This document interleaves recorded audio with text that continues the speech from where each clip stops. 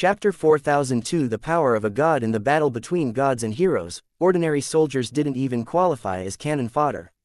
No amount of attacks from mechs or even warships for that matter could possibly make a difference against those who wielded Saint Kingdoms and even stronger domain fields. The very space around the powerful entities turned into impassable regions. Nothing could get past these powerful fields so long as their sources did not allow for it. Just this defensive measure alone was enough to make many mortals give up their futile thoughts of defeating their opposing gods. Even expert pilots such as Venerable Dorsa of Inks found herself unqualified to join the ranks of the heroes that fought at this crucial level. She had only tried to attack the Cold One once with her submachine gun before she personally felt how the Dark God easily crushed her resonance-empowered attacks without conscious effort. That brief moment of contact caused the Hexer expert pilot's hardened will to almost get frozen by the Cold One's unimaginably powerful domain. How can I possibly help the superior mother fend off these dark gods? Venerable of Inks murmured. Given her low qualifications, she had no choice but to turn her Valkyrie Reaper's death-seeking spear against the more mundane forces of the Oblivion Empire. All we can do is spread more death. As the Valkyrie Reaper and many other mechs of the Oblivion army resisted the advance of the Abyssal army, the battle taking place far above continued to shake and warp the surrounding space to a concerning degree. The fabric of spacetime was already significantly weaker in the Nixian Gap. The anomalous region made it easier for entities such as the Oblivion Empress and the Dark Gods to exert their respective powers, but it also posed greater hazards to the surrounding mortal forces. Normally, Lady Nyx and the Dark Gods would put some effort into taming the instability of the surrounding space in order to protect their subordinates. Neither side had the luxury to care about that right now as they focused all of their power and concentration on defeating their current opposition. Cynthia Larkinson did not make it easy for her two powerful opponents to gain the upper hand. When her power alone failed to shake the combined efforts of the Patient One and the Massive One, she began to harness the power and authority that she had partially wrested from the Nixian Gap. This region has a far greater history than humanity in this galaxy. Let me introduce to you the ghosts that haunt the gap. The Lady of the Night seemed to meld with the local space. Slowly but surely, a huge swirl of shackled and tortured apparitions came into form. These horrible alien souls uttered silent screams as their trapped forms sought freedom that was never attainable. Even though they had never been able to extricate themselves from their eternal predicament, that did not mean they were unable to inflict harm. As soon as Cynthia summoned the ghosts, they pelted and ravaged the invisible fields surrounding the Dark Gods. It was a pity that the effect was not as powerful as he hoped. The Massive One's immensely powerful gravity force went beyond the physical and was able to crush intangible entities with just as much ease. Meanwhile, the Patient One was even more direct in his successful attempt to fend off the large amount of ghosts. The sage-like man used one of his long nails to trace a circle. As soon as he did so, the flow of ghosts heading into his direction slowed down until it practically froze. While this did not cause the ghosts to disappear, their snail pace meant that they no longer actively battered against the defenses of the Dark Gods. You do not control that power. It is useless for you to direct such pathetic means against a god. The Patient One contemptuously said. You are not gods. Cynthia scoffed as she prepared her next attack. No, but we are the closest to them. Let us show you how true power should be wielded. The large, black orb that represented the Massive One uttered a soundless but painful roar as a fragment of its spherical form suddenly tore away on its own accord. The long and thin shard of the Massive One's body oriented one of its sharp points towards the Oblivion Empress. As soon as it locked onto its target, the Massive One exerted his gravity power to repel the shard, causing it to shoot forward at great speed. Cynthia already knew that she was unable to dodge the attack, so she raised a hand and formed a more solid energy shield in an attempt to block or at least weaken the incoming blow. Yet before the shard of the Massive One was able to arrive, the Patient One pointed his finger at the projectile, causing two more shards to appear from slightly different timelines. The Lady of the Night was barely able to reinforce the power of her shield as the three powerful shards struck in quick succession. Several explosions of light and energy temporarily blocked the view of the soldiers fighting below. When the interference disappeared, everyone tried to see whether the Oblivion Empress had suffered serious harm. The threat and power exuded by the shards of the Massive One had been formidable. There was no way an attack that prompted one of the Dark Gods to sacrifice a part of his own body was weak. Yet much to everyone's amazement, the Lady of the Night managed to avoid getting impaled by the three shards. The reason for that wasn't because Cynthia had been able to summon enough power to repel the triple strikes by herself. It turned out that another god-like entity had arrived to reinforce Lady Nyx's defenses at the last instant. Many mech pilots and soldiers, particularly those that had joined the side of the Oblivion Empire, stalled for a moment. The Superior Mother is here. Witness our courage, Supreme. We shall smite your enemies on your behalf. Every former member of the Hex army became invigorated as the Superior Mother personally manifested on this battlefield. As soon as they regained their wits, they fought with greater motivation than ever before. The Valkyrie mechs fighting against the Abyss troops even showed greater power as their glows received a substantial boost in their power. The Dark Gods didn't care about all of that. Mortals were completely dispensable in their eyes. What mattered more was that another powerful entity had joined the battle of gods and heroes. In contrast to the dark and ominous form of the Oblivion Empress, the Superior Mother radiated power in a much more overt manner. Though she actually harnessed multiple attributes at once, at this time her death aspect had become abnormally strong. The Superior Mother had always been gathering the power of death ever since the Hexers started to fight and kill in her name.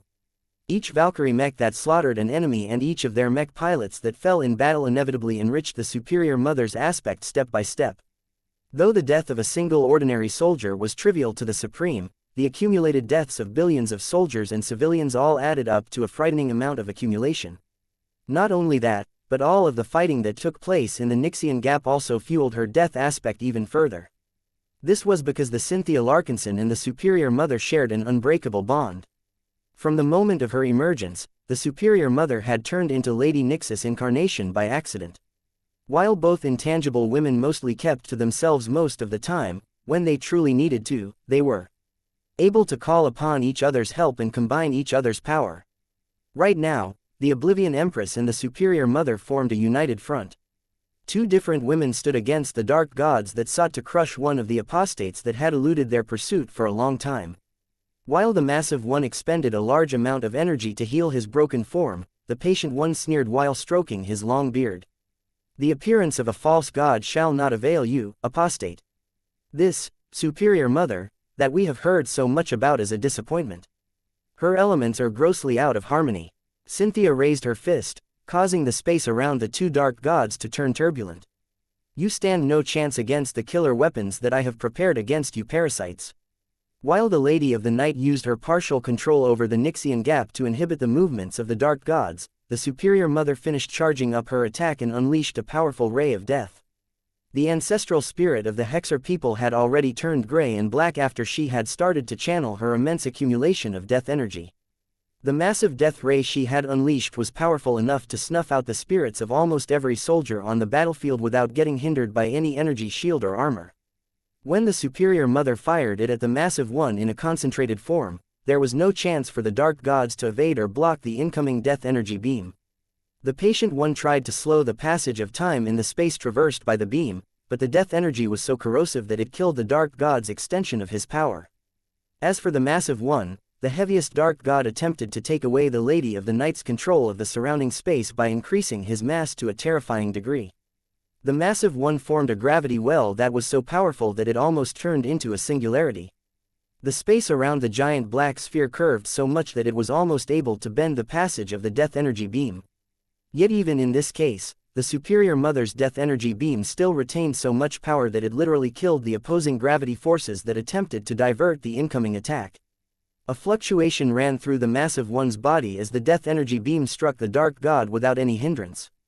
The massive one immediately experienced a loss of vitality. Part of his spherical body grew gray and lifeless. When the Superior Mother finally couldn't sustain the beam anymore, over half of the massive one's body had lost any signs of life. Did you think that would change the results of this battle? You are too naive. A false god does not have that power. The patient one taunted. As Cynthia continued to attack and constrain her two opponents, she became dismayed when she saw the massive one recover from the Superior Mother's powerful strike. The dark god had indeed suffered a lot of damage, but he simply commanded his dead portions to crumble away before drawing a massive amount of energy from his reserves to form a complete body again. Though Cynthia was happy to have forced the massive one to squander his energy, she was less pleased to see that the Superior Mother's best efforts failed to inflict any lasting damage. She knew extremely well that if this battle came down to a contest between energy reserves, her side would definitely lose. It's time, Superior Mother. Cynthia directed a glance full of meaning towards her own incarnation. The silent personification of the 6 aspects of Hexism did not need to issue her own response. She had been preparing for this moment for over 9 months. While the patient one and the massive one began to grow suspicious at what this supposed, false god, would do. Next, the Superior Mother began to channel more death energy than ever before. This time, the spiritual entity did not gather all of that energy onto her hand in an attempt to unleash another beam attack. Instead, the Superior Mother resolutely channeled all of her accumulated death energy into her abdomen, or more precisely the place where her womb should be located if she was a regular woman. The sight completely stumped the dark gods. Neither the patient one nor the massive one understood the significance of this action. That didn't stop them from intensifying their attacks in order to stop whatever the Superior Mother was doing. Never stand in the way of a mother. Cynthia roared as she did not hesitate to drain her reserves to shield her powerful incarnation from incoming attacks. Try as they might, neither the patient one nor the massive one possessed enough of an advantage to overcome Lady Nyx's blockade, at least in a short period of time. Cynthia bought plenty of time for the Superior Mother to prepare for one of the most important moments of her spiritual existence. Every nearby Hexer began to feel a special calling. The soldiers unreservedly worshipped the Superior Mother while passing along whatever they could give to their object of worship. Not just the mech pilots, but also the living mechs offered their tribute. The Valkyrie mechs piloted by the wrathful doves that had been able to survive up to this day had harvested many lives throughout their time in service. Each of them grew lighter and less ominous as they all passed on the remnants of their harvests to their all-powerful design spirit. This phenomena did not just take place in the vicinity of Shardine Fortress. Beyond the boundaries of the Nyxian Gap and many light years away, the surviving Valkyrie mechs and mech pilots each froze whenever possible and donated as much death energy and spiritual feedback as they could provide. In fact, they didn't have too much to give because they already passed on much of their harvest in previous instances.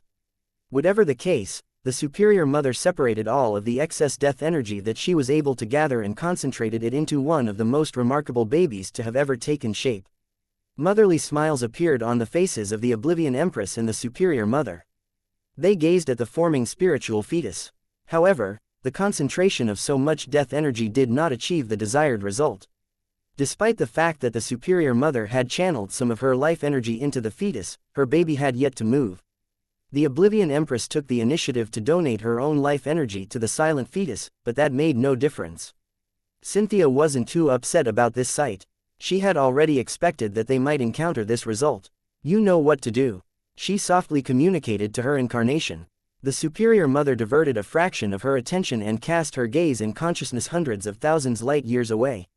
She stopped extending her awareness as soon as she reached a particular location in the Red Ocean Dwarf Galaxy. Inside a capital ship parked in high orbit of Davut 7, a certain mech designer was dead asleep as he lay next to his wife. A giant feminine hand suddenly manifested above his body and reached straight into his head. WHU. The hand held the shape of a purple spiritual cat in its grasp. As the Superior Mother's intangible hand shook and squeezed, Blinky unconsciously vomited out a spray of life-attributed energy that was unique to Vase. The Superior Mother's limb dropped Blinky back into Vess's mind before ingesting Vess's energy. As it disappeared, the main manifestation of the Supreme shone her eyes as she channeled the siphoned energy into her womb. It was as if she introduced light in the midst of darkness. After the baby made out of almost pure concentrated death energy obtained the spark of life, the Superior Mother's spiritual offspring finally came to life. Try as they might, the dark gods were unable to stop the Superior Mother from doing something that gave them a faint sense of crisis. Even as Cynthia herself suffered increasingly more severe wounds that she could not easily heal, her bloodied face displayed an increasingly more gleeful grin. Helena, come to life so that you may bring death to your enemies. Naturally, the Superior Mother did not undergo a normal process of childbirth. As a powerful spiritual entity who was giving birth to another spiritual energy, her process was a lot more direct and accelerated. Fueled by the charm of Vess's life energy, the fetus of the Superior Mother's firstborn daughter emerged from the womb and ballooned into a powerful gray spiritual entity that was almost as large as her mother. Every Hexer observing this magical process of childbirth became absolutely feverish at the sight. The Superior Mother had given birth. Not only that, but her child had become the purest embodiment of death. A name seemed to descend in their minds. Each of them silently congratulated the Supreme for gaining a powerful daughter. Already, the collective imagination of the Hexers came up with a range of monikers. Helena, the daughter of death. Helena, the vengeance of the Hexers. Helena, the eldest sister. As soon as the short but exceptional process of childbirth and growth had run its course, the giant manifestation of a gray-robed girl had fully taken shape. Appearing as a teenager who was around 18 to 20 years old, the young woman looked both youthful while at the same time radiating so much restrained death that many people seemed to foresee their own demise if they looked too closely at the newborn spirit. An impudent smirk appeared on her smooth and lovely face. She seemed to see everyone and everything around her as amusing toys. The only exceptions were the Superior Mother and the Oblivion Empress. The daughter of death showed genuine love when she directed her gaze towards her mother's. Helena finally started to make her first move. Just because she was barely a minute young didn't mean she was as ignorant as an actual baby. Both of her hands began to glow in ominous gray as Helena gathered concentrated death energy of a considerable higher quality than harnessed by the Superior Mother. As a spiritual entity that was solely based around the power of death, Helena's mastery of this aspect surpassed that of her mother.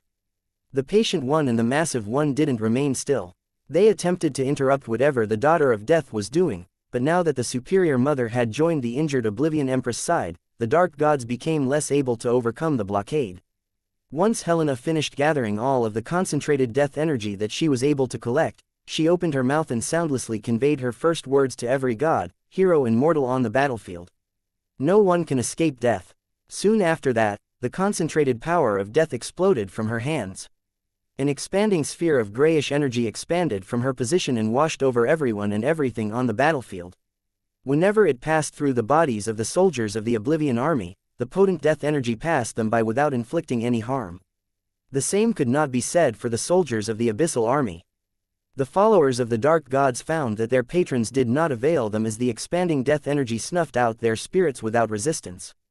Tens of thousands of active mechs and thousands of scattered ships all lost control as soon as the astonishing death sphere passed through their forms without obstruction. Not even the gods and heroes on the side of the Abyssal Empire remained unscathed. The expert pilots fighting on the side of the Dark Gods suffered greatly as the Daughter of Death's discharge of excess energy overwhelmed their powerful wills. In the end, the only enemies to have retained their lives were the Dark Gods themselves, but none of them had been able to remain unscathed. The Cold One fared best out of the three present on this battlefield. She was located further away and only got struck by Helena's first ever outburst when it was already dilated over a wider distance. The Patient One and the Massive One were less fortunate, however. Not only were they much closer to the Daughter of Death when she unleashed her initial attack, Helena also made sure to direct a lot more death energy in the direction of her main opponents. The Patient One and the Massive One had combined their forces in order to form a united defense. Yet when Helena's stupendously powerful energy attack proved too much to bear, the Patient One instantly repositioned himself behind the Massive One's body. The Massive One, who had already expended much of his energy during this battle, found that the death energy was so powerful and so concentrated that his entire black body perished within an instant. By the time the expanding sphere of death energy finally faded in the distance, no one made any overt moves. The lifeless body of the Massive One no longer restored to life. Instead, it crumbled entirely, showing that each and every trace of the Dark God had died in truth. The heavily injured Patient One looked horrified as he cradled his necrotic arm. The surviving Dark God was unable to imagine how an entity with so much death was able to come to life. The existence of Helena was a living contradiction. How? The Superior Mother's daughter playfully smirked. Death has no need to explain herself. The Daughter of Death had spoken. Chapter 4003 The Rise and Fall of Gods. The outcome of the Battle of Gods and Heroes had widespread effects on human civilization. The direct and indirect consequences of what had happened during this miraculous battle actually shifted the course of human history, even though most people didn't notice the changes at this time. Naturally, the most immediate change was that the trend of the Nixian War had shifted. The members of the Oblivion Empire not only gained a huge morale boost out of this consequential victory, but also found it easier to go on the offensive this time. Before the crucial battle, the Abyssal Empire had been gaining ground. The constant flow of reinforcements along with the advantage of attacking an overextended rival empire made it easy for the abyssal forces to chip away at their opposition's territory. However, their strategy could only work as long as their attack fleets enjoyed the protection of the dark gods. The abyssal army was able to provide adequate cover to its fleets most of the time. This forced the Oblivion Empress to make frequent appearances and stretch her endurance in order to defend her territory. Though the remarkable god monarch managed to fend off many attacks by driving away the opposing dark gods, this was not a sustainable pattern. Few people were aware of it, but even gods could get exhausted. The necessity of manifesting on so many battlefields and fighting repeated rounds against god-like opponents who were not that much weaker than her took a toll on her mental well-being and energy reserves. The Oblivion Empress started to fight less vigorously and put more effort into conserving more energy.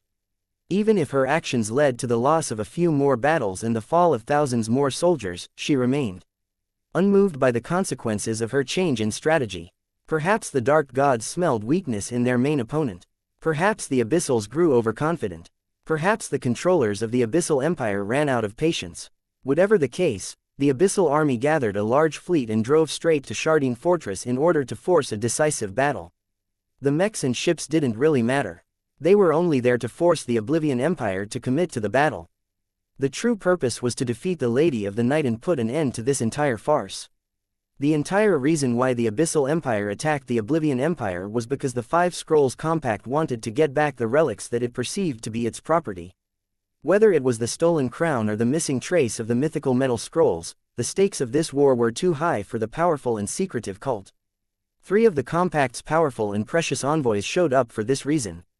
Having learned from the mistakes of the Holy Daughter, the envoys were all chosen elites who had distinguished themselves as they climbed the ladder of the ruined temple. All of them possessed plenty of talent, motivation and ruthlessness. Their power and authority far surpassed that of Temple Protector Dista. The oldest among them was even a vice-leader of the ruined temple.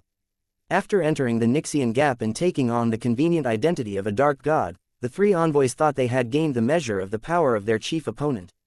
The Oblivion Empress had definitely become more powerful after defeating Sacred Speaker Daphania and her massive retinue.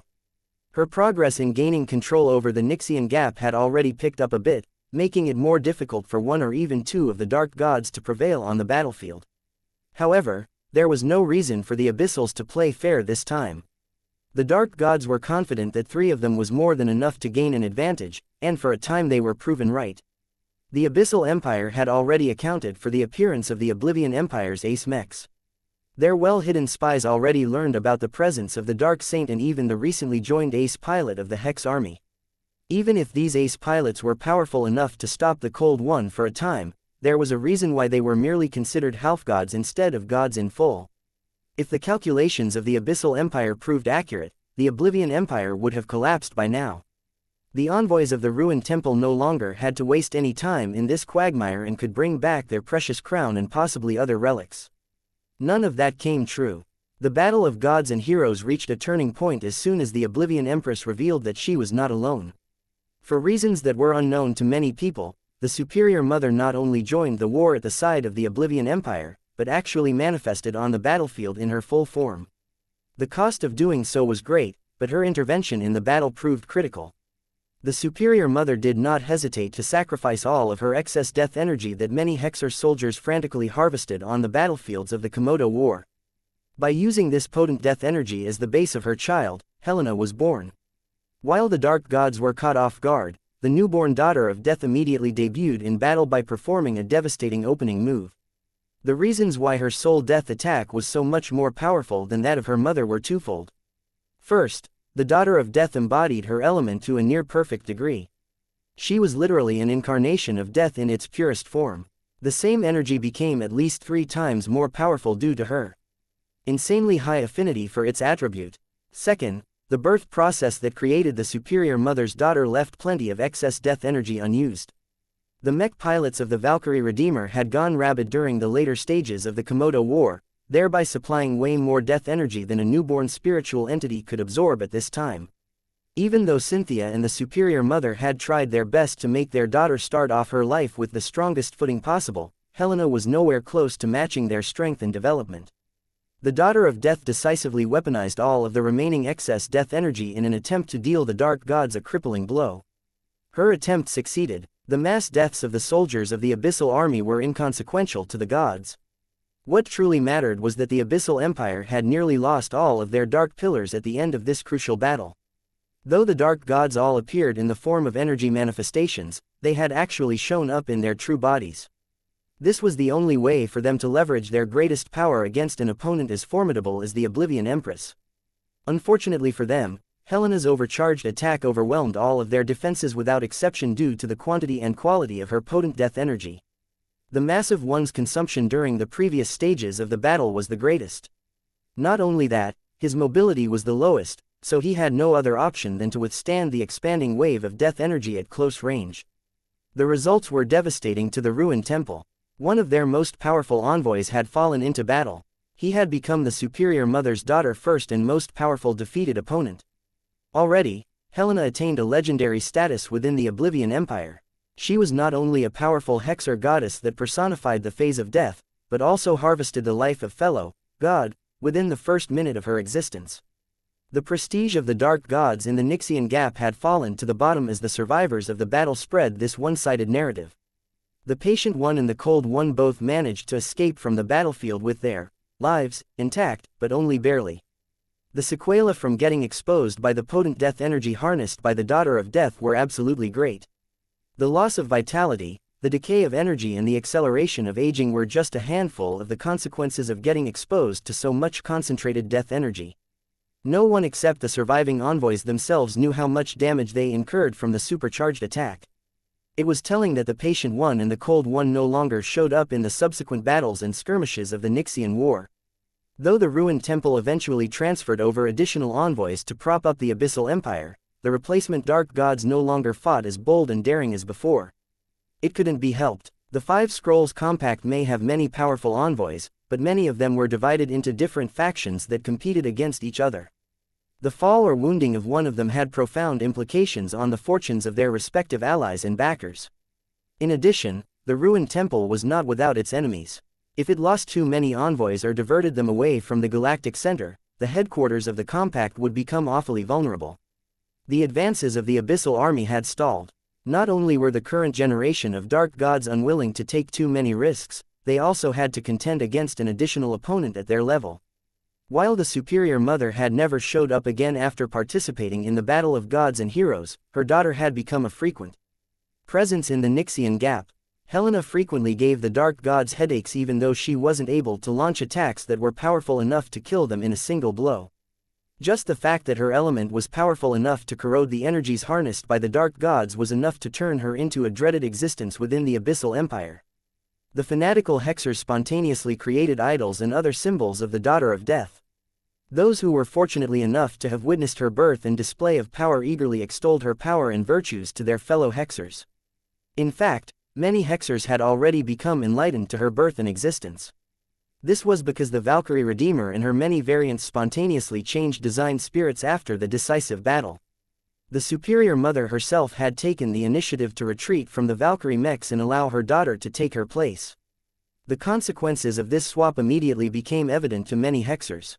Not only did many of their mech pilots come into touch with a much more youthful design spirit, they also found that the performance of their Valkyrie mechs had received substantial upgrades. The Fredaemon mech pilots who were in the process of conquering the remaining territories of the Hexadric hegemony began to experience a new form of hell. Whenever formations of Valkyrie mechs charged their positions, they came under a lot more stress and fear as the attention of a female death goddess paralyzed them in their piloting chairs.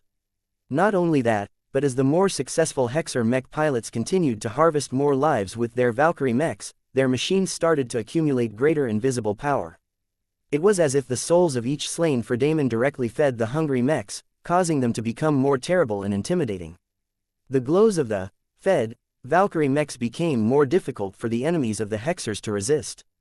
No matter if they were Fredaemon or Abyssals, both of them were unable to endure the oppression of mechs that had effectively turned into the avatars of the death goddess. Helena, Helena, Helena. The name of the newborn goddess spread through more and more lips. Not only did she make her mark in 2 different wars, she also managed to make her presence felt in the Red Ocean. The glory seekers who were not up to date on the events taking place in the Nixian Gap suddenly found that their Valkyrie mechs had all become stronger for some reason. The penitent sister Mech Legion also made the same discovery when they examined their own stock of Valkyrie Redeemers. While all of this took place, Vase became utterly bewildered when he heard the news. Who's Helena? Chapter 4004 Surprise. When Vase woke up after a surprisingly restless night of sleep, he expected to spend most of his time on preparing for his next round of negotiations with the Aduk family. Nothing else was more important than establishing a favorable agreement with the tree-hugging terraformers. His 3 opening demands not only reflected his desire to pull the Aduks into his orbit, but also exposed his greed for the Aduk family's secret method. The value of obtaining the knowledge or means to enable people to activate their spiritual potential and acquire specific domains was great. Many of the ambitious plans that Vase wanted to implement in the future would go a lot easier if there were a lot more spiritually active Larkinsons at his disposal. Of course, he didn't necessarily have much use for people who had developed strong affinities in life and earth. He would already be happy if more of his mech pilots and other professionals possessed spiritual potential than before. He would be even happier if he could help his future students in spiritual researchers develop their own life domains. As long as their spiritual attributes leaned towards life, they had the potential to become just as useful to him as Venerable Joshua. He imagined a future where he successfully raised thousands of mech designers, mech pilots and spiritual researchers who were aspected towards life. Vase was certain that the collective might and capabilities of such a powerful group would be enough to start an entirely new age in human history. Of course, all of this depended on whether Vase could successfully obtain the Aduk family's secret method and harness it for his own purposes. I hope I didn't scare the Aduks too much yesterday, Vase muttered as he prepared for another meeting with his advisors. He drove a hard bargain last time, but he did so with the confidence that the Aduks would not easily choose to reject his offer. He offered a great service in exchange for a couple of sacrifices. The chance to not only heal the old lady but also evolve her into a higher state was a dream come true to the Aduk family. From what Vase had gathered during his visit to the Green Dream, the Aduks pretty much treated the ancient oak tree from old Earth as if she was a primeval god. Sure, the Aduks may claim to be secularists who believed in the power of science, but their behavior regarding the old lady was so irrational that they would not look out of place in a church. Vase had met many different secularists and believers in his life. He could tell the difference between those who had faith in the power of humanity and those who looked up to higher powers. From the set of criteria that Vase applied to people, the members of the Aduk family definitely fell under the latter category. They had even explicitly voiced their assumption that they would no longer be as effective in terraforming planets if they lost their direct connection to their only heirloom of old Earth. What they actually worship is old Earth rather than the old lady. Vase observed. This was an important distinction. Vase was confident that he could use this detail to his advantage during his next talks with Matriarch Arexi Aduk. He was determined to obtain the secret means of the Aduk family one way or another. Nothing else the Aduks could offer to him was as valuable as this sole prize. Vase was even willing to give up a controlling majority of his T-Institute if that was what it took to gain their life-changing method. While Vase leisurely read through another intelligence report on the Aduk family, a metal weight plopped onto his head. Meow. Lucky lazily yawned as he treated Vess's hair as his nest once again. I agree. It's nice to be able to work without things exploding in my face and people dying all around me. Ever since I started my damn career, I've careened from one life-threatening crisis to another. It would be nice to take a break from all of that chaos. I look forward to enjoying a long period of peace and tranquility. He had enough of encountering surprises for the time being. While surprises could be good as well, he already harvested enough valuable treasure and resources for the time being. It made more sense to digest all of his current gains than to go off on another great adventure. Vase would certainly miss the feeling of dancing on the edge of a knife in the coming 5-year expansion period. He knew that if he did not take the initiative to leave the Davut system and explore the deeper parts of the frontier again, it would be unlikely for him to experience a great moment of uncertainty to the point where he questioned his decisions. Ever since he returned to Safe Harbor, he felt as if he had jumped from a raging ocean to a tranquil pond. He had the illusion that he possessed a greater grasp of the future. Since every actor and every event in the more civilized parts of the Red Ocean were more transparent, it became easier for him to read their future trajectories. Is this what it feels like to be Prophet Ilvain? As Vase continued to entertain his delusions, he suddenly jerked as he felt something prodding his side. What the hell, Lucky, didn't I tell you to avoid disturbing while I am engaging in important and productive work? Meow, you just poked me, you naughty cat. Meow meow meow, the gem cat aggrievedly defended himself. Oh, you just rested on my head all this time. Meow. Vase frowned. If that's the case, then what happened? Did I imagine it, or did something really hit my side earlier? He looked around only to see nothing at all. His honor guards hadn't caught sight of anything suspicious either, though Naito was beginning to show concern at his searching behavior. He called up the security feed of his office and studied the recent footage. The sensors in the current compartment did not detect anything unusual. Vase for that matter did not pick up anything except for the painful poke at the time. He scratched his head and eventually decided to get back to his work. He was getting nothing done by wasting time on this fruitless search. Of course, he also prepared a precaution in case he suffered another attack. He picked up Lucky's body and turned it around so that his pet was able to look backwards. Pay more attention this time, Lucky. If you see or hear anything suspicious, then make sure you warn me, okay? Meow. As Vase went back to studying the information on the Aduk family, no one noticed as an invisible spiritual apparition emerged behind his back. At first glance, the young woman that showed up looked like one of those fear-inducing creepy girls that haunted the audiences of cheap horror dramas. Her shoulder-length gray hair along with her pale gray-white skin caused her to appear as a translucent corpse. If not for her glowing yellow pupils and her impish grin, she would have definitely given people definite proof that the dead were able to rise again. As it was, this playful-looking ghost possessed a demeanor that was completely opposite to that of a horror drama monster. What was strange was that she appeared in a manner that did not alarm anyone or anything. The sensors and security systems in the office compartment still thought that there was nothing in the place of the ghost. The guards that were watching the surroundings with constant vigilance did not detect any intruders either. What was even more ridiculous was that Vase remained ignorant to the entity that had shown up from behind. Though it was true that he directed most of his concentration to his current work, he always regarded his spiritual perception highly, especially after he created Blinky. Perhaps Vase would have been able to detect the ghost hovering just behind his chair if he let out Blinky, but his companion spirit was currently dozing off in his mind as usual. The female ghost did not appear completely undetected, though. Lucky, who was still perched on top of Vess's head, was somehow able to perceive her weak form despite the fact that the apparition hardly possessed any energy. As the cat was about to call out a warning, the ghostly woman grinned wider while pressing a finger to her lips. The gem cat subsided and idly flicked his tail as if nothing was happening.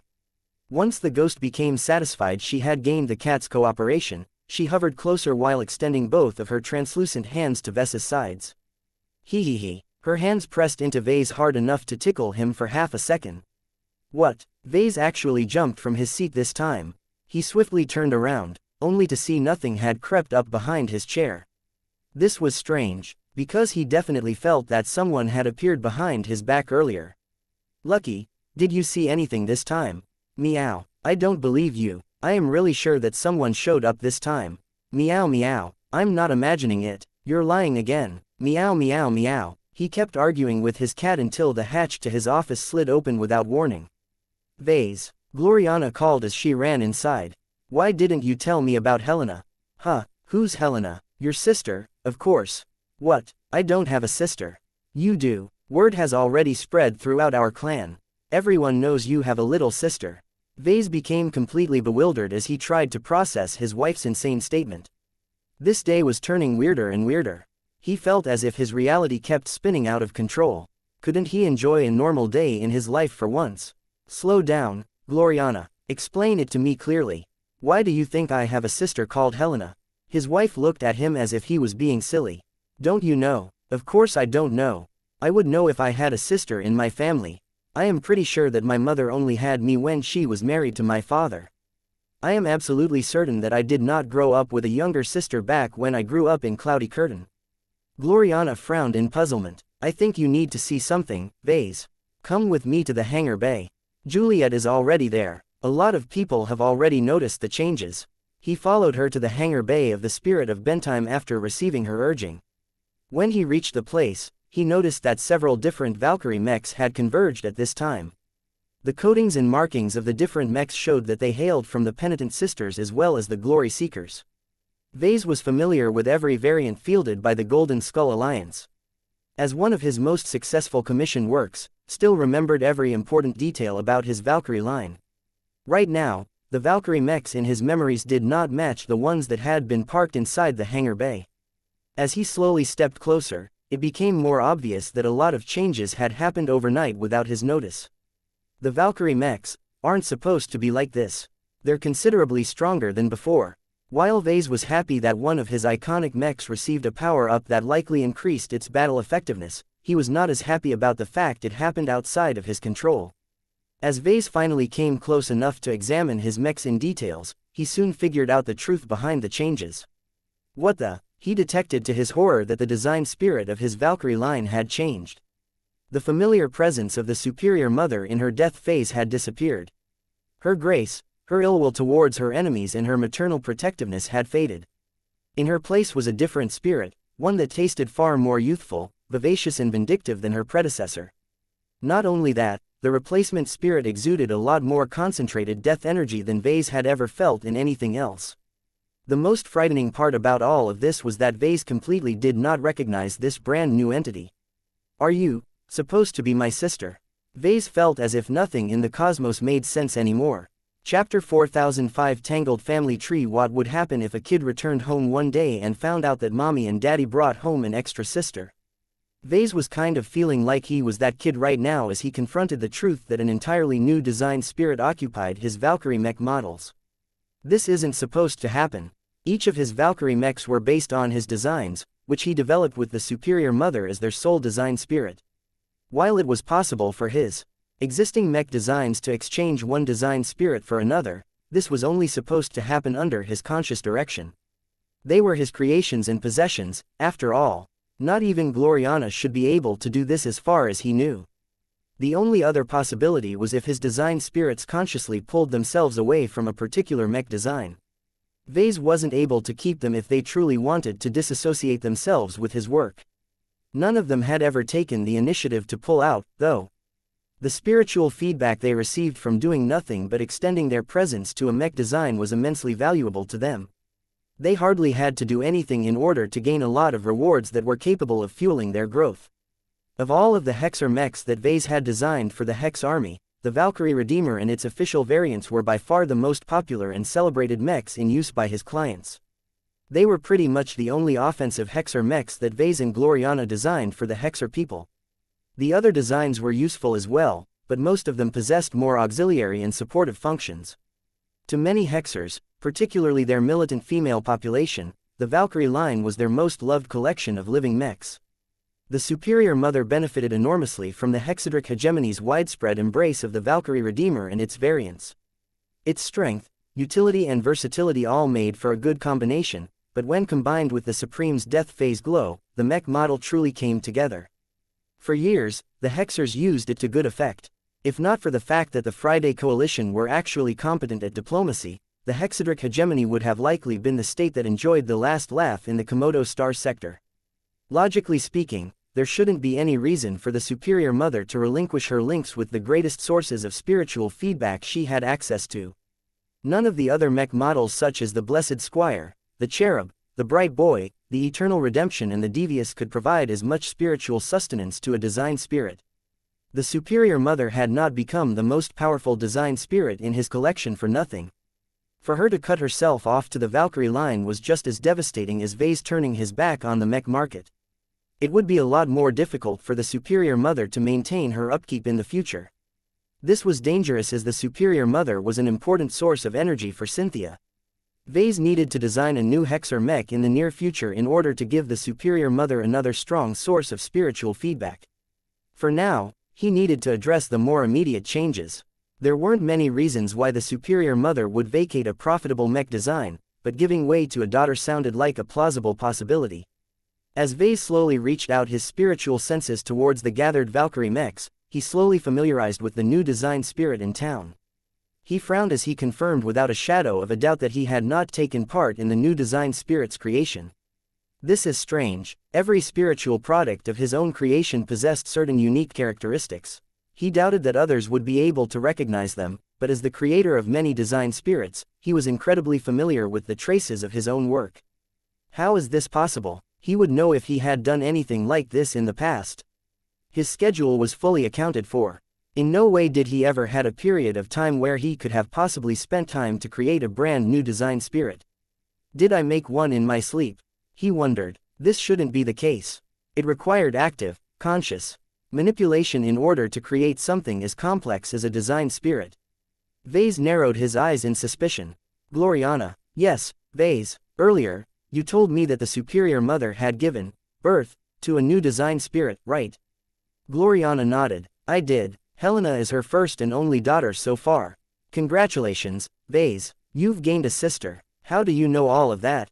Vase puzzled. Did the new design spirit tell you all of this, or did you get this information through another channel?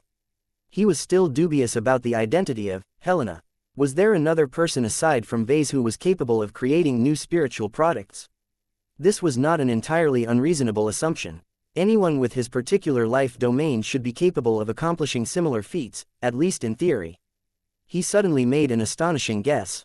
What if a future version of himself traveled in the past for the sole purpose of creating a new design spirit in the form of Helena? Why would future Vase do something like that?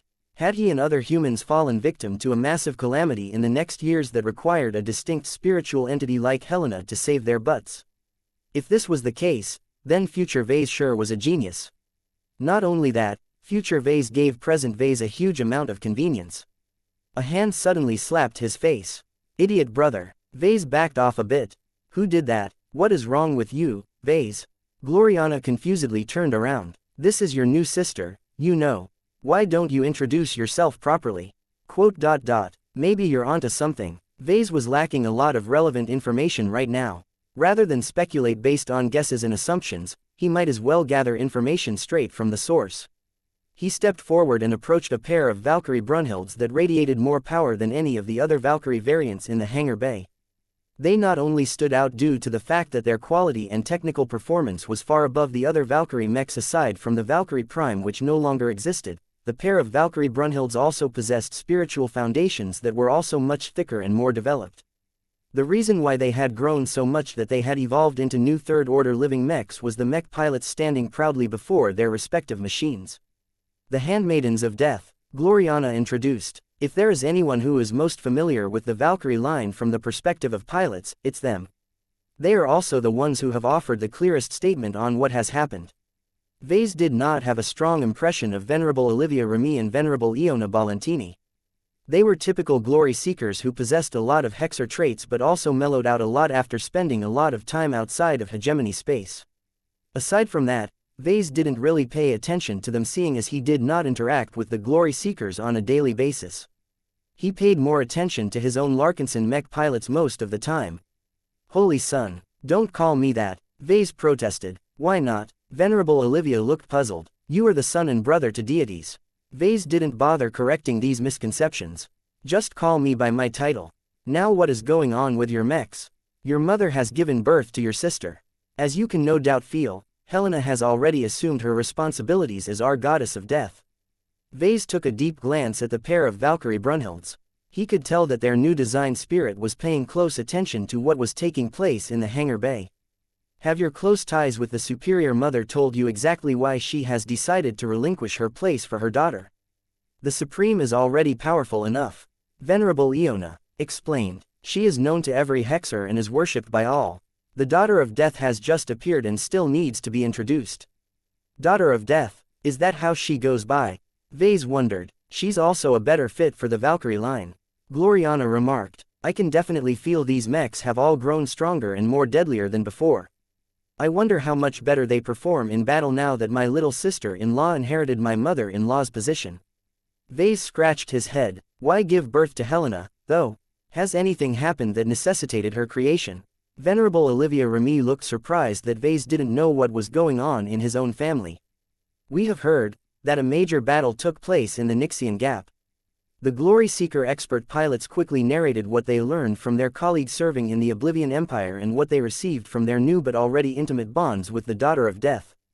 The tale sounded fantastical to the point where he wondered whether the Handmaidens of Death had imagined at least half of the story.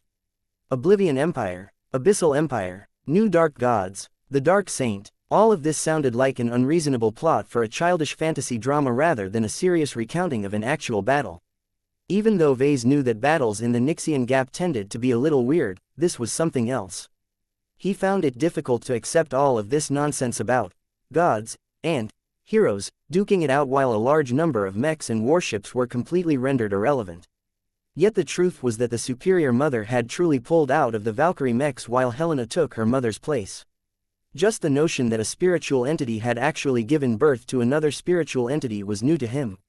He never knew that spiritual life forms could reproduce in this manner. Even though he created the superior mother around the concept of an ideal mother, he didn't actually mean for her to be able to reproduce in this manner. Had she evolved to the point of being able to do this herself? This sounded plausible, but extremely difficult to accomplish. Vase knew exactly how difficult it was to create new spiritual life forms from scratch. It was not just a simple matter of gathering a lot of spiritual energy or cutting it off an existing form of life. Without the spark of life, there shouldn't be a way of creating an entirely new spiritual life form. Wait a second, as Vase took a deep look at the new design spirit, he recognized the signs that indicated that he was involved somehow. He began to develop a clearer guess of what kind of role he played in Helena's birth. The superior mother couldn't have just concentrated a lot of death-attributed spiritual energy and be done with it. She needed to get the spark of life from somewhere, and the only known source of that was me. Vase widened his eyes. Had his mother swiped his spiritual seed without his awareness before using it as the most crucial ingredient to bring Helena to life? Doesn't that mean I'm Helena's? He started to get another headache as he tried to puzzle out his increasingly more convoluted family tree. The superior mother was technically his mother since she was Cynthia's incarnation. At the same time, the Supreme was also his daughter, since he brought her to life in the first place. By these same relations, now that the superior mother had given birth to Helena, the latter had become his sister as well as his granddaughter. Yet technically speaking, he was also Helena's direct father, as the superior mother had presumably stolen his spiritual seed sometime in the past in order to catalyze a new life. With three different possible family relations, how exactly should he regard the newborn?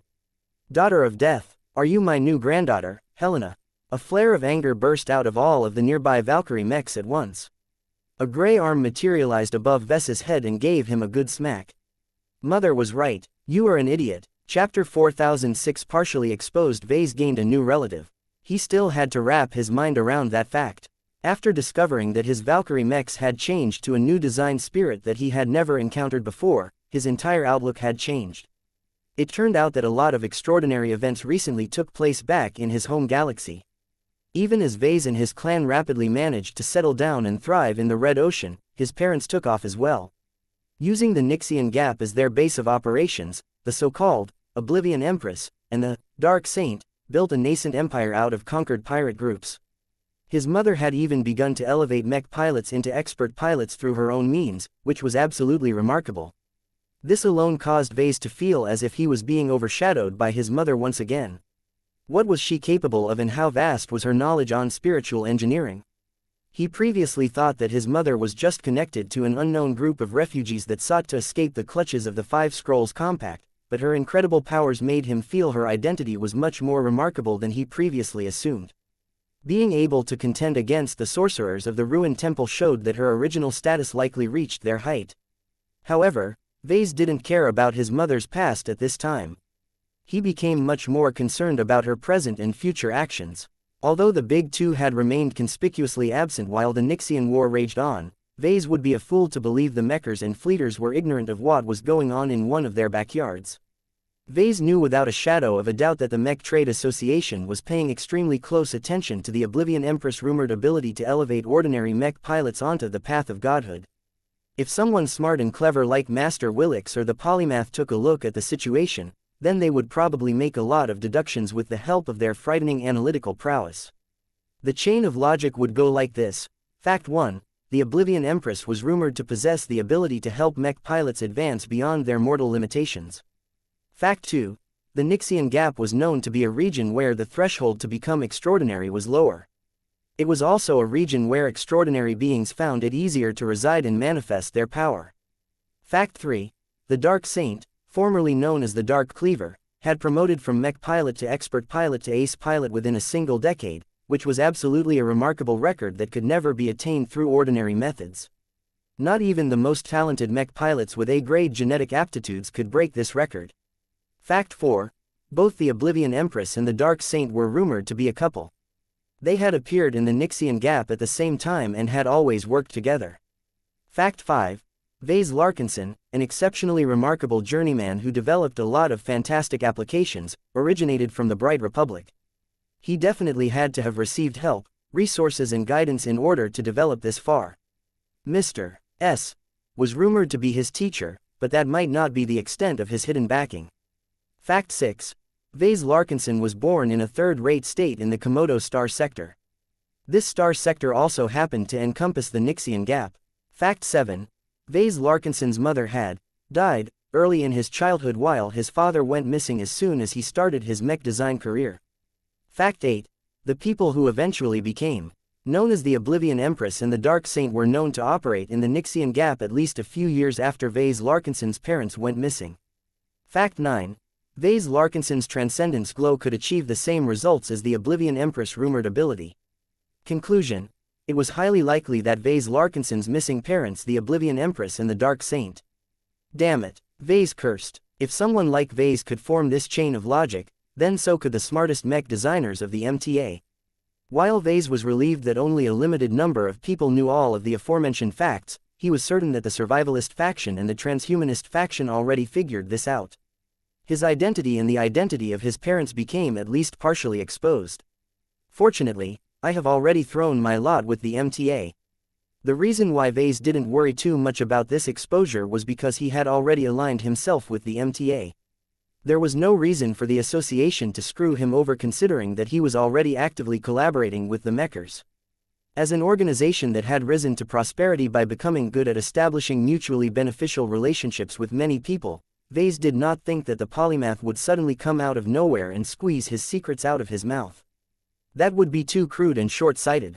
Instead, it was better to maintain the current pattern of cooperation. As long as the survivalists and the transhumanists were willing to be patient, they could slowly obtain his wonderful methods and applications. This was not a bad deal for Vase. One of the upsides to this exposure was that the Mechers would definitely assign a higher value to him. This meant that they would put more effort into protecting him and keeping him in their camps. Vase was also a mech designer, so he was already a good fit for the association. Both of them shared some of the same goals with regards to mech design, so a cooperation would definitely benefit both sides. As Vase slowly relaxed, Helena's pale and translucent body curiously floated around his office.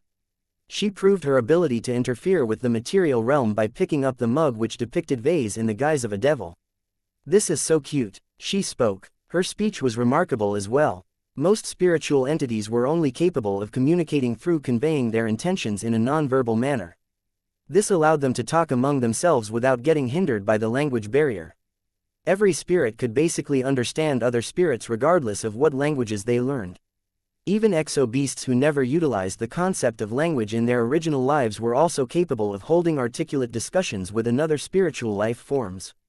However, communicating with physical entities such as humans was beyond them. Most people did not possess any notable spiritual sensitivity at all, so they were essentially deaf to spirits. Aside from shenanigans involving living mechs and glows, the only way for a spirit like Helena to communicate with ordinary people was to exert enough power over reality to produce sound waves. This not only required a lot of power, but also fine control, as it was not easy to produce coherent sound waves that completely reproduced the effect of human speech.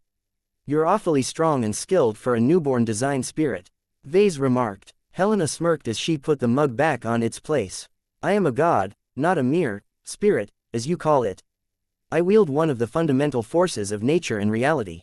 I am the embodiment of death in many of its facets. I am a death goddess who can harvest life and sow death whenever I please. Billions of hexers have begun to worship me and millions of lives have already been sacrificed in my name. Bow before me, brother, and acknowledge my power, as I have slain an opposing god and beaten back another pair of deities within the first minute of my birth." Are you done now, Helena? A childish pout appeared on the spiritual entity's face. "You could have indulged me by pretending to be impressed, you know. I'm only a day old, you know.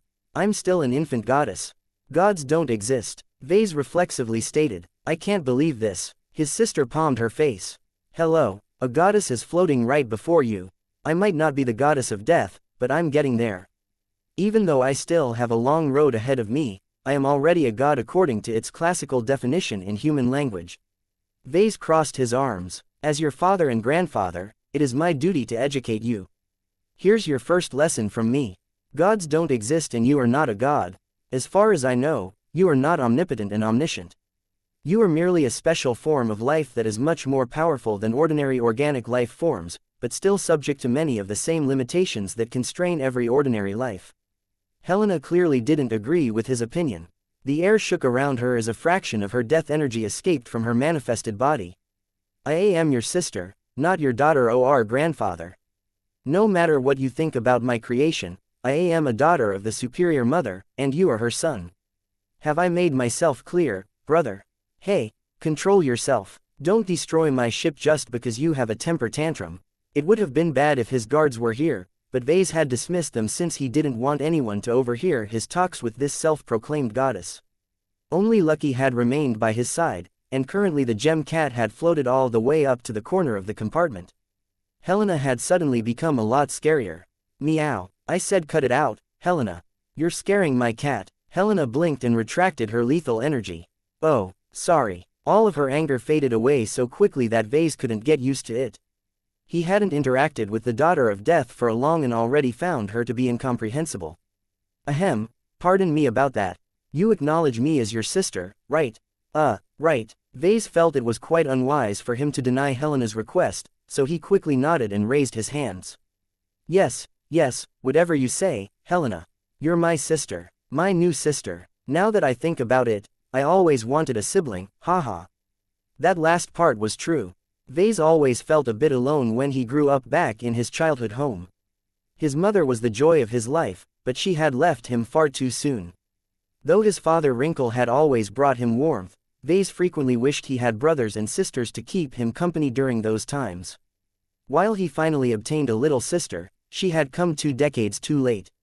Vase still felt reluctant to treat the newborn spirit as his family. Helena was not as entangled, however. Her gray form floated towards Vase and dove in to embrace him in a hug. Surprisingly enough, her physical embrace was not as cold and dangerous as he feared. Despite being made up out of death energy, Helena possessed exquisite control over herself. None of her dangerous death energy affected Vase at all. Instead, she wholeheartedly radiated the love and affection she held towards the human she saw as her older brother. Speech could still be faked, but the feelings from the depth of a spirit could never be falsified. Helena did not hide her thoughts towards him at all, so Vase could clearly recognize that her family affection towards him was real and authentic. There was no hesitation from her at all, and that was enough for him to embrace this bewildering reality. Sister, brother, the two spent a few more seconds embracing each other as if they hadn't seen each other in decades. Helena became happy again as she rubbed her cheek against his shoulder. Mother was right, you are so full of life. Say, haven't you forgotten about something, big brother? What did I forget? I just celebrated my 0th birthday yesterday. How could you have forgotten? Am I not your baby sister? Where is my birthday present? Helena had only been born a short time ago and already she had learned how to beg for gifts like any cute little sister. Let me think of something. Chapter 4007. A different way of fighting, really, Vase.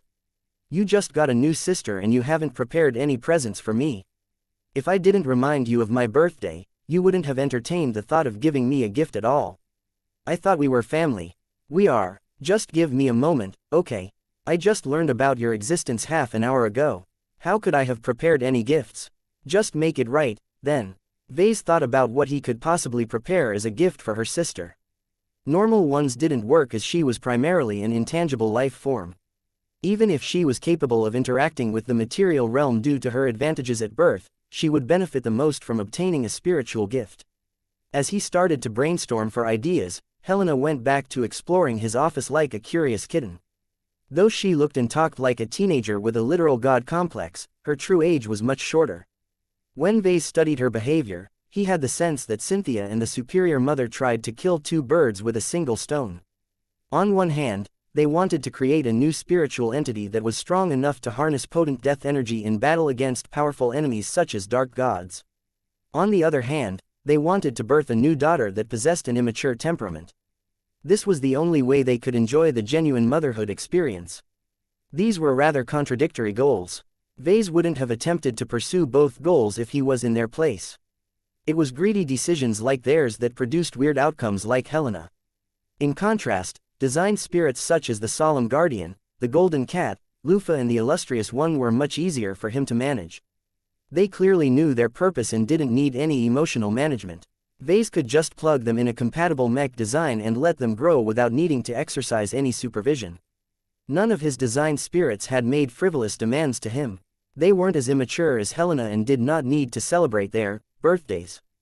They already received more than enough benefits by partnering with Vase and serving as the designed spirits of his mechs. Each of them were the equivalent of hardworking adults who always showed up at the office every day on time. As for Helena, she already came across as a cheeky high schooler who could barely sit still in class. He noticed that his new sister had returned to his display case in order to pick up one of his more remarkable creations. The masterwork mech figurine of the Valkyrie Redeemer fit in her hand as if they belonged to each other. Now that Vase looked a bit closer, he discovered that the reason why Helena was able to manifest in his office without looking like was exerting herself was because of this old creation. This is truly a fantastic toy.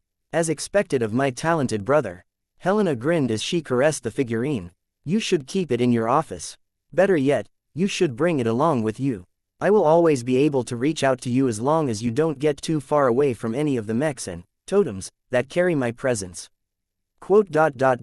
I'll just keep it in my office, thanks. Ah, you poor little brother. Do you think you can get away from me so easily? We're family, you know. I can always reach you no matter where you go. It's just easier for me to appear like this if there are objects like this mech figurine nearby. Great. Vase had been looking forward to enjoying a quiet period of designing his next mechs and supervising the growth of his clan. He did not look forward to doing so while at the same time managing a hyperactive new sister who was simultaneously a self-proclaimed death goddess. Can I ask you a question, Helena? Always, Vase. You're my big bro, hee. He gestured towards her translucent form. When you're like this, are you mostly present in the Red Ocean at the moment or are you still anchored in the Milky Way? What a weird question. Don't you know the answer, already? You're a god maker, Vase. You should already know how we work. I'm a human. I've created several spirits but that doesn't mean I know everything about how they work or how they go about their day. I just want to get a clear answer from you. Does the concept of distance and location even apply to entities such as yourself? The gray girl sighed and put the precious masterwork mech figurine back on the display case. It's complicated. Gods around my level and the level of our mothers look as if they can be in many places at once. In truth, we exist in a different place and plane of existence. The reason why I can appear here and elsewhere is because we can pay attention to what goes on around areas that carry our mark and choose to project a part of ourselves in the vicinity. Before you ask, our marks can be carried by both devout worshippers as well as objects made in our names such as idols. Your Valkyrie mechs and your totems happen to be much more convenient for us. You are a literal godsend for growing gods and goddesses such as myself. Vase smiled. Compared to spreading faith through the usual shtick of hoodwinking people into attending church, it was much easier to spread one's name and harvest spiritual feedback by distributing a lot of mechs tied to specific design spirits. Despite the ongoing collapse of the Hexadric hegemony, many millions of surviving Hexer mech pilots still made use of the Valkyrie mech line. Each of them also happened to be fervent believers in the superior mother and would undoubtedly welcome the news of the birth of a new Hexer goddess. Seeing that Helena already satisfied all of her most basic and essential needs for survival, Vase found it difficult to come up with a good gift for his new sister. He did not want to be perfunctory and give her a throwaway gift. Now that he had accepted her as his actual sister in truth, he was serious about treating her as close family. This was the kind of deep trust that he was only willing to extend to his closest kin such as his wife and his daughter. Hey, earlier you told me you're involved in a war of sorts, right? Yup, I've only been introduced to it a short time ago, but I'm already having a blast, literally. It's not every day I get to smack around a couple of false gods. It's a pity that the nature of my powers make it difficult to preserve any divine essence. I would have passed on the remains of the Massive One to you if that was the case. Our mothers have told me that you can make good use of god corpses. They're right. I will try my best to exert more control over my powers so that something stays behind when I kill the next dark god. Vase grew more interested in the war that had engulfed several of his family members. Can you tell me more about the fighting that goes on in the Nixian Gap? Sure, I may be new to it all, but I've already inherited a lot from our mothers. This whole business of mechs and warships fighting under the auspices of superpowered beings sounded like a completely new mode of warfare. It also sounded like a nightmare to mech designers such as Vase. If most mechs weren't even qualified to act as cannon fodder in confrontations involving these supposed gods, then why bother to invest in them? A weapon that was ineffective against the dominant type of enemies would eventually be replaced by more effective alternatives. The Nixian War will likely drag on for many years, Helena explained as she floated over to Lucky and coaxed the cat into accepting her embrace. The Abyssal Empire is too difficult to eradicate. Enemy reinforcements are constantly arriving from different parts of human space while their headquarters is hidden deep within the most inaccessible region of the Nixian Gap. So long as the Abyssals and their dark gods retain their anchor in the region, they can keep assailing us even if their dark gods are no longer brave enough to fight as boldly as before. Vase rubbed his smooth-shaven chin. Interesting. What would you say your side lacks the most? Our Oblivion Empire is lacking in a lot of different things. There is a lack of population, infrastructure, cities, luxury goods, imports and so on. Our subjects shouldn't have any trouble surviving, but life is still hard for them in many ways. It's fine, though. We are holding out against the Abyssals and that is what matters to us. Our parents truly need the shelter and protection offered by the Nixian Gap. He was aware of that as well, but there was little he could do to help. Fortunately, it sounded as if his parents were already managing well enough on their own. His mother had become a veritable empress while his father had actually surpassed his brother Ark Larkinson in becoming an ace pilot first. If not for all of the other astonishing developments, Vase would absolutely celebrate his father's fantastic achievement. He was the Larkinson to undergo his second apotheosis and become an ace pilot, thereby fulfilling the dream of many of his family members. Vase wondered how much help the Devil Tiger still provided to him. He was lucky that he turned his first masterwork mech into a fluid machine with continuous evolution in mind. The most capable mech designers in the employ of the Oblivion Empire should be able to upgrade the Devil Tiger into an ace mech without losing its advantages. His father and his mothers didn't need any further assistance from him. His sister also sounded as if she could take care of herself in a fight. However, given that Helena was much younger and less experienced than their parents, Vase wanted to give her a bit of extra insurance. He did not want his new sister to fall in battle so soon. He gazed at her form and tried to figure out a way to boost her combat effectiveness. Vase was a bit new at this. He was much more familiar with mechs than with spiritual equipment. For a moment, he felt a bit lost. Wait a second, what if he could design a spiritual mech for his sister? He entertained this idea several times in the past, but never went through with it as he was short on time. However, if a spiritual mech could help his sister survive the Nixian War, then he would gladly invest his time into developing a working example. It is still too difficult, though. Vase did not think he was ready to design such a massive spiritual construct. Not only did he have to push his spiritual engineering skills to a much greater height, he also needed to collect a huge amount of spiritual resources in order to be able to build a spiritual mech that was able to accommodate a powerful spiritual entity. He wanted to give her a birthday present right away instead of several years later. He needed to scale back from his earlier idea and settle for a more modest creation that he could finish within the day. The sooner his Helena obtained new gear, the sooner she could leverage her new advantages in battle. Vase could think about providing her with stronger and more impressive gear in the future. For now, he needed to make sure that Helena possessed the capital to fight and defeat the Compact's powerful envoys. Her battle was his battle, after all. Vase did not forget that he was a priority target as well. If he did not want to be pursued by the Compact, then he had to make sure his parents and his sister were strong enough to keep attracting all of the heat. Chapter 4008 God Gear. Upgrading Helena's combat prowess was an important priority to Vase. He did not want his new sister to suffer an accident. It would be best if she did not have to show up on the battlefield, but their mothers had explicitly created Helena to help them fend off the dark gods. In other words, their parents had literally turned Helena into a child soldier. Fortunately, the daughter of death lived up to her moniker. She was not as defenseless as an actual newborn baby. Say Helena, You're familiar with mechs, right? His sister's energy manifestation nodded. That is correct. The Oblivion Empire makes use of a lot of mechs, so I have already inherited much of the knowledge that my mothers possess of them. Admittedly, what we know can't compare to what mech designers such as yourself have mastered. Memorizing a lot of knowledge wasn't enough. Mech designers actually had to combine theory with practice and learn how to create new outcomes out of existing solutions. This was way harder than it sounded. Few people possessed a talent for innovation, and he figured that a spiritual entity that revolved around death didn't have it either. It didn't matter. It was already enough if a single person in the family was an innovator. Vase alone could already serve as Helena's equipment supplier. If you know how mechs fight, then which ones do you like more? He asked. I like the Valkyrie Redeemer the most. Helena instantly replied. The Valkyrie Brunhild and the Valkyrie Avenger aren't bad either, but you can't beat the original.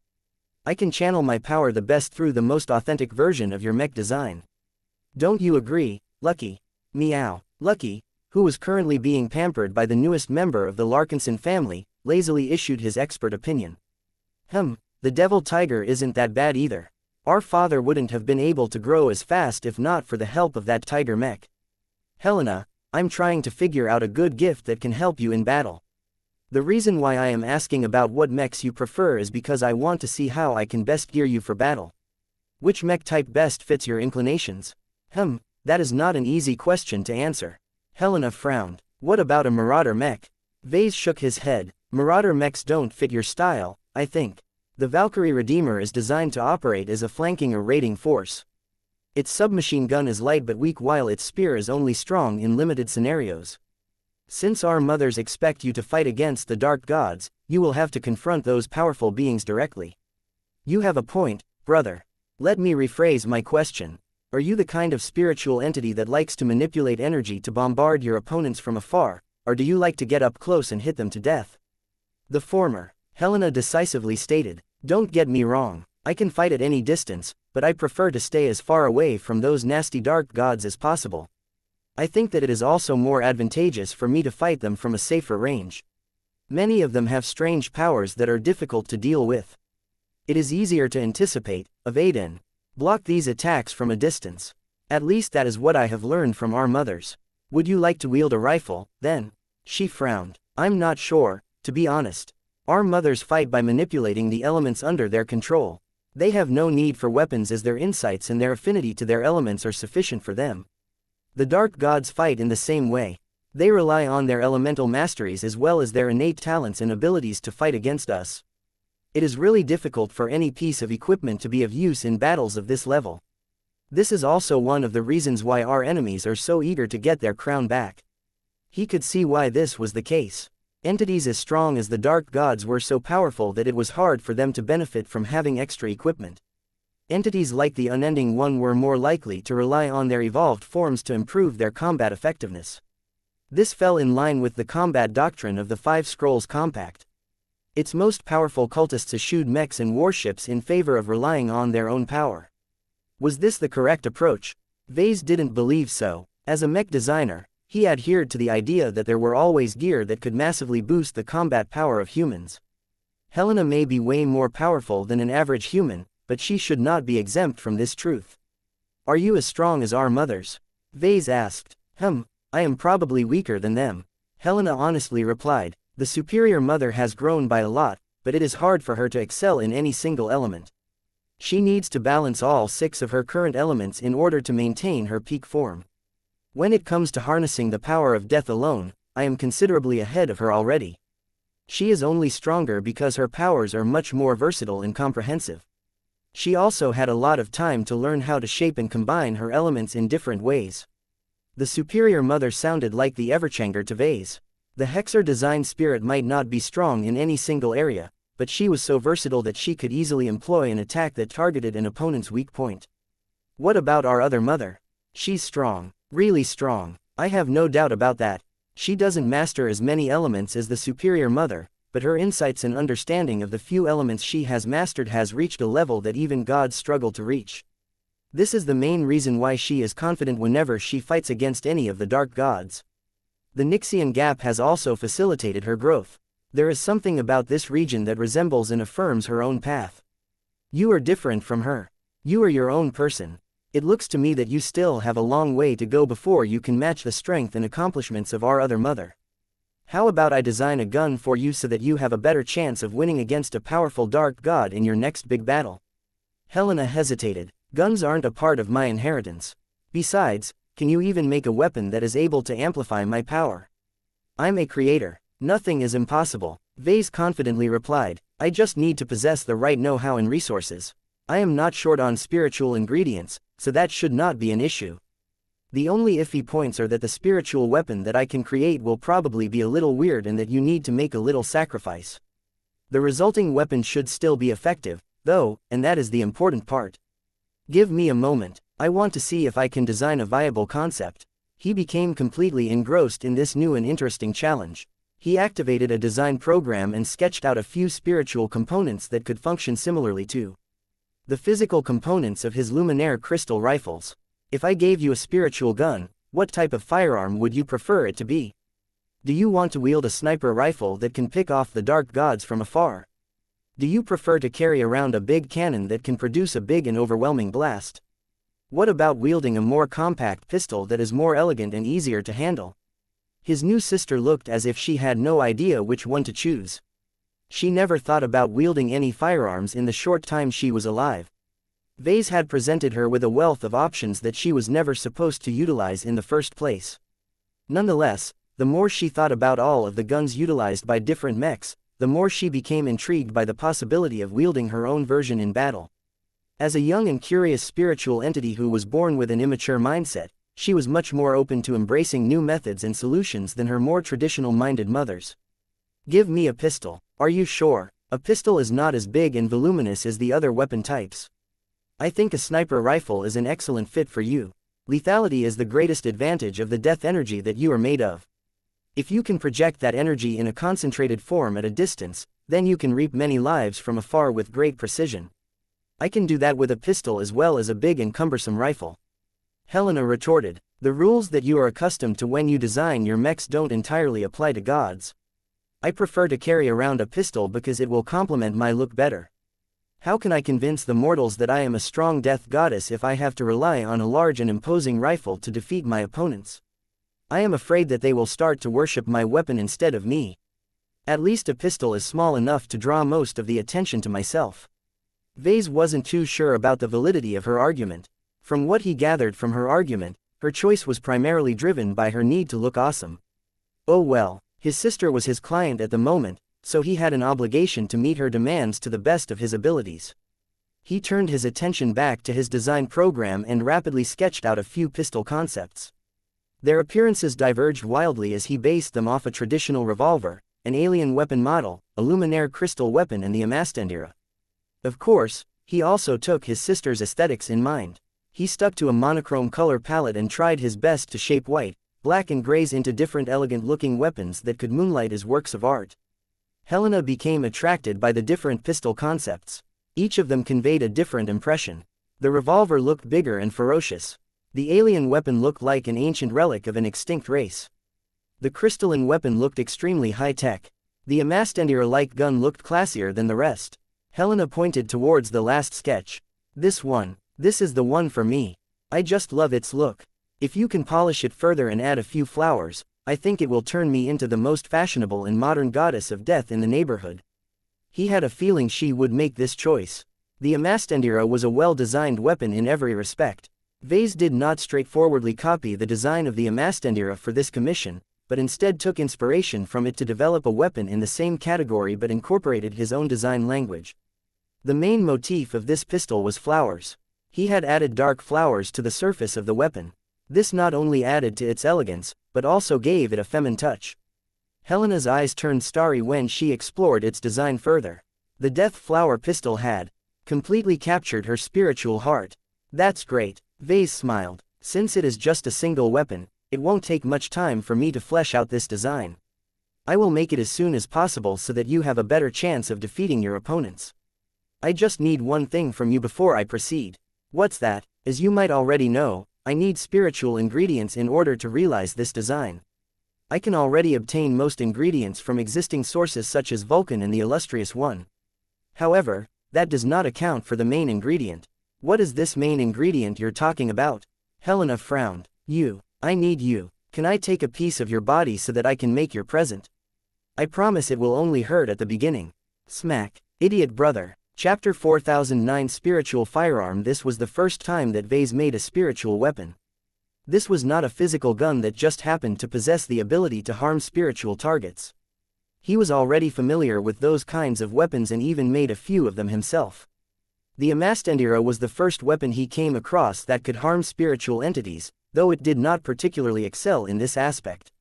Vase no longer needed to rely on the Amastendira's mediocre threat against spiritual entities because he had Blinky now. His companion spirit was practically a natural opponent against any enemies that relied on spiritual energy to fight.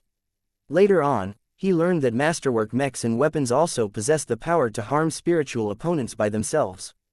Vase hadn't exactly figured out why this was the case, but it was a handy discovery that gave him a bit more confidence in confronting troublesome opponents who claimed to be deities. The real breakthrough was when he experimented with Luminaire crystal technology and managed to replicate a version of the Luminaire race's iconic light beam technology. It appeared that the extinct alien race had been keen on developing a technological solution against spirits and so-called gods. This was an absolutely remarkable achievement and one that Vase still couldn't replicate on his own. The principles and mechanisms behind this feat was still a black box to him. Unless he slowly mastered the fundamentals of Luminaire crystal technology step by step, it was impossible for him to truly understand and utilize this application in his own way. However, just having the ability to incorporate them into his own products was enough for now. His stalled Fearless project was probably the most prominent mech that would take advantage of the power of Luminaire light beams. In any case, what I want to make is no longer a weapon made out of physical crystals. It has to be a purely intangible existence. The leap from corporeal to intangible was immense. While Vase had come across amazing products of spiritual engineering such as his once beloved Grand Dynamo, he did not have access to the profound theoretical knowledge that could allow him to make anything comparable. Just the fact that spiritual energy and matter was not fixed by nature proved to be an enormous hindrance in his efforts. Vase could make all of the weapons, mechs and even entire starships he wanted by using the power of his mind, spirit and imagination. The problem was that none of them would last because they would quickly crumble and collapse by themselves as if they were sand castles on a beach. Vase did not possess the secret to transform spiritual energy into a more fixed and permanent form. As long as this was the case, virtually every form of advanced spiritual engineering was out of reach. Fortunately, Vase had discovered a loophole. In terms of spiritual engineering, most spiritual sorcerers were similar to conventional mech designers. They all inherited the same mature tech base that was extremely comprehensive and well-defined. Vase was like the oddball biomech designer who insisted on defying convention by trying to rely on an alternate tech base to achieve superior results. Of course, in his case this was by necessity instead of choice. His deadbeat mother was apparently willing to infuse Helena with a lot of her theories, methods and techniques, but didn't leave anything for her son. The only way he could make anything meaningful through spiritual engineering was to fumble around on his own and build up his own theoretical framework. It was fortunate that he was inventive and capable enough to succeed. He no longer cared about whatever spiritual engineering inheritance that his mother withheld from him. At this stage in his life, he could already make a lot of different spiritual products that were previously unattainable. The only real limitations that constrained his output was time, ingredients and capacity. When Vase directed his attention to the matter of developing a serious spiritual weapon for his new sister, he never considered the possibility that he would fail. He knew he could do it. The only real considerations he had to make was how many spiritual ingredients he was willing to invest and how he should best match the design to his new sister. Vase spent a bit of time quizzing Helena in order to learn more about her preferences and her needs. He enjoyed the process a lot more this time because he was working on something completely new and because the beneficiary of this project was his sister. The last reason alone was more than enough for him to put his full effort into making Helena's very first birthday present. Gloriana had taught him a lot about customizing an order for a client. Not only did he have to pay attention to Helena's answers, he also had to make a lot of deductions based on what she didn't say and his own experiences. Vase might not have any first-hand accounts on how the Oblivion Empire fought against the Abyssal Empire these days, but he could fall back on his own experiences in the Nixian Gap. He recalled the times that he, his clan and his mother fought against a succession of powerful spiritual threats. The original three dark gods stood out as two notable opponents. If Vase went back in time and confronted the likes of the inexorable one, the blinding one and the unending one once again, he would no longer be as helpless as before. Even if Blinky by himself was unable to match the might and scale of the unending one, Vase could still leverage his companion spirit to produce a lot of spiritual arms that could give him and his subordinates a fighting chance against these massive threats. From what he gathered from Helena, she was already strong and capable of putting up a fight against most dark gods. Her concentrated death attribute energy was considerably more potent than the death energy mastered by the superior mother. This was the benefit of specialization. As Vase asked his sister to demonstrate a couple of powers, he discovered that aside from harnessing the power of death, she was unable to do anything impressive with other forms of spiritual energy. There is a bit of life in every death, and I am no different, Helena stated as she lifted her palm and summoned a tiny mode of life energy. Our mothers had to invest their life energies and borrow your own in order to overcome the strong natural tendency for death energy to remain lifeless and stagnant. It would be more apt to describe my existence as a fusion of both life and death, though overwhelmingly slanted towards the latter. Vase looked intrigued. That sounds interesting. Does the presence of an opposing element hinder your expression of your death powers in any way?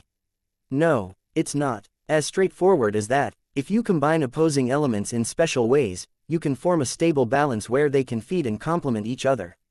One of the reasons why our other mother is strong enough to contend against multiple dark gods these days is because she has successfully applied the theory of yin and yang onto her own domain.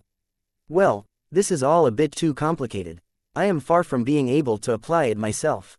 His eyes lit up. His mother might be too stingy to teach him any lessons, but Helena obviously wasn't as careful about sharing what she knew. Of course, Vase already had a lot on his plate. He did not have any time or need to explore this particular avenue. He still had a weapon to develop. After he gathered a sufficient amount of information, he began to sketch and refine his design for Helena's first true weapon. He started with the base form of her weapon, which actually came in the form of a flower. Helena was constantly paying attention to his work. When she saw that he was actually drawing a flower instead of a weapon, she became puzzled. What are you making, exactly? Don't get me wrong, I like this pretty flower, but it doesn't look like anything you've described. Be a little patient, sister. I'm slowly getting to that point, he said as he continued along the lines of his current idea. One of the key facts you should know about my creations is that they are all alive. I don't have the knowledge or ability to make normal spiritual constructs, but it's a different story when they are alive. That caused Helena to regard his current work in a different light. Vase had opted to base his weapon out of a flower for a deliberate reason. He wanted to gift his sister a weapon, not a pet or a companion. Compared to livelier animals such as cats, flowers were generally quiet and peaceful. While Vase did not mind giving Helena a pet if she asked for one, he felt it was best to stick to a fairly simple concept for his first spiritual firearm project. Is that a lotus? Yup, it will be a lotus that is almost entirely made out of your death energy. It's not just a pretty flower. I plan to implement a few useful functions to it. I will make it so that as long as you carry it around with you, it will steadily absorb any death energy that you feed it or unconsciously leak from your form. What is the purpose of that? Vase smirked. The death lotus in its flower mode will be able to store a large amount of death energy. This will not only be its primary energy reserve for its pistol mode, but also serve as an emergency battery in case you are running dry for whatever reason. I take it that Death Lotus can do more than just store my energy. Helena cleverly guessed. Yes, I have added a few functions based on my own companion spirit to it. Your Death Lotus should not only be able to absorb your death energy, but slowly process it so that it becomes more pure and concentrated. You can choose to reabsorb this purified energy in order to accelerate your evolution, or you can opt to keep it in the Death Lotus in case you want to save it for another purpose. And what is this purpose? Vase grinned. You can use it to supercharge your next attack with the Death Lotus. Once he finished the design of the flower mode, he quickly started to shape the Death Lotus in its second and more offensive mode. Once Helena transformed the Death Lotus to its pistol mode, her spiritual firearm truly turned into a threat. Not only did he try his best to replicate the structure and functions of a luminaire crystal pistol that incorporated a light beam attack phase crystal, he also designed it so that it was able to draw from multiple energy sources. Helena could directly feed her new spiritual firearm with her death energy, but she could also choose to make her Death Lotus draw on its existing energy reserve. Depending on how much energy the Death Lotus has gathered and whether you instructed your spiritual firearm to purify what it has gathered, the Death Lotus has the potential to discharge all of its power at once, thereby allowing you to launch an attack that is far above your normal capabilities. I based this special attack capability from your recounting on how you killed the massive one. Helena became genuinely surprised when she heard what Vase planned to make. Though she still wasn't sure whether her brother was able to realize this function, if he succeeded, then the Daughter of Death would become a lot more confident in her chances of killing the dark gods that stood in her way. Vase, if you are able to pull this off, I'll give you a gift in return. Your present is too valuable. Really, I'm serious, we're family. We should always look out for each other. Chapter 4010 Family Hierarchy. After hearing that his new sister would be willing to reciprocate his gift, Vase became a lot more driven to succeed in his first spiritual firearm project. He worked faster and more diligently than before. He put extra effort into channeling his artistic flair and made sure that Helena would become happy and delighted by his gift for a long time. Making his transformable spiritual firearm as pretty as possible was only a sideshow, however. The true challenge was realizing all of his ideas for his Death Lotus. Vase was embarking on radical new territory here. While he was just creating another living spiritual product on the surface, the power and threat of his new spiritual firearm was much different from his previous creations. He had never developed a spiritual product for the purpose of creating the most lethal killing weapon possible. His previous products were all centered around creating new spiritual entities that possessed their own personalities and could grow by themselves over time. While it was possible for design spirits such as the Illustrious One and companion spirits such as Blinky to develop powerful new attacks, the crucial distinction here was that they were not designed for this purpose from the start. The Death Lotus was different. It wasn't as lively as his previous spiritual products, but Vase believed that focusing on its lethality and power above all else would allow him to create an unparalleled spiritual weapon, one that still retained enough living aspects to grow and evolve over time. In order to make sure that he was able to implement all of his ambitious design targets, he did not hesitate to lift up his hammer of brilliance and give himself a good whack on the head. Ouch! Even though he bumped his skull a bit harder due to his enthusiasm, the pain was not as important as all of the inspiration he gained from connecting so many different ideas and solutions together. His eyes fully lit up as his passion raged like a firestorm in the middle of a planet suffering from a heatwave. The Death Lotus design seemed to bloom before his eyes. It not only possessed an increasingly more intricate internal design, but also gained numerous features that did not possess an equivalent in reality. Though Vase added more experimental features and design solutions to the weapon design than he originally intended, he was confident that his efforts were not in vain. In fact, it didn't matter if his work didn't quite work out the way he intended to. Since he intended to breathe life to the Death Lotus, it would become a living spiritual entity, thereby transforming its initial form into a living state that could constantly improve and correct itself through continuous growth and evolution. This was the corrective nature of spiritual life. Through the power of growth, Vase felt assured that his Death Lotus would definitely reach its ambitious performance targets eventually. It could even grow beyond the level that Vase envisioned by growing even further. As long as Helena took good care of the weapon and made sure to feed it with her spiritual energy, the Death Lotus would slowly become more powerful and remarkable. His sister would definitely be able to defend herself against even the most formidable threats from the Five Scrolls Compact in the future. Of course, Vase understood that the Death Lotus had a long way to go before it could attain this level. The power of the Death Lotus was also highly dependent on the strength of its wielder. If Helena did not grow fast enough, then the power of her gun would become difficult to control. As Vase tried to take all of this into consideration, Helena decided to play with Lucky while keeping an eye on her brother's work. "Mother told me a bit about you. You're so handsome, Lucky. You must get all the lady cats. Meow." The gem cat arrogantly lifted his head while he settled on the spiritual manifestation's lap. "Since Vase is my brother, you belong to me as well, isn't that right?" "Meow. Who do you listen to first, our mothers or Vase?"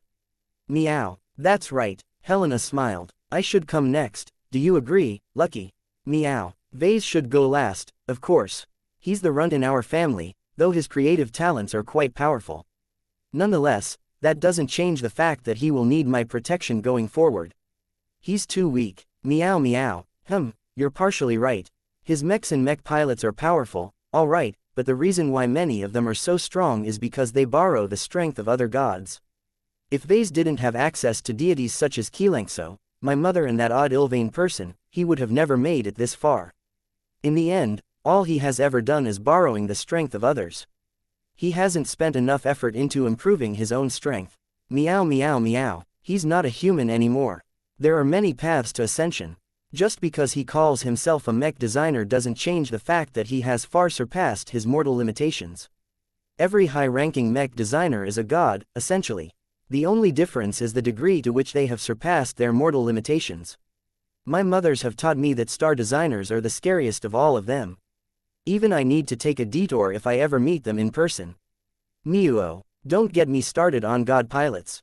They are combat freaks who are even more perverse. It's a miracle that they have emerged at all. There is no greater nemesis to a god than a warrior who can overpower any attack through limitless willpower. It is a pity that the final hurdle is so difficult to overcome. These powerful ace pilots must all brave death in the hopes that they can ascend through the force of their willpower alone. A complicated expression appeared on her face. Though she had faith in her own strength and potential, entities at her level had learned to respect and fear the deities in human form known as god pilots. It's done, Vase uttered as he just put the finishing touches to his spiritual firearm design. Helena perked up and floated closer to his side. Is that the complete design? Vase nodded. Yup, I won't explain too much about how it is put together. I doubt you will be able to understand its mechanisms. Just trust me when I say that my Death Lotus will not disappoint you in terms of power. I just need to know whether you are happy with its visual design. Are you pleased by the looks of the two modes? Helena found the Death Lotus to be charming. It completely fit her theme and would look great in her hands no matter the form. The only point she was hesitating about was whether she wanted to add a bit of color to the flower mode and the pistol mode. On one hand, I feel tempted to ask you to make it red. However, that doesn't quite fit with my main element. Never mind, I am happy with the way it looks. Don't worry about it, Vase smiled. The flower form may look like a plain black lotus, but it should have a bit of extra flair once I complete it. The appearance of the Death Lotus isn't static either.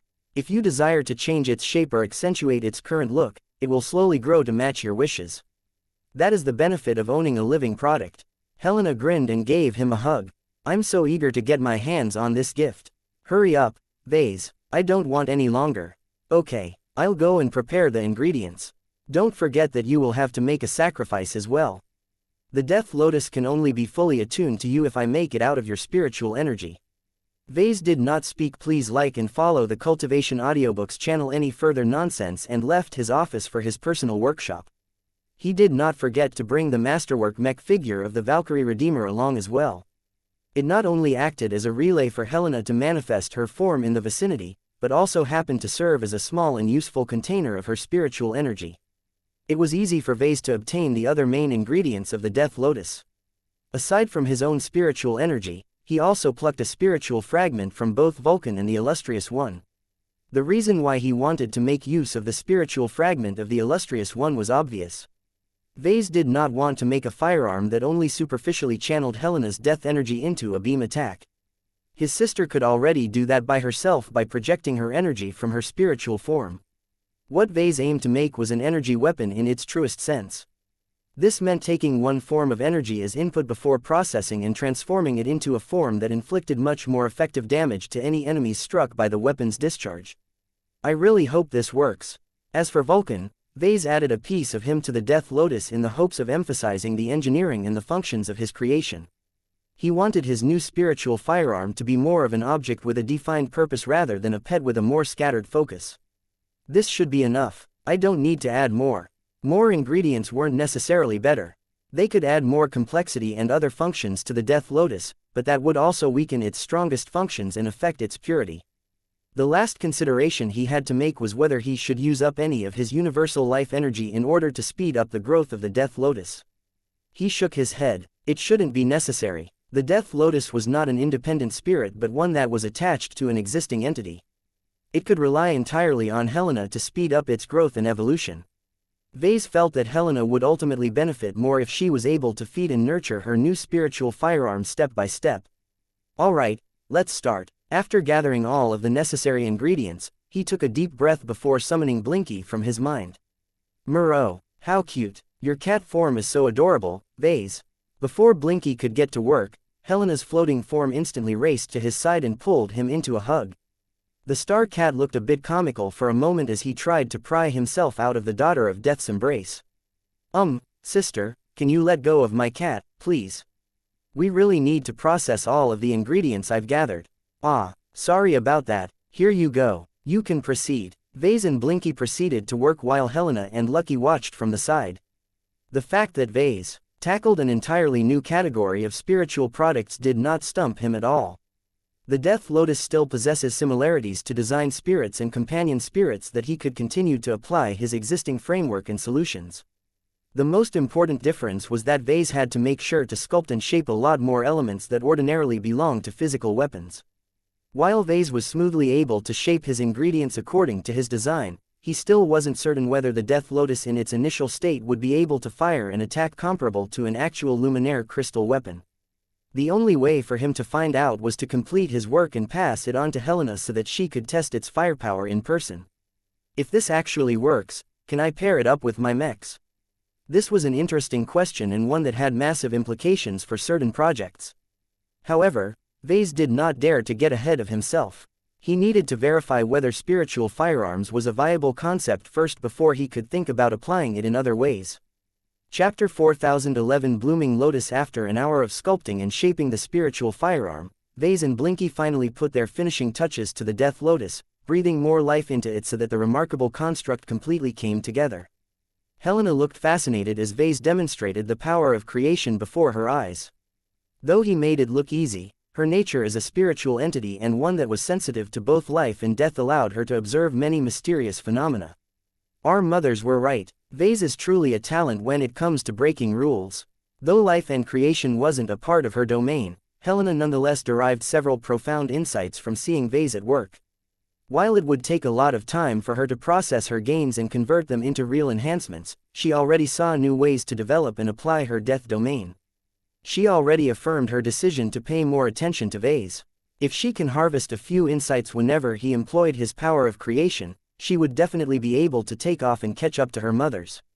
Meanwhile, Vase finally relaxed when he verified that his attempt to create a living spiritual firearm had succeeded. Great work, Blinky. Can you check it one more time to see whether it is in the right state? Muro. Blinky dove forward and circled the floating pistol. The cat did not detect any traces that needed to be corrected. The Death Lotus largely conformed to its original design. Muro. That's great. You can get back now. I'll take it from here, Vase said as he carefully picked up his new weapon. He did not underestimate its danger and made sure to follow the basic safety rules while handling his new gun. While he was pretty confident in his own spiritual defenses, he did not want to see what would happen if he actually pulled the trigger while he was looking straight down the muzzle. For a moment, he admired his own handiwork. Though the Death Lotus had not become a masterwork, he was impressed by the quality and refinement of his first true spiritual firearm. The spiritual parts all looked proper and the surface appearance of the gun looked even more charming than he envisioned. It appeared that when the Death Lotus gained life, it was already predisposed towards strengthening its beauty. Perhaps the Death Lotus was already smart enough to know that its future was related to how much Helena appreciated her new weapon. Certainly, the Death Lotus already succeeded in its objective. Helena looked starry-eyed at the new gun. What it lacked in ferocity, it made up for it with elegance. Its tasteful flower motif added a clear feminine touch to the gun without making it look as if it was a toy. Vase mentally turned a switch that caused the Death Lotus to transform from its pistol mode to its flower mode. Helena gasped with delight. It looks even prettier in this form. I love the glow effect. The lotus flower turned black, but the subtle gray corona surrounding its shape made sure that it would not go ignored. As Vase studied the Death Lotus in its dormant form, he could feel that he was holding the equivalent of a bomb made out of death energy. Holding it was no different from holding a plasma grenade. The only person who could hold it safely was Helena, who was its sole intended user. Others who managed to get their hands on the Death Lotus for whatever reason would quickly be met with a nasty surprise if they tried anything. Of course, the Death Lotus was still knowledgeable enough to recognize that certain close family members such as himself and his mother should be exempt from its theft countermeasures. Can I hold it, brother? Helena hungrily asked. Hold on for a moment. This is not a toy. I don't want you to go off shooting this weapon in a random direction. The chances are high that the death beam that you'll be able to discharge will kill a lot of innocent Larkinsons in its path. Vase did not want to take any risks with this potent new weapon. Given Helena's excitement and relative youth, he felt it was irresponsible to hand over his present right away. He decided to take a short trip into space. He did not want to remain close to his fleet while he tested a weapon that should theoretically be powerful enough to kill a dark god. He instructed his staff to prepare his shuttle for departure. He also called for a squad of battle criers as well as Venerable Joshua and the Everchanger to accompany him out into space. Maybe I should take Janzi as well. Vase briefly considered this option before he decided it was better not to do anything too extravagant in the Davut system. Vase carried the Death Lotus to the hangar bay and hopped inside his shuttle without giving Helena a chance to play with the weapon. Naturally, the Daughter of Death was quite peeved about that. She resentfully stared at her overcautious brother while hugging Lucky against her chest. HMPH, who do you think I am? I'm not a baby, you know. I know how to handle weapons responsibly. Vase threw a skeptical glance in her direction. You are technically only a day old, you know. Even my daughter Aurelia is older than you. Let alone a gun, you shouldn't be allowed to handle a knife. I'm a god, not a mortal. We are born differently, whatever you say, baby. Idiot brother, Helena grumbled. Meow. Lucky concurred as he did not hesitate to take the Grey Lady's side. The armored shuttle flew out of the Spirit of Bentime and slowly headed towards the perimeter of the Expeditionary Fleet's patrol range. The orbit of Davut 7 was quite busy. Thousands of ships had settled into different orbits while thousands more traveled back and forth in order to fuel the planet's booming economy. Fortunately, space was incredibly vast, so there weren't any fleets or ships that were uncomfortably close to the Expeditionary Fleet. After reaching a distance that was far enough from the main fleet, Vase ordered the shuttle to make a relative stop. He then instructed the crew to deploy several specialized jamming beacons that the clan had acquired during a previous procurement round. The jamming beacons were all quality products that could form a fairly powerful localized jamming field that was enough to scramble and block nearly all forms of observations. However, Vase wasn't satisfied with employing just a single measure.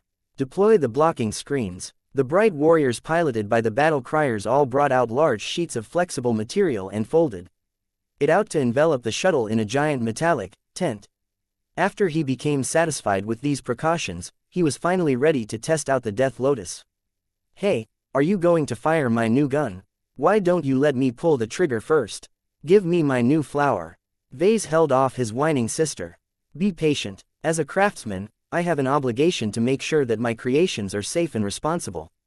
He was truly afraid that his sister would accidentally fire a blast at full power at the surface of the planet or a starship that was unlucky enough to be in the way.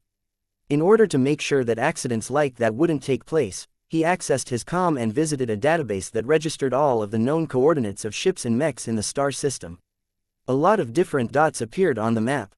Many of them were concentrated around planets such as Davut 7, but there were also a lot of other ships that were positioned elsewhere on a horizontal plane. There were remarkably few ships who flew above or below this plane. There were hardly any reasons for them to do so as all the planets and asteroids of value were located on the horizontal plane. However, there were still enough ships and other installations in odd places that Vase had to make sure to determine an angle that minimized the chances of hitting anything that did not deserve to get struck. Over there, he commanded the shuttle to rotate along its axis so that Vase was able to extend the Death Lotus in the right direction if he aimed it straight outside the hatch. Vase briefly checked its energy reservoir. It should have enough left over after its creation. He switched off the spiritual firearms safeties but did not wait too long for it to charge itself up. After verifying the direction of his shot one last time, he carefully pulled the trigger. A small and thin gray beam shot out from the elegant-looking weapon. The energy beam looked distinctly unimpressive and underwhelming, but Vase almost felt a palpating strong threat from this isolated discharge. He estimated that while Blinky should be able to stop it, his companion spirit would certainly suffer a bad stomach ache in the process. If the Death Lotus struck him a second time, then Blinky wouldn't have any spare capacity left to negate the concentrated attack. Soon enough, he smiled. This is almost exactly what I wanted to achieve. A flashy and powerful beam attack might look cool in all of the action dramas, but they were horribly wasteful and inefficient. What Vase sought was to turn his Death Lotus into a weapon that could slay the dark gods by overcoming their formidable energy-based defenses. Other than draining the shields through exhausting it, the only other way to do so was by launching an attack that was so powerful and concentrated that it could punch through any barrier. Another useful feature about the Death Lotus was that its output possessed a terrifying range. Many ordinary spiritual attacks dispersed rather quickly because they weren't coherent enough. It was different for a specialized tool like his new spiritual firearm. While its beam wasn't entirely straight, it was close enough for it to be able to hit targets that were hundreds of thousands or even millions of kilometers away. As long as Helena's aim was precise enough, it was definitely possible for her to snipe distant targets far beyond the range where she risked retaliation. This attack is completely different from the one I used to win my first battle. Helena uttered in fascination. Meow. Even Lucky looked spooked at the power of this new spiritual firearm. As Vase parsed the data of his first test shot, he adjusted the settings of the Death Lotus and pulled the trigger again. This time, the beam was a lot weaker than the previous one. He had put it at the lowest setting possible, but the lethality was still too big. Any ordinary person who stood in its way would definitely get killed no matter how much armor and energy shielding was in the way. Vase suddenly realized that he had just invented a near-perfect assassination weapon. He handed it over to Helena before he became engulfed by new ideas. Here, you should try it now. She looked surprised. You're finally willing to let me use my new present. Yes, but make sure you only fire in the same direction as I did. I don't want you to get me into trouble. Hey, just because I am the incarnation of death doesn't mean I am eager to reap people's souls. The Valkyrie mechs under my supervision already do plenty of that in my name. In order for Helena to grow and evolve, it wasn't enough for her to collect the spiritual feedback of mech pilots.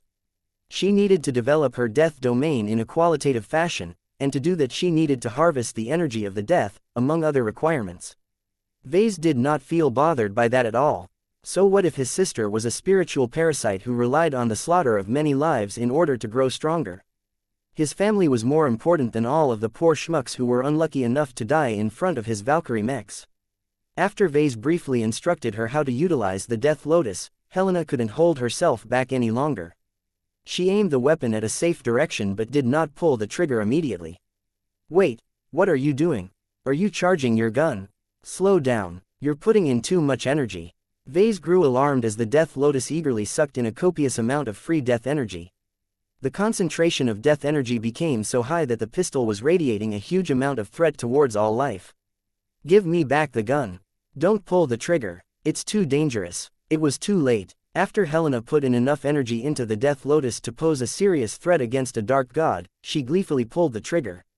A larger and brighter beam of concentrated death energy shot out of the gun and soared far away into the distance.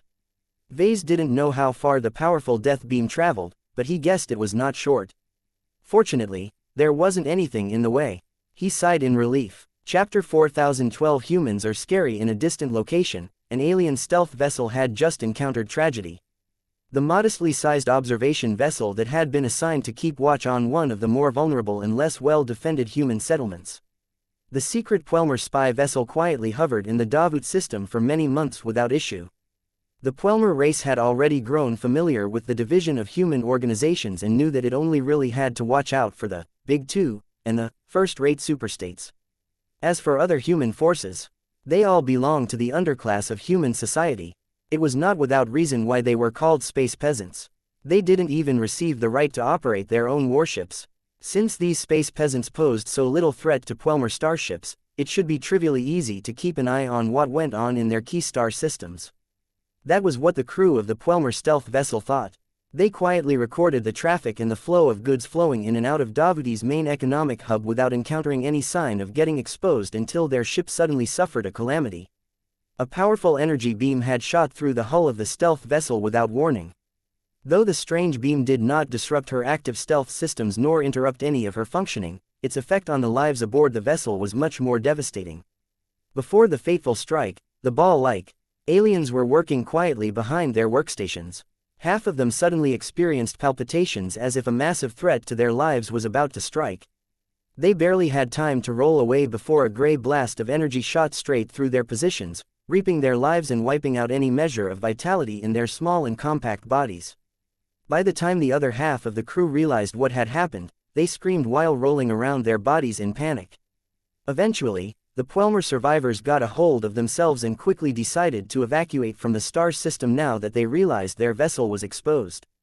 If the unknown human adversary could strike their hidden vessel once, the enemy could do so again. "We must warn our brethren of this new threat," the Puelmer second-in-command exclaimed in his squeaky alien language as he spoke to his fellow survivors. "Send an emergency transmission back to headquarters.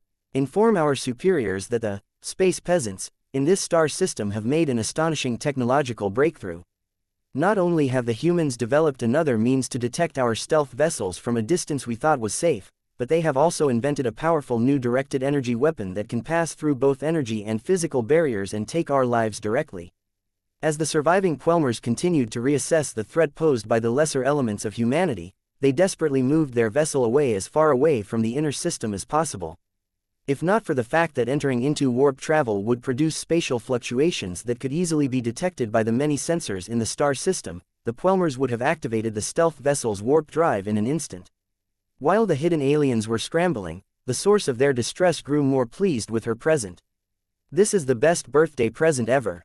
I already love it to death." Helena happily cheered as she rubbed her cheek against the surface of her new pistol. Though she initially believed that she was powerful enough to defeat her opponents by relying on her own strength and abilities, the Death Lotus provided her with too much convenience for her to ignore. Not only did it allow her to project her deathly energy in a much more concentrated attack, the range of the Death Lotus was the real killer. Her eyes glinted as she thought of the alien lives she reaped. She wanted to do her brother a favor and clean up those funny aliens who were snooping in his direction from afar. The Death Lotus did not disappoint. Though its beam eventually weakened and dispersed over a long distance, her new weapon still managed to hit her intended target. It didn't matter too much if the new spiritual firearm did not come in the form of a long rifle. Spiritual constructs operated in a different environment and abided by different rules. The Death Lotus was also alive, which meant it was able to correct its own flaws and perform more effectively to a degree. All of this and more convinced Helena that her brother's present was not only awesome, but would only become even more powerful in the future, especially when it remained in her hands. Once she was satisfied with the serious output of her new gun, she switched the Death Lotus from its dangerous pistol mode to its more pretty and innocuous-looking flower form. She put the glowing black lotus flower in her hair and conjured up a mirror out of her own energy. "I'm so cute." "Yes you are," Vase hollowly said as he prayed that the last attack did not provoke any trouble for his clan. "I would appreciate it if you don't fire your weapon willy-nilly again. You can shoot wherever you want in the Nixian Gap, but please show a bit more restraint in a civilized location." Helena rolled her eyes. "I'm the daughter of death, brother. I end lives wherever I go. It comes with the job. Gods are artificial concepts that do not exist in nature." Vase insisted. "You're just a powerful life form who happens to be untouchable by ordinary people. You shouldn't grow a big head all of a sudden and assume you can reign over puny mortal humans like myself as if you can treat us all like toys. I think that even you will be forced to retreat if you are ever confronted by the strongest CFA battleships or the most formidable MTA god mechs. Oh, and don't assume that the Compact is a pushover either based on the agents they have sent to the Nixian Gap so far. Even if the cultists are only a shadow of their former selves, they are still far more numerous and knowledgeable than you can imagine." From the way Helena rolled her eyes, it appeared that his warning fell on deaf ears. She completely embraced her guise as an all-powerful death goddess who could kill any opposing life that got in her way. Vase feared that her initial victory against the dark gods had given her a distorted impression of all of the threats in the cosmos. Fortunately, his gift should help her tide over her initial period as a newborn spiritual entity. Though she might develop a dangerous dependency on the Death Lotus, this was a better outcome to Vase than losing his only sister. As Vase ordered his crew to take down the blocking screens and bring his shuttle back to the Spirit of Benheim, his sister was just about to retract her presence. "I would love to spend more time with you, brother, but my mothers have sustained serious injuries after the last battle, so I will need to cover for their responsibilities." Vase furrowed his brows. "I thought entities like yourself can manifest in multiple places at a time." "It's not that simple, brother." Helena shook her head. "I am, mainly, residing in the Yena star cluster as that is where most of my anchors and my worshippers are residing. The enormous quantity of Hexer worshippers and Valkyrie mechs is making it a lot easier for me to do stuff over there. As for the Red Ocean, Aside from the decent amount of Valkyrie mechs fielded by the Hexer colonists, there is only a fraction of that in your fleet. You mean that thousands of Valkyrie mechs and tens of thousands of devoted worshippers in the expeditionary fleet aren't enough for you already? Helena chuckled and stretched her arm to tousle his hair. Deities work on a grander scale than that, silly brother. You can't be a decent god in any galaxy these days without having at least 1 million worshippers. That is also why that Ilvain fellow is doing so poorly these days. You should do something about his lack of worship. As much as I am reluctant to admit it, gods in the current environment need the support of mortals to sustain their existence. Without anyone knowing about us, we will slowly lose our ability to affect the material realm while fading from existence. This is worse than death. This is true erasure from reality. I don't want to suffer this fate so soon when I have just become alive.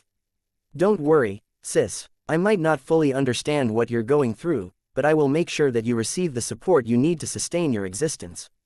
Vase seriously pledged. It will take a bit of time, but I will eventually release new mechs centered around you that will introduce you to millions if not billions of mech pilots in the Red Ocean. As long as I succeed, your growth will catch up to your mother's and you will also be able to manifest yourself more easily in this dwarf galaxy. His answer pleased his sister. She leaned in and planted a quick kiss on his cheek. I have the best brother I could ask for. I really enjoyed my first time with you, Vase, but I truly need to go and smash more abyssals. Hey, aren't you forgetting about a certain promise? Oh, yes, I just remembered I promised to give you a gift in return. Our mothers did say that sharing is caring.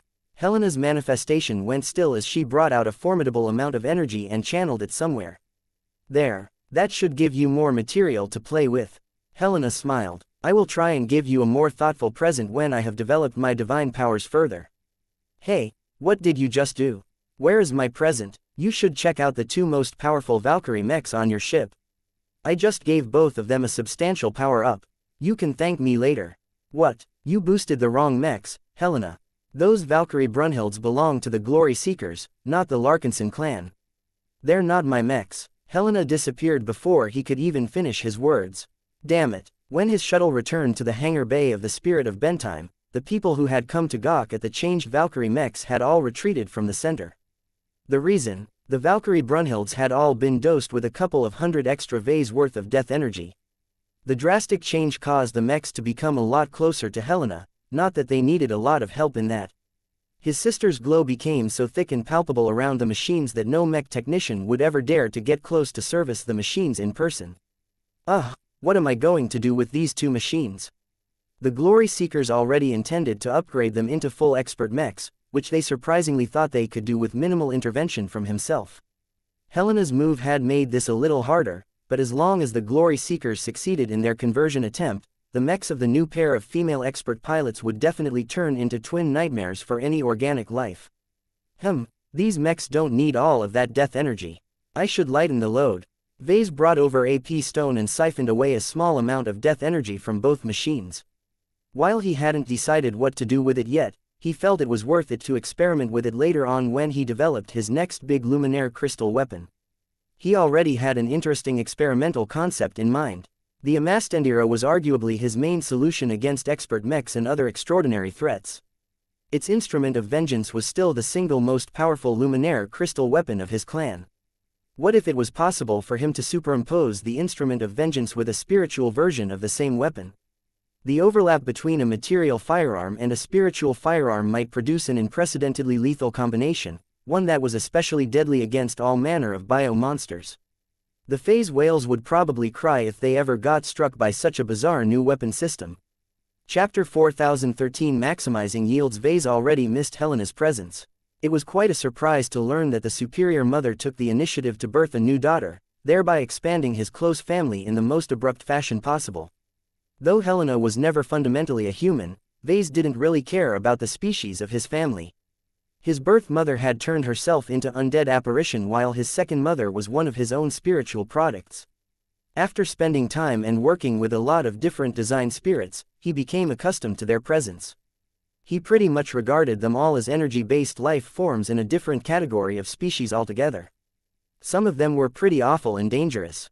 Entities such as the Unending One, Nixie and the Compact Sorcerers were not only powerful, but extremely dangerous and hostile. It took a lot of effort. and extraordinary measures to put down any of these monsters. However, there were good individuals among different species as well. Entities such as Keelangso and Zygra were originally exo-beasts who had come to accept the win-win arrangement they had made with the Larkinsons. Vase appreciated his artificial spiritual products even more because he understood their nature to a greater degree. He also made sure that they were loyal and positively predisposed towards the Larkinsons, so the chance that they would ever turn on him was extremely low. He did not bother to determine whether he should regard them as gods, demons, parasites, undead souls or any other weird definition.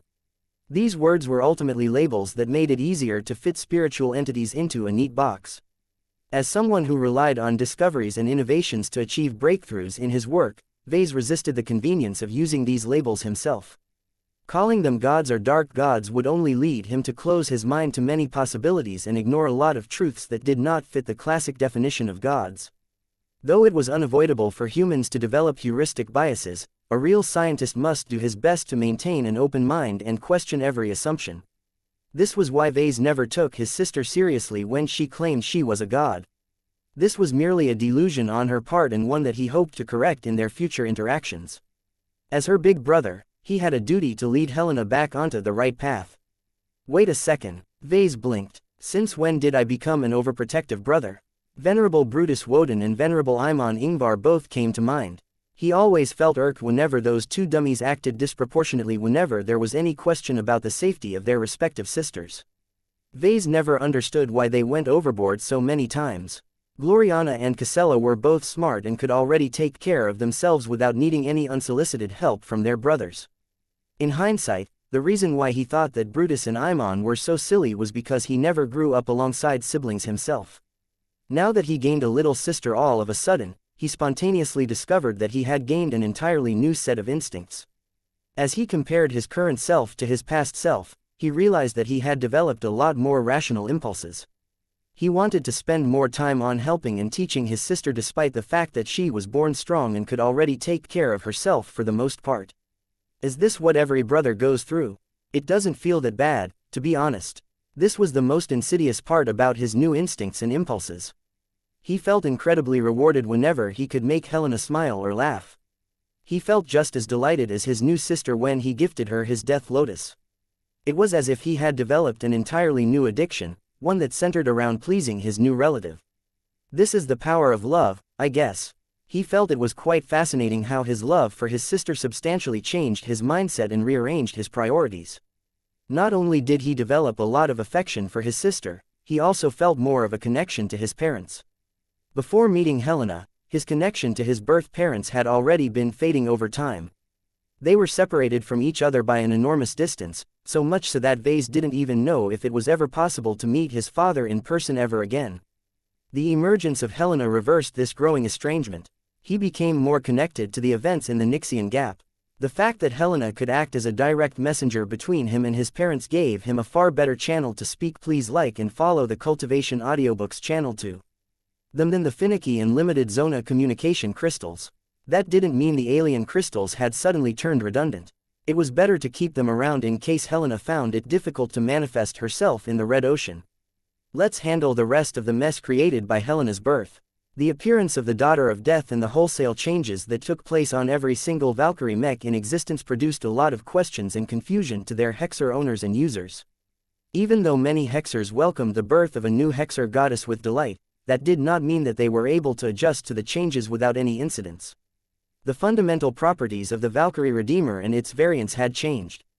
Many of its features became stronger, but their mech pilots also had to change the way they approached their battles in order to make the best use of the enhanced features.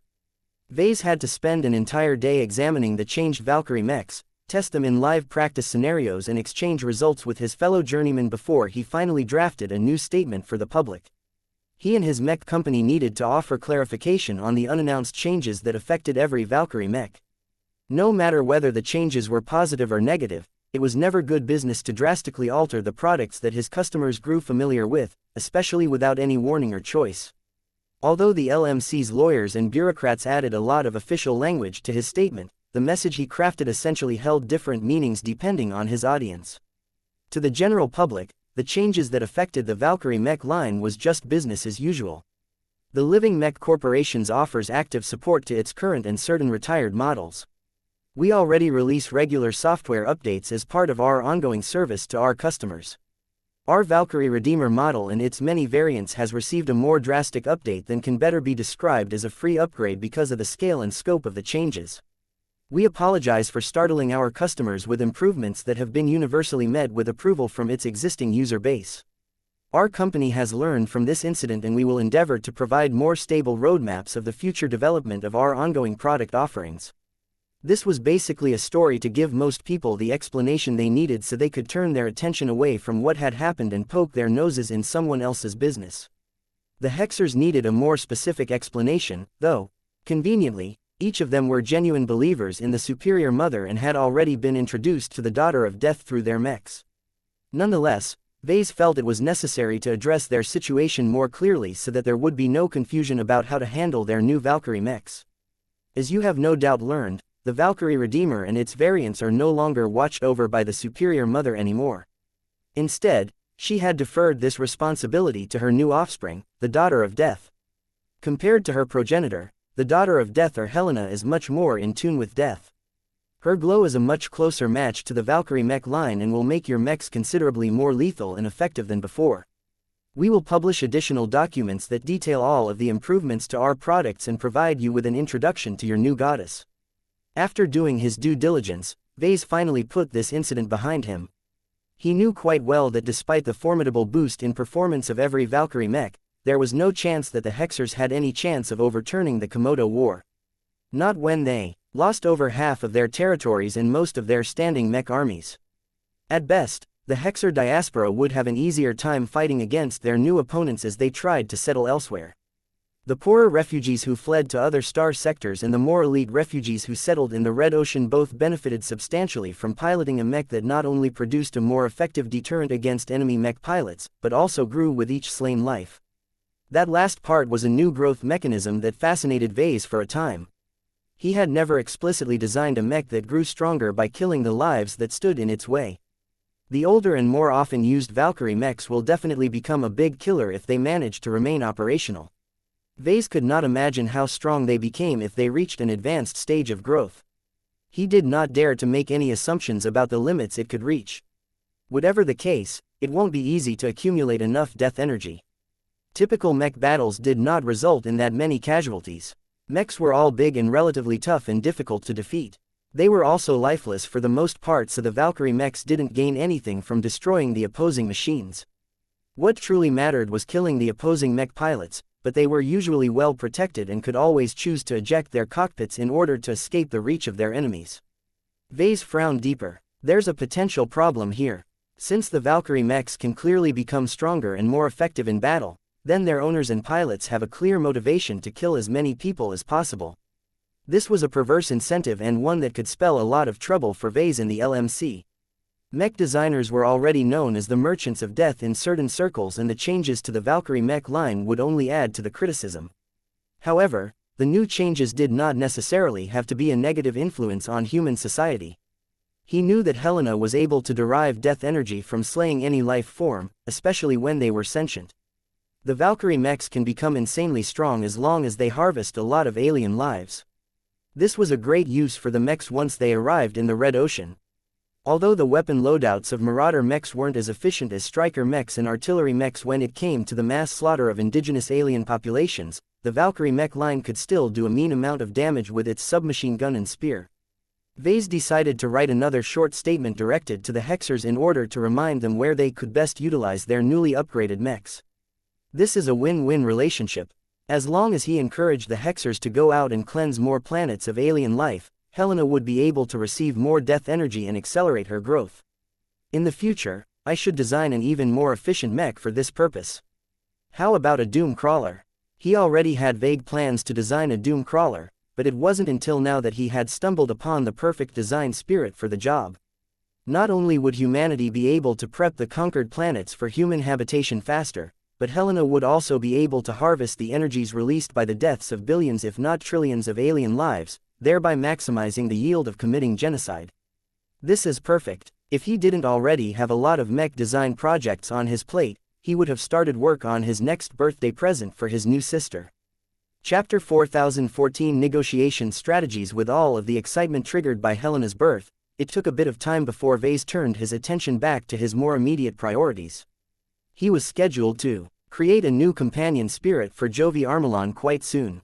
He needed to get to work on his many design projects.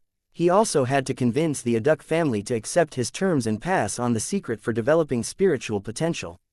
While Vase prepared for his next meeting with matriarch Alexei Aduk, his wife confronted him about his sister. "Vase, why didn't you introduce me to your sister? I wanted to talk to her first." He replied, "No offense, Gloriana, but I don't think my sister needs to hear your notions about gods." "What do you mean by that? She's the daughter of the superior mother. She is a born proto-god. In fact, with how powerful she appears to be, she is already a goddess in truth. She's the best sister-in-law that I could have." Vase wanted to palm his face. This was exactly the kind of talk that he wanted to keep away from Helena.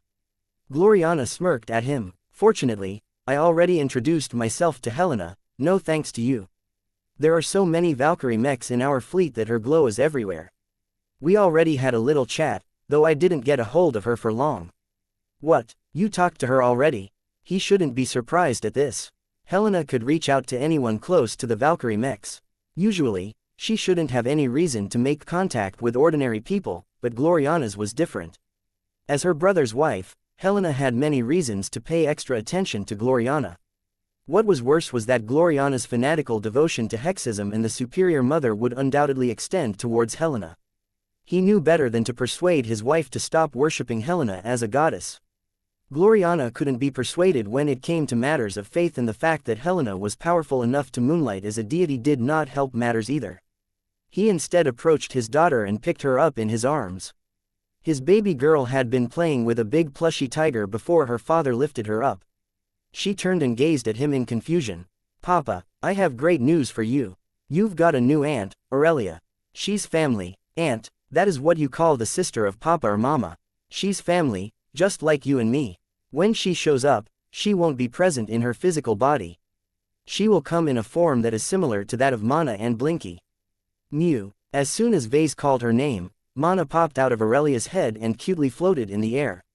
The spiritual kitten radiated a sense of pure and warm energy that reminded Vase of a mix between Lufa and the golden cat. When you meet your aunt in the future, don't mistake her as a god. She's still human like you and I. She's just a bit special. Don't listen to your mother when she claims that your aunt is a goddess. There are no gods in our family. We are just a perfectly normal human family. Do you get that, Aurelia?" His daughter had already stopped paying attention to him. She had gone back to playing with her plushy tiger. "I'll wait until you've grown a bit older." Once Vase said goodbye to his wife and daughter, he met up with Minister Sheddarin in his office. The foreign minister had taken charge of the negotiations after Vase dealt with all of the Helena business. From what he heard, the Aduk family hadn't budged at all when it came to the most serious and controversial demand of the Larkinson clan. "What you are asking is nothing less than betrayal," Sheddarin told Vase once they both settled in the office. "You are essentially asking the Aduk family to violate its morals, its traditions and its honor for material gain. Do you see why this sounds like a devil's deal? There's no point in clinging to useless traditions," Vase retorted. "Besides, morals and honor do not necessarily bring the Aduk family back to its former height. Centuries have passed since they were exiled from the Terran Confederation. What have they done since then? They devolved into second raters and never made much progress in getting back. If I was in their position, then I would have reached the pinnacle of the terraforming industry by now. These guys are so passive and unwilling to break from their routine that they won't amount to anything if they maintain this attitude. The problems and faults of the Aduk family are not our concern. Not yet, at least. They are not on our side yet, and they may not end up cooperating as closely as you anticipate. It is up to them to choose whether to accept our push or resist our efforts to change their attitudes. Not everyone was willing to take risks in order to achieve a better life for themselves and their descendants. A lot of people who were born in less than ideal circumstances were perfectly happy with their current lot in lives. They might not be as wealthy as first-raters, but they weren't as poor and destitute as dwarven mining slaves. In fact, Vase used to be in their position as well. Though average third-class citizens were looked down upon by a lot of people, people like the Larkinsons in the past were perfectly happy with their place in society. The Bright Republic wasn't a bad place to live either, though a lot of other third-raters in the same star sector couldn't say the same. Even a weak alien race like the Sandmen managed to wipe out trillions of people. They had been able to overrun so many states because none of them possessed the strength to resist the Sandman invasion. Therefore, Vase was not fooled by the relative prosperity the Larkinson clan had attained in the past few years.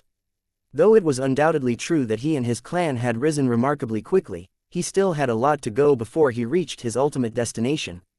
The Aduk family had the potential to accelerate his rise, but in order for that to happen, he had to sway the careful Aduks to make bolder decisions. Breaking traditions and violating rules for personal gain were second nature to Vase. As long as leaking an important secret resulted in a profitable transaction without inviting disaster, he would do so in a heartbeat. He was quite disappointed that a supposedly good leader like Matriarch Arexi Aduk was unwilling to make the decision that provided the greatest benefits to her family. "What is your advice?" Vase plainly asked. Minister Sheddarin leaned forward. "I suggest you choose between two different negotiation strategies. We can adopt a slow and steady strategy that entails holding frequent talks and exchanges with the Aduks. If we cannot persuade them into making the desired concessions right away, then we should persuade them why it is best for them to do so over time. Invite their members to our fleet. We should especially focus on deepening our friendship with their younger and more impressionable heirs."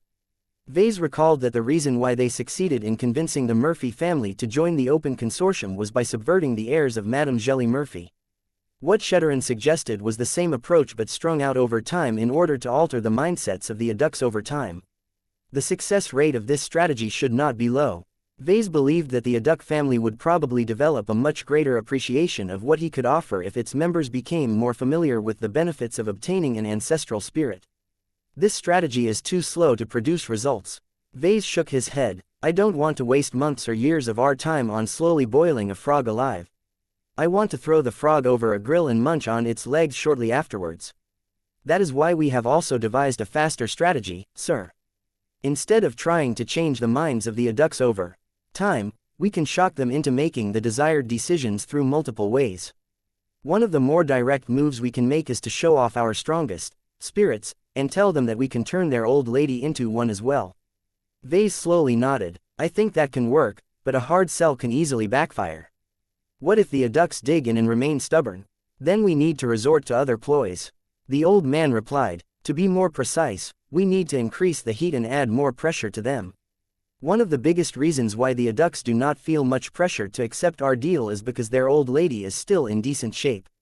While she has already started to show signs of deterioration, trees are highly resilient organisms by nature, especially when the Aduks take good care of her. It will take a couple of decades to a century before their tree reaches the point of no return. Are you suggesting that we push the old lady to this point in advance, Minister?" "That is correct, sir. It sounds ruthless, and it is not an ideal way to start a friendship with the Aduk family, but as long as we can reverse the old lady's malaise and make her stronger and healthier than ever, then the recency bias and the contrast effect will help with clearing the foul air. However, the premise of making this work is if we are the only party that is capable of healing the old lady. If we are not the sole saviors that the Aduks can turn to, then we will be shooting ourselves in the foot." Vase fell into thought. The plan that Sheddarin had introduced to him sounded like a fast but risky way to resolve the current impasse. It shouldn't be too difficult to sabotage the old lady. The Aduks may have implemented a lot of security measures in their green sanctum, and they might be familiar enough with spiritual engineering to stop any sneaky spiritual intruders, but Vase did not get stumped by these obstacles. Just recently, Helena showed off her ability to project her death energy at a huge distance with impressive accuracy. As long as she controlled her power output, it should be possible for her or another skilled wielder of a spiritual firearm to sabotage the old lady despite the fact that she was rooted in the middle of the Aduk family's flagship. Vase rubbed his smooth-shaven chin. "I can take care of the tree if we need to encourage the Aduks to make a quick decision, but I'm not sure whether we should resort to such an extreme solution." "Are you having second thoughts?" Sheddarin raised his eyebrow. "I get why you told me that the Aduk family are not in our camp yet, but I can't help but treat them like this. It is one thing to encourage them into making a decision that we believe will ultimately benefit them. It is another thing to force them into making a decision in our favor by relying on coercion, blackmail and extortion. Do we really need to tarnish our honor to such an extent in order to achieve a favorable result?" Minister Sheddarin gazed steadily at Vase. You have no problem in encouraging the adducts to do the same. What if I tell you that as long as you sabotage the old lady, I can close a deal with the adduct family within 24 hours? You do not even need to step forward yourself. I can be the villain who will exert all of the pressure and attract their animosity. You can come in after we have made an agreement and personally bring their old lady back from the brink of destruction. Are you serious? I have already grasped the mentality and the rhythm of the adduct family. The diplomat confidently smiled. Just because they are stubborn doesn't mean they are unassailable. We only need to make a single opening to overcome their defenses. If that's the case, then wait for my news. I will make sure their stupid tree will start to rot within a couple of days. Chapter 4015 Cutthroat Frontier. Normally, the Green Sanctum served as a refuge for the members of the adduct family. The biome that the adducts reverently set up in the center of their terraforming capital ship not only served as their secular temple, but also gave them a close simulation of life on old Earth. The Green Dream was not the first big terraforming vessel utilized by the adduct family. The Green Sanctum housed within her hull was also not unique. Nevertheless, the adduct family, who often resided on various starships for months if not years on end due to the nature of their work, could never function properly if they could not immerse themselves in a natural, Earth-like environment.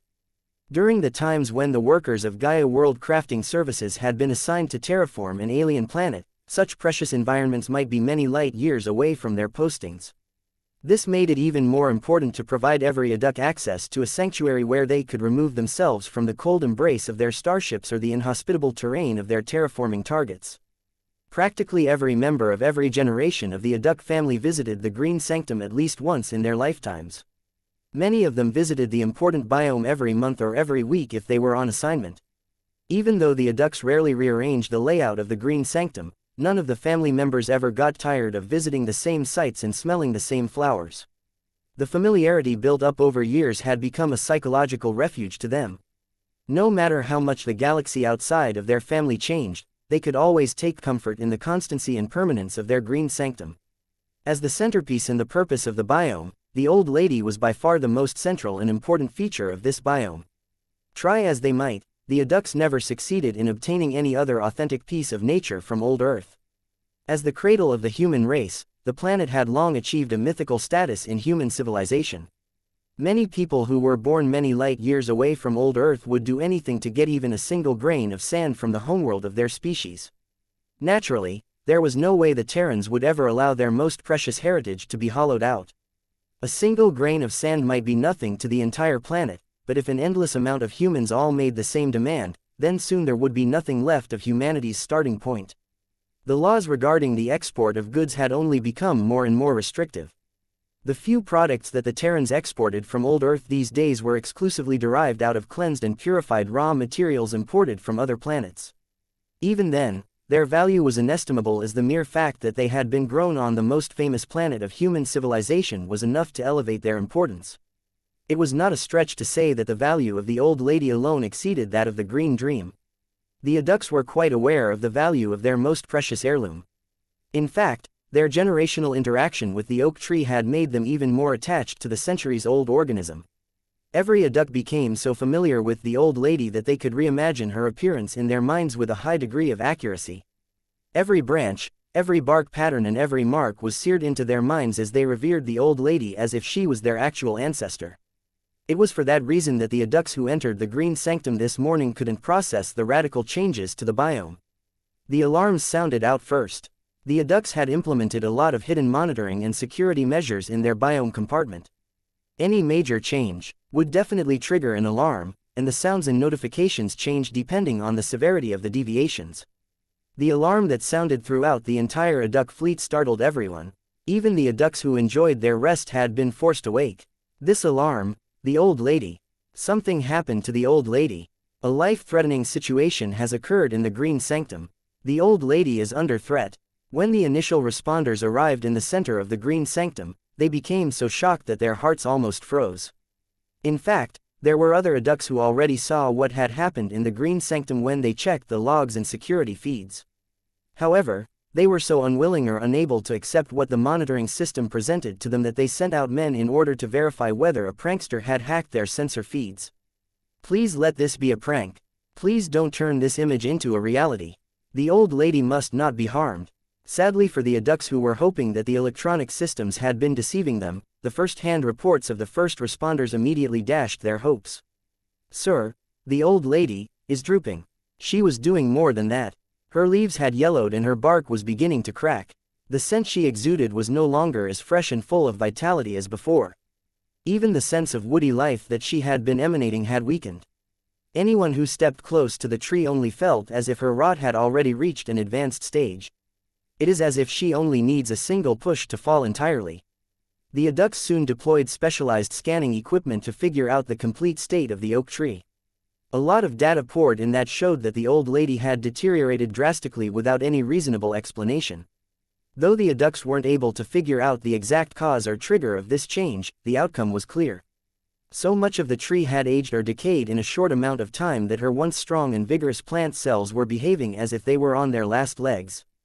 The best botanists and other biological specialists of the adult family did not sit still while the old lady looked as if a single bug or parasite could tip her over. They broke their own policy of letting the oak tree develop by herself and employed numerous advanced technological solutions. The specialists tried their best to restore her condition or at least halt her deterioration. Nothing is working, Pesca Aduk told her mother in a despairing tone.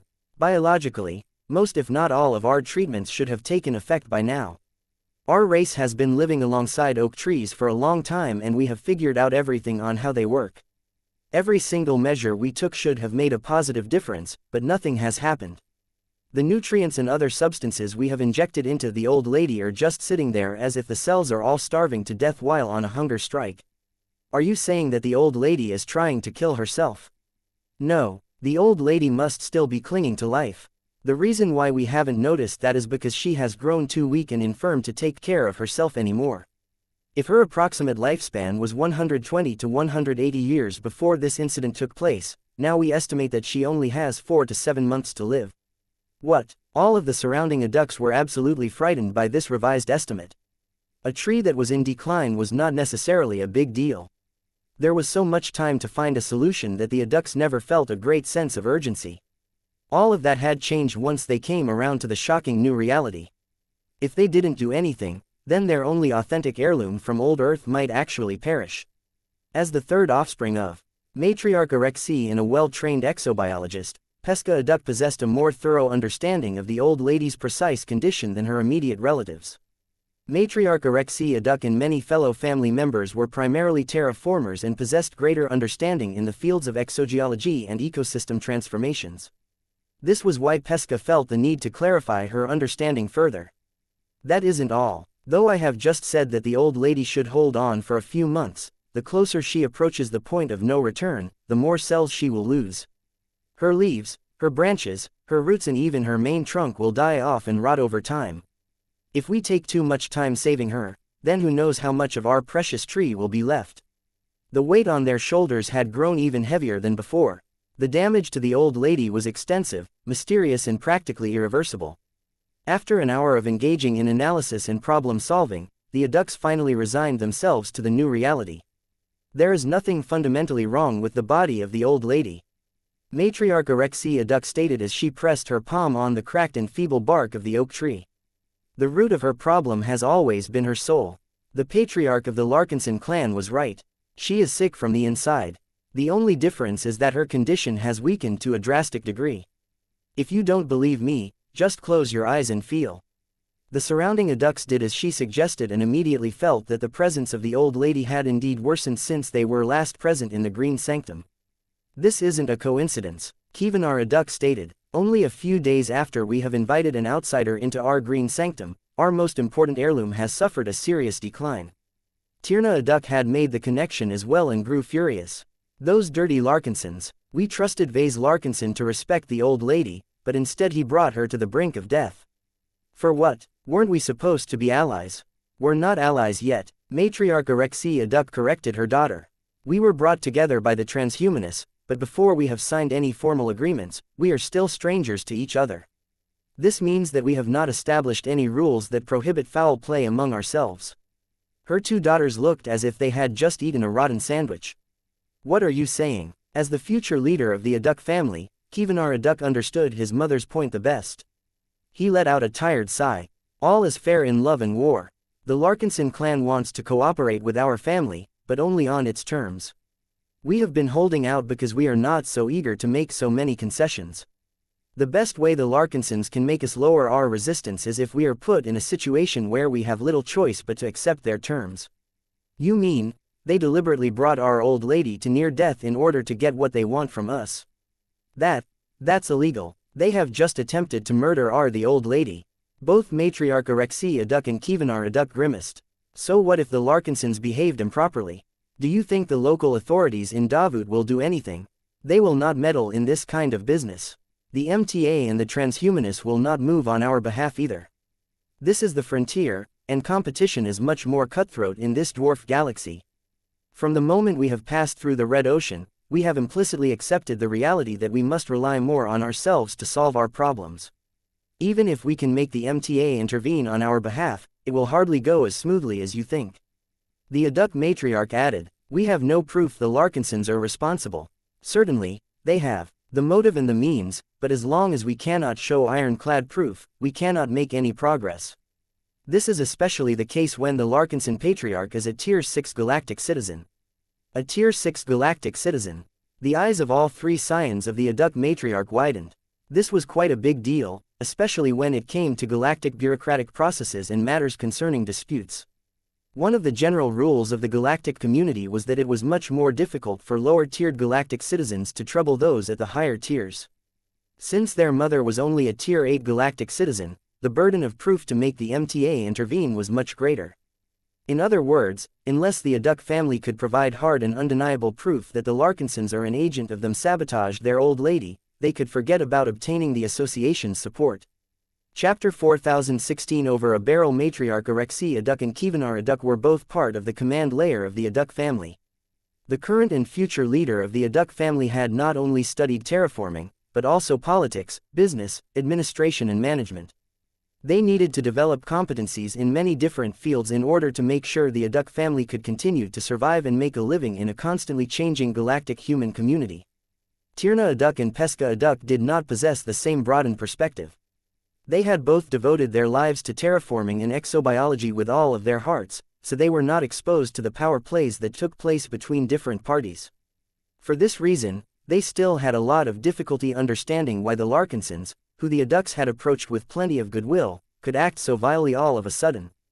These scoundrels, they're worse than scoundrels, they're hypocritical scum. I thought that they were honorable warriors and honest mech providers, but it turns out that they have no limits in what they are willing to do to get ahead. That is not necessarily a bad trait to have these days. Kievanar noted. What did you say, brother? He is correct. Matriarch Arexi Aduk spoke. What the Larkinsons have done is not unusual among the larger, more powerful and more successful human organizations. The reason why they have all grown considerably faster in size, wealth and power than us is because they are much more willing to make the expedient decisions even if they have to violate rules, conventions and even taboos in the process. Her younger and more innocent daughters could not accept this kind of conduct. They never heard their mother speak. Please like and follow the Cultivation Audiobooks channel so clearly about the reality of doing business at this level. Why did we never hear about this before?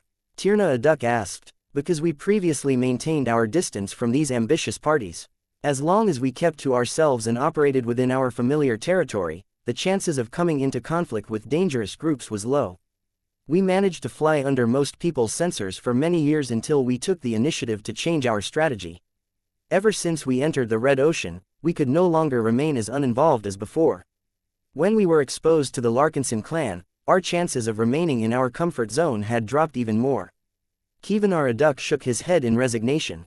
To be honest, with the way that pioneers in the Red Ocean have operated, it was only a matter of time before we would attract the predatory gaze of a larger and more powerful group. We should be fairly lucky that we have only attracted the attention of the Larkinson clan so far. As much as you object to their behavior, they do not fundamentally wish to exploit us or turn us into their vassals. There is still a measure of mutual benefit in their proposals. Not every Aduk had good feelings about the likely culprits at the moment. There were even those that wished to burn all of their nascent ties with the Larkinson clan due to this incident regardless of any directives of the transhumanist faction. The Larkinsons have brought death to the old lady. They have attempted to murder the heart of our family. It makes no sense to smile and shake their hands after what they have done. We should leave this cursed star system right away. What would that solve for us? Matriarch Erexi calmly shot back at the family elder who proposed this course of action. Our old lady is almost terminally ill. We have already failed to reverse her decline when she was still in decent shape, and our chances of saving her have dropped even more since then. The only way we can save her is if we give in to the demands of the Larkinsons. Though they have acted with ill intent, I do not believe they have deliberately brought our living heirloom to the brink of death unless they have a countermeasure in their possession that can bring her back to life. We cannot allow our anger to lead us to a worse future. Saving the old lady is more important than spitting the Larkinsons in the face. Kievanar concurred. Besides, if you think about it, the deal offered by the Larkinson clan is not all that bad. While they are eager to pull us into a dangerous vortex, the payoff is much greater than the profit of completing 10 terraforming projects. They have even promised that they can make the old lady evolve to a higher state. Do you actually believe that, brother? Their work speaks for themselves. As the higher-ups of the Aduk family evaluated their options and held discussions on how to move forward, most leaders recognized that they had lost this particular game. When the Aduks next met with the Larkinsons in order to advance their negotiations, Minister Sheddarin Pernus no longer encountered as many obstacles as before.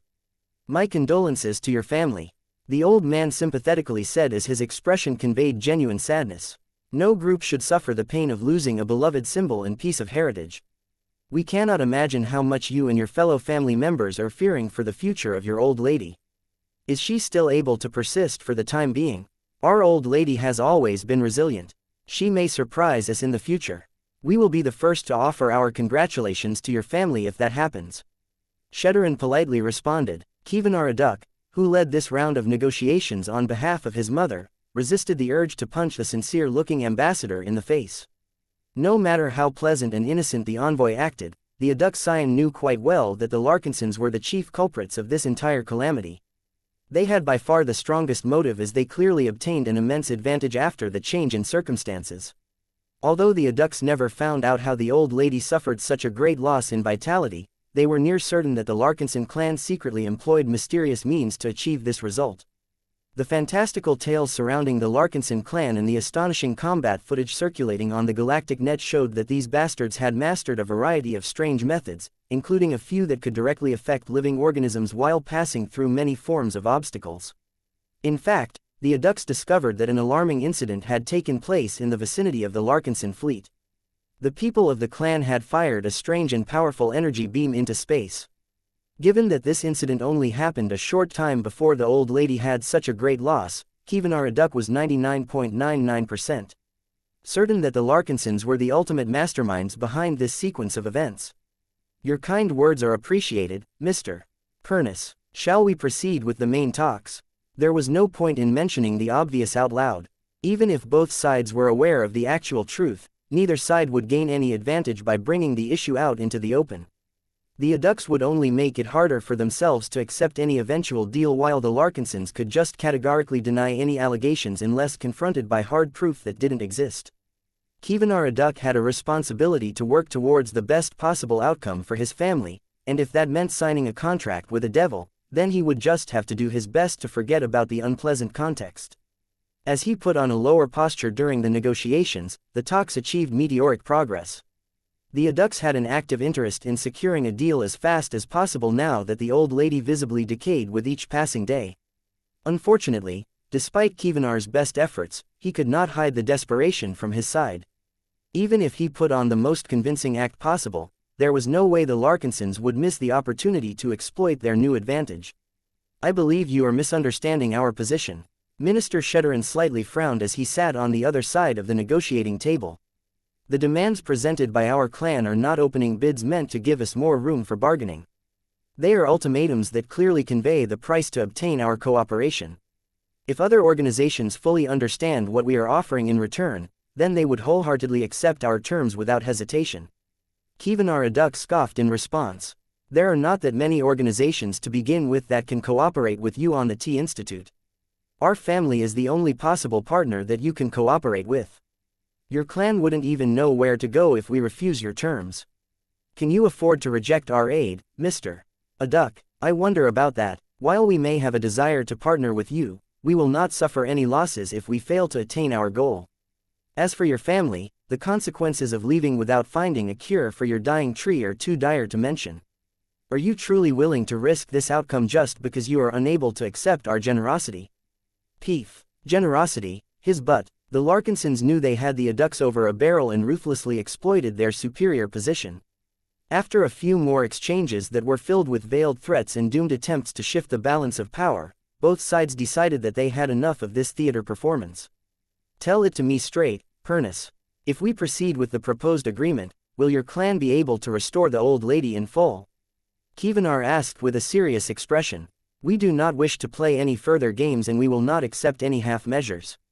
If your clan is unable or unwilling to address the root of our problem, we would rather take our chances elsewhere.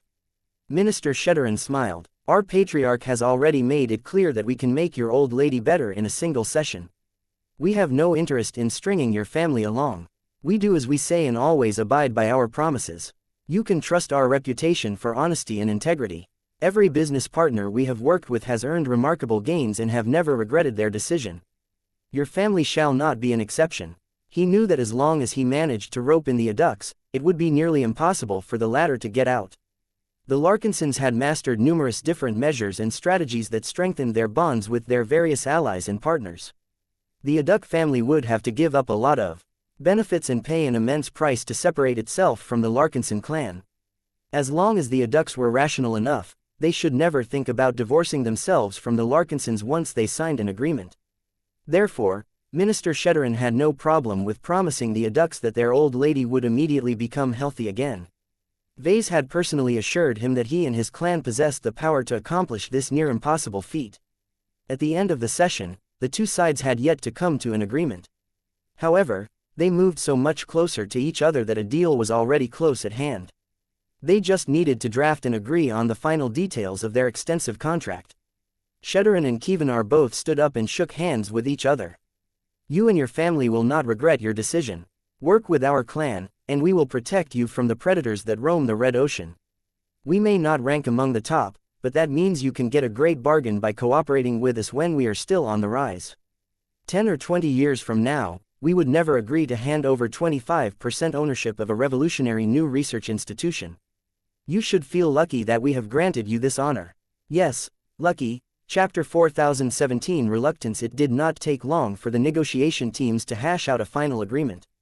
The resulting treaty largely aligned with the terms that Vase initially proposed. The Larkinsons essentially gained everything they asked for, even if the terms were disproportionately in their favor. The Adducks on the other hand had little choice but to hold back their resentment and give in to the inevitable. They still harbored a lot of hard feelings towards the Larkinsons, but the leaders of the family had issued strict instructions not to do anything that would bring the two parties into a confrontation. Fortunately, none of the Adducks had risen up and tried to pierce the facade that made it easy for the two sides to find common ground with each other. The Adducks were accustomed to obeying instructions from above. None of them dared to engage in any form of rebellion and insubordination, especially when the continued existence of the old lady was at stake. One of the more unfortunate consequences of the Larkinson clan's secret ploy was that most of the Adducks no longer cared about how much they could gain from this partnership. They just wanted the Larkinsons to heal their damn tree. Given all of the unpleasantries surrounding this deal, both sides decided to hold the signing ceremony in a more private setting. They had agreed to make the crucial step in one of the smaller formal ceremonial halls within the Green Dream. Neither side broadcasted the formal occasion nor invited too many dignitaries to witness this important event. There was no need to bring too many people. Any additional person presented one additional risk factor that could blow up the deal. Perhaps there were still plenty of Adducks that couldn't quite stomach this depressing outcome, but Matriarch Arexi Adduck and Kievanar Adduck were absolutely unwilling to accept any other alternatives. Vase grinned as he picked up the autopen and allowed it to draw a signature that was full of flair on the document. The matriarch of the Adduck family followed suit with a plainer and cleaner signature. Their lawyers did the rest. They submitted the documents to the MTA in order to make everything official. From now on, we are allies. Vase happily said, you will not regret this decision. This will be the start of a fruitful cooperation between our two organizations. I hope that in the future, your Adduck family will become a part of a new galactic order that propagates a better future for humanity. Do you truly believe in that? Matriarch Arexi asked. with plenty of reserve in her voice. Why do you sound so surprised? Our clan may be looking to secure a better future for our members, but much of our work is devoted to leading humanity to a better and more prosperous future. I have already shared what I seek to gain from the Tea Institute. As long as our cooperative venture gains full speed and is able to present one useful application after another, we shall both transform the landscape of the Mech community and introduce many more Mech pilots and non-Mech pilots to the more extraordinary side of reality.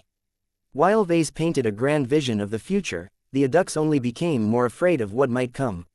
They knew quite well that anyone who wished to alter the status quo of human society in any way would make a lot of enemies in the process. The more radical the changes, the greater the amount of interest groups that rose up in opposition. The few adults present in the hall shivered even more. What kind of pirate ship had they ended up boarding this time?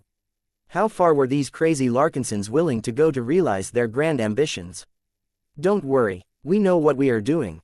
Vase tried to reassure his new partners and allies. Humanity is already charting a new direction. The Crown Uprising and the opening of the Red Ocean are only the heralds of what is to come. It is no longer enough to keep your heads and hope that the coming storms will pass you by. The best way to ensure that you will be able to be among the winners in these future times is to be more proactive and fight for a greater place. His ambitious attitude and his daring approach couldn't help but fascinate a few of the adults. They could no longer avoid becoming a part of the Larkinson clan's great endeavors. Since that was the case, they might as well familiarize themselves with what their new allies wished to accomplish and see if they could play a useful role. Matriarch Alexei still maintained her cool, though. She did not show any obvious reaction towards any of the wild ideas of the Larkinsons. It was far from certain whether the Larkinson clan would embark on all of these radical plans. If the Larkinsons and their band of misfits ended up provoking way too many enemies, the Aduk family might be able to slip away without getting involved. This was because they chose to join the Open Consortium instead of becoming a part of the much more restrictive Golden Skull Alliance. Though both organizations were essentially led by the Larkinson clan, there was a huge world of difference between the two. One of them was mostly a business alliance while the other was overwhelmingly a military alliance. As much as the Aduks accepted the necessity to get in bed with the Larkinsons, there was no way they wanted to get any closer than they had to. The Open Consortium formed a decent platform of cooperation with the Larkinson clan, and differed from the Golden Skull Alliance in that it did not set any expectations for military cooperation. In other words, if the Larkinsons ever got beat up by a terrible opponent, the Aduk family had no moral or legal obligation to send their own Mech troops. This was the best that Vase could ask from the Aduks considering how they ended up at this junction. Even if the Larkinsons won over the Aduks without resorting to foul play, there was not that much value to obtaining the terraforming family's military aid. The Aduks only reluctantly maintained a security force and never prepared to take any offensive actions. Their ability to fight was limited to defending their expensive terraforming assets, yet in many cases they were forced to contract mercenaries in order to obtain adequate protection. Becoming a permanent member of the Open Consortium was the most suitable outcome all considered. The two leaders did not spend much time on light chatter. The hosts were already growing more and more impatient. Matriarch Alexei finally addressed the elephant in the room. Are you ready to fulfill one of your promises, Patriarch? I can begin to do so, yes. I will have to examine the new state of your old lady first before I devise a treatment and evolution plan. It will probably take a few days for me to begin the crucial operation. The Aduks reluctantly brought Vase and him alone into the Green Sanctum. This time, the Green Sanctum looked a lot different than before. After the Aduks realized that their precious old earth tree had likely suffered an attack without encountering any meaningful resistance, they rapidly upgraded the defensive measures of the Green Sanctum to prevent a possible repeat attack. The condition of the old lady had deteriorated so much that an extra disease might rapidly push her over. Extra energy shields, prefab metal shields and even a pair of mechs beefed up the defense of the precious tree. These were extravagant measures, but it showcased how much the Aduk family cared for just a single tree. The extra defenses completely ruined the natural ambiance of the biome. Vase found that to be a shame as he liked how well the terraformers managed to simulate the environment of humanity's home planet. He wanted to tell them that he had no intentions of blasting the old lady with another dose of concentrated death energy, but he figured that the Aduks wouldn't appreciate that piece of news. Once they finally passed through all of the security checkpoints, they reached the low hill at the center where the old lady was trying her best to hold on to her remaining vitality. Vase inwardly winced at the sight. Compared to his first encounter with the precious tree, her second state was worse than he imagined. Her physical state already looked quite bad. She looked as if she spent a lot of years in a drought-laden desert while at the same time suffering from a number of nasty diseases. Half of her leaves had already fallen while the rest had grown so yellow and brittle that they were not far from dropping as well. As much as her physical condition looked distressing, her spiritual state was worse. The mysterious attack that completely wasn't launched by the Larkinson clan not only drained or dissipated a huge amount of the old lady's accumulated spiritual energy, but also damaged her spiritual core in a way that broke her in a fundamental way. It would take a lot of effort to heal the cracks and address the trauma that she had suffered, but even then the old lady would always bear the scars of the attack. What was most distressing about the attack was that it also changed the proportions of her spiritual attributes, which effectively changed her domain. Previously, her domain consisted of a mix between the attributes of wood, life and earth. The old lady's wood attribute was the most prominent while her earth attribute was not as prominent. This time, it looked as if her spiritual makeup was upside down. Her wood attribute energy had dwindled until there was only a fraction left. She heavily drained her life attribute energy in her desperate attempt to negate the opposing attribute that was corroding her spirit. This left her earth attribute energy largely untouched. It was the most resistant element out of the three and it remained stiff even after the old lady suffered a lot of damage. Vase gained a lot of interesting insights from this observation. It turned out that death energy was not universally effective against other forms of spiritual energy. It made sense that it more easily negated wood and life energy. Unless these energies were more powerful than the opposing death energy, it was far too difficult for them to hold their ground. He was also able to confirm that earth energy was less susceptible to death energy. It clearly used to be the smallest main attribute of the old lady, but it had suddenly become the largest by virtue of its excellent elemental resistance against the power of death. This was the first time that Vase gained a proper introduction to the concepts of attribute restraint and resistance. Just knowing that he could take advantage of certain elements to more effectively defend against specific kinds of spiritual attacks was extremely useful for him to know. The change in the proportions of spiritual attributes was an unpleasant surprise to Vase, but not an insurmountable one.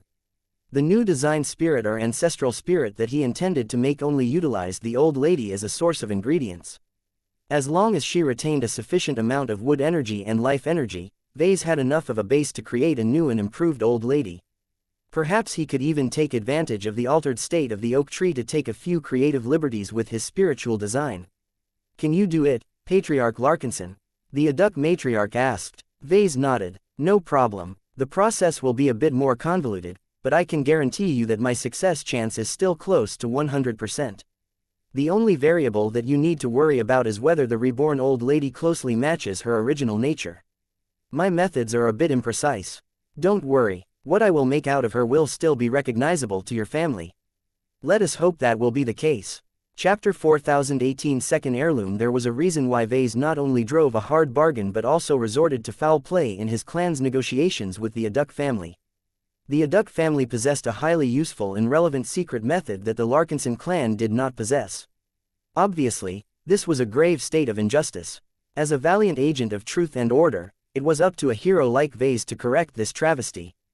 It was fortunate that despite their old and once magnificent history, the Aduks had degenerated to the point where they became pushovers. The Larkinsons used to be easy to bully around as well, but the recent successes of their clan had already given it the qualifications to act as a predator instead of a prey. Vase grinned. Having tasted the benefits of becoming a carnivore, it felt good to sink his teeth into the flesh of a vulnerable prey. He understood much better why the bigger players liked to use this approach towards weaker parties. It was a lot easier to gain stuff he wanted through extorting weaklings than to rely on more honest means. Was there anything wrong with this approach? Plenty. Vase was not blind to the ethical and legal violations of forcing others to hand over their stuff. He himself fell victim to this behavior plenty of times. The fact that the Mech Trade Association engaged in this behavior as well was the biggest irony to Vase. He and many other citizens had to contribute their earnings, their trade secrets and more to the greedy and insatiable leaders of this massive transgalactic organization. Of course, since the MTA had effectively taken over the mandate of ruling human civilization, the Mechers were able to exploit without relying on overly coercive means. They utilized a combination of favorable rules and a monopoly on exclusive benefits to milk their lessers, all the while maintaining a fair and just reputation. Vase figured it all out. He did not complain too much about giving in to the MTA's demands. Why should he? He was the equivalent to the adducts in front of the Larkinsons in this case. No matter how much he resisted an unfair trade deal, he had no choice but to dance to the MTA's tune because he lacked the power and support to resist the pressure. The only consolation was that the MTA did not go too far because it saw value in maintaining good relations with Vase. The Mechers also wanted to set up a sustainable farm where it created a culture that encouraged mech designers and other researchers to voluntarily pass on their research results in exchange for scraps. What Vase did to the adduct family was nothing different in this regard. Sure, he may have been a little bit more heavy-handed than the MTA in his attempt to persuade the adducts into cooperating with him, but he was looking after their interests as well.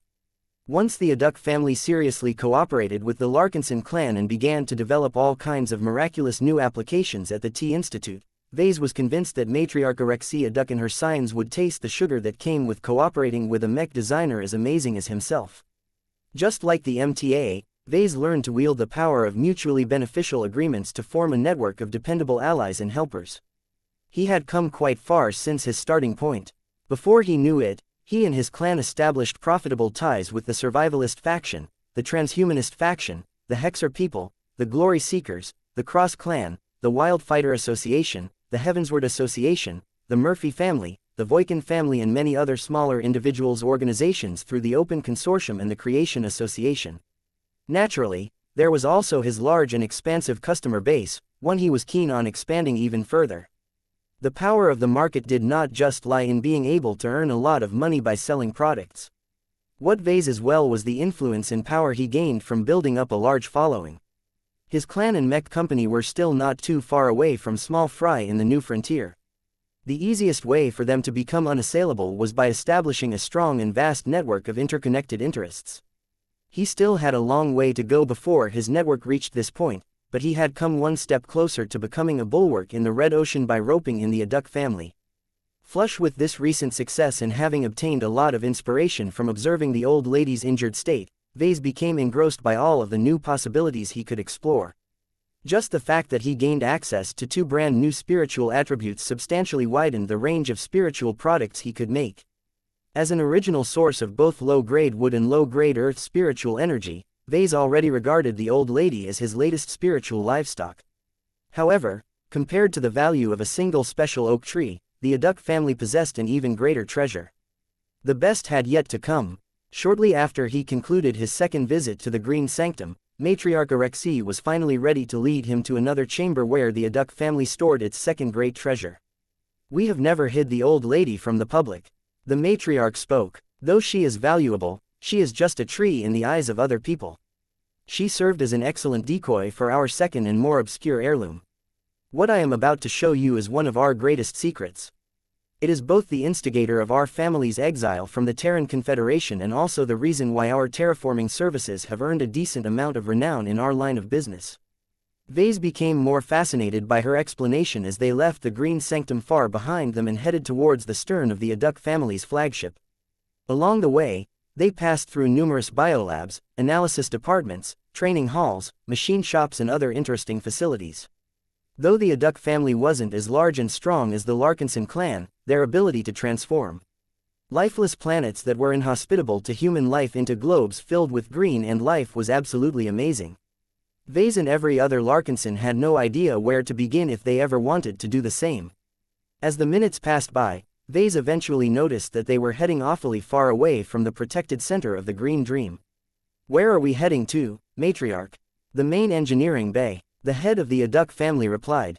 "We do not think it is wise to store two of our heirlooms in the same location. Since the old lady attracts so much attention, it is easier for our second heirloom to go unnoticed, especially when it is buried right underneath power reactors, an FTL drive and powerful forward thrusters. Ah, that does make it a good place to mask the presence of sensitive items. All of the heat and energy emissions from this giant compartment could interfere with the functioning of all but the most powerful and advanced sensor systems." The Adducts were probably not the first and last ones to use this basic trick to hide their treasures. When they entered the engineering bay, Vase scanned the layout and noted that the positioning of all of the powerful systems and components did not obviously stand out. Nonetheless, He could still identify plenty of pockets of space where the adducts could get away with hiding a sensitive object. The matriarch led him to the side where they approached an empty area. She brought up her comm and pressed it onto a contact point. Nothing appeared to have happened, but the woman looked expectant nonetheless. The deck plating before our feet has silently retracted while we waited. She explained. What you see before you is a powerful physical projection to mask the change. Let us head downwards. They both stepped onto the physical projection before the forces holding them aloft had disappeared. Both descended down a tunnel and entered into a secret corridor that was deliberately squashed between a series of large power channels and tubes. The designer of this secret compartment even deformed the shape of all of these channels in order to open up a secret compartment that could not be found in any of the maps and blueprints of the Green Dream. Vase could feel the powerful energies flowing just outside of his immediate surroundings. The adducts constantly had to maintain a minimum threshold of power consumption in order to ensure that no sensors or scanners could detect this cavity. The greater the amount of effort the adduct family put into hiding their second heirloom, the more he looked forward to getting introduced to it. He knew it was the right choice to extort this secret out of the adducts. The corridor wasn't long, but it was filled with all kinds of secret security measures such as turrets, gravity traps, crushers and other nasty surprises. None of them posed a problem as Matriarch Alexei disarmed each of them through an unknown input method. Once they reached the other side, they stood before a set of blast doors. Opening it up was much more complicated, but Vase didn't have to do anything but wait. The surroundings soon began to rumble as the heavy blast doors slowly slid open, revealing a large and mostly empty metal chamber. Vase briefly felt a faint pressure washing over his body. It was as if whatever was stored inside possessed a great magnitude. He peered through the chamber, which was not that brightly lit. The only feature of note was a pedestal made out of stone that stuck out of the middle. Hovering just above this pedestal was a transparent cage that contained an object that instantly caused Vase to develop a lot of different associations. Is that? Our heirloom is a scroll, yes. Matriarch Alexei said in a tone that made it sound as if this wasn't anything special. We have owned it for centuries. We do not know how old it is, but its effect on us is so great that we have always tried our best to maintain its secrecy. Vase was shocked by the possible origin and power of this scroll. If this happened to be the mythical Earth Scroll, then how could a relic that was so powerful and sought after be hiding aboard a simple second-class capital terraforming ship? The Big Two would have detected its presence somehow and snatched it a long time ago if it was real. Besides, didn't he hear from a source that the Five Scrolls Compact still retained possession of both the Earth Scroll and the Water Scroll? As the pair slowly approached the pedestal, Vase stared intensely at the brown and aged scroll. It did not exude the vibe of one of the great sacred scrolls that the Compact was so obsessed about. A profound sense of disappointment ran throughout his body. He only maintained a faint hope that it may have been the real deal, but it was apparent that it was only a really old scroll. What is it, matriarch? The woman gazed reverently at the scroll that strangely did not contain any spirituality or spiritual energy. Our ancestors call it the Annals of Terra Vita. They obtained this great gift from a small and obscure cult that used to worship old Earth but no longer exists as far as we know. The most remarkable aspect about the Annals is its text. We have tried our best to translate its contents over the centuries, and while we have not come close to deciphering its full and accurate meaning, what little we have learned has given us a method for us to become in tune with life and planets. If the so-called Annals of Terra Vita was the authentic Earth Scroll, then this mysterious cult would have never given it away to the Adduct family as a gift. Vase already ruled out the possibility that he was standing in front of a real sacred scroll. Even without the matriarch's explanation, he already felt it in his bones that the Adduct family's second heirloom was not as grand, majestic and powerful as one of the 5 extraordinary relics that drove the course of human history.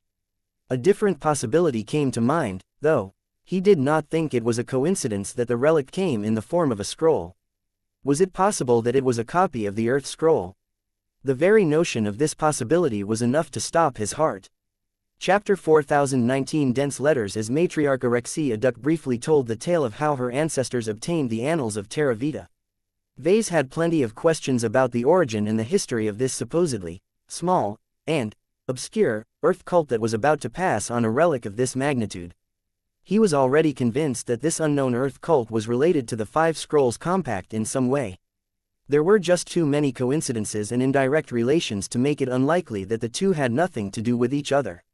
The annals of Terra Vita most definitely had a relationship with the Earth Scroll. If not, then Vase was a mech pilot.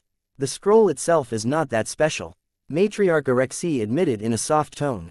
It is made out of relatively valuable but ultimately ordinary paper that has become increasingly more fragile over the years. We do not dare to touch it with our own hands anymore for fear of breaking it. We have tried our best to employ measures to protect and preserve the scroll, but we do not want to take any chances. I understand. A real sacred scroll should never be so brittle. While it was true that the metal scroll had likely fractured into pieces during the Big Two's great rebellion against the Five Scrolls Compact, this was a conflict that likely involved god mechs, warships and a lot of powerful compact sorcerers. It was not impossible to imagine that a relic that was great enough that a mere fragment of it could spawn the mech designer system could break from all of the unleashed firepower. Compared to such a powerful object, this sad excuse of a scroll that the Adux had kept hidden for centuries was so much weaker that it would have instantly burned apart as soon as a laser beam got anywhere close. Matriarch Alexei continued her explanation. What is special about this scroll is its contents, not its material. We call it the Annals of Terra Vita because as far as we can tell, its text describes the evolution of a planet that may have turned into old Earth, or an idealized version of it. We cannot be too sure. Vase raised a curious eyebrow. You aren't sure. You studied it for centuries. The contents of the scroll are much more special than you think, Patriarch. Its text comes in no human language that we know of. They are similar to hieroglyphs but not entirely the same. We have encountered many problems in our attempts to translate and interpret the meaning of this mysterious language.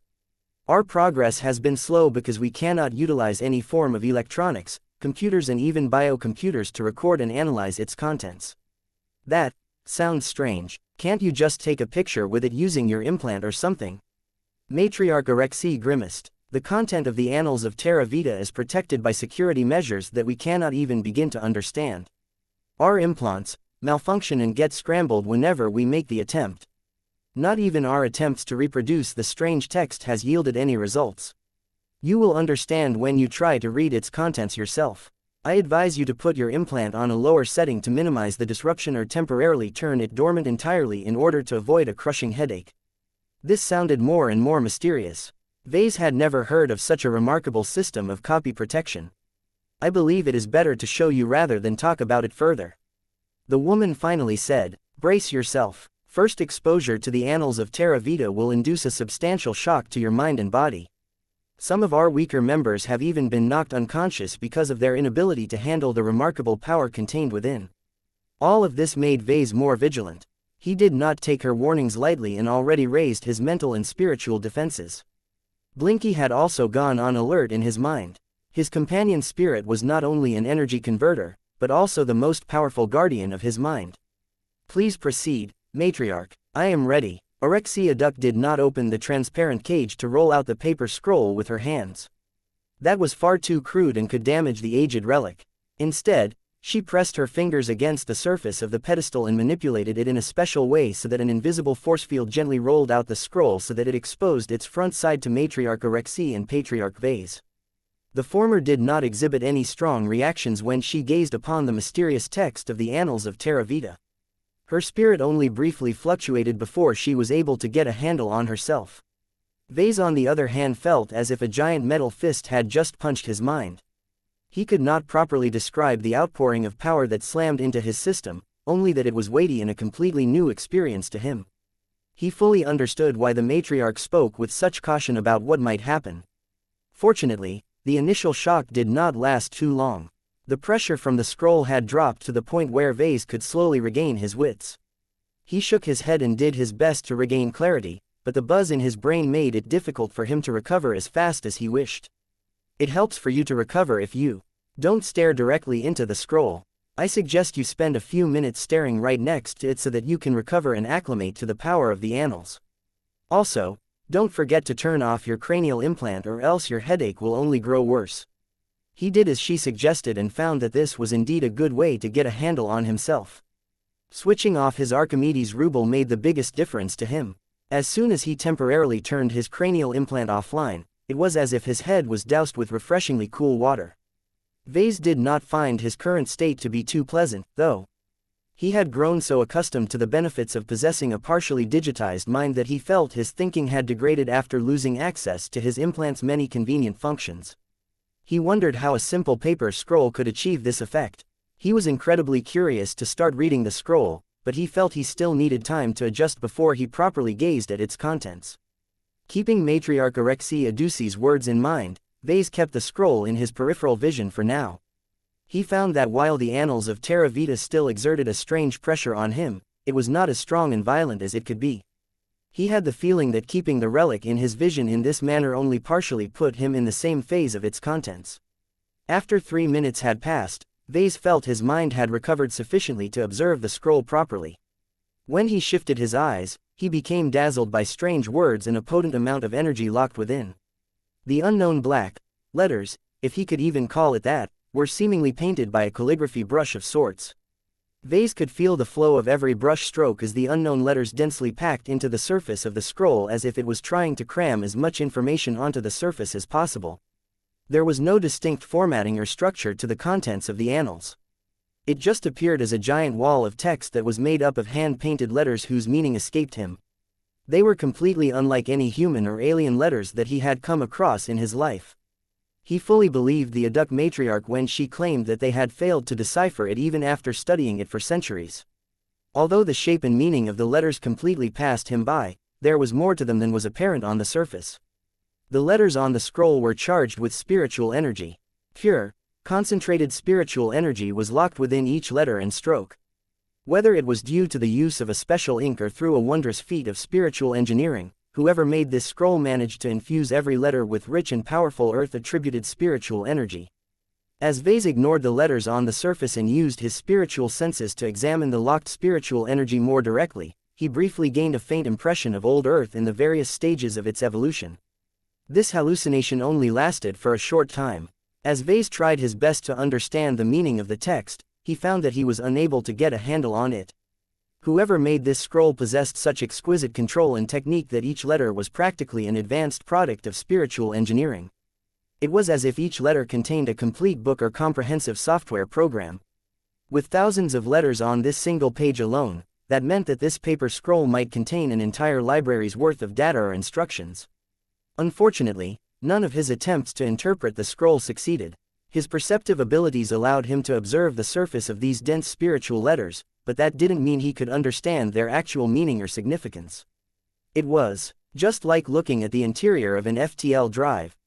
Even if he knew what the most basic parts could do, that was hardly enough for him to understand the full working principles of this complicated device. The same went for this instance. His foundation in spiritual engineering was way too shallow for him to appreciate what this scroll portrayed. There is another hindrance. Whenever Vase tried to push his perception past the surface of the tiny spiritual constructs, he encountered a lot of resistance and rejection. Even though the spiritual letters weren't alive, he felt that they were autonomous enough to repel those who were not authorized to read and understand their meaning. Vase frowned. When he briefly turned his gaze to Matriarch Alexei, he noticed that she faced a lot less hindrances in her own attempts to interpret the letters. Her eyes almost glowed as she ritually read the letters in her head. What was amazing about this was that the letters actually responded to her reading. Vase could track her progress by the way her spirituality became more activate and how each letter briefly spiked their energies in sequence. Vase grew dismayed. Even though he only came into contact with the annals of Terra Vita for a brief amount of time, he figured out that it was impossible for him to take a single image capture of it and read its contents back home in leisure. First, any device that attempted to make a copy of its contents would fail. Second, even if he somehow managed to obtain a copy of its letters and ink strokes, it was completely useless if the reproduction did not copy the spiritual letters as well. Third, if by any chance he obtained the scroll or a faithful reproduction of it, the security measures of the letters were so advanced that Vase wouldn't be able to decipher them without breaking them entirely. He did not think it was a challenge for him to break upon the spiritual letters by force. He could use his own energy or one of his allied spirits to exert their own power onto the mysterious scroll. He could also send out Blinky to directly drain and devour the energy that kept these spiritual constructs alive. Yet if he did so, he would most definitely lose what made them special. The losses would far outweigh the gains as he could already turn to the old lady if he wanted to obtain a dose of Earth-attributed spiritual energy. Why can't I read or interpret this scroll? Vase asked the matriarch directly. Why are you able to harmonize with its contents? Only the members of our bloodline have earned the right to read Annals of Terra Vita. She answered as if she was already prepared for it. We have cautiously invited others to read the scroll in the past, but we have found that no matter how similar they are to us, being married into our family is not enough. The cult who has gifted us this precious scroll has made sure that it is of no use to anyone else. This explained why the MTA likely left the Annals of Terra Vita in the possession of the Aduk family. Vase would have been tempted to snatch it as well if this security measure wasn't in place. Chapter 4020 Authentic Disguise. This Annals of Terra Vita was odd. Vase had a feeling as if he had come into contact with a relic that was related to an old but storied part of human society. Whether the maker of this scroll was part of the Five Scrolls Compact remained to be seen. All he could ascertain was that if the maker wasn't a member of this dreaded organization, then he or she was definitely related to it in a fashion. Vase didn't have enough information to ascertain whether the Earth cult was a direct offshoot of the Five Scrolls Compact or a dissident organization that had fallen out with its mother organization. He was leaning towards the latter because it probably wouldn't have been so casual about handing out scrolls like these if it was actually affiliated with the Compact. Still, the maker of the scroll was not a lightweight in terms of spiritual engineering. The sophistication of each spiritual letter was comparable to that of the Grand Dynamo. The two even possessed a lot of similar elements if he remembered the Grand Dynamo right. They were made out of the same spiritual tech base, which further reinforced his suspicions concerning the scroll's relation to the Five Scrolls Compact. As Vase continued to speculate about the origins and background of this paper scroll, Matriarch Alexei finally pulled herself away from the text and provided additional clarification. It is pointless for you to read the Annals of Terra Vita. You do not share the same ideology and philosophy as ours. Even if you do not possess our bloodline and are not a part of our family, so the scroll will never share its secrets to outsiders. You are welcome to try and see if you can unlock its secrets, but our past experiences have taught us that it is futile. The matriarch had reason to feel confident. She probably banked on the scroll's advanced security measures to keep its secrets in her family's hands. Vase frowned as he tried to figure out how he could possibly make any gains from this instance. The more he studied the spiritually charged letters, the more they strained his mind. It was as if he was looking into a huge swarm of bees. Trying to find a coherent meaning in the pattern of movements was impossible to him. Just looking at this swarm for an extended time made him dizzy. He turned and studied Matriarch Alexei Aduk once again. From a spiritual standpoint, her spiritual development was greater and more advanced than that of her peers. It was probably one of the reasons why she had become the leader of the Aduk family. If her notable spiritual development was related to the Annals of Terra Vita, then it was almost certain that this was the key to reading the spiritual letters. Vase became a bit more thoughtful as he studied the matriarch's condition when she went back to reading the text.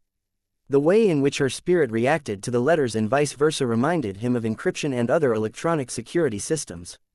Perhaps, the bloodline is not the key, or at least not the only decisive factor. What if the decisive factor was his spiritual energy attribute? Vase possessed a domain that was strongly aligned to metal and life. Though he possessed other attributes just like any other complex sentient life form, they were much weaker and less prominent. He recalled the way that the old lady's earth energy managed to resist death energy a lot better than wood or life energy. Attributes mattered. Now that he paid attention to this variable, he felt as if he cleared a bit of the mystique of the paper scroll. Vase thought back on what Matriarch Alexei Aduk had said about the history of this heirloom. Though she hadn't said much about it, the cult that supposedly produced the annals sounded like a quirky group that worshipped old Earth as if the planet was the mother of both life and the human race. If this was the essence of the cult's beliefs, then the scrolls that it made and distributed to its supporters and allies should also share the same beliefs.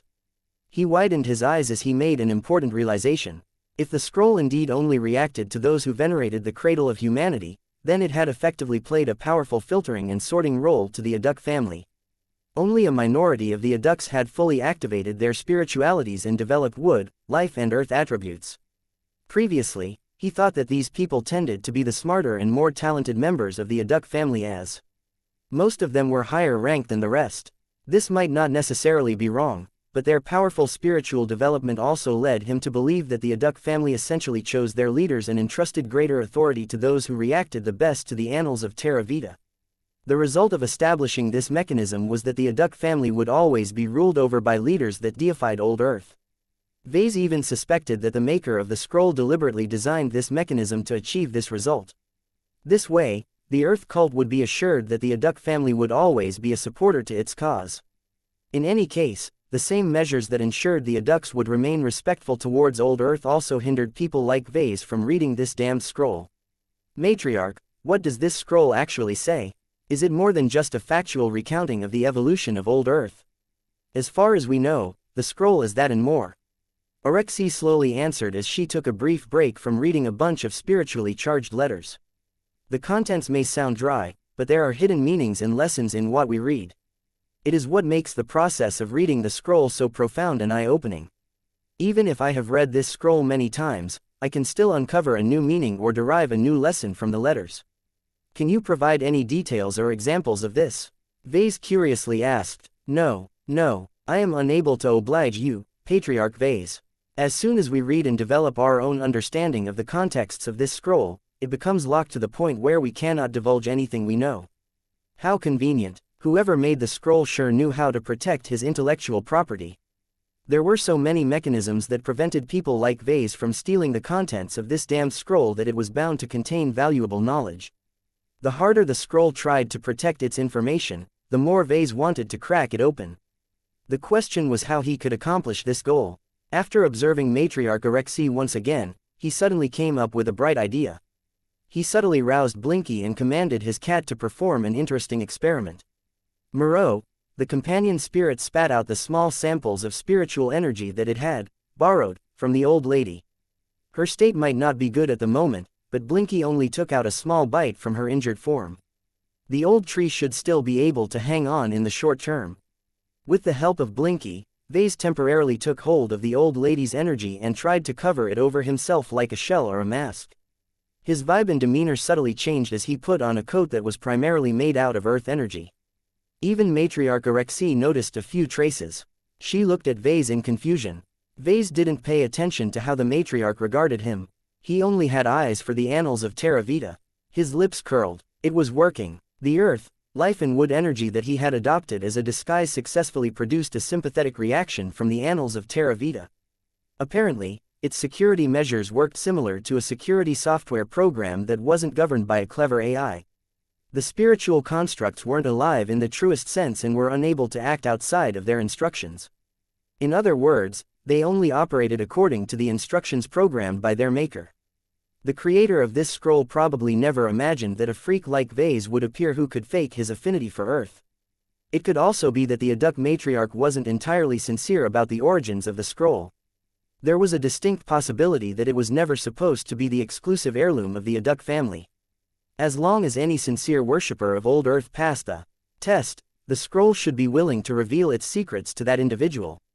Now, Vase already noticed that the scroll produced a lot less resistance towards his attempt to read its letters.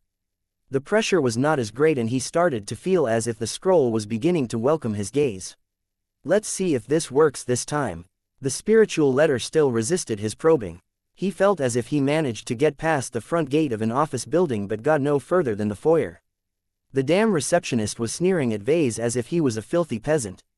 Even if Vase tried to do his best to pretend he belonged inside the structure, his affinity for Earth was still too shabby to gain the spiritual letter's approval. Damn it, this isn't working.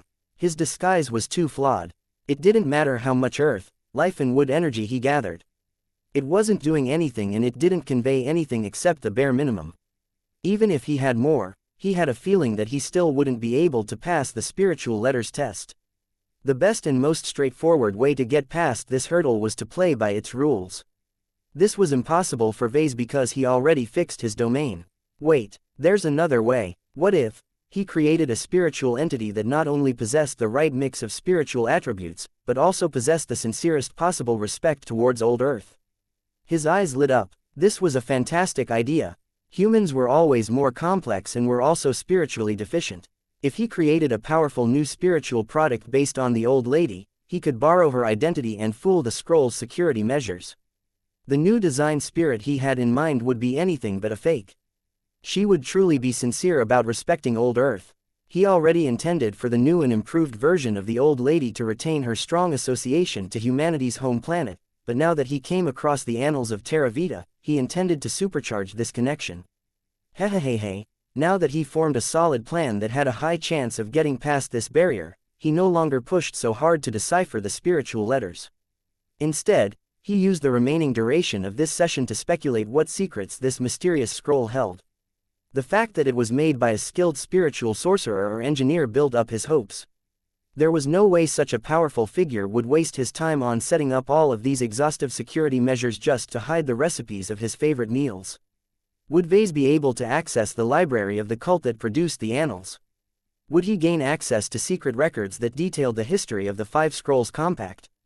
Perhaps the annals might hold a huge spiritual treasure that was just as powerful and useful as the Grand Dynamo, if not more. When Matriarch Alexia Duck finally reached her limits, she no longer forced herself to interpret the letters any further. The scroll slowly rolled up again and retracted every trace of remarkable energy, causing it to assume the guise of an ordinary museum object. Are you satisfied? Not quite. I haven't properly prepared for this visit. Would you mind if I examine the annals again a few days later? Can we stop you if you insist? Vase wordlessly smiled. Chapter 4021 Shannon Maris, what are you thinking about? Stuff. What kind of stuff? Creating a new spirit stuff. Breakfast time was a fixed ritual for the couple. There were days when Vase and Gloriana hardly spent time with each other due to their diverging issues. Though Vase wanted to get back to practicing his true profession and make a good start on the new design round, he still had a few major chores left to deal with. His upcoming creation session was probably the most important event of this week, even surpassing the effort required to rope in the Duck family into his network. Papa, I wanna see. Their daughter giggled as Gloriana tried to feed her with a high-density nutrient solution. You're too young for that, little lady. Let your father work in peace. No, I wanna see. Meow. Even Clixie expressed her support for Aurelia's impulsive demand. Vase looked uncertain as he weighed this decision. There was no point in bringing a normal kid who was just over a year old to work, but their daughter was different. Her mental development was absolutely staggering even when compared to other designer babies. He felt that bringing her along a trip where she could witness her father create one of his grandest works might be helpful in expanding her vision during her most formative years of her life. Another reason why he thought it might be good to bring her along was because he wanted to earn back his prestige in front of his daughter. Aurelia had spent so much time with her mother that she probably learned a lot of nonsensical lessons and beliefs. If he knew his wife well enough, then he was certain that Gloriana had spent plenty of time putting herself on top of Vase. This clearly couldn't go on for too long. If Vase wanted to make sure that his baby daughter still respected him, he needed to perform an act that was so impressive that no amount of tales and exaggerations could sway Aurelia from holding a high opinion of her daddy. You don't need to babysit Aurelia this time. I'll bring her along and take care of her. Vase decided. Are you serious, Vase? She frowned in concern. You're about to head into the heart of a ship that belongs to a family that you just blackmailed into partnering with us. The Adux must still be harboring hard feelings towards our clan. You'll put our daughter under great risk by bringing her into their den. Your understanding of the relations between our clan and the Adux family is too shallow. The Adux won't do anything to us. They need us to heal the old lady, and they won't do that by pulling any shenanigans. What about after that, Vase? Once you are done with reviving their tree spirit, they are not beholden to us anymore. It's not as easy to ditch us as you think. Vase grinned. First, I am sure that most of the Adux will be so enthused about the powerful ancestral spirit that I've created that they won't even remember their hard feelings anymore. Second, the new spirit is of my own design. Although I can't go too far with this, who can stop me from programming a positive disposition towards our clan into my new spiritual product? Just the fact that I am her creator is enough to ensure that relations between our two organizations will always be cordial at worst. In short, as long as my new creation thinks favorably of me, the Adux family has no choice but to abide by her inclinations. This was one of the reasons why he was so eager to make this move. Although Vase had to invest substantial spiritual ingredients to create the strong nature spirit that he desired to breathe into life, it was worth it as long as he secured the long-lasting loyalty of a family that possessed a couple of remarkable advantages. Though his arguments did not manage to sway Gloriana's mind entirely, Aurelia kept insisting on going along this time. I wanna go with Papa. I wanna go. Aurelia, don't think you can get what you want by whining to me. No means no. I will not allow you to go with your excited father and risk getting caught up in an accident. Gloriana admonished. Aurelia's eyes began to tear up. She soon started to cry when Gloriana remained unsympathetic. The mood in the dining room dropped from the moment Aurelia began to wail like a siren. Though Gloriana tried her best to maintain a firm stance, Vase couldn't stand the sight. Don't be so mean to our daughter, Gloriana. Let her come along. It'll be fine. I'll even bring along Venerable Joshua and the Everchanger for added protection. Meow meow meow. Clixie grew distressed as well as her favorite companion cried. The cat circled around before lifting her front paws in order to make a begging motion. It seems as if even she wanted Gloriana to relent. Faced with all of this pressure, Gloriana reluctantly bowed to the current circumstances. Fine, have it your way then. You can take our baby along, but I'm sending the nanny that I've hired along with her. Just promise me that you won't allow her to get too close to whatever it is you're doing and that she is accompanied by plenty of guards, do you understand? Hey, I'm a professional when it comes to security. My daughter will enjoy the highest degree of protection. Though his wife directed a skeptical glance towards him, it didn't matter. She had already relented. Aurelia already stopped crying once she realized that as well. Soon enough, she was back to smiling and giggling as she finished the remainder of her specially formulated meal. An hour later, Vase led his expanded entourage to his shuttle. Before he entered the vehicle, he stopped for a moment and regarded it with a critical eye. He never paid too much attention to the vehicles utilized by his clan, and for a long time he didn't think there was anything wrong with that. Shuttles were purely functional assets that were constantly used to haul people and goods between different destinations. The armored shuttle that was reserved for his own transportation was a beefed-up model that sold for a generous amount of money at the time. The Larkinsons did not settle for its stock configuration once it came into the clan's possession. The vehicle had undergone multiple rounds of upgrades in order to beef up its armor, install a shield generator, enhance its crash protection and other additions. Even so, the base of the shuttle was far too shabby in his eyes. There were plenty of Heartland-level shuttles on the market that offered superior performance, though admittedly at much higher prices. Not that price is any object to me these days, he muttered. In one of his earlier adventures, he came across centuries-old CFA shuttles that were already FTL capable. Though he couldn't figure out whether the miniaturized FTL drives of these incredibly advanced vehicles relied on phase water back then, their existence showed that he could do a lot better these days. We still retain a huge stash of phase water.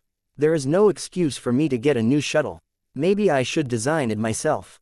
He had no time to spare on an extra design project for the time being, but perhaps he could tackle it after he completed the current design round. As Vase and his entourage settled into their seats, the familiar shuttle smoothly lifted off and transited towards the Aduk fleet under escort. The Everchanger was a notable addition this time. Vase had already intended to bring Joshua and his expert mech along from the start. The new spirit he had in mind not only had a strong connection to life, but would also become a potential new battle partner for his favorite expert pilot. He felt it was best if Joshua and whatever the old lady turned into familiarized themselves with each other in advance. This way, even if Vase had yet to design any mech based on his new spiritual product, Joshua would already be able to channel her glow through the Everchanger. He was curious to learn what sort of influence his upcoming creation could exert through its glow. He made a lot of guesses, but he wasn't familiar enough with wood and earth attributed spiritual energy to know for certain what effects they brought. All Vase cared about was getting access to new possibilities. As long as he was able to enrich his collection with new and useful additions, he would have access to a greater variety of building blocks in the future. Papa hug. His daughter pulled him out of his reverie by climbing on his lap and calling for his attention. Vase smiled indulgently at his little girl and gently returned the hug. As they basked in each other's warmth, he showered her with attention for a few minutes before he glanced towards one of the most recent additions to the Larkinson clan. An older woman had always been standing by the side. The way she stood at attention like Clixie suggested that the two had adopted similar roles. That wasn't far from the truth. In the time Vase spent his time on dealing with the Aduk family, Gloriana had taken the initiative to hire a more competent nanny from Davut. You are Mrs. Shannon Maris, correct? That is correct, sir. What are your responsibilities, exactly? I have recently been brought into your clan to serve as the chief caretaker for Aurelia and possibly your other children. In addition, I can protect her and carry her away from any danger zones if any outbreaks of violence have occurred. Lastly, I can also serve as her etiquette teacher. That is quite a varied skill set. I used to serve in a special forces branch of my former home state in the galactic heartland. Shannon stated in a factual but slightly proud tone of voice. I retired from the service in my 40s and took up employment at a large security company. It was there that I trained in the care and protection of VIPs, most specifically younger children such as your daughter. Vase examined the woman a bit closer. Shannon Marie Larkinson wore a typical Larkinson uniform with the addition of a toolbelt.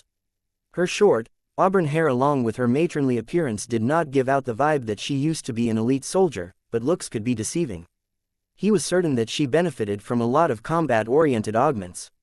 Can you fight when the situation calls for it, Mrs. Shannon? I can. The chief nanny nodded and gestured to one of the armored honor guards. Aurelia's guards will always carry around a spare case of folded combat armor in the event it is needed. They carry a smaller armored suit for your daughter as well. He quizzed Shannon a bit more and generally felt satisfied with Gloriana's choice. Though he would have preferred to rely on a trueblood Larkinson to guide and protect his daughter, a Hotlanda like the new hire was much more competent and skilled in every aspect. A good nanny and caretaker could easily keep Aurelia occupied in the times when her parents were too preoccupied with their responsibilities to play with their daughter. Shannon's military background and training was also a nice bonus, though not entirely necessary. Aurelia already enjoyed the protection of her own exclusive bodyguard detail. At most, the new nanny wouldn't get in the way of the guards. Sir, we are approaching the Green Dream. We are scheduled to land in her hangar bay in 3 minutes. Understood. Proceed with the landing. Did the Adux relay any special instructions regarding the Everchanger? Not for the time being. Our hosts have already informed us that the Everchanger can proceed to the Green Sanctum from the hangar bay. That is good to hear. Vase wasn't sure whether he wanted to involve Joshua and the Everchanger for his next creation job, but it was nice to have them around in case he ended up needing their services. Chapter 4022 Green Investment, hehehe. So green. Yes, the Aduk family sure loves their green motifs. Despite spending so much time in the Larkinson fleet, Vase and Gloriana rarely brought their daughter to other ships. Aside from bringing her to a pleasant ship like the Vivacious Wall for a rare weekend break, they mostly kept Aurelia close at hand, especially when she was still too young to appreciate the new sights. However, before they knew it, their baby who used to spend most of her time asleep had grown up into a curious and energetic toddler. Introducing her to a planet like Davut 7 was the greatest eye-opening experience for the young lady so far, but bringing her to the Green Dream was not that far behind. The Adux actually didn't like living and working on starships. They only did so by necessity and because their jobs often compelled them to serve aboard them for long stretches of time. In order to make themselves feel less alienated in space, the Adux invested great effort into vivifying the interior of their vessels. There were small parks and trees in practically every corridor and compartment. Plants sometimes grew out of the bulkheads and the smell of nature was so strong that those who closed their eyes would think that they were standing on a planet instead of a starship. As a group that always believed in the supremacy of old Earth, the flora all consisted of authentic Earth-based trees and plants. Of all of the plants that the Adux used to bring life to their ship, Aurelia adored the flowers the most. Look, Papa, big flower, so big, that's a sunflower, honey. Out of all of the natural flowers from Earth, it is among the bigger ones. There are even genetically modified variants that make them as big as your body or even greater. Aurelia's eyes turned wide as she imagined such a huge sight. As the group of Larkinsons continued to make their way to the Green Sanctum, the bundle of joy soon became attracted by other classic flowers, even if Aurelia already encountered them in one of the parks within the spirit of Bentime. From roses to peonies, every flower captivated her youthful imagination and desires. There was something different about the way the Larkinsons and the Adux arranged the greenery inside their ships. Vase hadn't paid attention to this difference in his previous visits, but Aurelia's enthusiastic reaction to the interior of the Green Dream prompted him to pay more attention to this detail. Despite their diverging biological makeup, there shouldn't be any obvious differences between the plants. However, the fact that the Adux stick with authentic original Earth plants whose genomes weren't tampered with somehow made their own greenery feel closer in tune with nature. The arrangements of the plants, the subtle patterns of their positioning and the emphasis on smell were just a couple of areas where the Adux proved to be superior. Vase felt tempted to commission the Adux to decorate the interior of his ships as well, but he quickly rejected this notion. Even if it made the ships more livable, they wouldn't be Larkinson vessels anymore. He should leave this job for his subordinates so that he could make sure that the ships still reflected the values and culture of his clan. This one smells better. Papa, what is this flower? Vase stopped in front of her daughter and bent down to take a whiff of the small but numerous flowers. Fond memories passed through his mind as he partook in the delicious scent. This is chamomile. Did you know that it is my mother's favorite flower? That's right, your grandmother used to drink fresh chamomile as tea. You can drink flowers, not directly. You take these flowers and put them in hot water so that they infuse it with their delicious flavors. This will produce light and delicious tea. Your grandmother loved it so much that she even grew her own chamomile in the garden of the house we used to live in. It was a pity that we never continued that habit after she disappeared for a time.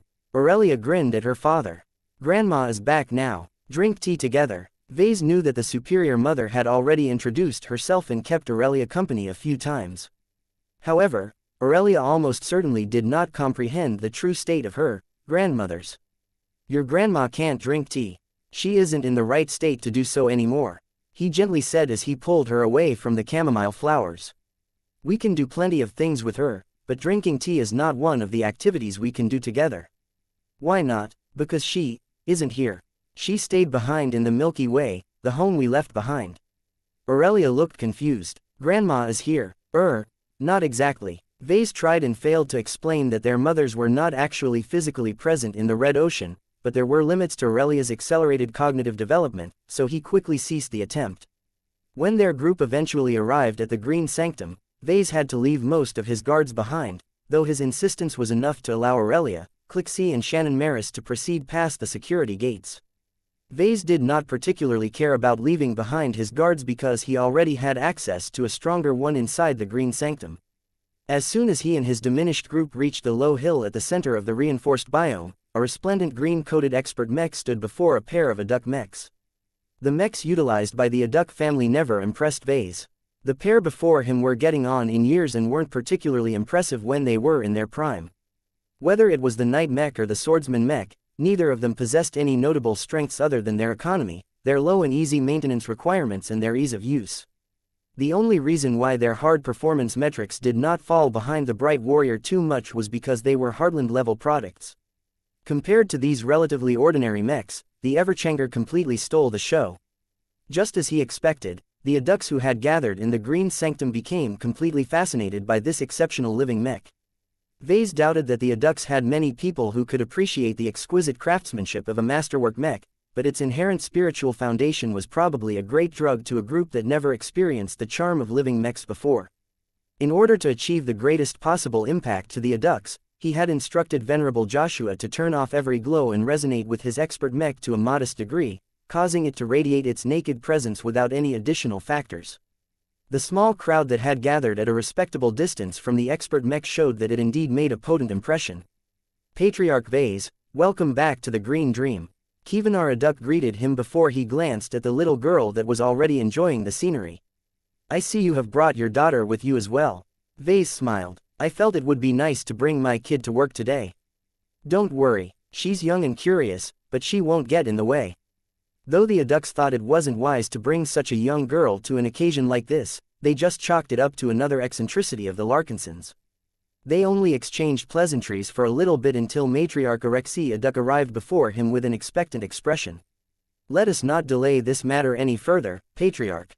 We have been waiting for this moment for days. We cannot bear the sight of our old lady slowly dying before our eyes any longer.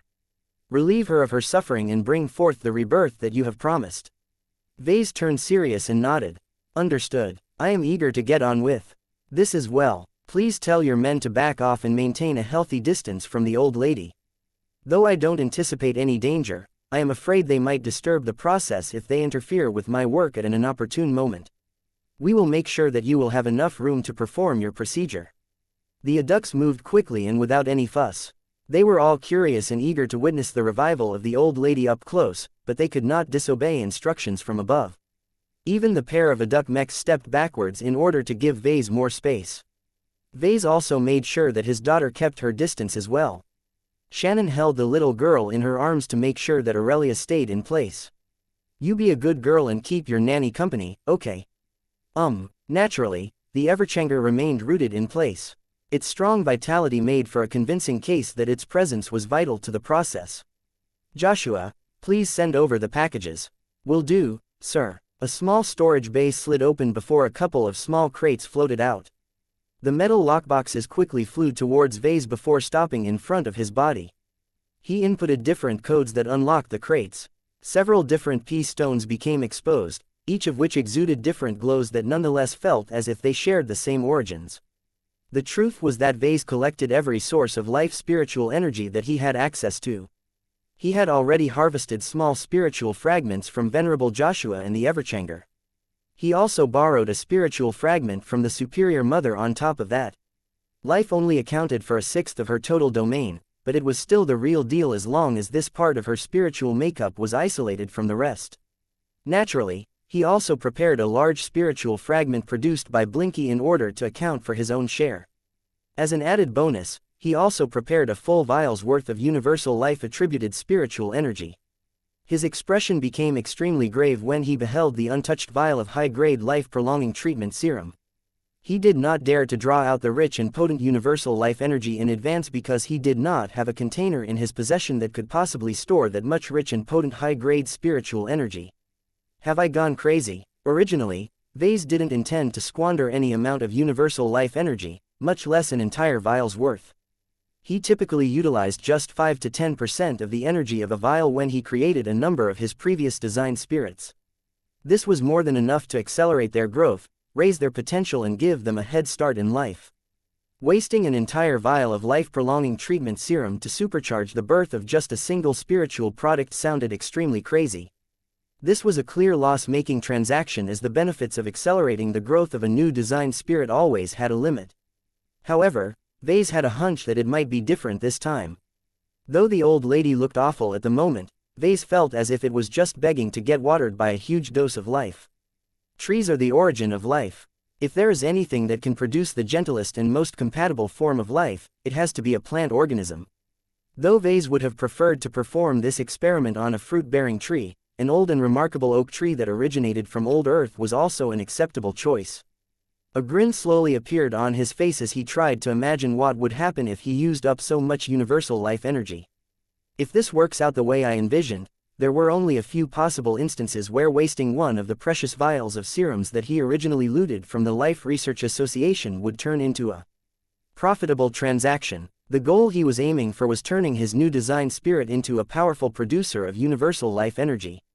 If he could make a new spiritual product that inherently produced universal life energy, then Vase would no longer be dependent on buying or plundering serums from others in order to replenish his supply.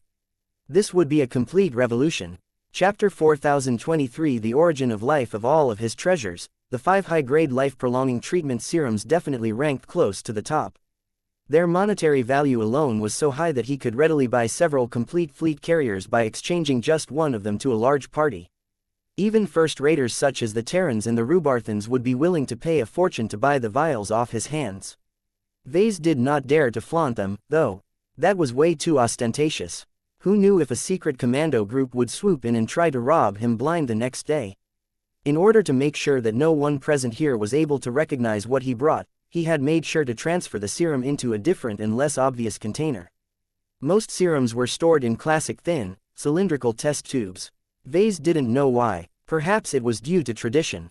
Whatever the case, after pouring the contents of one of his original vials into an opaque container of a different shape, he wasn't concerned about anyone finding out the true worth of this ingredient. Though he felt tempted to show it off to the adducts in order to make it clear how much they should be in debt with him, he did not do anything foolish.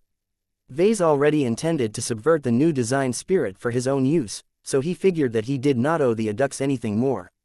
What ultimately mattered to him was succeeding in his attempt in turning his new design spirit into a universal life energy generator.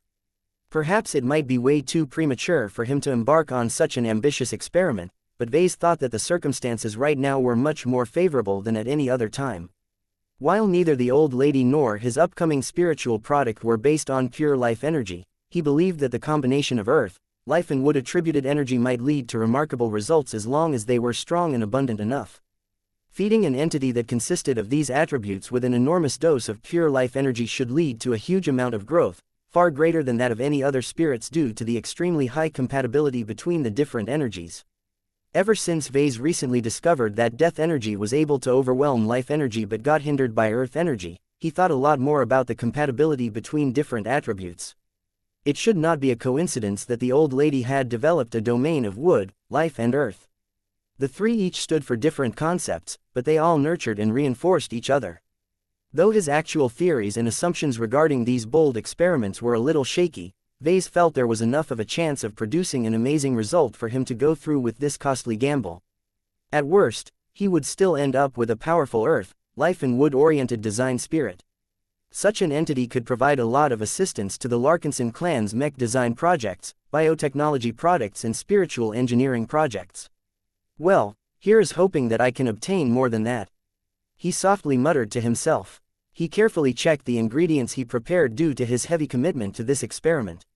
At no point did he want to get sloppy and make a mistake because he did not properly go through his checklist. Everything is fine. He took a deep breath. After going through his plan one more time, he felt the time was right for him to proceed. He took his floating lockboxes to the center of the low hill where a dying and drooping oak tree dominated the view. Not a single sense of guilt dwelled in his mind as he examined the awful spiritual state of the old lady. Killing her was not the only way he could accomplish his objective, but he figured it was the most expedient course of action. I'm sorry, old lady, but I need you to make a sacrifice in order to birth a life form with higher potential. You should take comfort in the fact that your successor will be far more powerful and grander than you could have ever imagined in your long years of existence. This was true, but the main reason he wanted to kill off the old lady was to get rid of the baggage and start off with a clean slate.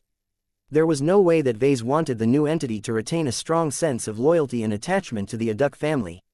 The old lady was hardly in a state to respond to his declaration. She was practically a fish on his chopping block as far as he was concerned. Let's bring out my knife. Blinky, it's showtime. Moreau, his companion spirit had been waiting for this and readily emerged from his mind. Vase did not need to pass on any instructions to his animal half. The purple spiritual cat instantly went to work by approaching the pea stones and using his considerable strength to shatter the spiritual fragments in quick succession. Each time Blinky did so, he inhaled the fractured shards of compacted spiritual energy, but took care not to digest any of it. The high concentration of different varieties of life energy quickly caused Blinky to exude a different vibe. It was as if he had turned into an overstuffed bun filled with life. Moreau. Blinky felt increasingly more uncomfortable after harvesting so many shards of slightly different varieties of life energy. It was in his nature to digest them and convert them into energy with an attribute that conformed to Ves's domain. He was never designed to serve as an intangible pea stone. The star cat moved quickly after shattering the spiritual fragments. He zipped over to the old lady and dove into her trunk and moved down to where most of the roots emerged. It was at this place where the spirituality of the old lady resided.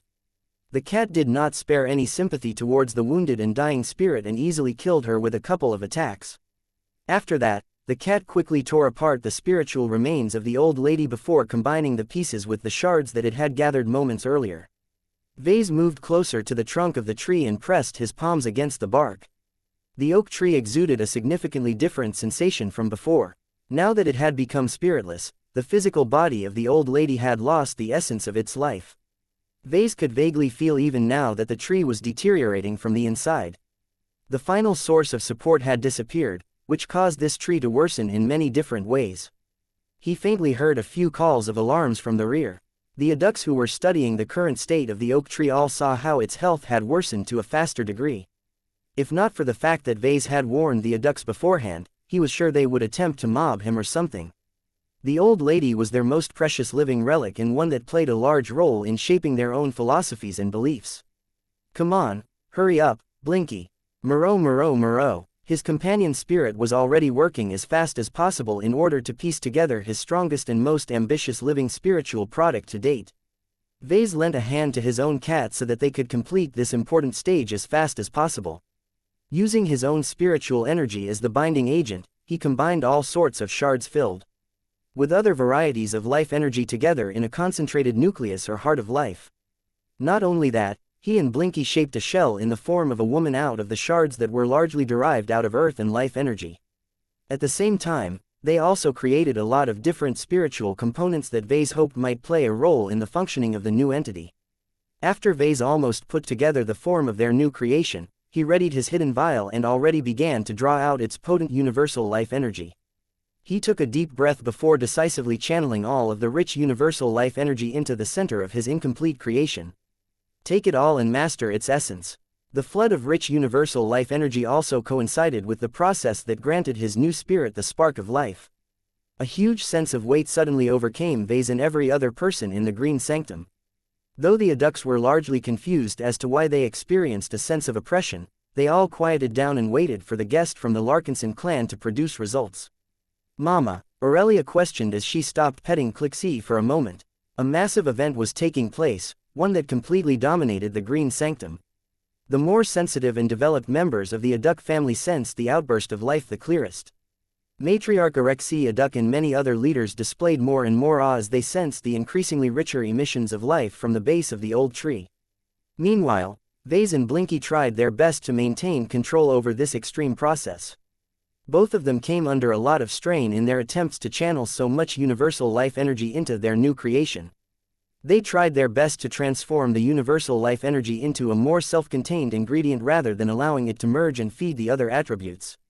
It turned out that it was extremely difficult to prevent this natural reaction from taking place. It's like trying to prevent sugar from dissolving into water. Right now, the new spiritual entity that was just beginning to come to life was so hungry for juice that she eagerly soaked up the rich and attractive universal life energy without any restraint. "Damn it, I programmed you to leave it alone and save it up. Why are you disobeying my instructions?" Vase complained. It couldn't be helped. Telling a spiritual entity to not absorb universal life energy was like telling a man dying from thirst not to drink the refreshing glass of water in his hands. Vase watched with distress as more and more universal life energy was converted into other forms of energy that were much less precious. Though his spiritual product rapidly increased in strength as a result, he still felt as if he was pouring a bucket filled with phase water straight down the drain. "Come on, enough is enough. You'll grow fat if you absorb any more. 40%, 60%, 80%. Just as the new ancestral spirit absorbed 96%, her rapidly boosted spiritual form finally became saturated. "Yes, my guess is right." Vase finally experienced a lot of relief as 4% of the universal life energy of an entire vial of serum remained intact and in a cohesive whole.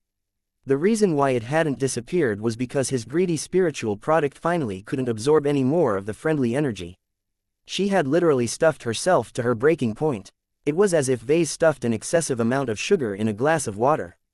At a certain point, the fixed quantity of liquid simply couldn't dissolve any additional sugar, causing the remainder to pool at the bottom while remaining intact.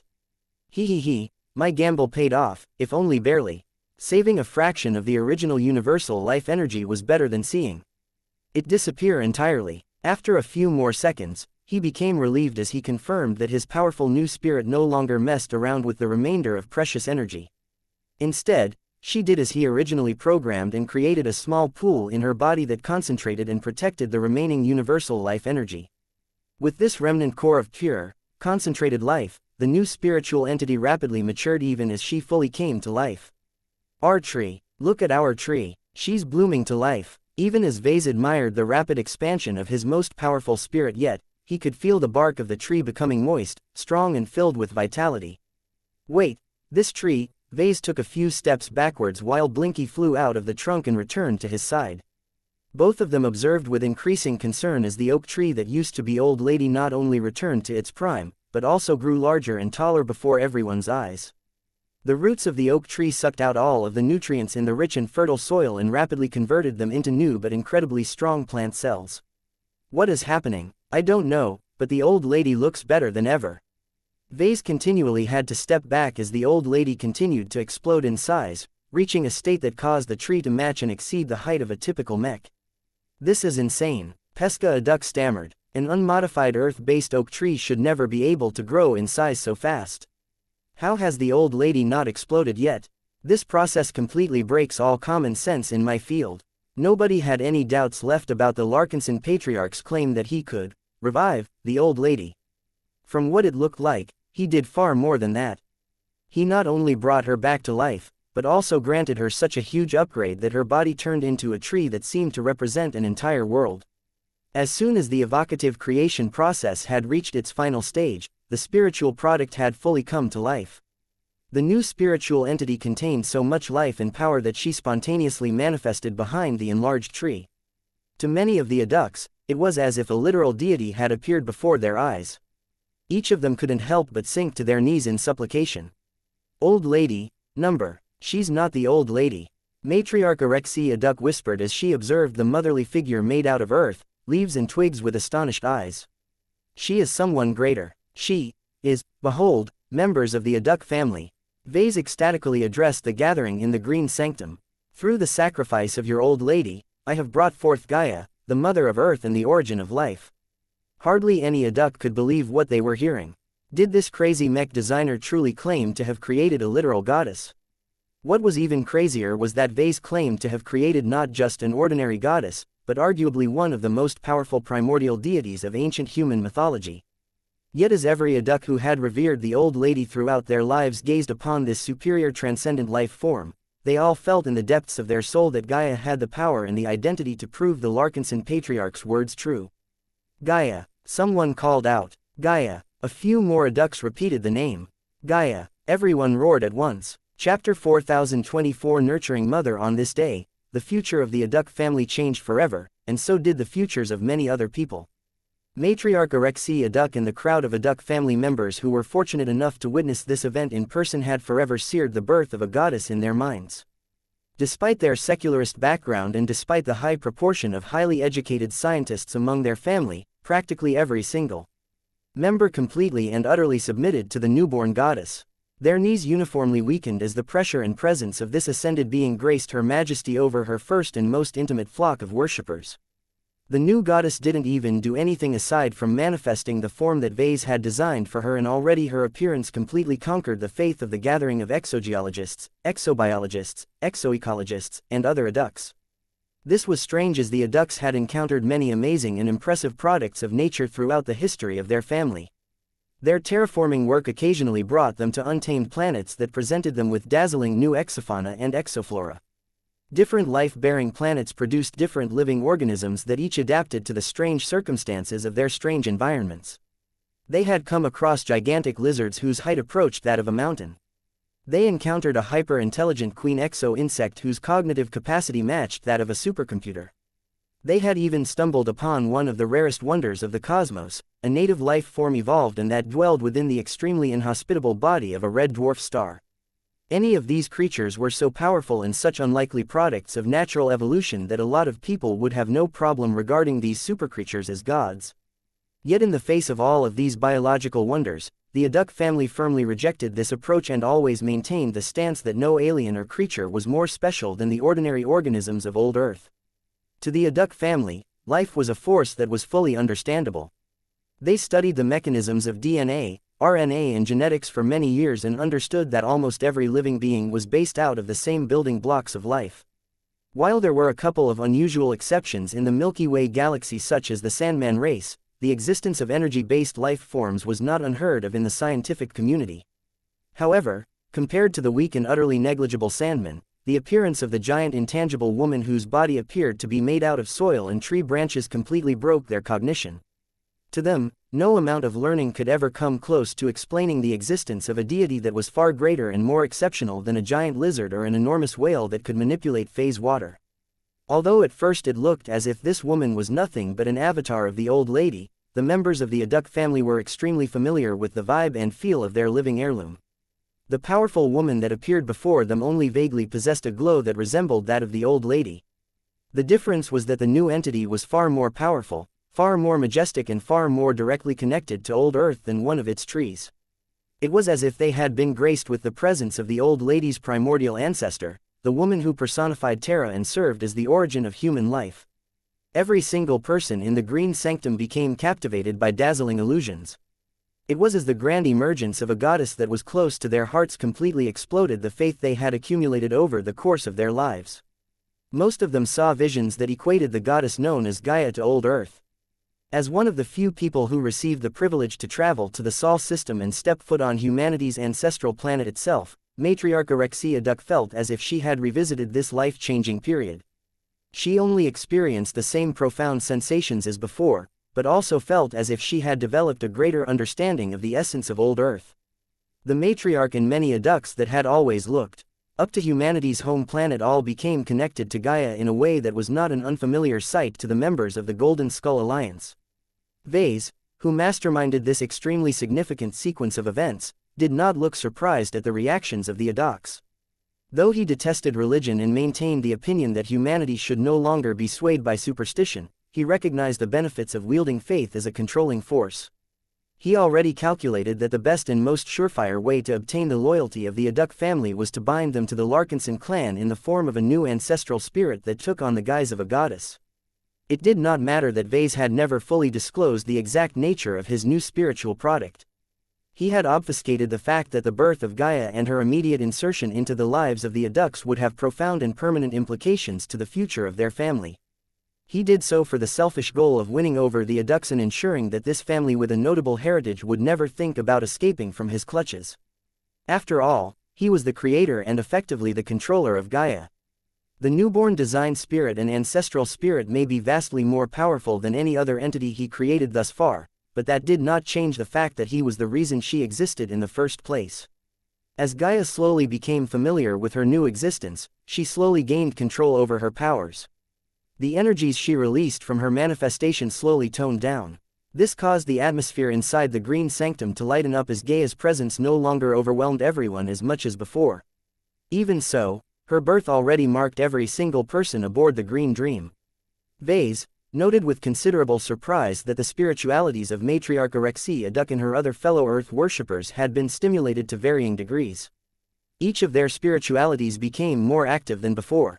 Some had grown stronger while others evolved their spirits into a direction that allowed them to become more aligned with Gaia. This was a remarkable reaction and one that directly proved that powerful spiritual entities could contaminate the minds and spirits of weaker individuals. If Vase was able to understand and reproduce this mechanism under more controlled conditions, he felt he could take advantage of it and gain the capability to mass-produce extraordinary individuals who all possessed uniform spiritualities. In addition to swaying the Adducts to move their domains closer to that of Gaia, the powerful ancestral spirit also granted every witness of her birth a magnanimous gift. Her design and creation was inseparable from universal life energy, the key ingredient that allowed aged and dying humans to rejuvenate in mind, spirit and body was a powerful tonic to pretty much any form of life. For one reason or another, Gaia's saturated form began to leak out traces of universal life energy from her manifestation. The surrounding organisms eagerly captured and absorbed this precious high-grade energy into their own essence, causing them to rejoice as they grew in ways that could not be explained. Every tree, every bush and every single stalk of grass grew a tiny bit greener and more lush by the second. The bees, worms and other small creatures that the Adducts had cultivated in order to maintain the biome each absorbed minute quantities of universal life energy as well, causing them to grow and evolve in ways that modern biotechnology could not explain. Each of them buzzed and moved as if they were having the time of their lives. Some of them were even smart enough to bow or lower themselves in front of the majestic appearance of the goddess that had given them a grace of her power. The people gathered in the Green Sanctum were not left out from this party either. Each of their bodies soaked in varying amounts of universal life energy, causing them to undergo a second round of subtle growth and evolution. Though the effects weren't as great and obvious as the first time, Vase guessed that everyone's lifespans and potential may have grown by another small measure. Even he benefited from this exposure.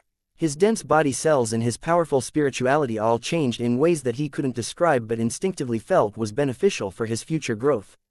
His spirituality, which had never grown that much after he created his incarnations, started to churn as it absorbed the good fortune that Gaia released into the environment.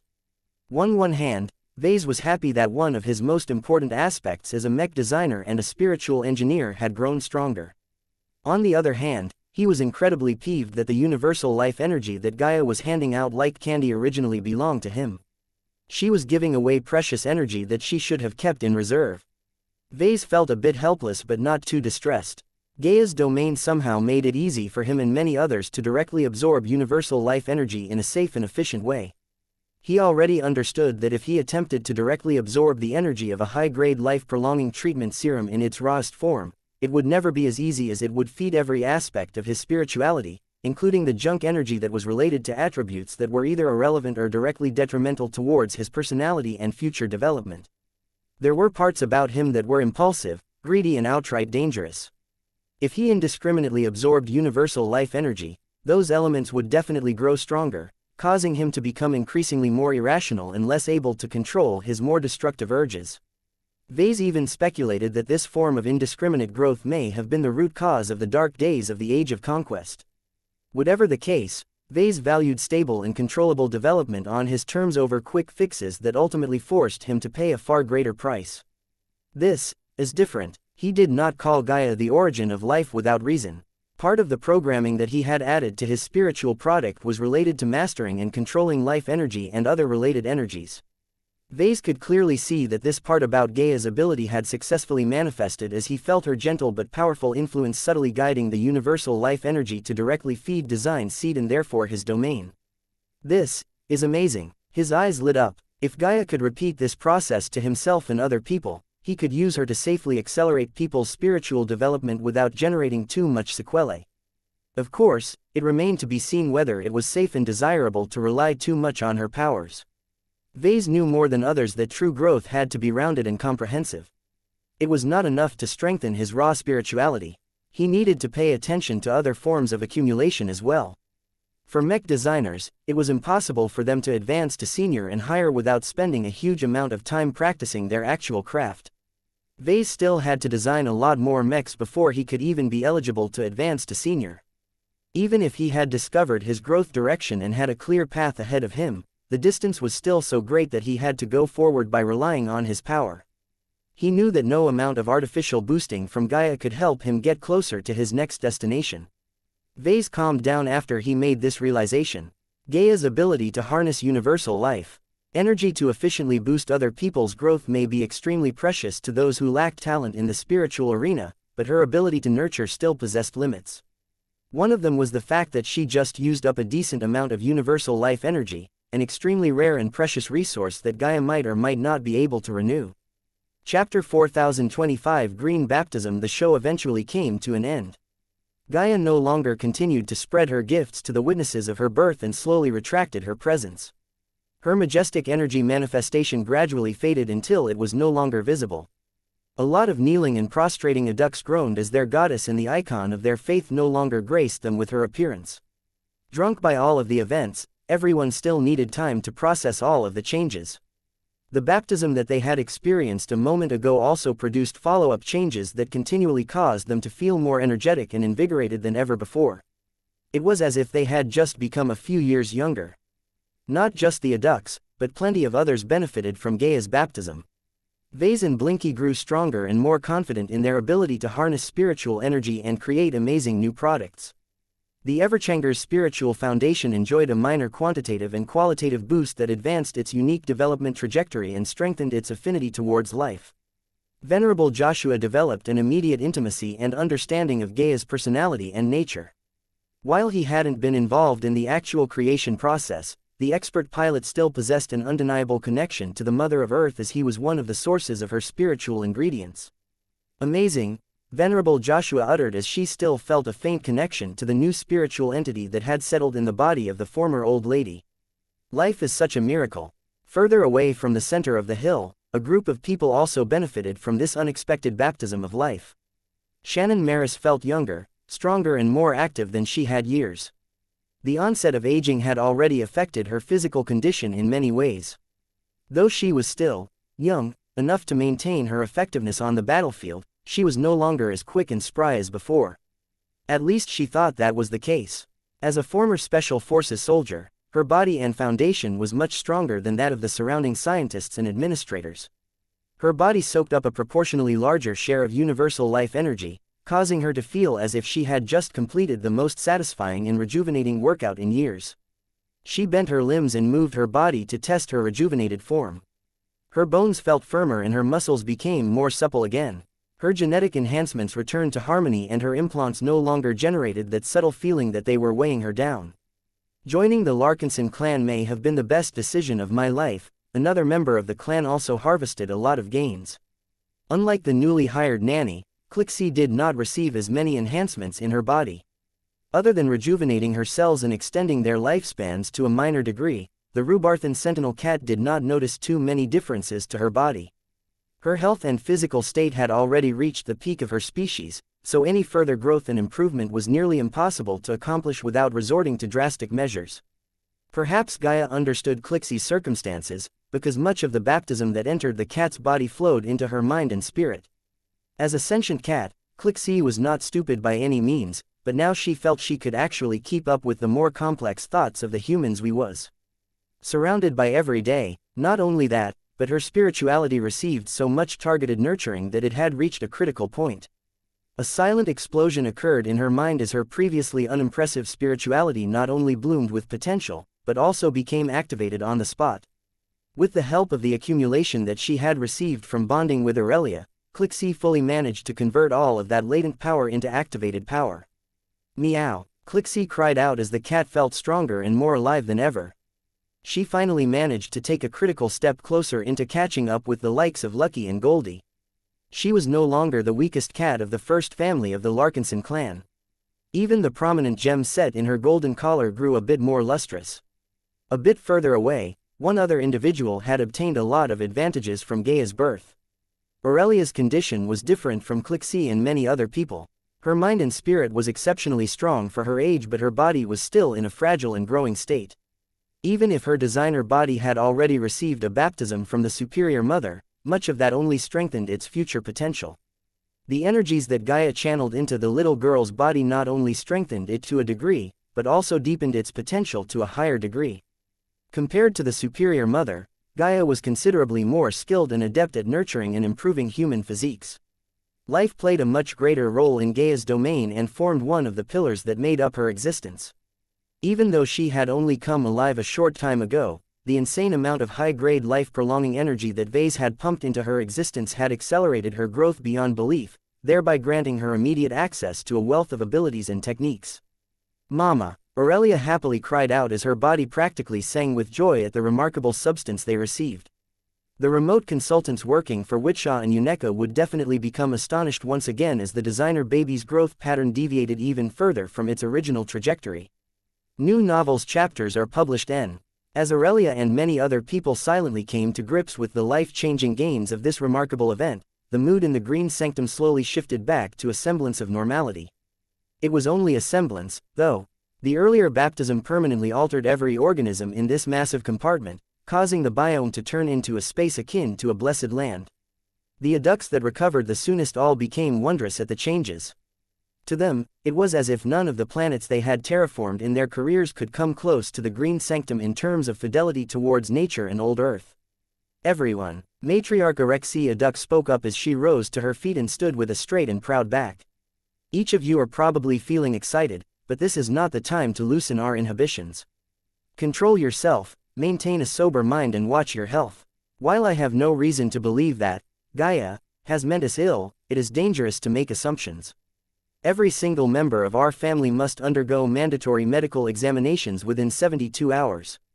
Even if you feel you have grown stronger and healthier, we must understand exactly what has changed." The adducts all pulled their thoughts away from the high they experienced after absorbing Gaia's nurturing energies. The fact that their matriarch did not speak please like and follow the Cultivation Audiobooks channel too much about Gaia's emergence but instead emphasized the health risks of all of the changes had rapidly sobered them all up. Since the majority of them were scientists and experts in different fields, they were well aware that even the most benign actions might produce adverse consequences. The crowd of adducts reluctantly turned around and left the site. The further they moved away from the massive oak tree, the more their surroundings turned normal again. Only the center of the Green Sanctum maintained the atmosphere of a holy land. Gaia's powerful glow still radiated from the rejuvenated and magnified body of the old lady, causing every nearby life form to continue to benefit from her presence, if not as strong as before. Vase took one last look at the giant tree that looked as if it could encompass an entire world and descended down the hill. He approached his daughter and checked whether she was still okay. From the moment he lifted her up in his arms, he already felt she had grown stronger and more active. "Mama," The little girl called as she stretched her tiny arms towards the big tree. Green Mama, Gaia isn't your mother, Aurelia. Vase gently corrected his adorable baby. She's a new spirit, though she is already a mother in a way. Every organism whose roots trace back to old Earth is her child, at least conceptually. Besides, Daddy gave birth to Gaia. How can she possibly be your mother? She should be your sister at best. Aurelia looked completely confused. Despite the baptism that she just received, she was still too young to understand all of the complicated words and sentences that Vase had just voiced. Quote. Mama, Vase wanted to palm his face. Just call her Auntie. Gaia is your new auntie. She's just like Helena. Though there was no clear basis behind this classification, Vase had long figured out that it was completely pointless to follow an accurate and literal family tree for his spiritual products. If he made a new design spirit in the guise of his grandmother, then Vase would just treat her as his grandma without any further fuss. If he created a grandson, then he would sincerely treat him as a grandson even if the identities of the new spirit's parents were a little vague. Vase Coles even create his own spiritual wife if he ever built up the desire. Of course, there was no way he would break this taboo. Gloriana was already a good wife to him and he had no desire to replace her, much less with a figment of his imagination that he breathed into life. His actual wife would definitely grow livid if she found out about his act. He shook his head and rid himself from this silly train of thought. Be a good girl and don't call every spiritual mother figure your mother. You only have a single mother, and that is Gloriana, understand? After he became satisfied that Gaia hadn't affected his daughter in a detrimental manner, he turned and addressed the leader of the Aduk family. Matriarch, a lot has happened today. Correct. You did not exaggerate when you claimed you could help our old lady. We did not expect her rebirth to be so great. This changes everything. Our family will need time to process the changes and understand our new normal. Take your time. Vase casually waved his hand. You are not the only ones who need to take stock. That said, I do not want to wait too long to visit you again. I want to have another try at your second heirloom. Matriarch Alexia responded with a welcoming smile that showed none of the reluctance that she displayed in the past. You are welcome to visit us at any time. As the person responsible for bringing Gaia into our lives, we will gladly share our unique specialties to you, though we do not have that much to offer. I am sure that will change as your family rises with the help of Gaia. Your big tree is an incomparable treasure to you now. It houses and anchors the Mother of Earth, giving you and your fellow Aduks easy access to her. Don't take this lightly and make sure you protect it. It would be inconvenient for Gaia to lose such an excellent vessel. The oak tree was bound to mutate into a different life form that was anything but natural. Vase didn't think the Aduks would object to that development. Gaia was far more important to them than a tree from old Earth. The two chatted a bit more, but it was clear that they both had many other issues on their mind. They soon bid farewell to each other and parted ways. The successful creation of Gaia had big implications for his plans. The powers that she had demonstrated were extremely valuable and Vase did not intend to let them go to waste. I still need to unlock those letters, though. Vase felt it was important to get to the bottom of the Aduk family's mysterious annals of Terra Vita. This may be the real prize.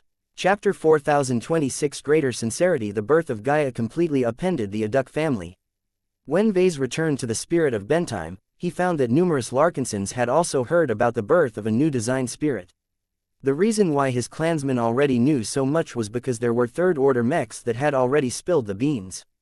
Pretty much every mech and design spirit had felt Gaia's birth. Despite the distance between the Larkinson fleet and the Aduk fleet, Gaia was so powerful and released so much energy in the first moments of her existence that she was like an explosion in the night. Everyone who possessed a bit of sensitivity towards spirituality had definitely sensed that something extraordinary took place. Not just the Larkinsons, but also certain individuals among the Glory Seekers, the Crossers and other groups in the vicinity of the Aduk fleet's orbit must have sensed the wave of power propagated by Gaia's emergence. Fortunately, aside from making dozens of expert pilots and high-ranking mech designers suspicious, none of the third parties followed up and made any pressing inquiries. Vase became relieved when he found out that Gaia's unexpectedly powerful birth did not attract too much unwelcome attention. He had no way of determining how long that would last. Vase already had a hunch that a spirit as powerful as Gaia would never remain unnoticed, especially when she possessed such a strong relation to old Earth and universal life energy. As Vase wanted to give the adults time to process their changes and come to grips with Gaia, he decided to spend his time on other matters. His assistant Gavin just happened to provide him with a helpful distraction. "Do you remember our negotiations with the Voikin family, boss?" "Oh, I remember. I recall there is a significant disagreement between us and the Voikin family about the division of earnings for a potential collaboration project centered around a line of law enforcement mechs." Vase had not forgotten about the pacifier project. It was probably one of the most commercially lucrative ventures of this design round. Part of the reason why he thought it was so promising was because the Voikin family would be laying all of the groundwork for the introduction of this revolutionary new law enforcement solution. It was a pity that the Voikins attempted to scam him by limiting their collaboration and the proceeds from it to a single mech model. While that wasn't unusual in most cooperative ventures between different mech designers, this was a different situation. When Vase figured out that Professor Teigen Hermann Voikin intended to publish an entire mech ecosystem targeted towards law enforcement agencies, he did not get fooled. He was not unaccustomed to situations where others exploited him for his own gains. This was merely the way that human society and many other societies worked. If he somehow got scammed, then there was little he could do about it aside from accepting his losses. However, now that he became aware of it in advance, there was no way Vase would make it easy for the Voikin family to profit from his unique design solutions. "Well, I am happy to announce that our negotiation team has managed to achieve a lot of progress in the past week." "Oh," Vase raised his eyebrow, "that sounds curious, Benny. There is a lot of money and interests at stake here. Shouldn't the Voikins be standing their ground and making it difficult for us to secure any concessions?" Gavin smirked. "Ordinarily, you are right, but the situation of the Voikins is not as optimistic as ours. Time is not on their side. While our clan is set to establish itself in Davut and rise to greater heights, the detachment of Voikins sent to the Red Ocean are still strangers in a strange land. According to Minister Shedderin, they have already missed the first and most crucial phase of the opening of the new frontier. If the newcomers delay any further, they will completely get suppressed by their competitors. Is their situation bad? Don't forget what faction they are aligned to."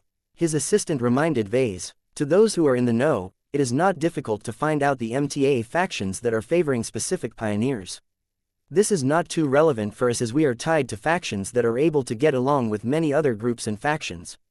That wasn't entirely true. The survivalists and the transhumanists may both be relatively harmless to other powers, but the latter had a serious conflict with the first-rate superstates. Whether that would have any consequences to Vase and his clan remained to be seen, but for now Gavin's statement mostly held true. The Voikin family was apparently in a different position. Vase quickly thought about it. The Preserving Order faction probably held the greatest sway in the more developed and stable regions of human space back in the Milky Way galaxy. These were the areas where humanity was at its most prosperous. A lot more people were happy with their lives and their place in society. The last thing they wanted was for chaos and disorder to disrupt their sweet arrangement. Unfortunately for the Voikins, the Red Ocean dwarf galaxy was a completely different environment. This was a frontier that was filled with people who sought change. A bit of chaos and disorder did not sound that bad to them. If every zone in the Red Ocean had completely stabilized, then there was no room for other pioneers to rise to power. Even if the pioneers aligned to the preservers did not intend to do anything of note in the Red Ocean, their ideological leanings already made it impossible for them to receive a warm welcome from other groups. After Vase derived all of this from the brief amount of information provided by Gavin, he grinned and leaned back in his chair. "I see. If this is true, then the Voikins need us even more than I thought.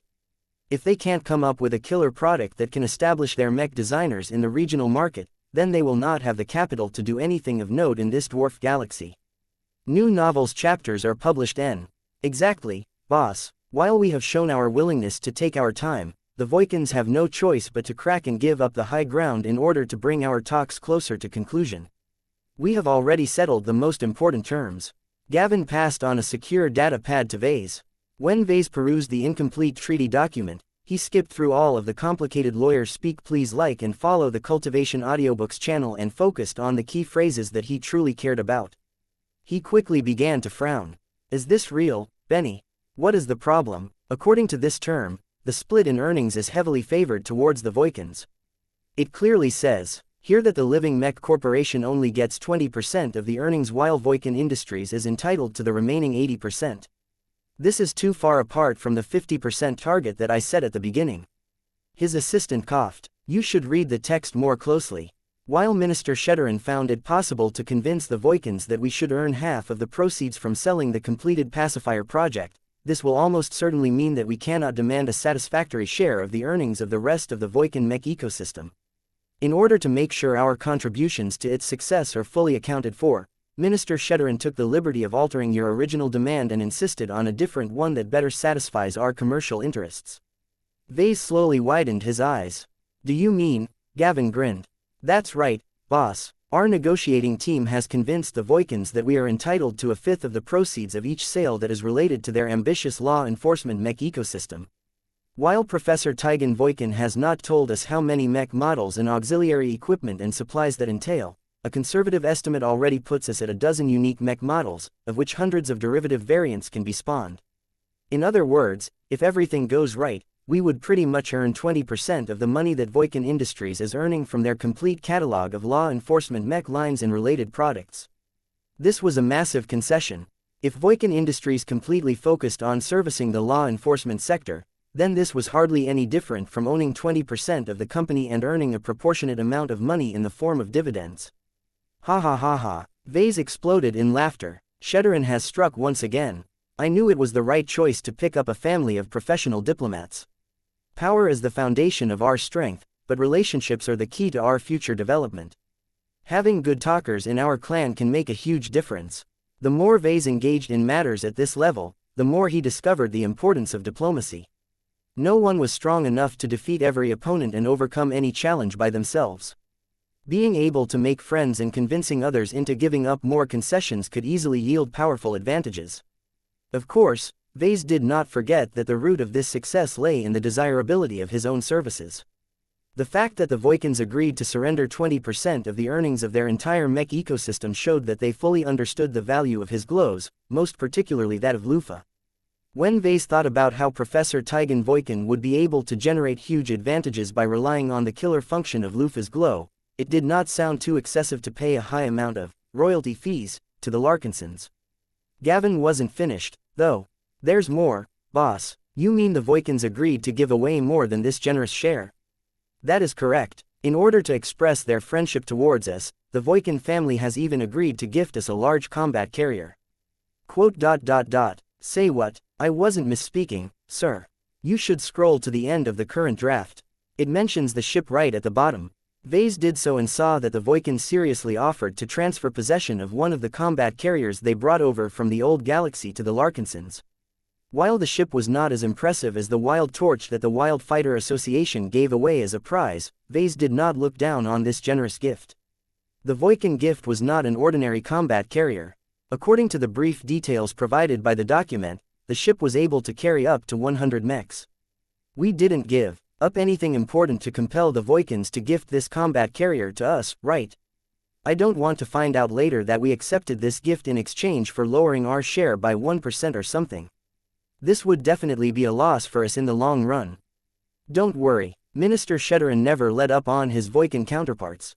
He already guessed that this gift is an attempt from their patriarch to deepen his family's relationship with our clan. Well, it's working. I already feel a lot closer to the Voikin family in my heart. If Master Barnard Solas Voikin can gift us a capital ship on top of that, then I will make sure to put in additional effort to watch out for his descendants who have relocated the Red Ocean. I am afraid that their generosity can only go so far. They still need the bulk of their fleet to protect and anchor their own presence in the new frontier. That was right. Vase was being way too greedy. No pioneer in his right mind would give away a strategic asset as essential as a capital ship in exchange for favors and illusory promises. In any case, Vase already became satisfied with this gesture. The Voikins of today were different from the Voikins more than a week ago. They had lowered their demands and showed a lot more sincerity towards him and his clan. If this is how the deal will look like, then I have no problem with it. Vase relaxed and smiled. Tell Minister Sheddarin that he has done a good job and that he should proceed according to his own judgment. Sheddarin had fully earned his trust this time. Chapter 4027 Restrictive Clauses was Vase dreaming. The breakthrough in the negotiations between the Larkinson clan and the Voikin family sounded like music to his ears. In exchange for contributing to the pacifier project, Vase would essentially receive 20% of the proceeds of the entire ecosystem of mechs, auxiliary products, replacement parts and other related goods. Though Vase felt extremely happy to earn a lot of money for a large amount of products that he didn't even require his input, as soon as he sobered up a bit, he grew a bit suspicious why the deal was so heavily favored towards the Larkinson clan. Even if it became evident that the Voikins developed a clear intention of befriending the Larkinsons, why give away such a large share when they were doing almost all of the work? While it was understandable for the Voikins to pay a lot of royalty fees to earn the right to utilize Lufa's glow in one of their key designs, a 20% share on the entire range sounded a bit excessive. There were dozens of other mech models that Vase had not committed to contributing. Were the Voikins truly willing for Vase to freeload off the income generated by the products of their labor? If the Voikin family wanted to show enough sincerity, then gifting the Larkinsons with a one-time gift like the large-capacity combat carrier was already sufficient. As precious as a starship in the Red Ocean might be, giving away such a precious vessel only affected the early development of the Voikin family. On the other hand, a deal that continually forced Voikin Industries to pass on 20% of the money it made from selling every single mech and good from their law enforcement mech ecosystem would continue to drag on their heels for many years. It was extremely unlikely for the Voikins to be able to break off this chain once they shackled it onto their ankles. Vase distinctly recalled that Professor Tigan Hermann Voikin, the senior in charge of the Voikin family's operations in the Red Ocean, specialized in designing law enforcement mechs. This meant that this important senior had no alternative. He wasn't like Vase, who could easily decide to work on a different mech type whenever he wished. If Professor Tigan wished to push his design philosophy to the next level, then he could only continue to surrender 20% of the money made from selling much of his own work. Of course, if Tigan and the Voikins truly wanted to renege on this onerous restriction in the future, they had plenty of ways to break the chain by force. They could convince the MTA to intervene and forcibly alter a contract that it was responsible for enforcing. Voikin Industries could go bankrupt and close its doors, thereby invalidating every agreement made to it, while the Voikins could just start a new company. Tigan could officially leave Voikin Industries and start a new mech company that was not related to the Voikin family. When Vase voiced all of these possible concerns to Gavin, his personal assistant smiled back and shook his head. If you study the contract more closely, you will realize that the contents already address a part of the scenarios that you have brought up. For example, the agreement doesn't just cover Voikin Industries alone, but also mentions Professor Tigan Voikin by name. This way, it doesn't matter if he leaves his current company and starts a new one. He will still be bound by the terms of our contract. Not even passing through the Greater Beander Gate and returning to the Milky Way will allow him to escape our agreements so easily. Vase brought the data pad closer to his head and studied the text more seriously. Even though it was filled with a mix of dense legalese jargon and constant references to other clauses, he could see that many of the terms were only there to close up every conceivable loophole that the Larkinson negotiators could come up with. They had not been holding back. Besides, as a mech designer, you should know the temperament of high-ranking mech designers. Their credibility and reputation is more valuable than mere profits. It is not difficult for seniors and masters to earn money. Giving away 20% of the money earned from their law enforcement mech ecosystem in exchange for a substantial amount of long-term benefits is not necessarily a bad deal from their perspective. Oh, Vase raised his eyebrow. I get the feeling that I am missing a few details. What is in it for the Voikins, exactly? First, you should know that the contract includes a non-compete clause. It essentially states that as long as the contract holds true, we cannot compete against the Voikins in the product category of law enforcement mechs by selling our own versions of this mech type. Vase immediately frowned. This is a serious restriction. He hated being limited, but he understood why the Voikins wanted to add this reassurance to the agreement. If the Larkinsons did not make this promise, then what would stop the Larkinsons from studying how to design law enforcement mechs and poach their clients while they were nominally cooperating? The Voikins did not want to spell their own doom in this market by raising their own competitor. I don't think it is good to enter into these kinds of agreements either, but right now it is too difficult for our business operations to take off by relying on our own efforts. Gavin laid out his thoughts. The Voikin family is a good collaborative partner for us, and our cooperation only covers a single area of the total mech market. Sure, we will be passing on the opportunity to come out with our own line of law enforcement mechs, but it is not a bad deal for us to collect our 20% rent from Voikin Industries while concentrating our efforts onto our core product lines. Maybe we can consider entering this market by ourselves in the future, but for now our mech company is too small and limited to compete in too many markets. New novels chapters are published n. He was right. The Larkinsons might have a powerful design solution that was extremely relevant for law enforcement mechs, but none of them possessed a notable background or specialty in those kinds of mechs. Vase didn't care too much about conquering the market for peacekeeping mechs either. Acquiescing to a deal where he could earn easy money while doing almost nothing was still a win-win transaction even if he was prohibited from competing against the Voikins on their own turf. Of course, Gavin was also right that he and his clan should be careful not to make too many of these restrictive agreements. If Vase kept collaborating like this with mech companies left and right, then soon he would be bound by so many shackles that there were hardly any product categories left that the Larkinsons could engage by themselves. That reminded Vase of an important consideration.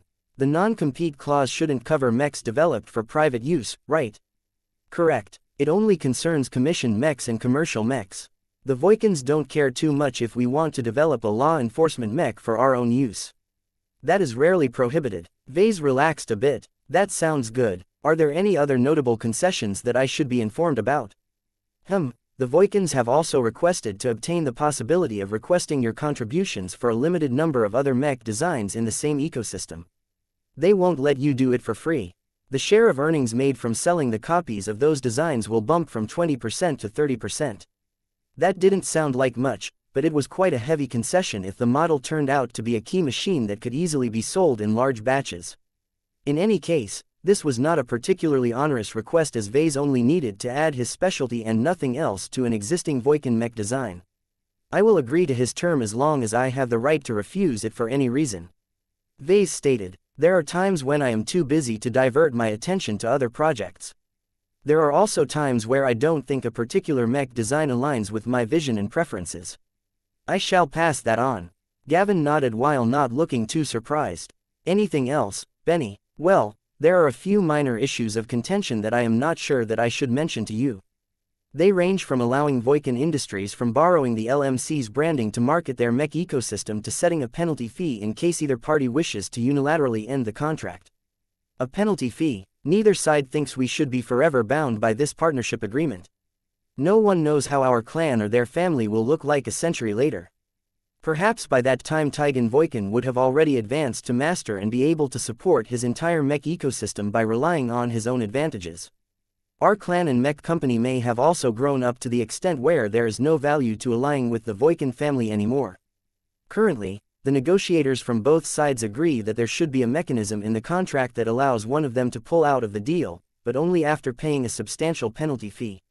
This sounded reasonable enough. If one party decided to call it quits, then the other party would always suffer a loss. The former had to pay compensation to the latter in order to cover for the damage. The question was how high the penalty should be set. If the penalty was too light, then the foundation of the partnership would be far too weak. When either side could easily pull out at any time if they wanted, there was no way for them to cooperate with each other with sincerity. On the other hand, a penalty that was overly harsh would forcibly bind two partners together that might not be able to get along with each other anymore. If one of them wanted a divorce but could not pay the exorbitant penalty fees at all, then that would lead to a lot of one-sided resentment, which was not good for their cooperation in the long term. What is the current range? From what I have learned, the negotiators are thinking about setting the penalty free at 20 to 30 times of what the disadvantaged side makes in a year from this cooperative agreement. Vase winced. That was a huge sum of money, enough to make both sides extremely reluctant to unilaterally break the deal. However, he liked it quite a bit. If the Voikins no longer wanted to play ball with him, then his clan would at least get what they were owed for the following 2 decades. That was plenty of time for the Larkinsons to compensate for the loss of an income stream by developing another lucrative channel. This term sounds a bit weird. Vase pointed out, it's much more favored towards the Voikin family. After all, their share of the annual profits are much greater than ours. That means that we have to pay 4 times more than the Voikins if we are the ones to break this deal.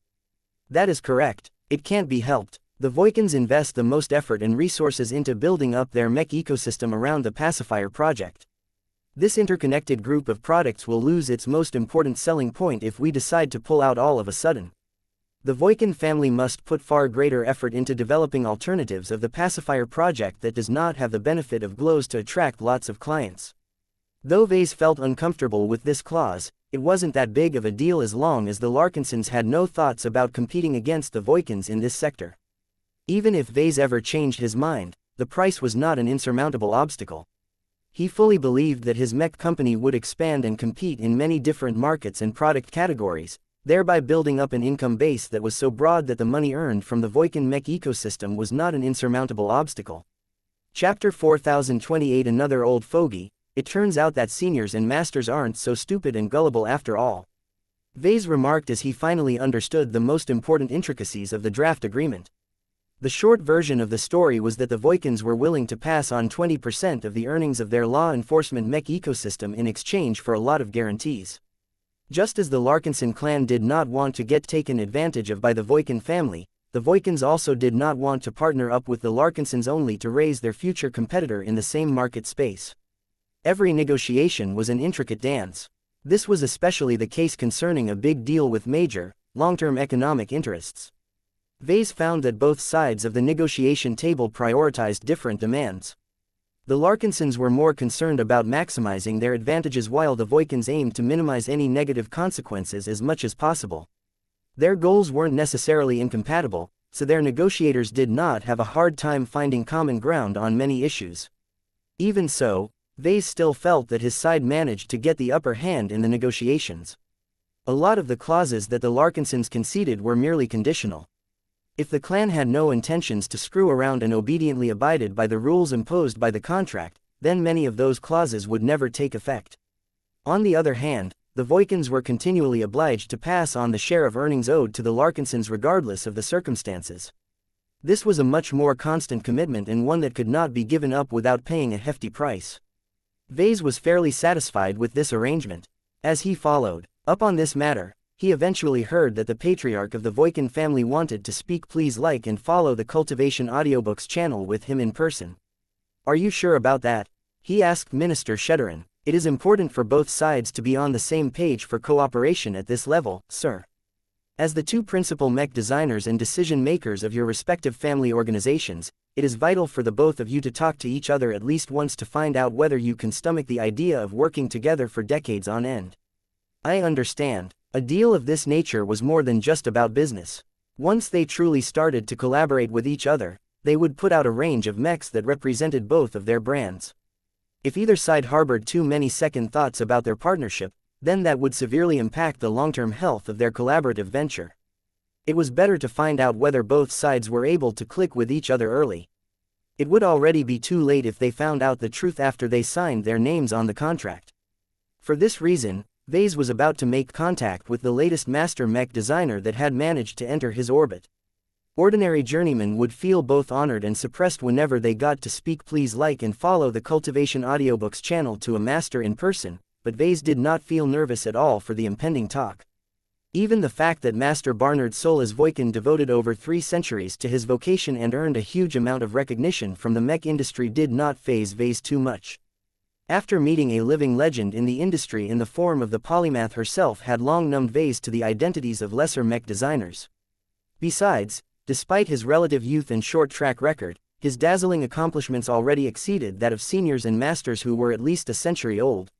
While other mech designers invested many years to develop mediocre solutions, Vase had already created a potential new way to mass-produce high-ranking mech pilots. There was no reason for Vase to put up an old veteran in the industry up a pedestal. Of course, refusing to look up to masters was not equivalent to looking down on them. They still contributed a lot to the technological development of mechs and deserved at least a measure of respect from everyone. Vase stood quietly in his flagship's smaller conference rooms and waited for the connection to go through. Due to the existence of the galactic net, there was no problem at all in forming a seamless real-time communication channel between the Milky Way and the Red Ocean. He still felt a psychological sense of distance, but that did not have any measurable influence on the quality of the connection.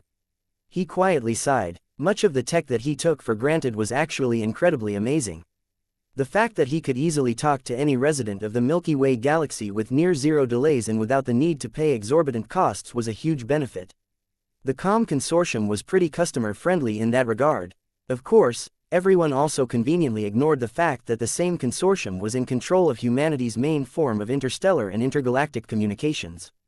Soon enough, a physical projection came into view. Master Barnard Solas Voikin finally met Vase in a more direct fashion. While they weren't exactly holding this meeting in person, this was the first time they spoke to each other without relying on intermediaries. At first glance, Vase could immediately tell that Master Barnard was not the stereotypical decrepit old monster who only cared about extending his longevity and was willing to sacrifice everything to live a century more. Vase couldn't exactly describe it, but the vibe that the Voikin Patriarch conveyed through the communication link was one that was filled with a restrained form of energy and curiosity. The man was clearly engaged in his incredibly deep research projects and probably found social calls like this to be a distraction from his true passion. That wasn't so bad to Vase. He immediately felt a sense of kinship with the master as he held a similar attitude towards his work and life. Both of them smiled a bit at each other. They hadn't even spoken to each other but already confirmed that they shared at least some command ground. Mr. Larkinson, the dignified old man with a white goatee, spoke up first. I have witnessed the rise of many talents in humanity's mech industry. It is not an exaggeration for me to state that you are among the best that I have encountered among second-raters. What about the first-raters? Do you know any that are more impressive than me? Vase casually asked. He deliberately adopted a casual tone while not paying too much attention to the rules of formality. He didn't feel a need to conform his attitude to the expectations of the old man. If Master Barnard was the sort of person who couldn't stand that sort of behavior, then Vase would rather not cooperate with such an ornery person. Master Barnard did not exhibit any irritation. Vase found that to be unusual. The old man's strong posture along with his rich, red and brown embellished lab coat signified that he was a person who paid a lot of attention to appearances and behavior. While Master Barnard did not let down his airs, he did not speak please like and follow the Cultivation Audiobooks channel any admonishments either. He just kept his mouth shut and let the silence dominate the conversation for a dozen or so seconds before he finally offered his reply. There are always better and more superior peers in our expansive industry. Your rapid climb is impressive in that you have emerged from a humble third-rate state, but those who cannot match your ingenuity are nonetheless able to exceed your work by relying on access to far greater resources, knowledge and networks. Let alone the scions of major Terran and Rubarthan influences, the heirs of major figures within the MTA such as master mech designers and star designers are formidable in every conceivable aspect. Vase tamped down on his outward arrogance as he agreed with Master Barnard's words. I do admit that there are many impressive mech designers in the vast reaches of human space that I have never met. Our mech industry is simply too big. The master folded his arms behind his back and let out an expressive breath. An enormous mech community is both a boon and a benefit. The greatest advantage is that the variety of mechs is endless. The disadvantage is that there is a lack of order and stability in many markets. That was a curious remark. A market that has gone stale and stagnant is not conducive to innovation. Vase plainly stated his thoughts. If the same market leaders continue to hold onto their market share without change, then they will grow complacent and no longer work as hard to push their mechs to the next level. I am not stating that a free and fair market is a blight that needs to be removed. Competition is essential to keep markets healthy, but not every market participant presents a vision for mechs that are sufficiently viable, proper, practical and effective. There are many dubious mech designs on the market that mainly serve to fracture the market, skew customer expectations and waste the time and energy of many mech designers on dead-end pursuits. Vase started to feel weird. Weren't they supposed to talk about the upcoming business partnership between their respective organizations? Why was this old fogey talking about the general state of the mech industry? These old fellows were far too addicted to giving lessons to juniors.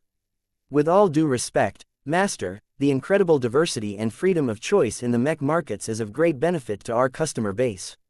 Vase retorted, each buyer has different demands, and not all of them have the time or money to commission the mechs they need. Sure, a lot of new products end up flopping or barely breaking even, but this is the price of opening up enough room for new and innovative alternatives. My own commercial products would have never been able to capture so much market share so easily if the competitive environment was too stagnant.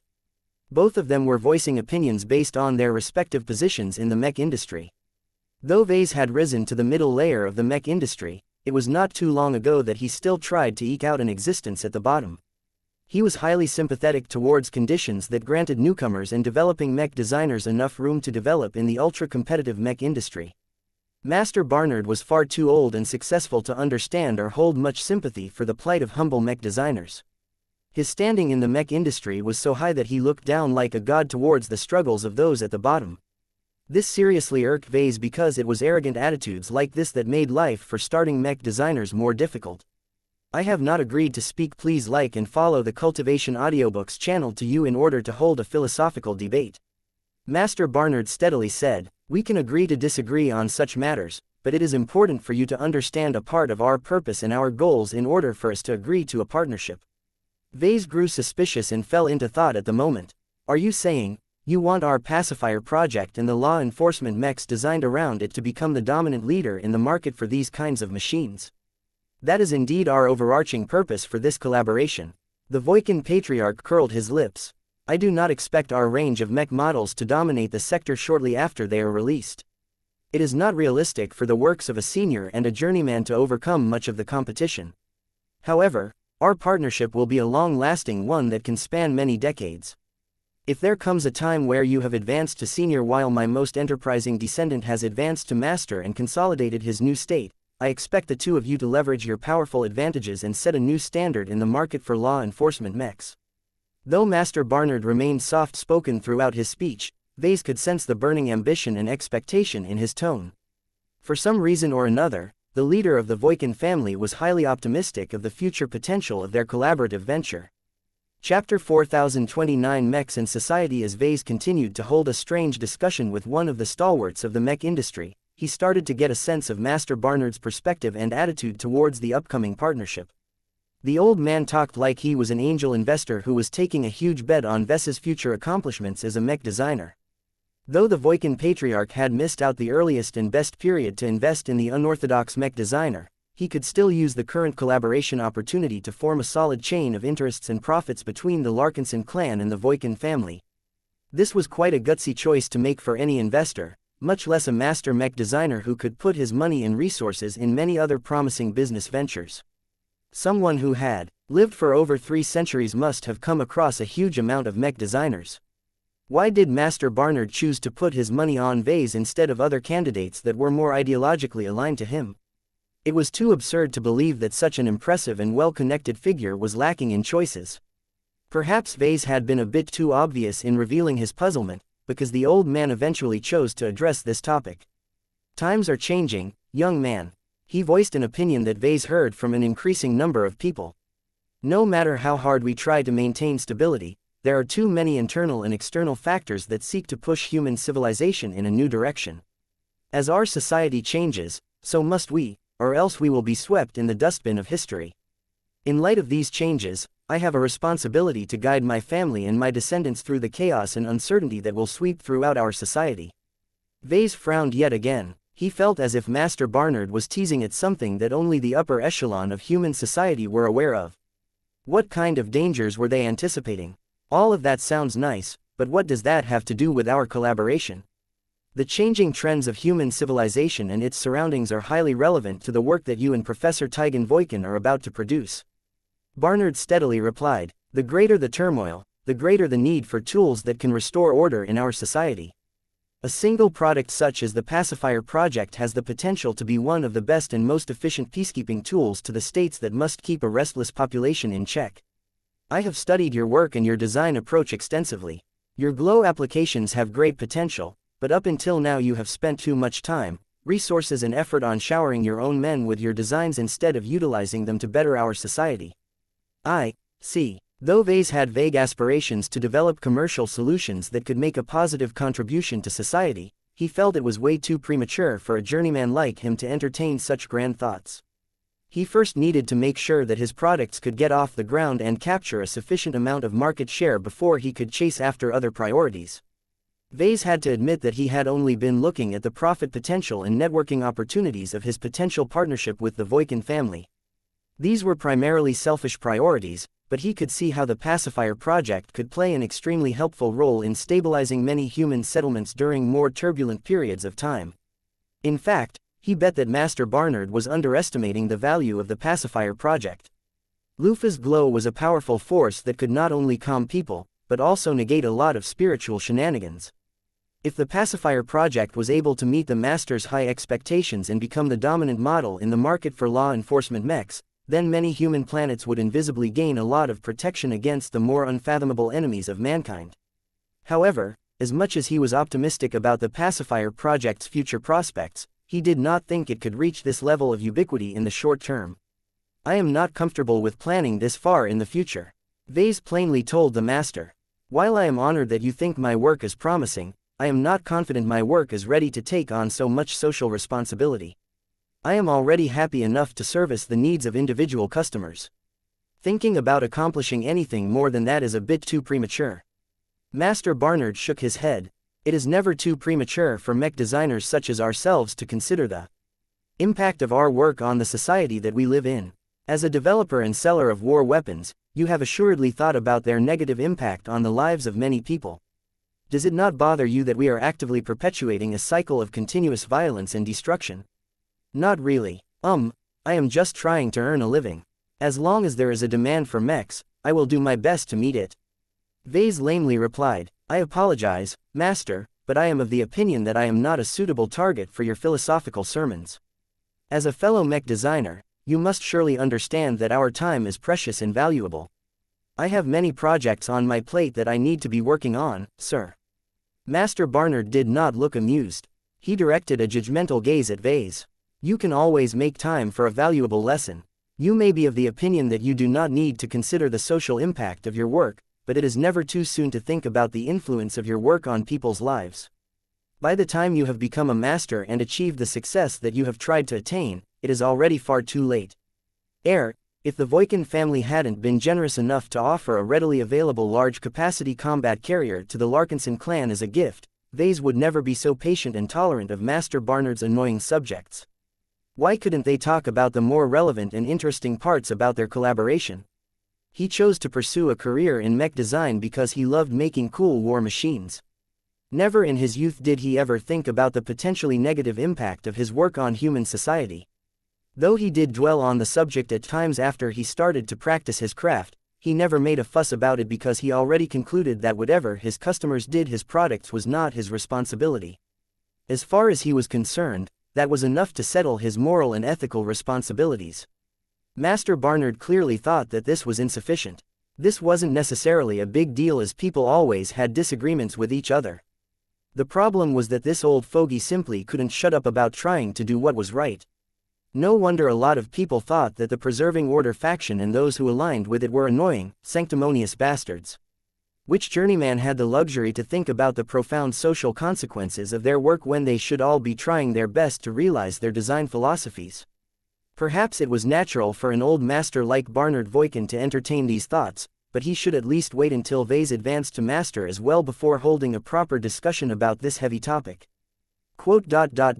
Your work has great potential, Mr. Larkinson. As long as you do not suffer an accident, I am confident that it is only a matter of time before we can speak. Please like and follow the Cultivation Audiobooks channel to each other on a more equal level. Master Barnard steadily rambled like a teacher who was way past the point of retirement. Attaining more money and power should no longer be your primary goals. As you approach a state where you start to question the purpose of your work and the nature of your place in our great but flawed society, you must think about the legacy you wish to leave behind as you mark your passage through this period of human history. Vase was less than 40 years old. He was way too young and early in his career trajectory to think about a topic as weighty as his legacy. Had Master Barnard gone senile? Did he mistakenly assume that Vase was over 300 years old? The gift that Vase already considered as his possession constantly weighed on his mind as he allowed the respectable master to indulge in his desire to pass on his wisdom to a member of the younger generation. This was not the first time that Vase got cornered by an older mech designer who wanted to teach him a lesson.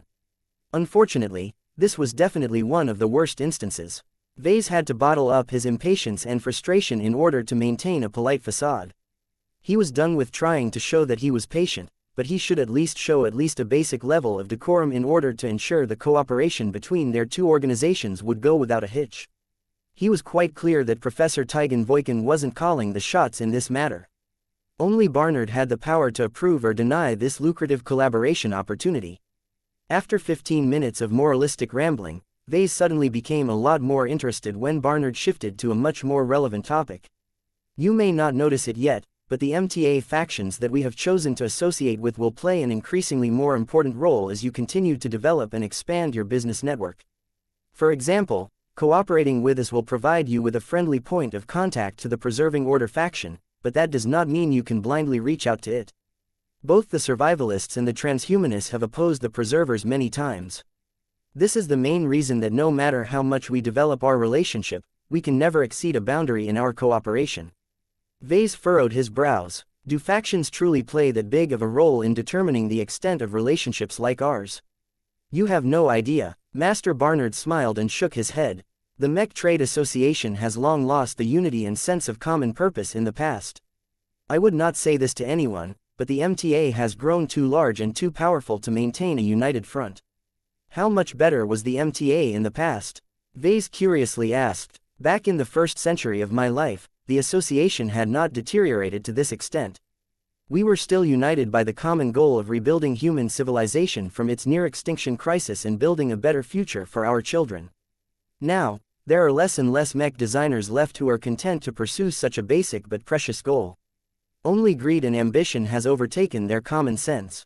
How else did the expansionists succeed in their attempts to persuade so many decision-makers to invade the Red Ocean? To the like-minded people in our generation, we only see the same hubris that had once overtaken our admirals and heads of state in the past. As humanity continues to drive deeper into alien and foreign territory, our internal divisions will continue to worsen. Unlike the Master's earlier ramblings, Vase took these words a lot more seriously. Not only was it relevant to his own future and development in the Red Ocean, he also suspected that Master Barnard was in the possession of a lot of insider news that could help him navigate the coming years. What major fault lines are you worried about the most? There are too many to count, which is a problem in itself. Barnard helplessly sighed. Some of us have tried our best to solve these divisions, but our voices have grown smaller over time. In my personal judgment, there are two notable fault lines that you must pay attention to. The first is the growing tension between the Big Two and the first-rate superstates. Do the latter really think they can topple the former? They do, Mr. Larkinson. I will not say more about this as this is a sensitive topic. The second fault line that you should pay note to is the escalating rivalry between the MTA and CFA.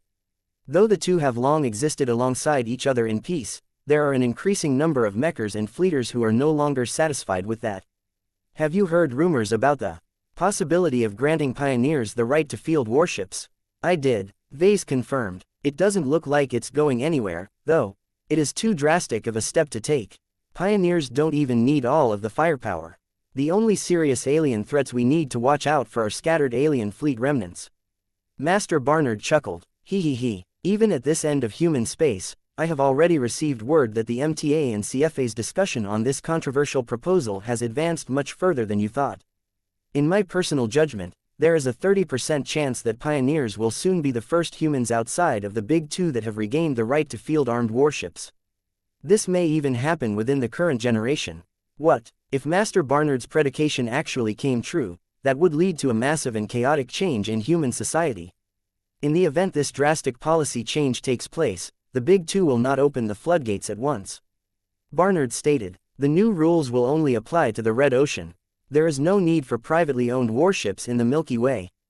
Also, the warships that pioneers will be allowed to obtain and field must be subject to heavy restrictions concerning their size, tonnage and maximum firepower.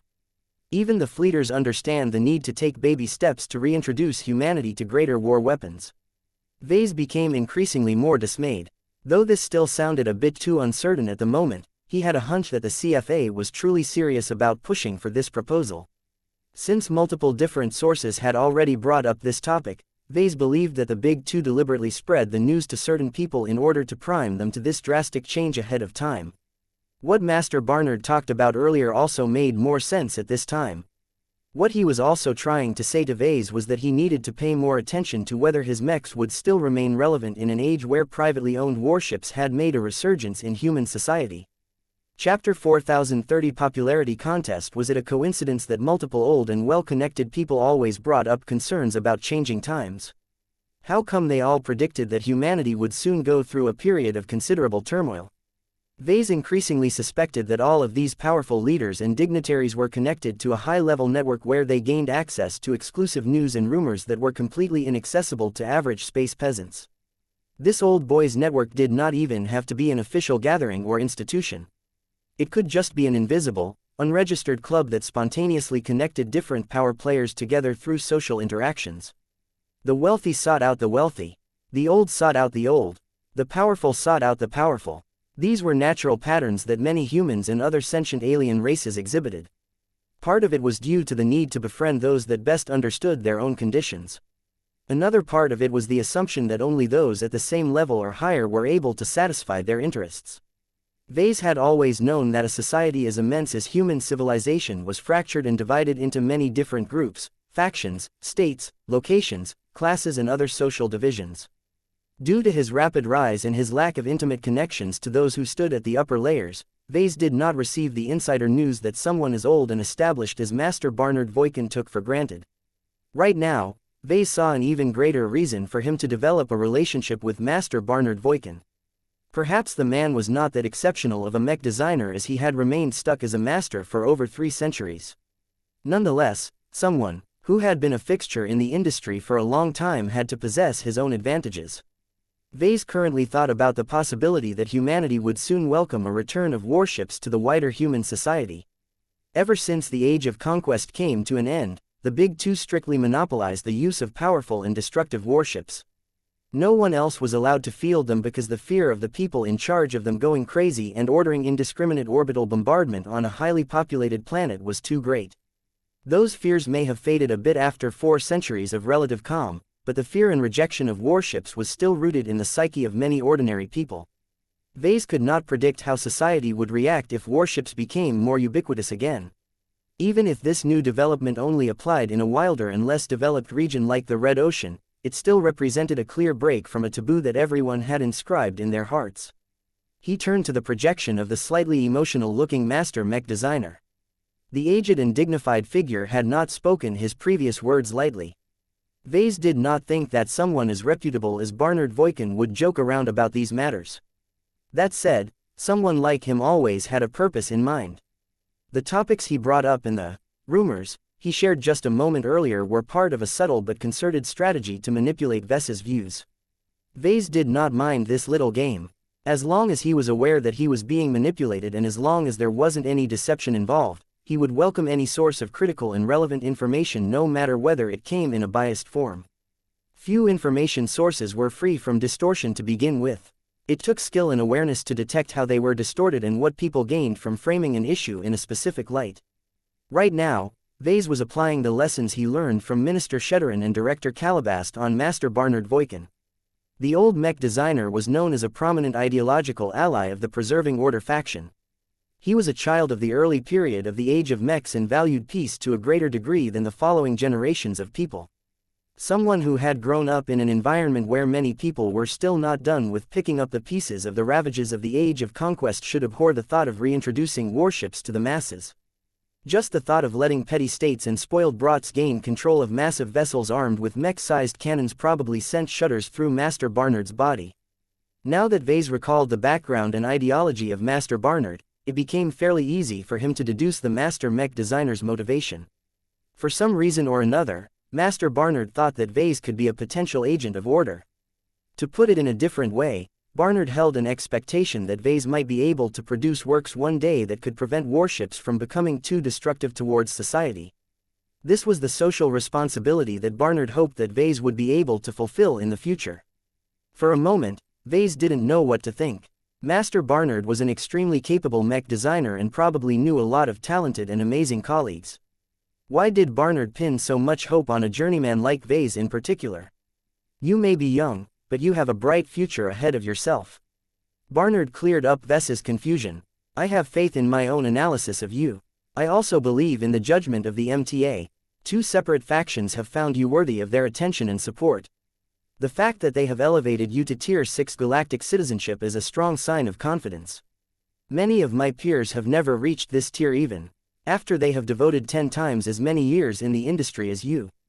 The higher the tier, the greater the power. Correspondingly, the responsibility they must bear has also grown. My recent promotion in tier is largely based on my future potential. Vase cautiously replied, I can see where you are getting at, but it will take many decades before I can live up to everyone's expectations. Who knows what will happen in the meantime? Maybe the scenario that you have painted about warships making a return to our general society has already taken place. Vase was incredibly confident that he could dominate the mech industry in the future. However, it would take at least 100 years or so before he could realize his greatest ambitions. The lengthy amount of time needed for him to develop up to this point was his greatest flaw and vulnerability as a mech designer. Without the necessary power, there was no way for Vase to discharge his supposed responsibilities. Naturally, Master Barnard Voikin was not unaware of this flaw either. The Common Fleet Alliance is a complicated organization. Initially, it was formed after many rebel warfleets decided to join forces and counter the increasing number of tyrants that have emerged among mankind. Afterwards, the fleeters have long maintained a policy that only they are mature and responsible enough to wield humanity's greatest and most powerful war platforms. The only reason why the mechers are also allowed to field warships is because they are also powerful in their own right. Besides, the fact that the MTA must also rely on warships to maintain its hegemony is also a great irony to the fleeters. What changed, then? Vase asked. I mean, from what I have learned from various sources, the fleeters have become increasingly more isolated from ordinary human society. Why would they care so much about reintroducing warships back to the same group that initially caused a lot of tragedies during the latter half of the Age of Conquest? Barnard grimaced. That is related to a deep and contentious ideological struggle within the CFA. Let me just say that in the past, the majority of fleet admirals believed that the general population should always be treated as children. It is only recently that another stance has risen to popularity that states that the CFA must not let the MTA maintain its dominant influence over the population and allow mechs to completely overshadow warships. After all, no matter how much the Big Two look down on the masses, space peasants still form the most dominant source of resources and manpower in human society. Vase rubbed his chin. Interesting. So the CFA basically wants to start a popularity contest, is that it? The fleeters are starting 4 centuries too late. If you ask any random person on the street on which of the Big Two they respect more, they will always point towards the MTA. That may change as the ongoing invasion of the Red Ocean encounters more setbacks. Barnard said, do not be fooled by all of the victories that the Big Two have achieved up to this point. The indigenous alien races of the dwarf galaxy were still divided and unaware of the great threat that we present. It is different now. In addition to other factors, the MTA and CFA's warfleets are less and less capable of controlling the opposition. What does that mean for the rest of us, sir? SS. There are analysts and strategists who predict that more and more organized alien raiding and saboteur fleets will bypass the Big Two's defensive lines and seek to ravage the colonies built on top of their former territories. What? Though Vase had heard vague stories and predictions about alien warships coming to humanity's territory in order to mess everything up, everyone thought that these would just be the last acts of revenge by isolated units of vengeful alien forces. It would be a completely different story if the surviving alien civilizations deliberately enacted a strategy of burning humanity's new hinterland. Not even the Golden Skull Alliance could resist such powerful fleets in a head-on clash. This was because before most of the Larkinson clan's mechs could even close, the superior armaments of warships could already shower the expeditionary fleet with a huge volleys of destructive firepower. This was a disparity in firepower that was too vast for mechs to overcome. A lot of pioneering organizations will have a hard time defending against raids from organized alien fleets. Vase furrowed his brows. None of them will like it if all of their efforts to found new colonies and states will come to nothing because they are stuck in an unfair fight against their alien foes. After all, the aliens have never set any taboos against warships. Do you see now why there is a rationale for allowing pioneers to field their own warships? It is not controversial to state that only warships can fight against warships. Both mech designers grimaced at this statement. They were both of the same mind regarding this issue. As professionals who dedicated themselves to developing better and stronger mechs, they both hoped that their work would truly be able to replace warships as more powerful and effective war machines. That day was still too far away, though. Vase realized that he had grown a lot more sympathetic towards Master Barnard's concerns. Though Vase had many differences in opinions and allegiances with the Master Mech designer, when it came to the CFA's possible initiative to water down the taboo against warships, both of them were on the same side. I don't think I can develop a mech that can fight effectively against either alien or human warships. Vase plainly stated to the Voikin Patriarch. At least, I don't think I will be able to put a solution together during the current mech generation. There is just too little time for me to make so much progress. Barnard sighed. I do not seriously expect you to shoulder this burden so soon. There will be other mech designers who will do their best to devise their own solutions against this problem. What you can do for us is to show humanity that mechs still have a place in human society after warships have made a reappearance in people's lives. The Pacifier Project is just one of the contributions that you can make. I see. Chapter 4031 Post-Taboo Society. What would a post-taboo on warships era look like? Vase could hardly imagine the full changes to human society if ordinary people finally regained the chance to command their own warships again. The darkness in humanity knew no bounds. As soon as a lot more people gained access to warships again, there were bound to be people who abused them against other humans. This was practically guaranteed to occur no matter how many restrictions the Big Two imposed on their users. Perhaps this was another reason why much of the talk about this drastic change of policy was limited to the Red Ocean. Not only was the population of humans much smaller in the colonies, but if anything ruinous occurred, only the crazy kids who took the initiative to travel to the wild frontier suffered the brunt of the damage. The true core of human civilization that was based in the Milky Way galaxy would remain untouched and unharmed. Vase grimaced when he made this realization. Was the Red Ocean nothing but a dwarf galaxy-sized experimental chamber to the Big Two? His impression of the new frontier as a giant social experiment had grown stronger today. All of the greedy and ambitious pioneers who poured into the Red Ocean ignorantly thought that the Big Two granted them a chance to found their own states in virgin territory. What these gullible and ill-informed fools didn't realize was that they had all signed up to become the Big Two's test subjects as soon as they passed through the Greater Beander Gate. What made Vase extremely dissatisfied about this was that he was one of those gullible and ill-informed fools. Still, even if he knew about this beforehand, he still would have chosen to head to the Red Ocean. The Milky Way was too dangerous for him, and the possibility of getting sniffed out by the Five Scrolls Compact was simply too great. The intensity of the Nixian War already showed him that the Compact was still too powerful for Vase to resist. Running away to the Red Ocean where the cultists did not possess a strong foundation was by far the best choice that he could make. He just wished he was better informed at the time so that he possessed a better realization of what kind of trial ground he was jumping into. It took talking to an old fogey for Vase to obtain the information he needed. Do you know why I chose Professor Tigan Voikin to lead my family's expedition to the Red Ocean? Master Barnard suddenly asked. I heard from Sarah and Dulo Voikin that he is among the younger and more flexible-minded seniors in your family. Vase answered. He sounds like a fine enough fellow to lead your conservative family's detachment into a region that is anything but familiar. The master slowly nodded. That is part of the reason why I am optimistic about his current role. However, the driving reason why I sent him over is because his work and specialty is better adapted to the changes that might sweep the Red Ocean in the near future.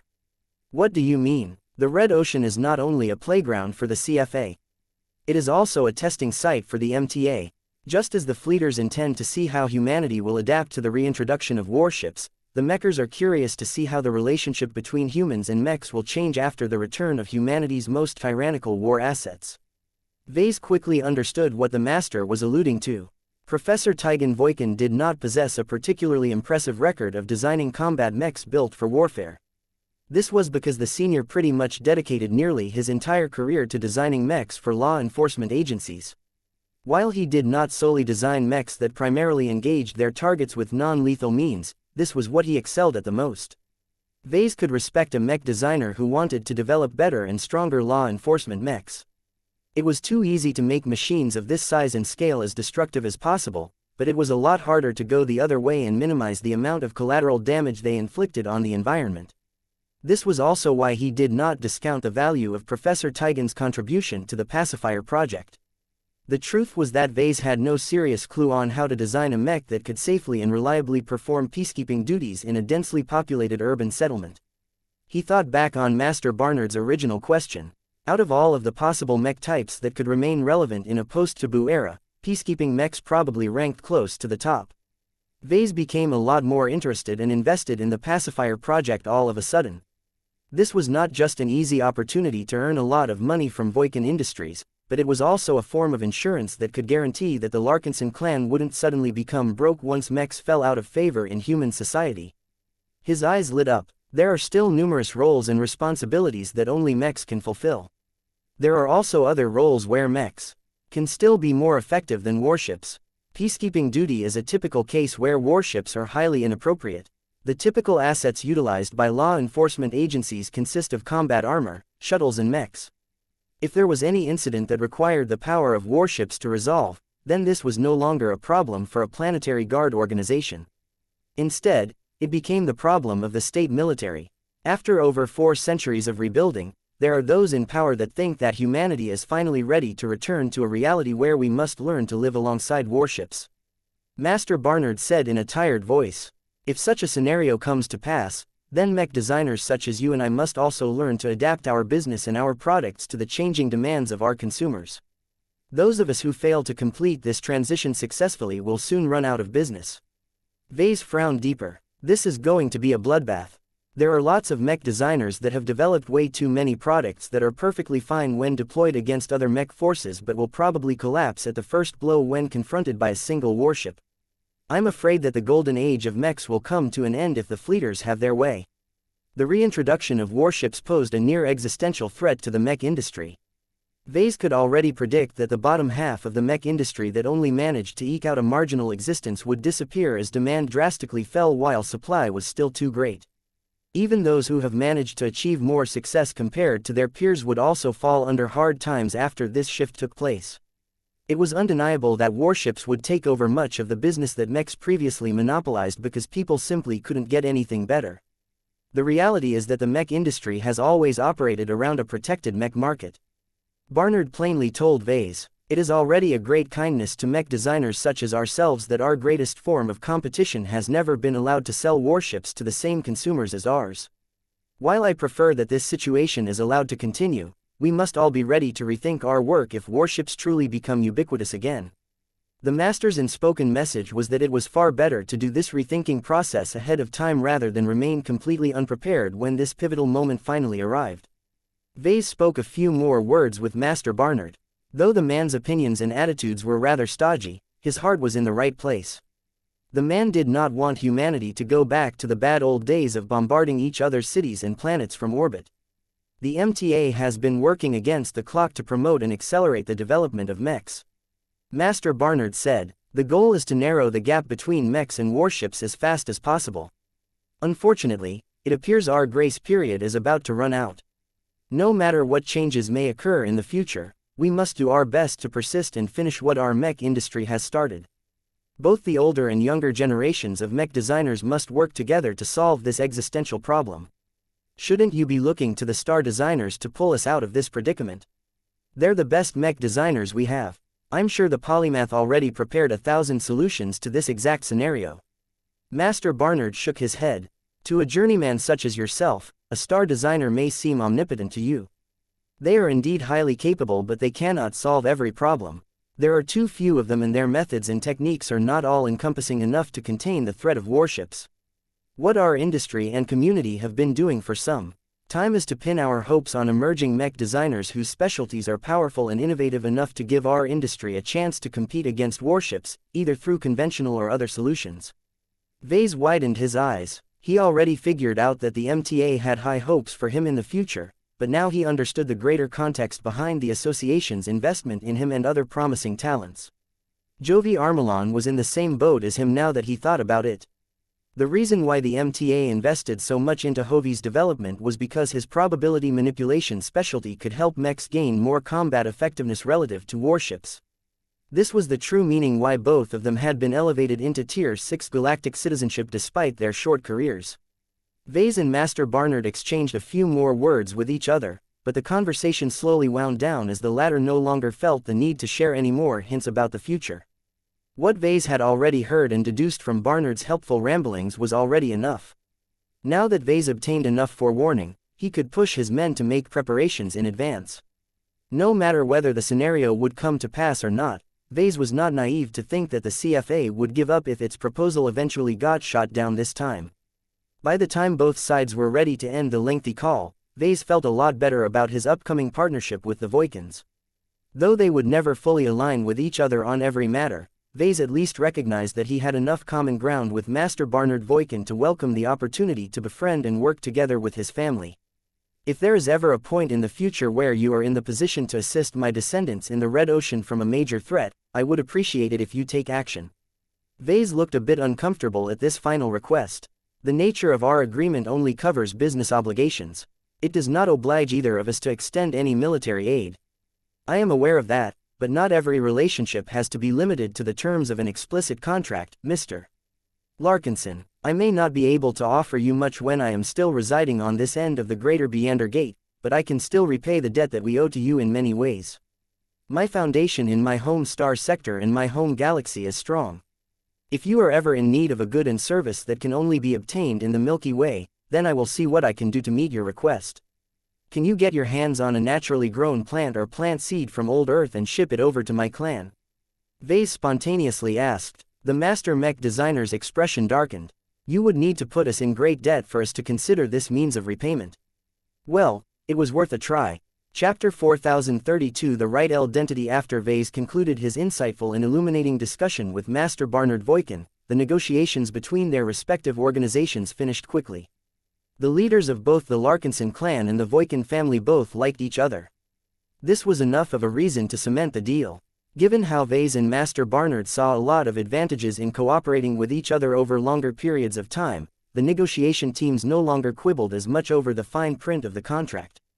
As long as the negotiators from both sides wanted to complete the agreement as fast as possible, it did not take a lot of time before they concluded their work. It was quite impressive for Vase to see a copy of the finished document before his desk only a day after his talk with Master Barnard. The full contract largely fell in line with his demands and expectations. According to his advisors, there weren't any traps that he should be worried about. The Voikin family had shown their sincerity and earnestness in many ways, not even hesitating to paint itself as the weaker side in the negotiation rounds.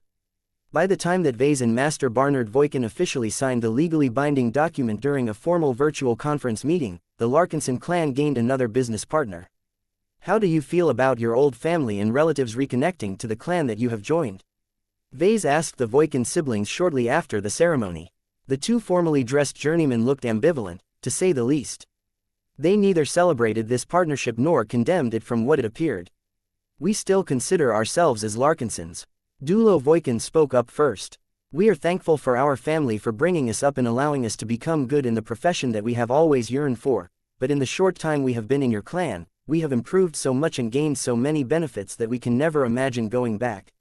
Sarah nodded in agreement. Our former patriarch is a great mech designer and leader in his own way, but the family that he has built is not a good home for everyone. We much prefer to work for the Larkinson clan.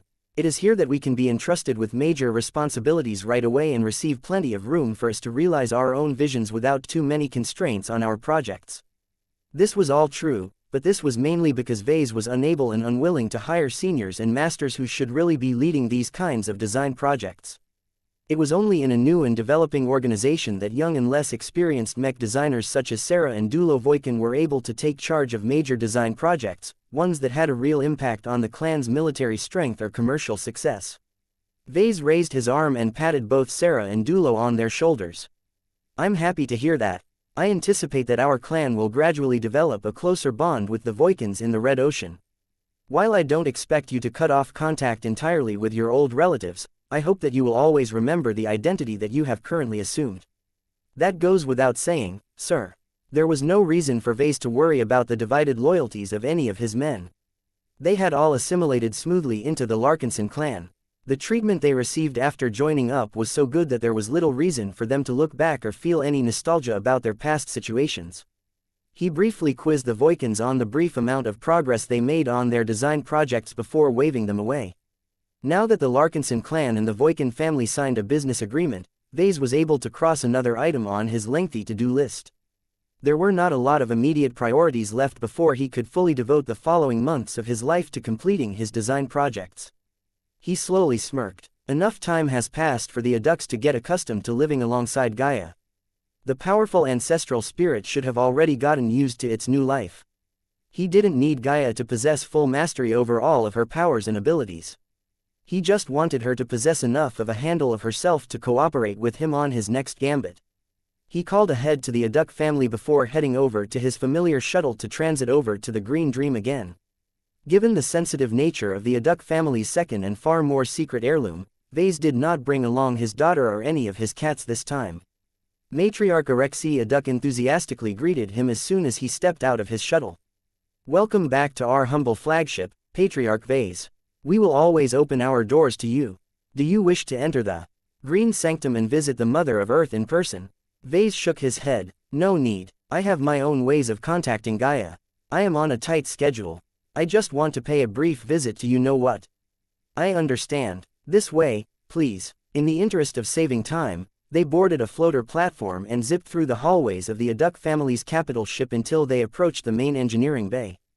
Vase went through all of the mandatory security checks and waited for the Aduk matriarch to lead him through the familiar secret route before arriving in front of a familiar chamber. The annals of Terra Vita looked as aged and fragile as ever. Seeing it once again made Vase feel a sense of anticipation. He had thought a lot about his first encounter with this old scroll when he returned back to his own fleet. He also did a lot of research in the background of old Earth and the people that worshipped the cradle of humanity. It turned out that there were a lot of faiths centered around old Earth throughout human space. The planet had gained such a mythical status in society that those who were born tens of thousands or hundreds of thousands of light years away developed highly idealistic notions about the root of humanity. Vase grew speechless when he got introduced to all of these cults. The Aduks were tame compared to the crazies that worshipped old Earth as a literal god.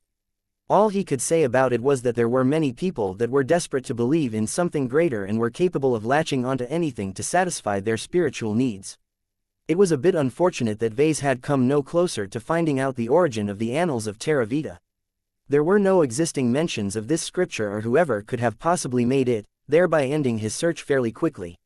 Whether the annals of Terra Vita was related to the one and only Earth scroll was still unclear, but Vase hoped he could find out the truth today.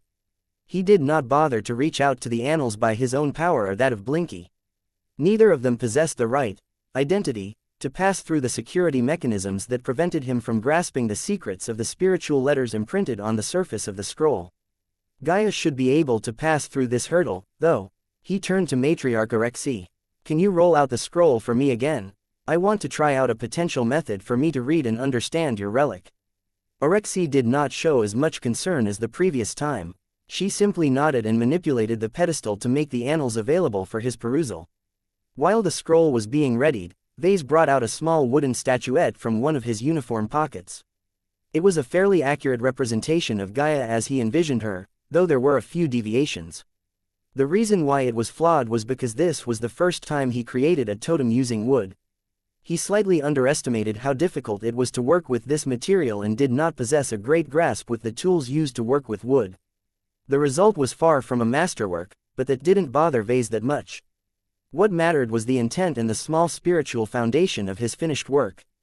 Surprisingly enough, despite the relatively ordinary wood species that he had chosen to make his statuette out of, the spiritual foundation of his creation was considerably stronger and more solid than he expected.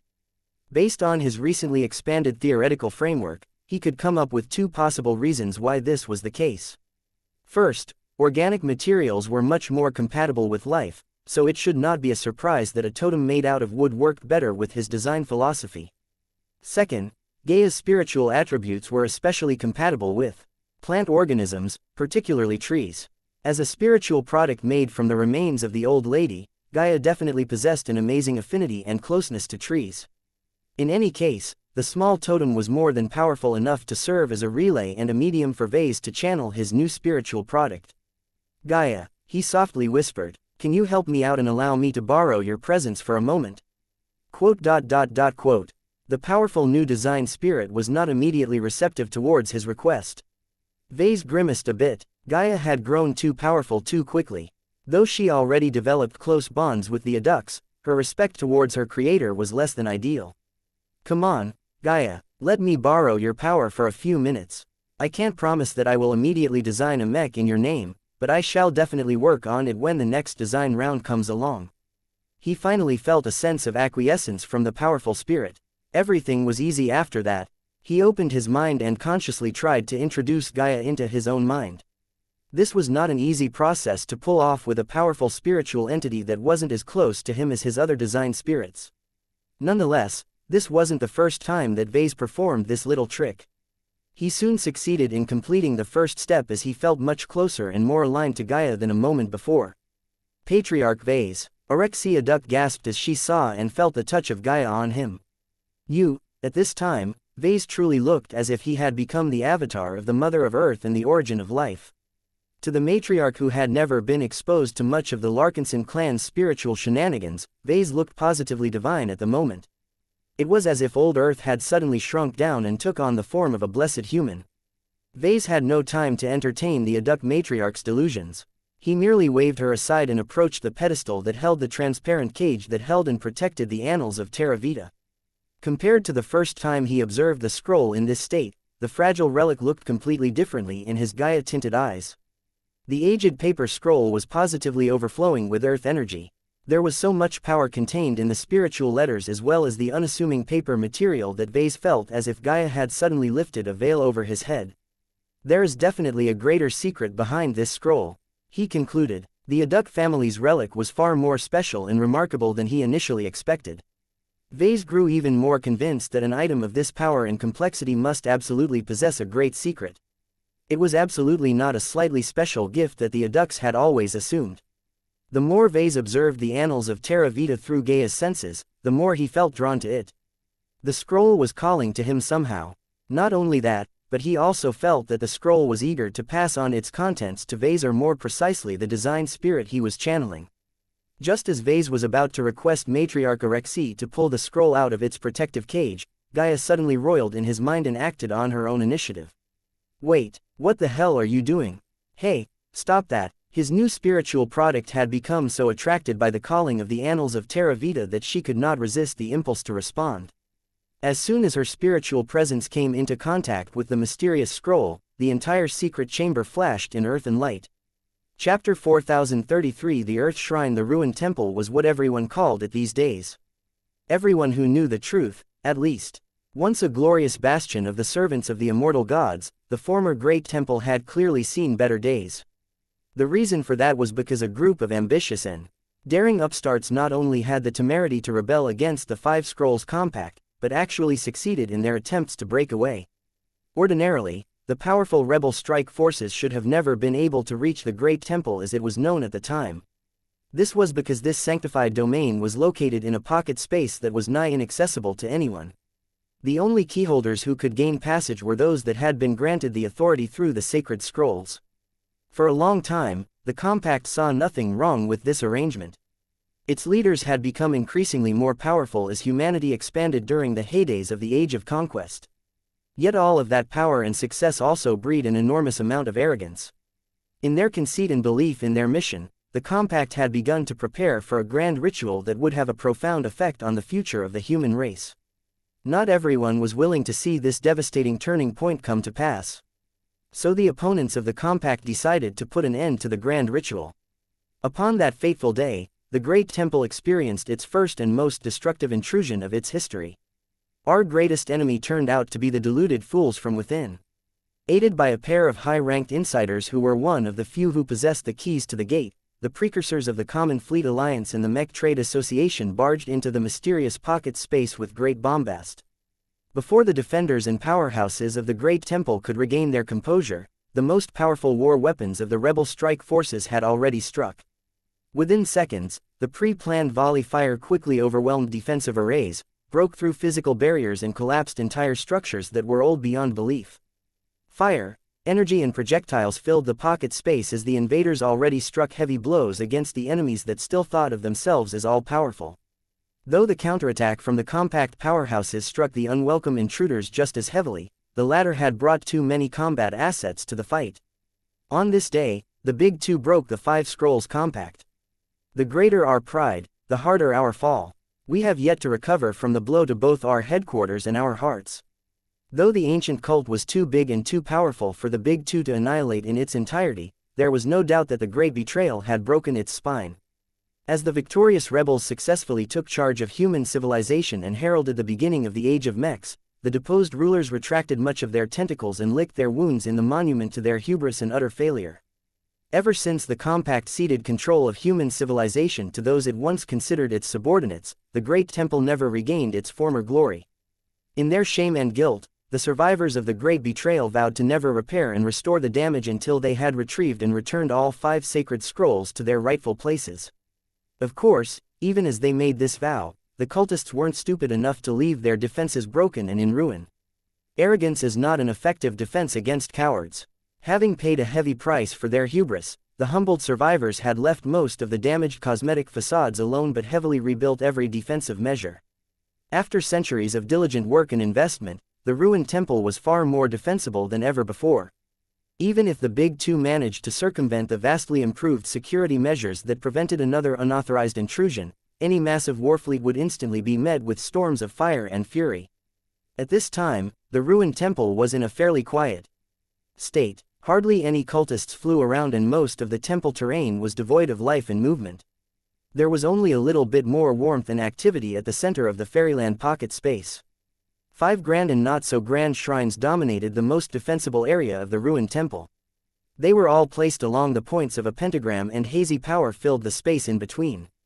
In the glory days of the 5 Scrolls Compact, the power and energy circulating through this space used to be much greater and much more impressive than anyone born after the start of the Age of Mechs could imagine. It was a pity that multiple nodes no longer functioned properly, causing this powerful array to lose nearly its entire effect.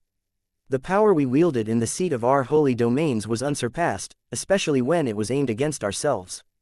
Due to the vow made by the Compact cultists, only a portion of the shrine still looked intact. The wood shrine suffered the greatest damage by far. Nothing of the original structure was left. Only parts of its foundation became exposed. The rest of the site was dominated by a crater that was so large and all-encompassing that anyone could easily imagine that it had been struck by an explosion of unsurpassed power. The metal shrine at least showed a semblance of its former appearance, but too many of its highly reinforced walls and fixtures had been shattered due to heavy fighting. The fire shrine was also badly damaged, but the intensity of the fighting that took place in this area was not as great. In contrast to those places, the Earth Shrine and the Water Shrine still remained intact for the most part. Both maintained all of their structural integrity and only received minor to moderate cosmetic surface damage. Evidently, the attackers did not have the time, opportunity or willingness to attack these important structures as well. The result of this outcome was that the Compact still retained much of the heritage and power of 2 of its 5 elemental branches. The rebels spared us only because of our weakness, not because of our strength. The Water Shrine wasn't doing so well these days. Sacred Speaker Daphonia's infamous attempt to retrieve a trace of the metal scroll sparked the biggest defeat that the Compact had suffered since the Great Betrayal. The loss of a sacred daughter and her crown inflicted a heavy blow to the Water Shrine. In the chaos and anger that ensued, the Water Keepers unanimously decided to lash out, sparking a civilization-wide temper tantrum that became known as the Crown Uprising. Once the core members of the Water Shrine had exposed and wasted the lives of many of their sleeper agents, they had retracted their wrath in order to decide who among them should succeed the former sacred daughter. This was an event of heavy import and the competition for this coveted position was extreme. In order to prevent any outsiders from affecting this vital succession process, the Water Keepers chose to close the doors of the Water Shrine, thereby allowing them to decide on this matter behind closed doors. The Water Keepers have always been the more volatile supplicants among our core members. Every keeper was a blessed individual who had won the approval of one of the sacred scrolls. The holy artifact had bestowed them with a portion of its authority, allowing them to evolve closer to godhood without the hindrance of their mortal limitations. Of course, the authority given by the sacred scroll was not only limited, but also uneven. The holy son or daughter was merely the keeper that happened to hold the highest share of authority. While the Water Shrine was undergoing a succession of changes, the Earth Temple that was next door was not as turbulent. Throughout the Age of Mechs, the shrine and its keepers had remained remarkably passive. Though adherents of the Earth Scroll still engaged in their own activities, they had refused to act in a high-profile manner since the Great Betrayal. This suited the Compact fine. Both of the surviving shrines had formed a new understanding and divided their responsibilities according to their inclinations and preferences. Hot blood still ran through the veins of the Water Keepers. This made them much more suited to handle the external affairs of the 5 Scrolls Compact. They handled matters such as infiltration, subversion and attacks. The Earth Keepers were solid and less eager to move by nature. This made them more at home when handling the internal affairs of the compact. They preferred to spend their efforts on bolstering their defenses and rooting out the persistent attempts by their enemies to infiltrate the ruined temple once again. 5 is the holy number, but 2 is more manageable. Within the quiet, sanctified halls of the Earth Shrine, its keepers and caretakers were either moving quietly, praying to the source of their authority, or handling their more mundane responsibilities. While there were plenty of personalities among them that were more than willing to radiate their power and suppress the lessers around them, none of these powerful and confident keepers were willing to do so in this sacred structure. We are gods among men, but even we must bow our heads in front of a greater power. Every single member of the 5 Scrolls Compact, from the lowest peripheral cultists to the most powerful keepers, knew that they must always show sincere devotion and respect towards the relics that served as the root of their faith. Within the largest, grandest and most heavily defended halls, the Earth Scroll quietly hovered above a grand marble-like pedestal. The resplendence of the sacred scroll in its complete and untainted state could not be described. The divine object was as large as half a mech in its current form. Earthen power constantly radiated from its white and unoging paper surface. A grand golden cylinder held and partially covered the immortal paper, much to protect it and to contain its great power. Kneeling far below the tall and gigantic pedestal that enthroned one of the most precious artifacts in the Milky Way was a single figure. An aged figure that had witnessed both the highest and lowest point of the history of the 5 Scrolls Compact knelt in supplication and surrendered to the source of his authority. Having lived beyond 600 standard summers and winters, the unmoving Son of Earth conveyed a great sense of weight and loss. On one hand, the Holy Son of the Earth Scroll was one of the co-leaders of the 5 Scrolls Compact. His influence was great and his voice could span the galaxy. On the other hand, this ancient man had spent nearly his entire time after the great betrayal in penance for his failure to protect the great temple. Though there were times and situations where he was obliged to handle his responsibilities elsewhere, he always returned to this sacred hall without fail in order to resume his punishment. It was unknown how much time he spent on his knees. Over the years, there had been plenty of Earth Keepers who had attempted to persuade the Son of Earth that he had suffered enough. He remained unmoving. There were even keepers who suggested that a failure was no longer the most suitable person to hold the greatest share of authority bestowed by the Earth Scroll. The robed and bearded figure struck the dissidents down without mercy. Just because he desired to remain quiet and suffer through his penance did not mean he was any less of a sacred son. There were times when the sacred son never moved from his place for several weeks and months. At this time, the Son of Earth had remained still for 3 weeks and counting. Everyone in the Earth Shrine expected this to last for at least several more weeks, as there was no pressing matter on the agenda. Yet on this fateful day, the brown-robed figure kneeling in front of the giant pedestal shook before looking up at the giant immortal artifact floating at an impressive height. The Earth Scroll was pulsing. Pure, earthen energy rhythmically pulsed outwards as if it was a beacon that had just gone active. The glowing golden eyes of the Son of Earth gazed with stupor before they widened in realization. With the help of the impressive vested authority bestowed by the sacred scroll, the Son of Earth slowly understood the cause of this reaction. His voice rang throughout the entire Earth Shrine. The Earth Scroll is waking up. An immortal God is reaching out to our sacred scroll.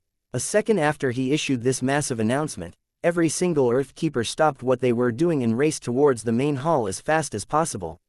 Each of them previously thought that the 5 Scrolls Compact had failed in its attempt to execute its divine mission. Yet even when its attempt to complete its grand ritual had ended in flame and ruin, the Earth Scroll had suddenly reignited their hope.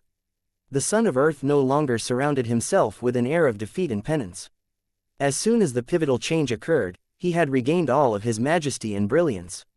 Hope shone through his powerful divinely touched eyes as he rose to his feet while gripping his impressive-looking golden orb. My years of penance have not been in vain. Our immortal God has finally responded to my call. Every single Earth Keeper gazed just as eagerly at the active Earth Scroll as their leader. One of our immortal gods has finally descended upon our desolate and forsaken galaxy. Chapter 4034 The Cradle of Humanity Earth. The Mother Planet. The Cradle of Humanity. The symbolic capital of one of the greatest human empires in history. On the surface, there was nothing special about the third satellite of the Sol system. Terrestrial globes like these were like a dime in a dozen in the Milky Way. While there weren't many of them that happened to satisfy all of the harsh conditions to foster organic life, this still amounted to a huge number given that there were hundreds of billions of star systems in the galaxy. From a galactic perspective, Earth really wasn't that special. Even the Red Ocean featured a lot of livable planets that played host to comparable plants and wildlife. In fact, not only was Earth rather common as a life-bearing planet, it also ranked among the lowest of classes. The home planets of the once dominant 7 apex races were much more impressive in comparison. Each of them were rife with an abundant quantity of medium to high-grade exotics. These powerful and in some cases unique materials not only transformed the environment of the planets they resided in, but directly affected the evolution of all of the life forms that grew up on their surfaces.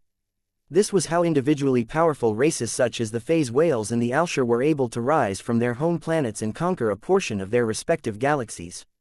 Since the races that evolved from more high-class planets tended to possess a lot more inborn advantages, they often overwhelmed their alien rivals and gained supremacy over the weaker races. What was strange about the human race was how its weak members overcame their disadvantages and defeated alien civilizations that were much greater, much more powerful and much older than their own nascent civilization. Though mankind was just one of the many organic species to have evolved from old Earth, it was by far its greatest natural product. By providing the circumstances that facilitated the evolution and proliferation of ancient humans, this once savage race of hunter-gatherers had risen up and developed traits that gave their descendants a chance of overturning the previous order in a galaxy that had long been carved up by many alien hegemons. In fact, many races with the potential to dominate had emerged throughout the history of the Milky Way. The vast majority of them had failed to displace even a single existing alien civilization. Only a few newcomers succeeded in toppling their rivals, and none were as successful as the human race. The tale of humanity's rise was extremely improbable. Not only did it rely on a lot of lucky encounters, but also received a push from the shadows. Regardless, the human race succeeded against all odds and exploded onto the galaxy with indomitable momentum. With each successful expansion of the borders of human space, the people that reigned over their expanding empires became more convinced of their specialness. Although it did not look like it at first, the human race was the chosen race of the galaxy. Humans were stronger than any alien species. The victors of many wars and the heirs to the conquerors attempted to find a clear and simple explanation for all of these successes. Just like other typical humans, they ignored the many factors that contributed to humanity's unlikely rise and latched onto just a handful of factors as the central basis of their theories. This resulted in the rise of popularity of many odd and not so logical beliefs. One of them was the worship of the planet that spawned the human race. This ordinary globe that was not that remarkable or even unique in the Milky Way turned into an object that was worshipped by many humans.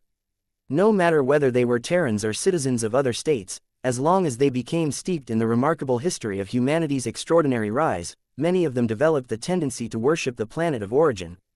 For this reason, old Earth became the most famed, desirable and precious planet of human civilization. Once the seat of power of humanity's only unified empire at the time, old Earth and much of the Sol system had become a lot calmer these days. This was because the Greater Terran United Confederation decided not to risk any further damage to mankind's greatest planet and shift their capital elsewhere. Once the Terran Confederation started ruling its massive superstate in a much more powerful star system in the galactic center, the Sol system seemingly went back in time before humanity became dominant. Though much of its defenses remained, a lot of urban settlements and other man-made traces disappeared from the surface of the planet. Under the guiding hand of the greatest experts of the Terran Confederation, old Earth slowly and steadily regained a stable and healthy ecosystem. Tranquility had returned to much of the surface as the number of cities and towns drastically dropped. In addition, the Terrans heavily restricted access to their historical heritage site, thereby preventing a flood of tourists from overrunning and ruining its idyllic environment. For many centuries, old Earth regained its status as the jewel of the human race. As the most precious heritage of mankind, only a tiny proportion of Terran citizens were allowed to reside on the planet. The right to live and breathe on the same planet where their grand species had emerged upon was considered one of the highest honors a Terran citizen could receive. No more than 1 billion residents were allowed to live on old Earth at any time. Deaths and departures frequently took place among a population of this size, but the free slots instantly got filled up as the people on the waiting list finally received their turn. The selection and order of the waiting list was an entirely different subject altogether. No average Terran citizen could realistically get to the front of the list in their lifetimes. In fact, most people didn't even have the qualifications to put their names on it in the first place. The reality was that only the richest and wealthiest citizens of the Terran Confederation were able to grasp this precious opportunity. This basically translated to the members of the ancient clans that dominated the different star sectors and star clusters of the Terran Confederation. Almost every single person walking or floating above the quaint and historical streets of the settlements of Old Earth were the elites of their grand society. In general, the demographics of the planet's population could roughly be split into three categories. First, there were the old and retired Terrans who had once contributed much to the Confederation. To reward these dignified statesmen and soldiers for their exceptional service, their sponsors arranged the highest and most precious form of retirement for them. No Terran could dream of a greater way to enjoy the twilight of their lives than to pass their remaining years on humanity's origin planet. Second, there were the enthusiasts of all ages who insisted on living on Old Earth for at least a portion of their lives. While not all of them were die-hard fanatics, they still possessed a lot of reverence towards Old Earth and weren't afraid to sacrifice a huge amount of money, resources and opportunities just to gain permission to live on this sacred planet. Third were the young and growing scions of the ancient clans. While their contributions to the Confederation were too trivial to count, their powerful relatives were different.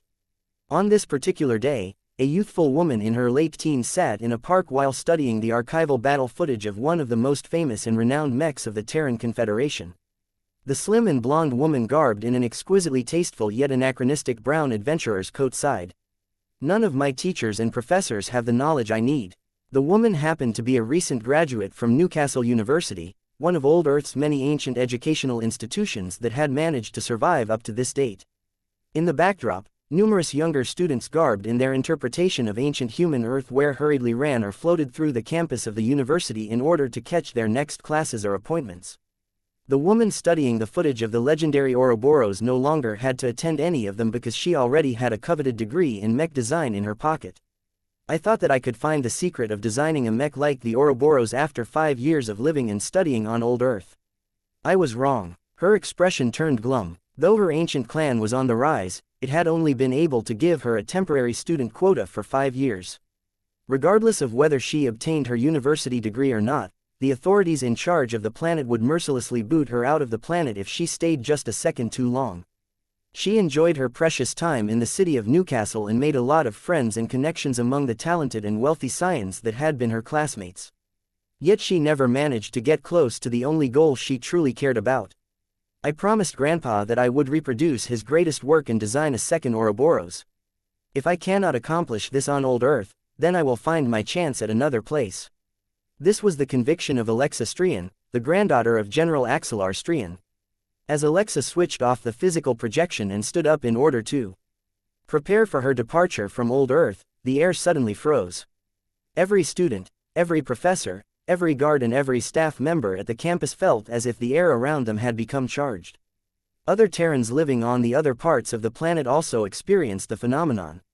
Then, they started to feel the rise of something great. Many of the shocked and bewildered Terrans looked down as they felt as if an enormous earthquake was about to beset the entire planet. Their eyes dilated as they felt incredibly small as humanity's home planet seemingly grew unstable. This was extremely weird as none of the sophisticated sensors that watched out for incidents like these ever detected anything weird. Old Earth was completely stable as intended, yet every single resident of the sacred planet could not help but feel as if the planet beneath them was shaking like an overloading engine. "What is this? Did the Rubarthans set off a superbomb?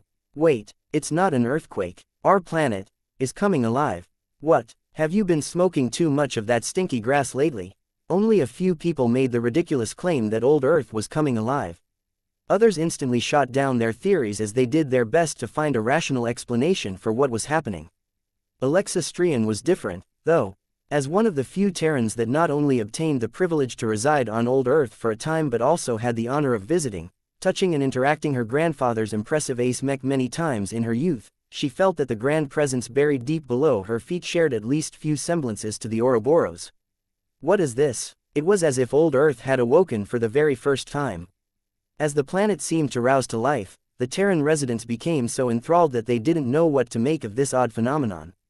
Though the strange feeling emanating from the planet hadn't been that strong or well defined, millions of pilgrims and fanatics dropped to their knees and prostrated in what they believed to be the mother of humanity arousing herself from her dormancy. Yet before they could experience any more of this, the rising presence buried deep below the surface suddenly weakened until the Terrans could feel nothing more. In the end, every still or prostrating Terran felt awkward as the sacred planet turned completely normal in a matter of seconds. What happened? I don't know, but we need to find an explanation for this phenomenon.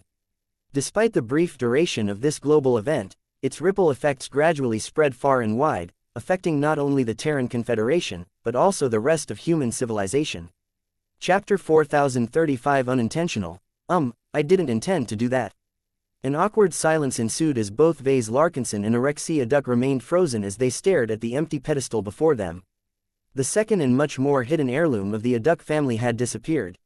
No, disappeared was not the right word for it. The centuries-old scroll that dated all the way back to the Age of Conquest had crumbled before their eyes. Before this point, the annals of Terra Vita may have gradually shown greater and greater signs of aging, but the Aduks took such good care of it that it was nowhere near the end of its lifespan. There was no reason to believe the old paper scroll had deteriorated much more extensively than expected. There were advanced sensors in the small and isolated chamber that were monitoring the condition of the relic non-stop. Yet only a few minutes after Vase, or more precisely Gaia, spiritually reached out to the scroll and resonated with its dense collection of spiritual letters, everything changed. Vase wasn't really sure what happened. All he felt from the spiritual entity that he was channeling with his mind was that Gaia had become incredibly active and excited.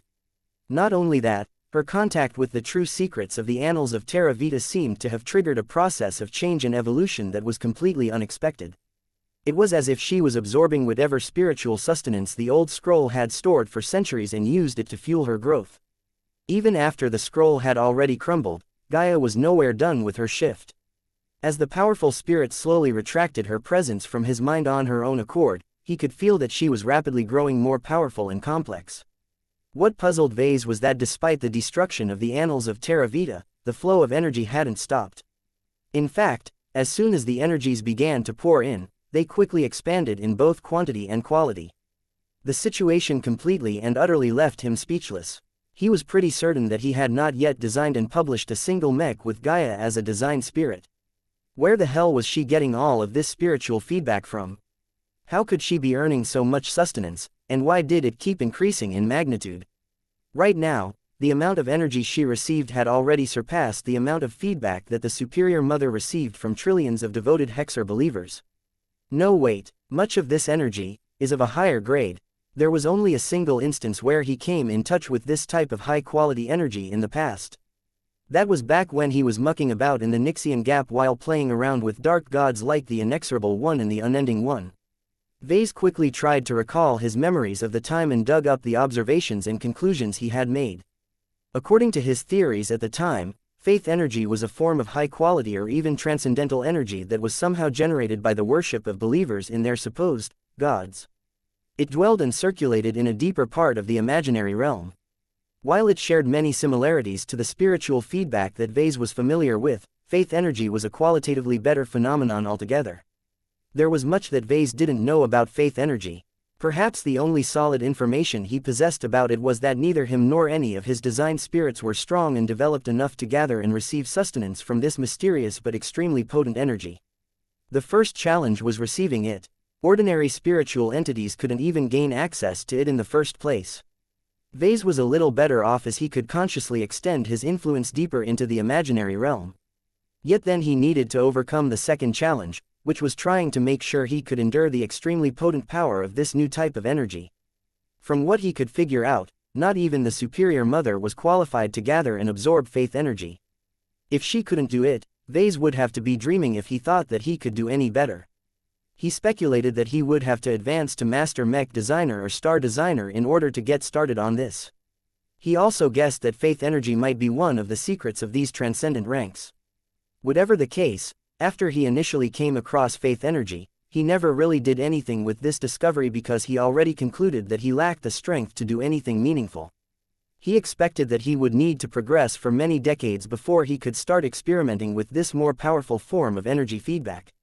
He never expected that his latest spiritual product not only got in touch with faith energy at the starting point of her existence, but also possessed the ability to absorb it all without getting burned. What have I created? Vase gradually felt he was losing even more control over his newborn spiritual product. Though he developed all of his creations with the ability to grow and evolve over time, Gaia was transforming way too fast. This was incredibly dangerous because not only was Gaia experiencing a lot of growth without having spent much time with Vase and the Larkinson clan, her evolution also had the potential to change and overwhelm her original programming. This included all of the precautions and contingencies he had buried inside of her. Would she still remain loyal and affectionate towards him and his clan after she experienced thousands of years of growth in a single instance? Gaia, he conveyed, the evolving spiritual entity was almost completely immersed in her own world. Whatever inheritance she received from the annals of Terra Vita had given her such a massive boost that she could not pull herself away from the onset of power and knowledge that poured into her spiritual being. Gaia only briefly responded to his call by giving him the spiritual equivalent of a pat on the head. After that, she fully retracted her presence from his mind, having fully returned to the body of the old lady in order to complete her profound evolution and process her humongous gains. The chamber truly went still at this time. Without Gaia's powerful presence and glow, the atmosphere was no longer as heavy as before. Both Vase and Matriarch Alexei could breathe easier as of now, but both of them were still impacted by what they witnessed. "I'm sorry," Vase plainly said without any pretension. "I didn't mean to, but my actions inadvertently led to the destruction of your relic." Your scroll, the leader of the Aduk family did not look upset. "It is not important, Patriarch Vase. I have seen firsthand what took place. You bear none of the fault. I should thank you, even. Though it is true that our family has owned the annals of Terra Vita and managed to decipher a portion of its contents, we never had the impression that we managed to penetrate its core. It is only now that I realize that we were never intended users of it at all. We were merely tasked with holding it so that one day our fated goddess would come and receive the sacrifice prepared by a cult that has worshipped her centuries ago." It all makes sense. Vase almost wanted to sputter when he heard this ridiculous chain of logic. How could a spiritual sorcerer deliberately create a scroll filled with spiritual secrets at least 6 centuries in advance, pass it on to the Aduk family that was still an established Terran power at the time, and expect that a spiritual entity as powerful and aligned to Earth as Gaia to swoop in and unlock the very same relic? There was no way this was plausible. He was more inclined to believe that the annals of Terra Vita was meant for another Earth worshipper. Gaia just happened to unlock it by chance because her powerful Earth, life and wood domain allowed her to spoof past its security measures and unlock the highest possible authority from the scroll. The problem was that Gaia happened to be so strong that her power overwhelmed the fragile paper vessel, causing it to crumble as the excess of spiritual power was too much for the material to bear. This was also a good reminder for Vase to pay a lot more attention to the hardiness of the materials of his products. It wouldn't do for his totems and mechs to break apart because they couldn't handle the excessive flow or concentration of potent energies. While Vase deeply wanted to refute and correct Matriarch Alexei's rationalization, he did not choose to do so in the end. The story was implausible, but as long as she and the Aduks believed in it, then none of the blame would fall onto Vase. The only other candidate that could bear the fault of the destruction of this ancient relic was the Mother of Earth herself, and it was unthinkable for her newly converted believers to accuse the object of their faith. This was why Matriarch Alexei did not dare to even think about taking the culprit to account. The pair of leaders slowly exited from the secret chamber when they both confirmed that the annals of Terra Vita was completely gone. Even if they recovered every single piece of dust and reconstructed the entire scroll by utilizing advanced technology, what emerged would simply be a shell of its former self. Without the spiritual letters that a mysterious spiritual sorcerer had imprinted on its surface, the scroll was just a worthless roll of paper. "I do not think our relic is gone," Matriarch Alexei guessed as she led Vase to the hangar bay of the Green Dream. The Mother of Earth read the scroll that we have kept for all this time. She spoke with increasing certainty in her tone. "Scrolls are only carriers of knowledge. Now that Gaia has taken all that she can from our relic, I am confident that my fellow family members and I can continue to unearth the secrets of old Earth. The only difference is that we no longer have to rely on our power to interpret a scroll that was not meant to be read by mortal eyes. We only have to visit our green sanctum and pray to our goddess in order to receive her tutelage." While her words sounded like a desperate attempt to downplay the loss of a scroll that had allowed many members of the Aduks family to develop a uniform affinity for Earth, life and wood attributed energy, Vase actually found them to be plausible at this time. Vase did not know exactly what Gaia had gained from freeloading off the Aduk family for a second time, but it was sure to be rich. As her creator, Vase should be entitled to receive a share of her gains. Will she be willing to share, though? He briefly turned his head towards a specific direction. Beyond his sight was the green sanctum, where an enormous oak tree was swaying on its own accord. Gaia's humongous feast was changing her essence even now, causing many of the surrounding Aduk worshippers to feel both joy and awe at the increasing amount of power exuded from the massive tree. Vase turned back but grimaced. He couldn't get a hold of his spiritual product at this time.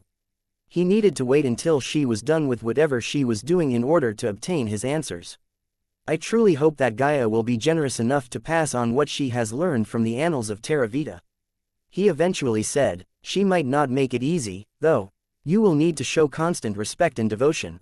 Do not slack off and always pay attention to her reactions. I hope that will be enough for you and your fellow Aduks to continue your development. Chapter 4036 2 Directions. The ruined temple had undergone a major upheaval. Even though the water keepers were still embroiled in a power struggle that took place behind closed doors, every other cultist stationed at the ruined temple had become excited beyond frenzy. The Earth Shrine did not keep the news a secret because an event of this import was simply too significant to the Five Scrolls Compact. After all, one of the ultimate goals that the cultists were striving for was to open up a passage for the immortal gods to descend upon the Milky Way and turn it into a paradise. Our immortal God has answered our pleas. Out of all of the branches of our compact, our Earth Shrine shall be the first to welcome a supreme deity to our galaxy. The Son of Earth is our greatest holy son. His 4 centuries of penance has finally been recognized by our immortal God. Wait, why was the sacred scroll only active for a few minutes? Maybe our immortal God is still on her way. Without the support of any rituals and all of our sacred scrolls, even a high one may struggle to travel across an unimaginable distance that separates the kingdom of the gods from our lowly realm. While it was rather strange that the Earth Scroll did not maintain a connection to their immortal God for long, the fact that it showed the distinct and unmistakable signs of activity was enough to raise the morale of the compact. After the immense blow of the great betrayal and the constant lack of progress into retrieving any of the missing or stolen sacred scrolls, the cultists who believed in the cause finally gained a measure of hope. The Five Scrolls Compact may be powerful enough to make the Big Two uncomfortable, but even its most delusional members admitted that their strength was not as great as before. It was a pipe dream for them to topple the MTA and CFA that had grown stronger after harvesting much of the resources of human space after their successful coup. Yet the compact cultists possessed such strong and unwavering faith in the makers of the sacred scrolls that they instantly assumed that their underground organization would be able to rise again with the arrival of just a single immortal god. No matter how powerful the Big Two had become and no matter how much human space had grown, as long as the compact was helmed by a single peak figure, it could win every decisive battle that mattered. No MTA god Mech or CFA battleship would be able to withstand a single blow from a true immortal god. The compact leaders weren't even scared of the secret megaprojects that the CFA and MTA cooked up in their hidden labs anymore. Yet just as the Earth Keepers and the other core compact members started to plan out their much accelerated road to transgalactic domination, the Earth Scroll never woke up after falling silent again. It was as if it only received a single blip before the immortal god that connected with it had fallen out of contact. As the silence stretched on for days, the compact cultists finally came off their high. While they were still excited beyond measure, they realized that the immortal god might not be as close as they initially expected. Perhaps her arrival might not be as imminent as they thought. Nobody was able to guess how long it took before the compact cultists could greet the supreme deity that they had slaved for all this time. It could take months, years or even centuries for the supreme god that corresponded to the Earth Scroll to fully descend onto their mortal realm. Do not lose your patience. The Son of Earth finally came out and declared, the passage of time is meaningless to the gods who possess an unending lifespan. No matter whether we must wait until the end of our own lives or pass on our holy mission to the future generation, we must never lose faith and allow ourselves to be found wanting by our immortal God. The compact members stationed in the ruined temple may have slowed down their movements, but they weren't as subdued as before. Knowing that an immortal God was on the way was a profound change from before, where they weren't even sure if they could complete their holy mission in the first place. The reinvigorated Earth Keepers and other leaders pulled out the plans that had been collecting dust over the centuries and revised them to fit the current parameters. Not only that, but the Earth Keepers also attempted to predict when and where their immortal god would descend. Many of the core members reached out to the Compact's vast and secretive intelligence network, while the Son of Earth used his major authority as well as the familiarity built over centuries of penance to beseech more information out of the Earth Scroll. None of the sacred scrolls were easy to communicate with. They were not living sages or electronic databases, but something greater and more profound entirely. Everyone who had come into touch with one of the sacred scrolls instinctively developed the belief that these divine objects did not belong in the material realm at all. They were way too advanced and transcendent to belong in a filthy place like normal reality. This was the explanation that the Compact cultists had come up with to explain why their keepers persistently found it difficult to obtain any blessings and insights from the sacred scrolls.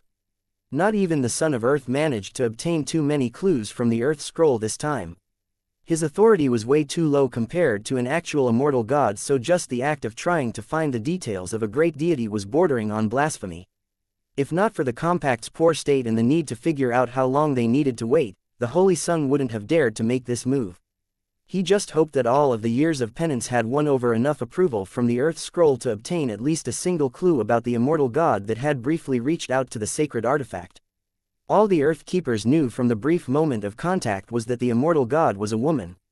The matronly, earthy aura that emanated from the sacred scroll at the time could not be mistaken by anyone. At this time, the Son of Earth had floated upwards until he had reached the end of the massive pedestal. Only a few members were permitted to come this close to any of the sacred scrolls. The brown-robed figure did his best to surrender himself to the massive Earth Scroll and commune with it up close. His wrinkled, bearded figure frowned for a time before it spasmed in pain. None of the Earth Keepers waiting down below dared to make a move or comment on the current display. Before the sacred scroll, each of them were merely ants. After half an hour of looking for answers, the Holy Son finally couldn't take it any longer and backed off from the holy artifact. His face visibly showed relief as his feet touched down onto the floor of the main hall. The brown-robed figure turned and met the eyes of his fellow supplicants. "I have answers." Many of the keepers grew excited again. Their eyes shone with excitement and they had to suppress their formidable auras in order to prevent showing any disrespect at this holy site. The Son of Earth raised a wrinkled hand. "I have answers, but I did not say I have every answer. The sacred scroll was, not as illuminating as we wish, but it has seen fit to bestow me with two possible directions." The man with the highest authority of the Earth Scroll pointed in a specific direction. "Old Earth." The man then pointed upwards and at an angle. "The Red Ocean." The Holy Son slowly lowered our arm. "Our answers lie in these two locations. If we do not want to prove ourselves to be incompetent and unworthy of our immortal God's favor, we must reach them both and find our answers at these places." Neither of them were easy for the Compact to deal with. The Terran Confederation as well as the Big Two strictly guarded Old Earth due to its immense historical and cultural heritage. Though there had been a time when the Compact completely dominated the Sol system from the shadows, this was no longer the case. The Earth Keepers did not look intimidated, though. No matter how much effort they needed to put into opening up a pathway to humanity's home planet, they were willing to do anything in order to fulfill their holy mission. Compared to restoring all of the sacred scrolls and restarting the grand ritual that was supposed to summon the immortal gods, it was much easier for the current state of the Compact to gain entry to humanity's most precious globe. "We can either enter Old Earth quietly or with a war party." An Earth speaker spoke up. "Regardless of what we choose, we will have to make great sacrifices in order to circumvent and overpower the security measures that our old enemies have prepared." The Holy Son fell into thought. "If stepping foot on Old Earth is the only requirement for us to summon our immortal God, then I would not hesitate to bring as many of our holy warriors as we can rally. However, the sacred scroll has given me no clear answers regarding our supreme deity's arrival. Take the subtle approach first. By your command, the Red Ocean is more important to our mission. I can feel it," the Son of Earth slowly said as he gazed in the direction of the distant dwarf galaxy once again. "Your Holiness." The bearded figure did not have any clear answers regarding the Red Ocean's importance, but he could still rely on his formidable intellect and intuition to generate a few guesses. "The Red Ocean, may be where our immortal God descends first." Many keepers gasped. They all wondered why their supreme deity would opt to arrive in a small and shabby dwarf galaxy instead of the more impressive and resource-rich Milky Way. Was their immortal God weaker than they thought? Was she too afraid to land directly in the Milky Way and attract instant retribution from the Big Two's trump cards? Presumptuous. The Son of Earth boomed, stopping his fellow keepers from developing any further doubts about their immortal god. The journey is long and our immortal god may have to put in more effort to navigate towards the Milky Way without the support of our sacred scrolls. However, remember what the Red Ocean is famed for. It is a dwarf galaxy that is defined by phase water. This makes it the natural gateway to our corner of the cosmos. This meant that the Red Ocean may be the most efficient landing point for any extradimensional or extragalactic entity looking to arrive in the local group from afar. It was just like deciding whether to enter a home through the door or by ramming right through the wall. The weak had no choice but to use the door, but the strong could choose to enter however they wanted. That did not mean that the strong would stop using doors entirely. It was still a lot more efficient and less costly to keep using proper entrances. After all of the compact members in the Earth Shrine heard this explanation, they all became more enlightened. If this explanation was accurate, then the compact members sent to the Red Ocean may be the first ones to greet their long-awaited immortal god. The son of Earth obviously couldn't go by himself. Sacred Speaker Daphania's mishap had reminded them all that even the greatest authorities of the Five Scrolls Compact could not be arrogant outside of the ruined temple. Another keeper from the Earth Shrine must be dispatched to prepare for the arrival of their great deity. Seeker Leorax Remenos, I am here, Your Holiness. One of the kneeling figures spoke while holding his fist against his chest. You shall lead our delegation to the Red Ocean and investigate any possible signs of our deity's descent. Until our immortal god arrives, you must remain incognito and never allow the traitors to discover your tracks. This is your mission. I shall prove worthy of your trust. Keeper Leorax declared, for the immortal gods, for the dream of our ascension. Chapter 4037 Consolidating Spirits, Few. Vase wiped an imaginary sweat off his brow. Nothing bad happened in the end. The accidental destruction of the annals of Terra Vita did not affect the relationship between the Larkinson clan and the Aduk family. Though the loss of such a precious relic was not a trivial matter, the Aduks who knew about it did not act as if they suffered any loss. The rise of Gaia and her occupation of the body of the old lady was far more significant to the Aduk family. Gaia's emergence overshadowed every other concern that the Aduks might have. They didn't even care anymore about the fact that the Larkinson clan originally blackmailed them into giving up a lot of concessions. This was just as Vase predicted. He once again experienced the power of faith. It seemed that whenever gods got involved, everyone that got taken in by them instantly lost at least 75% of their rationality and common sense. Not even scientists and engineers are exempt from this phenomenon. Vase contemptuously sneered. For all of their passion for exogeology and exobiology, the highly educated terraformers had allowed themselves to get taken advantage of way too easily now that Gaia had come into the picture. Their current tolerance and lack of critical thinking was a far cry from how the Aduks initially behaved and sounded like at the beginning. I will never allow myself to fall into the same trap. Vase did not believe in any god and he intended for that to stay this way. It didn't matter whether his new primordial earth, goddess, had become so powerful to the point where she was able to harvest the earnest faith from all of the devoted worshippers of old Earth without getting overwhelmed. Faith was just another form of energy to Vase.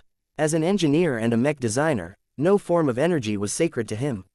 Whether it was spiritual or not, he was confident he could design and make the right machines to harness every form of energy as long as he accumulated the appropriate knowledge and resources. In his mind, Gaia was merely a living spiritual machine that accidentally got to absorb and process faith energy in advance. Now that he thought about it, almost everything about Gaia was either accidental or unintentional. As Vase leaned forward and picked up the wooden statuette of Gaia that he had recently created, he tried his best to reach out to his new spiritual product and see whether he could have a good talk with the entity. Nothing. Vase grunted in disgust as he tossed his little totem back onto the deck. Gaia was still out of control. If she was as weak as the likes of Kalo and Trisk, then he would have easily been able to smack some sense into the Mother of Earth. Unfortunately, in his infinite wisdom, his decision to jumpstart her growth by sacrificing all of the universal life energy of an entire vial of high-grade life-prolonging treatment serum was far more consequential than he thought. While he expected this radical act to make Gaia a lot stronger from the start, she wasn't supposed to be strong to the point where Vase couldn't apply any levers to control her behavior anymore. Goldie, come out and see me for a moment. Nya, the adorable ancestral spirit of the Larkinson clan seemingly woke up and emerged from the Larkinson mandate that was hanging on the side of his chief bodyguard's combat armor. Goldie quickly floated over to Vase and pressed his cheeks with her own intangible form. You're such a good kitty. Vase grinned as he scratched her chin and stroked her slender back. You're much more obedient than Lucky. Nya tilde, why can't Gaia be as cute and open to dialogue as you? Maybe I should have made her as a cat instead of a human woman. Nya, the golden cat obviously liked the idea and wiggled her soft paws in response. Vase sighed. Gaia is one experiment that I will not repeat. I can't let my impatience get the better of me and pursue blind power at the cost of giving up control. Why spend all of that time, effort and resources into creating a new spirit only for it to go AWOL? Nya nya, I would be grateful if you and your fellow spirits could do that. It might be too late, but anything you can do to pull Gaia closer to our clan is appreciated. He talked a bit more with Goldie. Even though she had grown a lot smarter, wiser and more powerful after years of receiving spiritual feedback from an expanding and increasingly vigorous population of Larkinsons, to him she was still the adorable mascot that he made to liven up his clan. Compared to natural spiritual entities such as the Titania and artificial spiritual entities that received a rapid growth spurt such as the Superior Mother, he still liked the ones that started off weaker but grew step by step alongside the Larkinsons over several years. As Vase reflected on his current collection of design spirits, he concluded that he needed to slow down and consolidate his existing relationships with his intangible friends. While Vase possessed the power to create any spirit as long as he had access to the right spiritual ingredients, blindly creating one spiritual product after another without managing them properly sounded like a disaster waiting to happen. He frowned a bit. I'll stop once I have dealt with the Phase King. There is no pressing need to add any additional spirits for the time being as my existing collection already covers a wide range of possible mech designs. Even if there is no perfect match, I just need to learn how to stretch and expand the scope of my existing options. The way he differentiated Lufa's glow by selectively filtering out different components was a great source of inspiration to him. He felt that he could achieve entirely new results by tinkering with the glows of spiritual entities such as Helena and the Illustrious One. I need to increase my utilization rate of my existing spirits before I should think about adding any new ones. He already formed a few possible ideas on how to do that for his next batch of design projects, but he would have to wait until he could properly explore this research direction. Let's take care of my immediate business first. For the following days, he spent time on various necessary chores. He met with the adducts several times in order to decide on how to staff and organize the T Institute's first round of research projects. He provided his input on the selection of the site where the Larkinson clan would build its first manufacturing compound on the surface of Davut 7. He liaised with various other business partners such as the Murphy family and the Voikin family to increase his friendship with them and make sure their planned cooperative ventures remained on track. He also made a start with tackling his design projects, though his heavy responsibilities prevented him from immersing himself into his work and entering the best possible state of mind to design his upcoming machines. The reason why he couldn't put his all into his design work was not because Aurelia increasingly demanded his attention, but because he was waiting for one important event. One day, his comm received a chime. Vase grinned as he received the notification he was waiting for. He reached down and opened his desk drawer in order to pull out a few boxes. I'm ready to go at any time. His body and cargo dematerialized from his office aboard the Spirit of Bentime and almost instantly appeared at a secret location that did not look like any other places he had visited before. This should be an underground base. Vase quickly concluded. The expansive entry hall was covered with strong materials and displayed several pieces of advanced tech. The markings and symbols instantly revealed that the facility belonged to the MTA. A nearby gate slid open to reveal a familiar figure. Jovi. How is my fellow Tier 6 galactic citizen doing these days? Am I finally cleared to perform my procedure? The MTA journeyman twitched his lips in amusement. Good day, Vase. Just to be clear, people don't generally mention their citizenship tiers or each other tiers in ordinary conversations. It is considered rude and improper to make unsolicited comparisons of one's status. Relax. We're buddies, right? Besides, we both belong to the same tier. We should celebrate this accomplishment. Jovi made a helpless expression. Vase was acting more and more familiar and informal around him.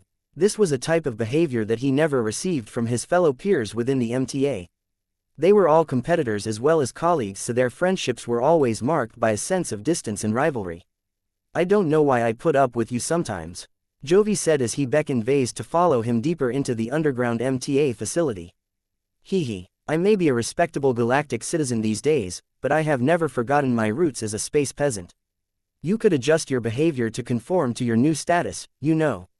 I have heard that many space peasants are eager to do so once they have achieved their promotions. I'm not a normal mech designer. Vase smirked. Unlike them, I like to stay true to myself. I think this is more conducive to my work and progression. I may put on different masks depending on the situation that I am in, but in truth I am most comfortable and productive when I am acting like my true self.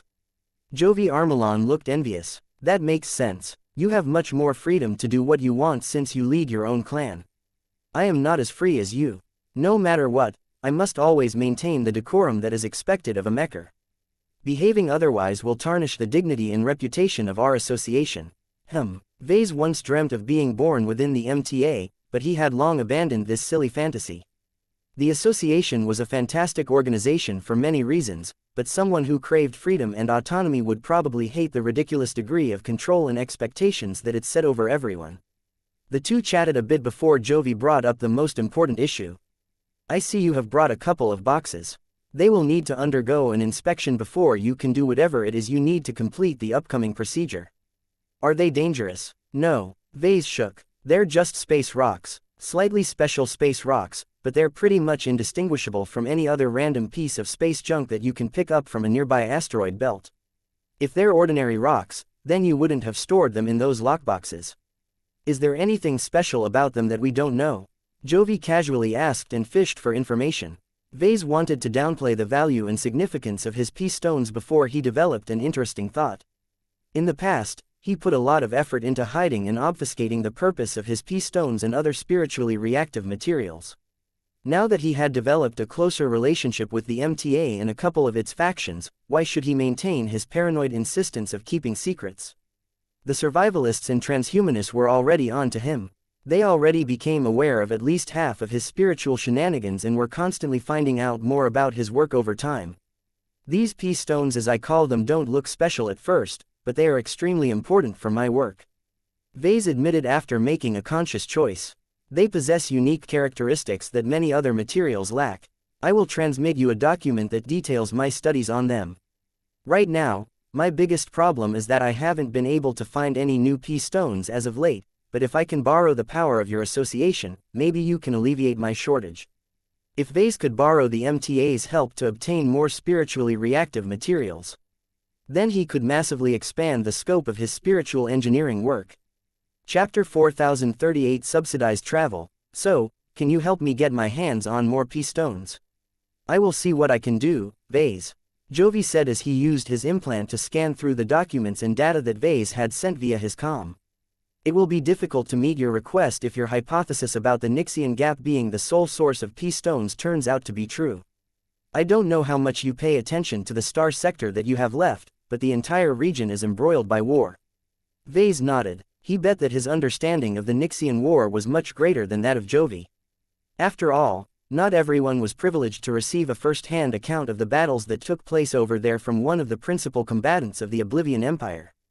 Even if our organization can get our hands on a P-stone, shipping them all the way over to Davut is not a cheap process.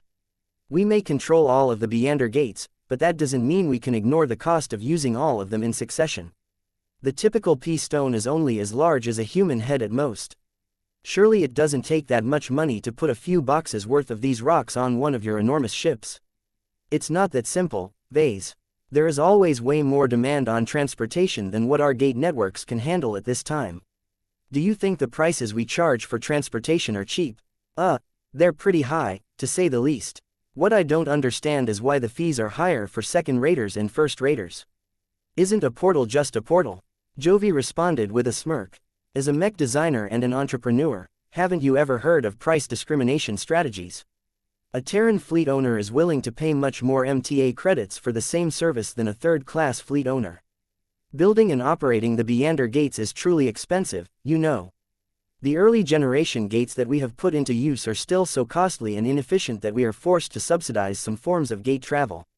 What? Vase looked surprised at him. The association is actually losing money by allowing for gate travel.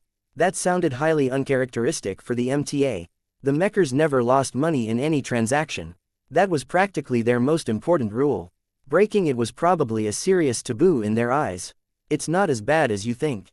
Jovi said. The reason why we charge different prices depending on the class of the fleet is because the cost required to enable gate transit is different depending on several key variables. The greater the volume, mass and quality of materials of the ships and cargo passing through, the more it costs to maintain the portals and enable the passage. In other words, third-class fleets that were typically smaller and did not contain any high-quality exotics were easier to transport over the gate networks. This was an interesting detail that Vase did not know beforehand. I see. AP stone shouldn't be anything special compared to more special materials. If you ever find a few asteroids worth of rock with the properties I've mentioned, then please try and ship everything you can to Davut. I will cover the cost as long as I can pay with MTA credits. I will see what I can do, but the premise is that we can actually find these odd rocks of yours. Jovi tentatively promised. Master Moira Willix has remained in the Komodo star sector, and her research project is related to the Nixian Gap, so she should be able to work on this favor of yours. That's a name I haven't heard in a while, Vase said with a slightly fond expression. She was probably the first high-ranked Mecher that he befriended. How is she doing these days? Her situation hasn't changed. No, that is, not quite true. She received a lot of appreciation from our faction for successfully pulling you in and facilitating a fruitful cooperation. However, she doesn't care too much for recognition, MTA merits or other rewards. The only goal that masters are truly striving for is making the next step. To do that, they must qualitatively transform their realized design philosophies to a degree that completely surpasses their efforts back when they were a senior and lower. We won't hear from her in several decades at the very least. Though Vase had little idea on what masters needed to do in order to get any hope at advancing to star designer, he understood from Hovey's explanation that those who strove for more had to make a lot of sacrifices in order to reach the top. This was a difficult choice to make, as masters could achieve so much else if they did not have to spend an inordinate amount of time on researching ways to turn the impossible into the possible. Vase respected those that made the necessary sacrifices and dedicated much of their years on achieving a goal that they might never attain. Given the abysmally low proportions of star designers relative to the population of master mech designers, more than 99% of ambitious masters were destined to fail and squander much of their productive years. Both Vase and Jovi fell silent for a time after this. Both of them had no doubt that they would make the same heavy choice as Master Willix if they ever realized their design philosophies. Any decent master would have made the same choice, actually. No one who was able to overcome the difficult hurdles that prevented seniors from going any further were average in terms of willpower, determination and research ability. Perhaps this was part of the reason why a lot of masters never invested all of their energies in the mech market. Despite their superior design solutions and impressive earning abilities, Vase felt that mech designers such as Master Olsen and Master Tokman Huron only half-heartedly published their works on the mech market. Compared to designing commercial mechs that needed to be relatively affordable and easy to produce, they would much rather work on specific commissions or experimental projects that pushed the boundaries of what they were capable of as masters. "We're here," Jovi suddenly announced. After passing through a major entrance, they entered what appeared to be a medical department. Though there weren't many obvious signs of medical personnel or equipment, the hall they entered conveyed the distinctive vibe of a place where people needed psychological reassurance in order to undergo life-changing medical treatments or augmentation procedures. One of the smooth metal walls automatically parted in order to form an opening. Jovi and Vase passed through and ended up in an observation room that looked over an extremely advanced operating theater. Numerous doctors and other medical experts were already standing by. They stopped their conversation and greeted Jovi with respect before casting a dubious look at Vase. "How much do they know?" Vase asked. "Not much, I am afraid. You don't need to hide anything from them. We have already briefed them of what to expect." "Understood." Vase ended up saying almost nothing to the gathered doctors. He already swept them with his spiritual senses beforehand and saw that none of their spiritualities were activated. That made the probability that they could help with his upcoming operation extremely low. "What I am about to do will solely act on an invisible and intangible part of the patient," Vase stated. "Only I can perform this operation. The only concern I have is that my work may produce feedback that directly affects the patient's body. I don't know anything about biology and the human body, so just do what you can to keep his physical condition stable and alive." "Is the procedure that dangerous?"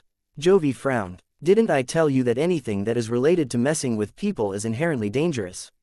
While I am confident in my own abilities, I cannot account for every possibility. I have emphasized the risks of this operation several times. Ultimately, it is up to you to choose whether to trust my skills and go through with it.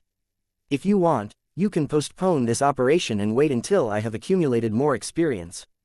Jovi stared at Vase for a moment before shaking his head.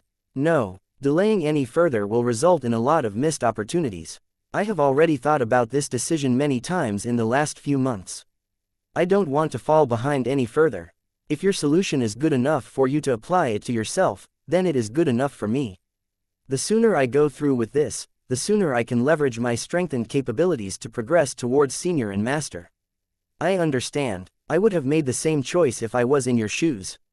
Don't worry, I have prepared extensively for you. The companion spirit that you will receive will never be shabby. Vase didn't need Jovi to do anything special except to lie down on an operating table, but the medical specialists obviously weren't satisfied with beginning in such a haphazard way.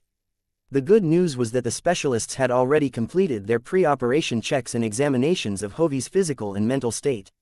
In order to make sure that they could respond quickly to any medical emergency that might ensue, they instructed Jovi to switch to a specialized garment before putting him into a half-open medical pod. Though the MTA had better machines at its disposal, many of them isolated the patient completely. Once the doctors were satisfied with their arrangements, Vase rolled his eyes and called out Blinky. No one showed any surprise at his companion spirit's appearance, but Vase could tell that everyone was definitely paying a lot of attention to this exotic presence. Muro tilde, it's off to work again today, Blinky. Be extra careful this time as we cannot afford to fail this time. I would rather go slow and lose a bit of potential than to rush the job and make an unforgivable mistake. Is that clear, Muro? Jovi looked perplexed at the interaction. I thought that companion spirits are supposed to be yourself but in a different light. From the way you have been talking to each other, it's as if there is more of a separation between the two of you than you have claimed. How much of Blinky do you control, exactly? Everything. Blinky is completely under my control, Jovi. I'm just talking to myself, out of habit. Think nothing of it. It is not as if your companion spirit will spontaneously mutate and develop an independent personality that is split from your consciousness and can even take over your body without your consent. You know, that is exactly one of the nightmare scenarios that my superiors have discussed before this point. Vase raised his eyebrow, and they still chose to let you go through with this operation. You could say that I am pioneering this new form of augmentation. I will be under strict observation for many years in order to study the full effects of obtaining a companion spirit. If everything goes well, we may ask you to augment additional mechers. That was to be expected. Vase would be glad to see this happen. The more the MTA desired his unique services, the more they developed a vested interest in maintaining good relations with him. This was the key to survive while living under the auspices of a powerful organization. I'm ready, Jovi. It looks like you are ready as well. Let's begin. However, before Vase could make his move, a strong field suddenly engulfed the operating theater. Vase froze as he felt a strong will and presence examining him and the P-stones he brought. It was as if he could hide nothing from this oppressive influence. Jovi, you did not say anything about an ace pilot expanding his Saint Kingdom in the vicinity. Consider it a form of extra insurance. An alert ace pilot is highly observant and can easily ascertain your motives. While I do not think this precaution is needed, my superiors think otherwise. Ace pilots possessed a terrible degree of intuition. Though Vase did not plan to do so, if he ever wanted to affect Jovi's judgment and indoctrinate him through his new companion spirit, he would never be able to pull it off because the nearby ace pilot would definitely notice if he harbored any ill will. Fortunately, Vase only came with pure intentions in mind this time, so he was not afraid of getting into trouble. He just grew concerned about the domain field's effect on his spiritual augmentation process. The damned ace pilot was so strong that even the spiritual fragments stored inside his P-stones were showing signs of strain. Vase softly cleared his throat. I've never performed this procedure while being affected by the formidable strength of a saint.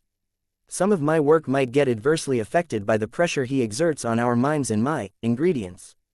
Can you tell this guy to take it easy? It would drastically lower the chance of anything going wrong. Once the Saint Kingdom lost much of its bite, Vase was able to breathe a little easier. Though it was not as light as he wished, it was tolerable enough for him to proceed. I will start now. Get ready, because this will hurt. Chapter 4039A Reality of Probabilities. Jovi Armelon was a critical client of Vase. So far, Vase had not provided a lot of companion spirits to people. Despite their huge benefits and high utility, they were still a relatively new invention that could only be born by literally carving into a person's own spirituality.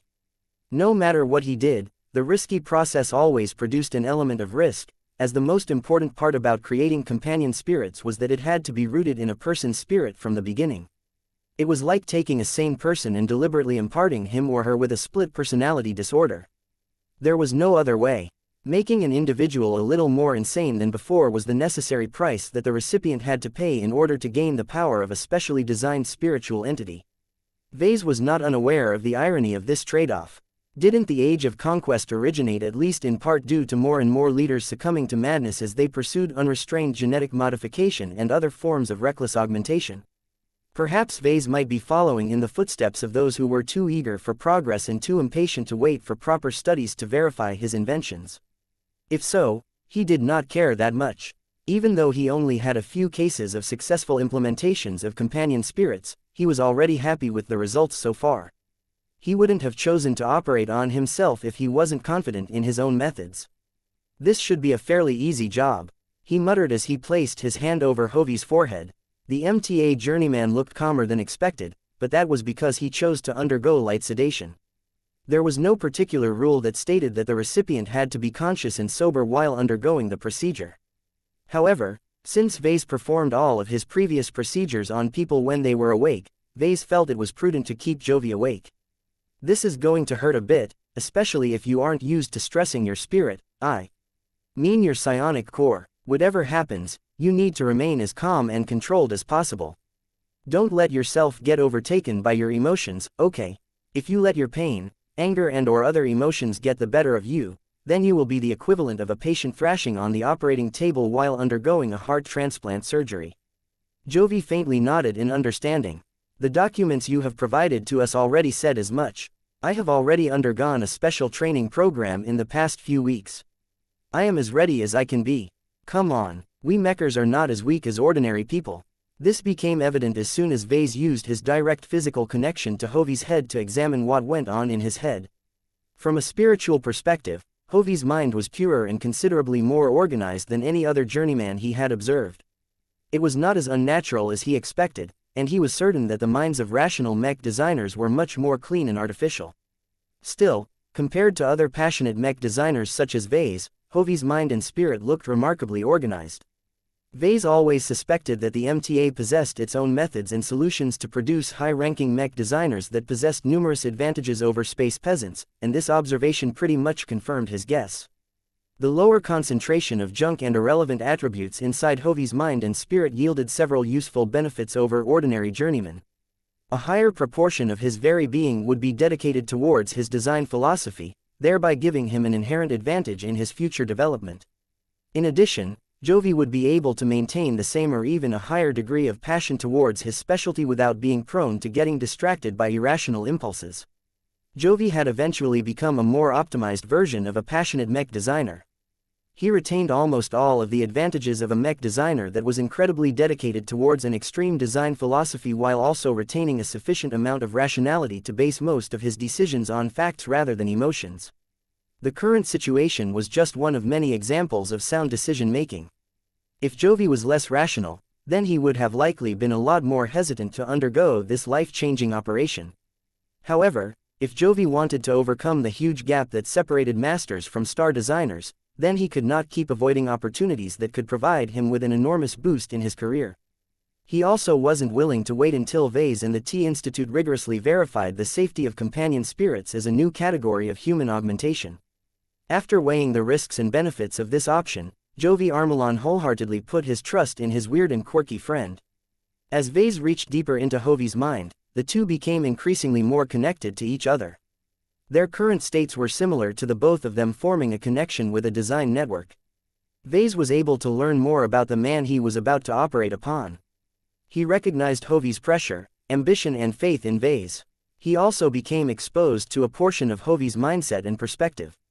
Just as Vase looked at reality as a space filled with many different forms of life that interacted with each other, Jovi saw everything around him as a constant progression of probabilistic events. It was quite a dazzling and confusing approach to reality to Vase. To Jovi, Every phenomenon in existence could be reduced to a series of probabilistic equations. Nothing was impossible to Jovi. Nothing was 100% certain to Jovi. From an instance as small as the atomic decay of a radioactive isotope to an event as large as a dying star that could go supernova at any moment. Everything could be calculated and quantified in terms of probabilities. Though it was natural to think this way towards inherently probabilistic subjects such as buying a lottery ticket, Jovi's uniqueness was that he applied it to everything, even concepts that weren't associated with probabilities in the first place. Even life itself wasn't anything special to the reality trickster. Whereas Vase made clear distinctions between life and the absence of life, Jovi did not make any special distinctions with regards to the former. Living organisms such as other humans were merely products of lots of probabilistic events. The more he understood the past probabilities that defined one's life, the better he was able to calculate the probabilities of that person's future actions and decisions. In short, reality was all a product of math of Jovi. Percentages constantly filled his vision as long as he remained conscious. This could drive any ordinary person mad, but all of it came natural to Jovi due to his intense studies along with forming a design seed that encapsulated his design philosophy. It was quite amazing to Vase to see and understand how a journeyman like Jovi actually worked. Gaining the opportunity to observe the distinct and unique spiritual and mental traits of a talented and promising Mech designer allowed him to collect a lot of interesting data points that could prove some of his theories while generating new ones as well. Vase, are you going to start anytime soon? All you have been doing so far is staring at my inner self. Don't forget about the reason why we have invited you to this operating theater. Vase blinked. Ahem, my apologies. I need to possess at least a basic understanding of how your mind is set up before I start my operation. I've already learned what I needed to know to begin the operation. Get ready for real this time. As much as he wanted to continue to study the intricacies of Jovi's mind, this was not a time for him to indulge in his curiosity. The faint domain field exuded by a nearby ace pilot that was interfacing with an ace mech constantly made Vase feel as if all of his actions were exposed. He couldn't afford to fool around at this time. Let's go, Blinky. Murrow. Blinky took the lead with performing the steps needed to impart Jovi with a companion spirit. Vase had drafted this plan a long time ago and none of the steps were anything new or dangerous.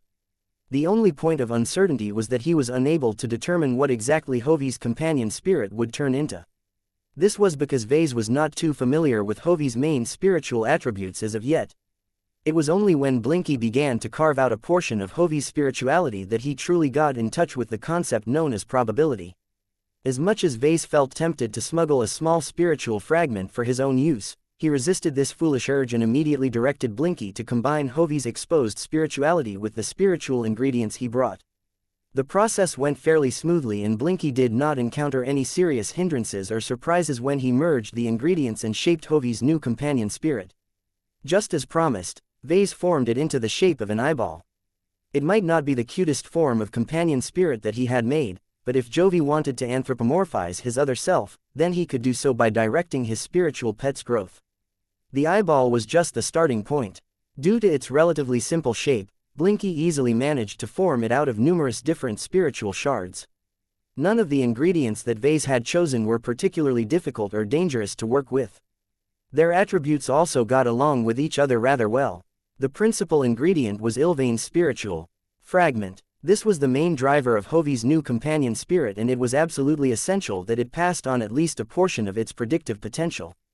Vase wasn't sure how effective the new companion spirit would be because he did not harvest a particularly large spiritual fragment from Ilvain this time. Just like Helena had warned a week ago, the humanoid design spirit wasn't earning a lot of spiritual feedback these days, so its growth was extremely limited. The illustrious one was a bit better off in that regard. Not only was he tied to multiple mech designs, he also received high-quality spiritual feedback from an expert pilot such as Venerable Davia Stark. Despite being able to harvest a larger spiritual fragment from the illustrious one, Vase only collected a minute amount from him because he did not feel the need to add too much of the alien design spirit to the mix. Vase only chose to add a tiny portion of the illustrious one to Jovi's companion spirit in the hopes of empowering the companion spirit's observation capabilities. Though Jovi instructed Vase to only utilize spiritual ingredients derived from human design spirits, Vase felt that this addition made so much sense that he added a tiny spiritual fragment from the Luminaire design spirit anyway. It's just a tiny add-on. It's not that big of a deal. Vase believed so much in this theory that he bet that he could probably get away with it. Seeing that the hidden ace pilot did not intervene, it was probably okay. He did not want the companion spirit to develop a new ability related to light at the cost of weakening its predictive capabilities.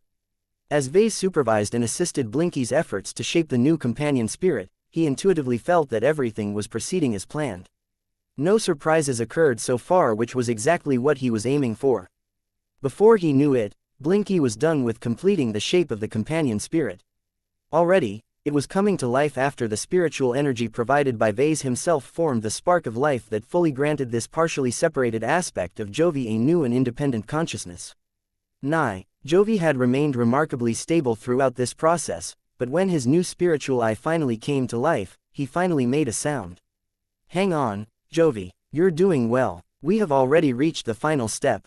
Don't reject whatever it is you are experiencing. Accept your new companion spirit and embrace this new part of yourself. Blinky pulled out of Jovi's head after he had completed his tasks. The spiritual cat remained vigilant in case anything went wrong. I know. Though Vase and Blinky had done everything correctly, they still remained a bit nervous as they waited for the new companion spirit to come into existence. After a dozen seconds of waiting, the spiritual eye finally came to life. The new companion spirit instantly gained clarity and understood the nature of its own existence. Jovi's pain and discomfort had largely disappeared at this time now that Vase and Blinky were not tinkering inside his head. Though he still felt a dull throbbing inside his head, the addition of a brand new companion spirit completely attracted his attention. As the two separated parts of Jovi familiarized with each other, they quickly accepted and embraced each other. Being able to see probabilities is already a useful ability, Jovi slowly said as he explored what his new companion spirit could do. If I can combine that with the ability to see the future, then what I can do no longer be described as probability manipulation. Jovi turned his head towards Vase. Do you know what it means if I can see the probabilities of the present but also their outcomes in the future? Not really. It means that I have mastered the power of destiny. Jovi answered with glinting eyes. With my new eye of providence, I will no longer be subject to the whims of luck and random chance. Those were big words. Vase was impressed by Jovi's hubris. That didn't mean he was convinced. The so-called eye of providence might have the power to glimpse the future, but nothing came for free. Since Vase hadn't artificially accelerated the eye of providence's growth process, it was stuck in a weak and immature state. It hardly had any time to grow and come into its power. How could it possibly start providing Jovi with the answers of the future right away? Vase predicted that it would probably take months of growth before Jovi could truly attempt his first glimpse of the future. Chapter 4040 The Eye of Providence. Jovi had clearly lost a bit of his self-control after Vase and Blinky concluded the operation. This was not a surprise. Jovi not only gained a new companion spirit that provided a second perspective, but also experienced a considerable boost to his spiritual strength due to absorbing several foreign spiritual ingredients. Vase could already feel that the ace pilot hidden in the background had grown more concerned at Jovi's irrational behavior. The domain field that engulfed the operating theater had grown a little stronger as the ace pilot openly probed Jovi's new state. That quickly snapped the MTA journeyman out of his euphoric state. A bit of color showed on his cheeks as Jovi realized how much he embarrassed himself in a procedure that was bound to be studied by many different experts and officials. Vase didn't care about Jovi's overreaction to obtaining a new companion spirit. Anyone who gained an upgrade to his spirit would feel just as happy if not more. Right now, Vase needed to make sure that the birth of the Eye of Providence did not impose any serious negative effects on Jovi. It would be bad if he and Blinky had overlooked a detail that could pose a serious threat to the recipient's health and sanity. Vase briefly turned and glanced at the projected health readings. Though he possessed little understanding on what the numbers and graphs actually meant, much of them were portrayed in a healthy shade of green, which meant that Jovi's physiological state was still in good shape. Only a few sensor readings that corresponded to stress, brain activity and mental strain had dipped into yellow territory. This was of little concern to Vase as this was already an expected outcome. "How are you feeling right now, Jovi?" Vase asked. "Don't think too much. Just tell me what is on your mind. There is an ache in my head that isn't going away. It's as if you have drilled a hole in my brain. Is this normal?" Vase nodded. "It is not too unusual. It will go away after a good night's rest. Maybe you will need to sleep for multiple days to remedy the aching and sense of exhaustion in your mind." What about your companion spirit? Can you feel the new you? Can you touch its mind and assume direct control over it? If there is any instance where your new companion spirit is resisting influence, you should say so immediately. Jovi furrowed his brows as he exerted his concentration on doing what Vase had just said. Manipulating a companion spirit was like moving around a new limb that a crazy scientist had just grafted onto a person's body. It took a bit of time to get used to the new possibilities, but there was nothing complicated about them. The recipient just had to get accustomed to utilizing the mind to interact with the new addition to his mind. A mech designer as smart as Jovi quickly got the hang of the basic operations that he could perform with a companion spirit. Over the course of 15 minutes, he tested and displayed basic proficiency in many of the same operations that Vase could perform on Blinky. From communicating with his companion spirit to directing it to move as far as the Eye of Providence could reach, Jovi became fascinated by each and every new possibility. The real highlight of this show was when Jovi essentially took over his companion spirit and viewed reality from the perspective of a spiritual entity that had the potential to see the threads of future. Vase intuitively sensed that his spirituality was being observed by an existence other than the ace pilot guarding in the dark. "You can see." "I do," Jovi whispered as all three of his eyes stared at Vase in wonder. "I never knew how much I was missing out. I never realized I was missing out on another layer of reality until now. I can see much more than before. Everything makes more sense now that my Eye of Providence has finally taken shape." "What do I look like to you, Jovi? Give me a description." "I can see the energies in your head. They're strong. I can see your own companion spirit as well. Both of you are filled with life that makes me feel close and comfortable. The Eye of Providence instinctively knows that you are its creator. I can also see something else that doesn't look as if it belongs in your mind." "Is that from another mech designer?" Jovi must have been referring to Gloriana's dormant spiritual fragment. Vase casually waved the issue away. "What you can see, I can see as well," Vase remarked. "What you have described so far is the perception that entities like your companion spirit inherently possess. After all, your Eye of Providence is made up of psionic power, so how can it be blind to this form of energy? However, your companion spirit should also come with its own abilities. I'm not certain whether your intangible pet can activate any of its inherent abilities at this time." Jovi frowned. "You designed my companion. Don't you know what your own work can do, Vase? It's complicated. Your companion spirit is not a static machine that is made with precision and performs exactly according to design. It is a living entity that has already grown and evolved beyond its initial parameters from the moment it sparked to life. Right now, the deviations to my original design shouldn't be too great, but even I will not know how it works and what it can do after it grows up in the future." Interesting. Under Ves's direction, Jovi attempted to explore and access any unique abilities the Eye of Providence might possess at this time. This did not go smoothly. Vase became more convinced that the Eye of Providence was too weak and immature to support an ability as powerful as gleaning the events of the future. "I think I can vaguely recognize what you have described," Jovi spoke as his brows furrowed deeper. He experimented a bit more and eventually came up with the idea of placing the Eye of Providence on his forehead. As soon as he did so, all three of his eyes seemed to go into sync. After achieving a mysterious state of resonance and harmonization, he directed it towards the first clear subject that he could view from his position on the operation table, which happened to be the person responsible for providing with this new power. Vase looked fascinated at how the Eye of Providence was able to merge and go into sync with Jovi so easily after it settled onto the mech designer's forehead. He suddenly became a bit shocked when he sensed increasing activity from the companion spirit. It was becoming more and more active as the Eye of Providence as well as Jovi himself attempted to Ves's future. This quickly went wrong as Jovi suddenly screamed in pain. "Ah, it hurts." Despite his light sedation, Jovi couldn't help but scream and hold his head in pain. His new companion spirit also exhibited signs of distress, as it forcibly dislodged itself from Jovi's forehead and bounced around like a ball that had gone out of control. The hidden ace pilot's domain field became a lot more active all of a sudden.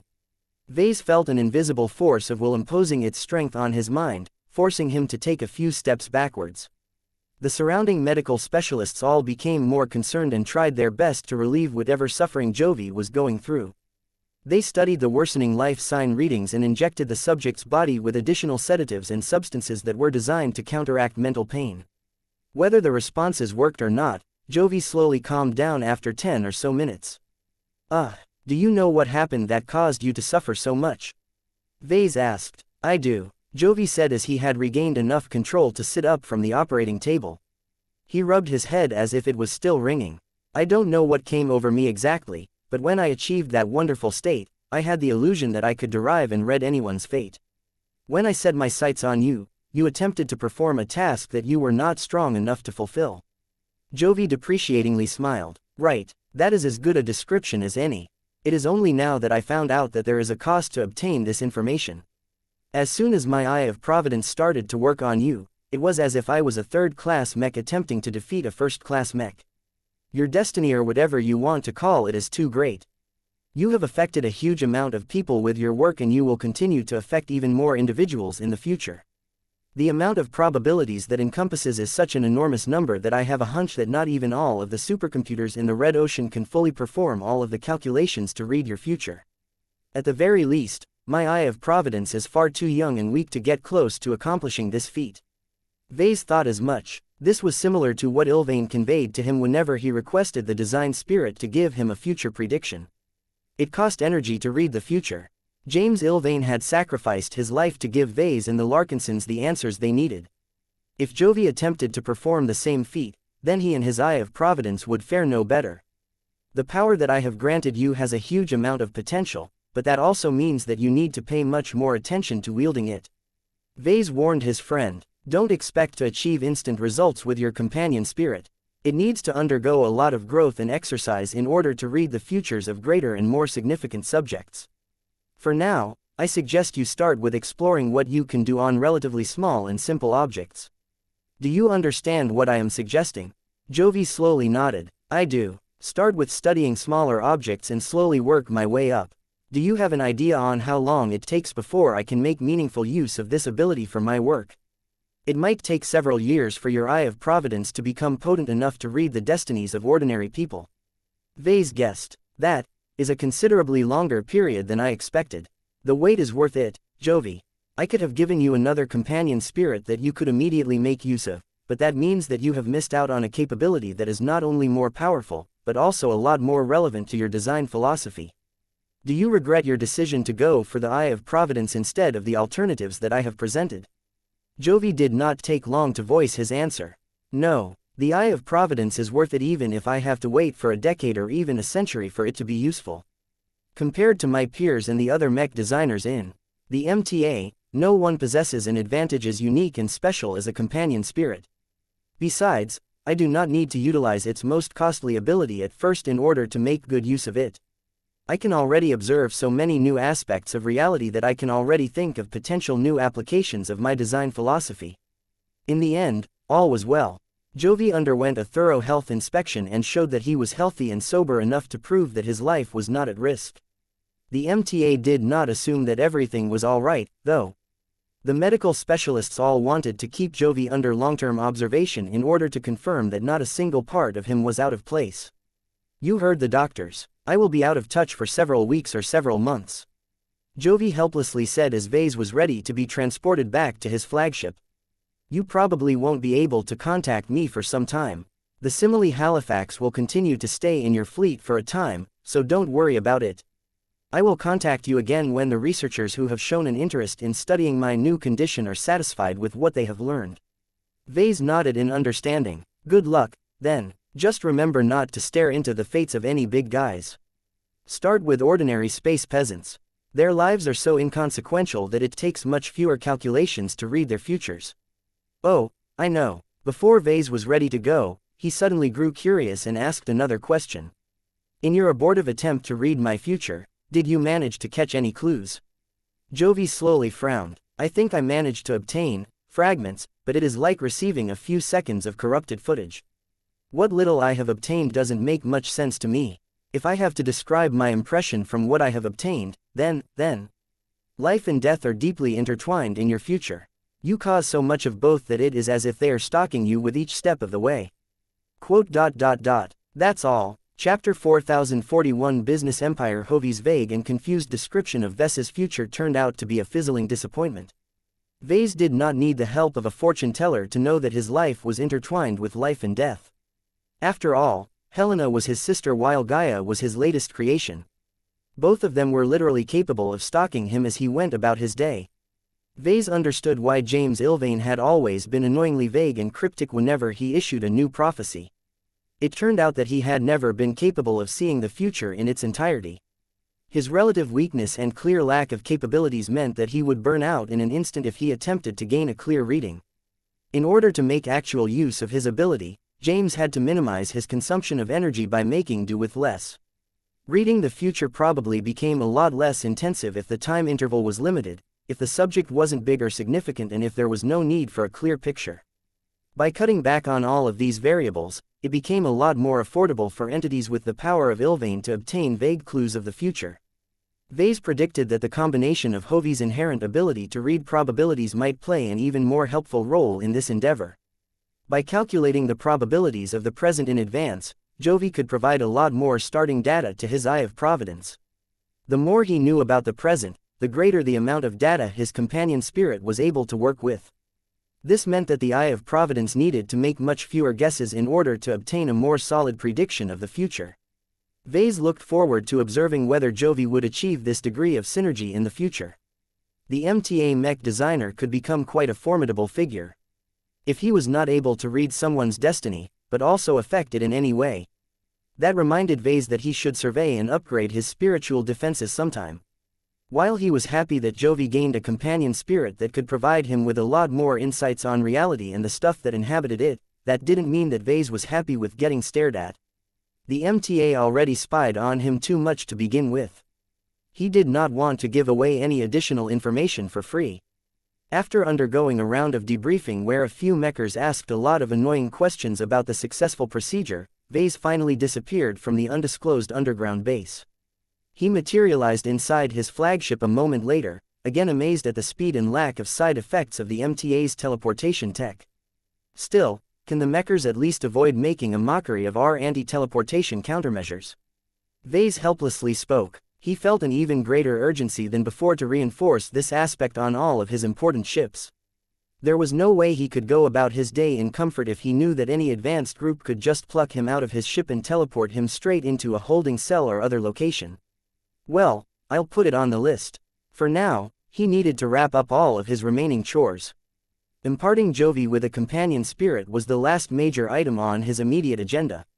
After he spent another day on addressing various administrative tasks, he became ready to design his mechs in earnest.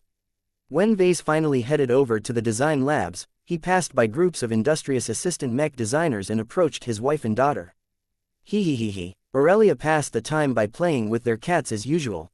She ran around while throwing a ball at Lucky, who made a marvelous leap in the air to bounce it back by using his metal head. Clixie on the other hand took advantage of her recently acquired blessing from Gaia and trapped mana between her furry, spiritually infused paws so that she could lick the fur of her intangible kitten. Mew, mew, mew, meow tilde. It was a wholesome sight as usual, and with Shannon Maris standing by to take care of the business that Gloriana had no time to deal with, all seemed well. Welcome back, Vase. Gloriana cordially greeted him as she swiveled around her seat. Are you ready to start your work in earnest? Vase first leaned in to exchange a kiss with his wife. Her floral scent was intoxicating. He truly missed it after spending several weeks on negotiations and exchanges. I'm ready now. I'm probably severely behind schedule already, but I think I can catch up as soon as we can make use of all of the new advanced processors and other computing hardware that we have ordered. About that, what is the matter, honey? We have already received enough hardware shipments to begin the upgrade process. Gloriana revealed. However, it doesn't make much sense to install the new computing hardware on this ship when she is already about to undergo a major refit. After mulling over this issue, I have decided that we should temporarily relocate to a design lab within the new clan compound that we have already started to build on the surface of Davut 7. Vase looked taken aback. This must have been a relatively recent decision because he did not receive any advanced warning about this matter. We have other ships, you know. We have an entire fleet of vessels where we can perform our work. Strictly speaking, we don't need a design lab to do most of our development work. We only need office space that provides access to decent terminals in order to perform much of our work. We can find space in any cargo hold in order to install our lab machines and workshop machines if we have any need for them. This way, we can remain in our fleet. Gloriana didn't like the sound of that. You dummy. How do you expect us to maximize our productivity when we have to work in spaces that were not meant to accommodate mech designers in the first place? Compared to the shabby proposal that you have just mentioned, it is much more effective to relocate to the surface where we can erect a brand new structure that is completely tailored to our needs. In fact, the design labs that we have developed with the help of our architects will be an even better place to do our work than here. There are much less space constraints when building structures on a planet, so we can give much more space to all of our personnel and equipment. Her logic was sound, and Vase agreed with her arguments. The problem was that her motives weren't pure. Vase knew what she was truly aiming for. She was using the excuse of the spirit of Bentime's upcoming refit to move their family and their entire design department to the surface of Davut 7. This way, Gloriana would easily be able to raise her children in a planetary environment. She wouldn't have to deal with the major inconvenience of transiting back and forth between the fleet in orbit and a destination on the surface. Honey, his wife placed her hands on her hips. Don't you, honey, me, Vase. We talked about this already.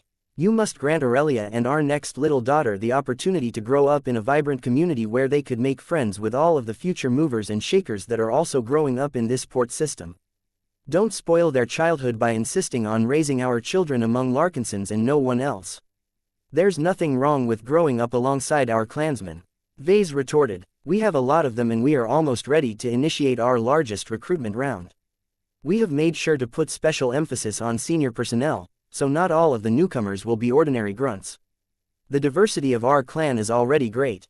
It will become even more varied once we have recruited an additional 500,000 people. You can recruit as many people as you want, Vase. That has little to do with providing the best growth environment for our children.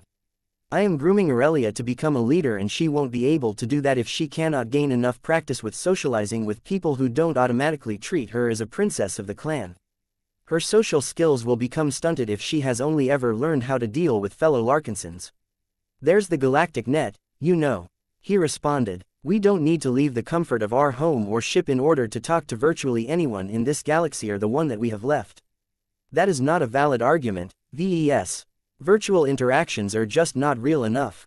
The two argued a bit more, but Gloriana had too much logic on her side. Her arguments were well reasoned and difficult to refute.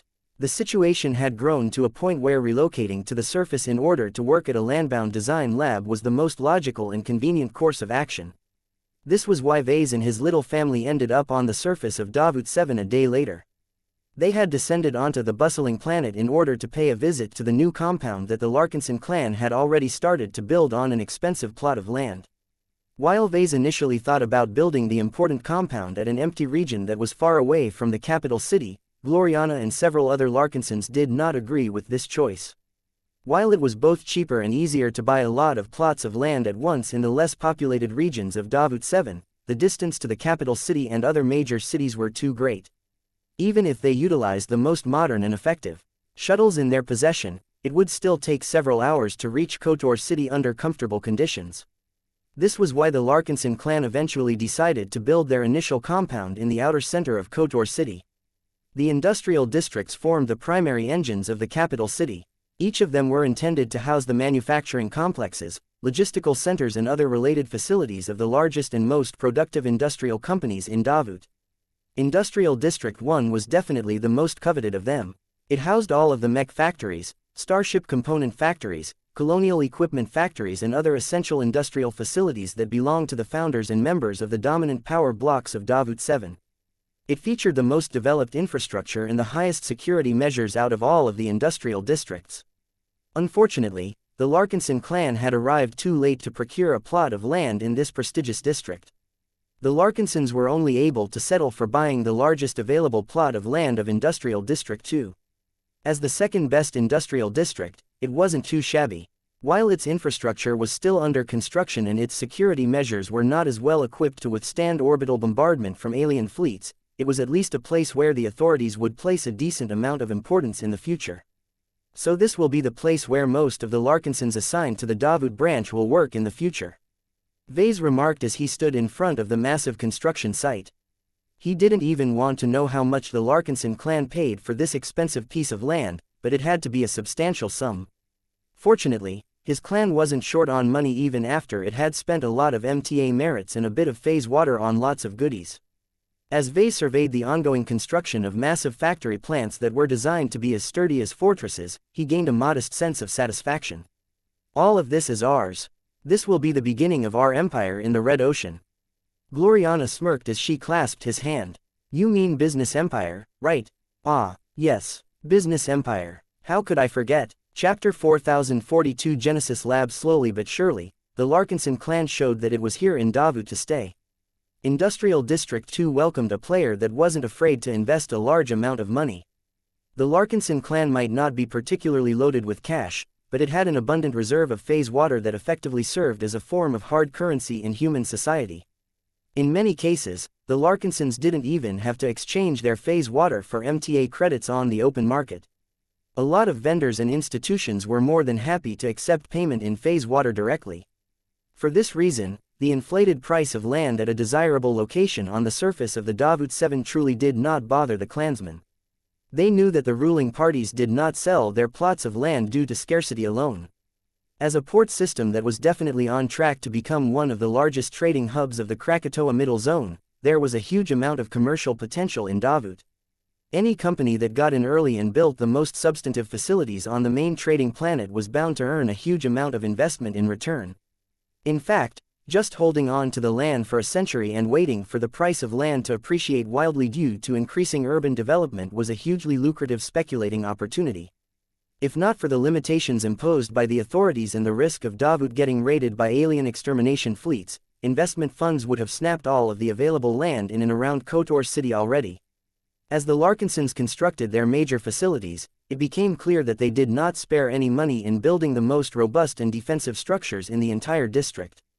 They eschewed the trend of constructing floating structures entirely, deeming them to be unsafe and a waste of money to keep afloat, and focused their efforts on building a formidable surface fortress as well as underground facilities that went up to a kilometer underground.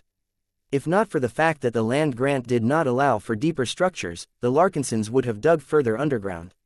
While the Larkinsons had yet to draft too many plans for the underground spaces as of yet, for now they made for a handy secure storage site where they could dump much of their surplus mechs, bulk goods and miscellaneous supplies. For now, the surface construction efforts already took up much of the attention of the Larkinson clan.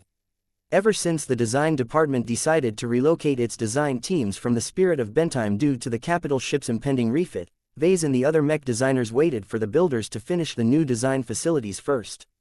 Modern construction technology was extremely fast and productive. As long as the clan spent enough money to hire the best construction engineers and acquire powerful construction mechs, vehicles and machines, the design department did not have to wait too long to utilize their new workplaces. It only took a week to erect a large design lab that could accommodate up to 1,000 mech designers. While the large, sturdy and modern structure still needed to be furnished and outfitted with full suites of high-quality Heartland-level lab and workshop equipment, the quantity and quality of the facilities would definitely not fall short of the ones utilized by master mech designers. Once the facility was complete, Vase anticipated that his design teams could tackle dozens of major design projects at a time without needing to wait their turn to access specialized machines or get constrained by increasingly more inadequate processing power. Gloriana and Vase dropped by the incomplete design lab facility just as several teams of specialists and engineers had arrived to set up and install the extremely precious first-class processing banks, lab machines and workshop machines. Due to their extremely high value, the Larkinsons had already begun to station a small garrison that consisted of both living sentinels and Eye of Ilvain units. While neither of the two mech legions excelled at offensive actions, they already formed a highly effective defensive against raids and long-range bombardment. Though there were still months to go before the MTA ceased to offer its protection to the clan, everyone thought it was better to be overprepared than the other way around. General Verl even opted to station the Shield of Samar and the Minerva at the compound early in order to provide additional guarantees. Just the sight of them was enough to inspire the workers at the compounds. This is where we will be spending much of our time working in the next 5 years, isn't that right, Vase? MMHMM. Vase held his dozing daughter against his chest as they both stood before their future workplace. A lot of other construction efforts were still ongoing in the background, but the widespread use of sound dampening technology made sure that none of the noises spread too far away. The facility is almost done. I think it is time for us to give it a name. Do you have any suggestions? Gloriana asked. Vase observed the white facade of the modern structure that had already been interspersed with green plants in order to liven it up the location and make it look less like a functional industrial site. The architecture of the design lab was inspired by the interior of the Green Dream.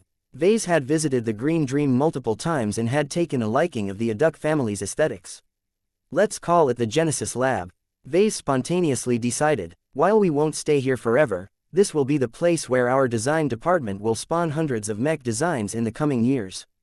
Gloriana accepted his decision but did not look too enthused about the name. That can work, but what of the rest of the compound? It will need to bear a name as well. Since this will be the industrial heart of our clan and Mech in Davut, its name will be known to many different parties. Have you come up with any good candidates? Not yet. I was thinking of calling it the Mech Nursery, which is a name I used for my previous manufacturing complex back on Cloudy Curtain, but I think this place deserves its own identity. Well, you should hurry up as our new neighbors and the local business community have already shown a lot of interest towards our decision to invest in Davut. She was right. Gavin had already passed on a dozen invitations and requests for meetings from different parties. Vase did not have time to handle most of these social calls, so he shoved most of them to Minister Shedderin. Even so, there were a couple of companies that looked like potential business partners to Vase. He had marked out their names and planned to meet with their leaders in person in order to signal his willingness to work together. After studying their future workplace's exterior, they approached the facility and headed inside. They passed by numerous construction teams and heavy-duty lifter bots carrying all sorts of valuable equipment. Vase did not worry about whether any of the men around him were up to no good. Every builder, specialist and construction engineer were either long-standing members of the Larkinson clan or had recently been inducted to it. The clan had already hired hundreds of additional personnel just to speed up all of the construction efforts. The key factor was that the loyalties of all of the construction workers were beyond doubt. This made Vase feel at ease in entrusting them to build the facilities that would host the main revenue-generating activities of the clan. Vase and his wife toured numerous different places. They visited the workshop area where an MTA-provided superfab worth 5 million MTA merits would soon be available. They visited the design rooms and design halls that offered many design amenities to both individual mech designers and large teams of assistants working in unison. They also visited the highly guarded data vault where all of the advanced, first-class processing banks and memory banks were already in the process of getting installed. A total of 60 million MTA merits worth of first-class machines and equipment would soon be concentrated in the Genesis Lab. This was an extremely luxurious lineup of hardware that was practically overkill for a bunch of journeyman mech designers. It was fortunate that Vase wasn't an ordinary journeyman. He was confident that he could earn back all of the value put into acquiring all of the expensive machines with enough time. I love this workplace, Gloriana gushed as they completed the short tour. There is much more room available to us now even if we hire another batch of journeymen. The interior is also much more configurable for us, which enables me to configure my own design studio exactly to my liking. The amount of energy and processing power available to us will also be unprecedentedly high. This is only temporary, Gloriana. We just invested a lot of MTA merits in this expensive equipment. We only have a single copy of every high-quality machine. What are you trying to say, Vase? The Genesis Lab won't remain well-equipped forever. Once we resume our expeditions, I don't want to go back to using inferior second-class lab and workshop machines. We'll have to uproot all of these machines and ship them over to the new and improved Spirit of Bentime so that we can resume our work while on the move. Gloriana didn't look too happy with that, but Vase had the final say in the clan. He knew that not everyone was particularly fond of living the spaceborne life, but Vase was still convinced that this was ultimately the best choice. The fact that he poured a lot of money into building several plots of lands and constructing a lot of expensive facilities was not a sign that he had changed his stance on this matter. Vase just thought that he had a lot more money to spend these days, so he readily approved an ambitious spending plan. Even if his expeditionary fleet would ultimately depart from Davut in the future, a branch of the Larkinson clan would remain to keep the manufacturing complex running. As long as this place doesn't get attacked and razed, this compound will become a big source of revenue for our mech company. After the couple finished their tour of the incomplete Genesis Lab, they visited a few other facilities under construction. They briefly observed the massive halls that would soon house most of the LMC's production lines. They also dropped by the collection of apartment buildings, estate buildings and standalone mansions that provided enough living space for 50,000 clansmen. Of course, the clan could easily expand this figure by constructing additional housing. The last place the couple visited was a wide expanse of grass and greenery. The builders had already constructed the bare form of a large gallery-like structure. Though much of the interior and exterior needed to be worked on, the gallery already played host to its most important feature. A mech-sized statue of the golden cat was placed in the center of the gallery. The massive totem brought warmth to the Larkinsons and a sense of welcome to any external guests. With the natural light of the local star shining down from above, the golden totem made the Larkinson clan's ancestral spirit look transcendent and otherworldly. Meow, meow, meow tilde. Naturally, Lucky and Clixie had already been hanging out around the statue for some time. Dozens of cats brought by other Larkinson stationed on the surface had been gathered in a small semicircle at the front of the massive totem. Both Vase and his wife found this sight to be adorable. You truly went overboard by building such a large totem this time. Our compound will probably become the #1 cat sanctuary on this planet. Gloriana noted with mirth in her voice. Strays will pour in from every direction in order to pay tribute to the golden cat. This wasn't his intention. The gallery was meant to exhibit the Larkinson clan's unique collection of design spirits. However, seeing how a bunch of cats imitated the behavior of human religious groups such as the Ilvanans, Vase suddenly realized that this gallery structure might take on a different meaning. Chapter 4043 3-point shipping. Vase originally commissioned the construction of a gallery to serve as a museum of the Larkinson clan's splendor. The Ascension Gallery, as he contemplated calling it, was a large semi-open structure that was meant to be both grand and open. The intention of this gallery was to give both clansmen and visitors from outside an introduction, a reminder of the best mechs and design spirits of the Larkinson clan. The long structure was split up into 2 wings. The design spirit wing would feature large totems of every design spirit that Vase was willing to expose to the public. Though Vase still had to spend time on making all of the mech-sized totems, once they assumed their place in this facility, the wing would turn into a glow-filled course that was sure to become a popular attraction. Everyone who visited it would be able to experience the glows and familiarize themselves with the character of the Larkinson clan's design spirits firsthand. The other wing of the Ascension Gallery was dedicated to exhibiting the most iconic mechs of the living Mech Corporation. Visitors would be able to get close and bask in the presence of the bestsellers that defined the LMC's product catalog. Models such as the Desolate Soldier, the Ferocious Piranha and even the Monster Slayer would soon be able to show off their splendor. Vase even weighed the option of showing off commissioned mechs and Larkinson exclusive mechs such as the Valkyrie Redeemer and the earliest edition of the Bright Warrior. As long as exposing their frames did not reveal anything the public already know, he had no problem displaying the mechs that he used to rely on in battles. Putting them on display was also a good way to keep their designs and lines alive even if they had become too outdated to be of use to the Larkinson army. As Vase stood in the center hall where a bunch of cats were paying tribute to the golden cat by imitating human behavior, he tried to imagine the splendor of the Ascension Gallery once it was complete. A lot of Larkinsons assigned to the surface did not have to seek out specific mechs in order to experience their glows or study what made them great. Tourists and potential customers might drop in as well in order to experience the Larkinson clan's unique products. Maybe I should charge money for entry. Vase contemplated. The masterwork galleries showed that there was a lot of demand for exhibitions that showcased interesting mechs and products. It would be reasonable for the Larkinsons to charge a fee to enter the Ascension Gallery. However, Vase was disinclined to set a high price that was unaffordable to average colonists. Part of the reason why he wanted to show off much of his work was because he wanted to promote his mech company's products.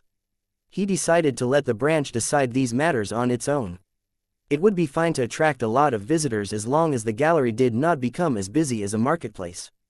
After Vase and his wife finished their lengthy tour of the compound that was under construction, they decided to follow up on a couple of appointments.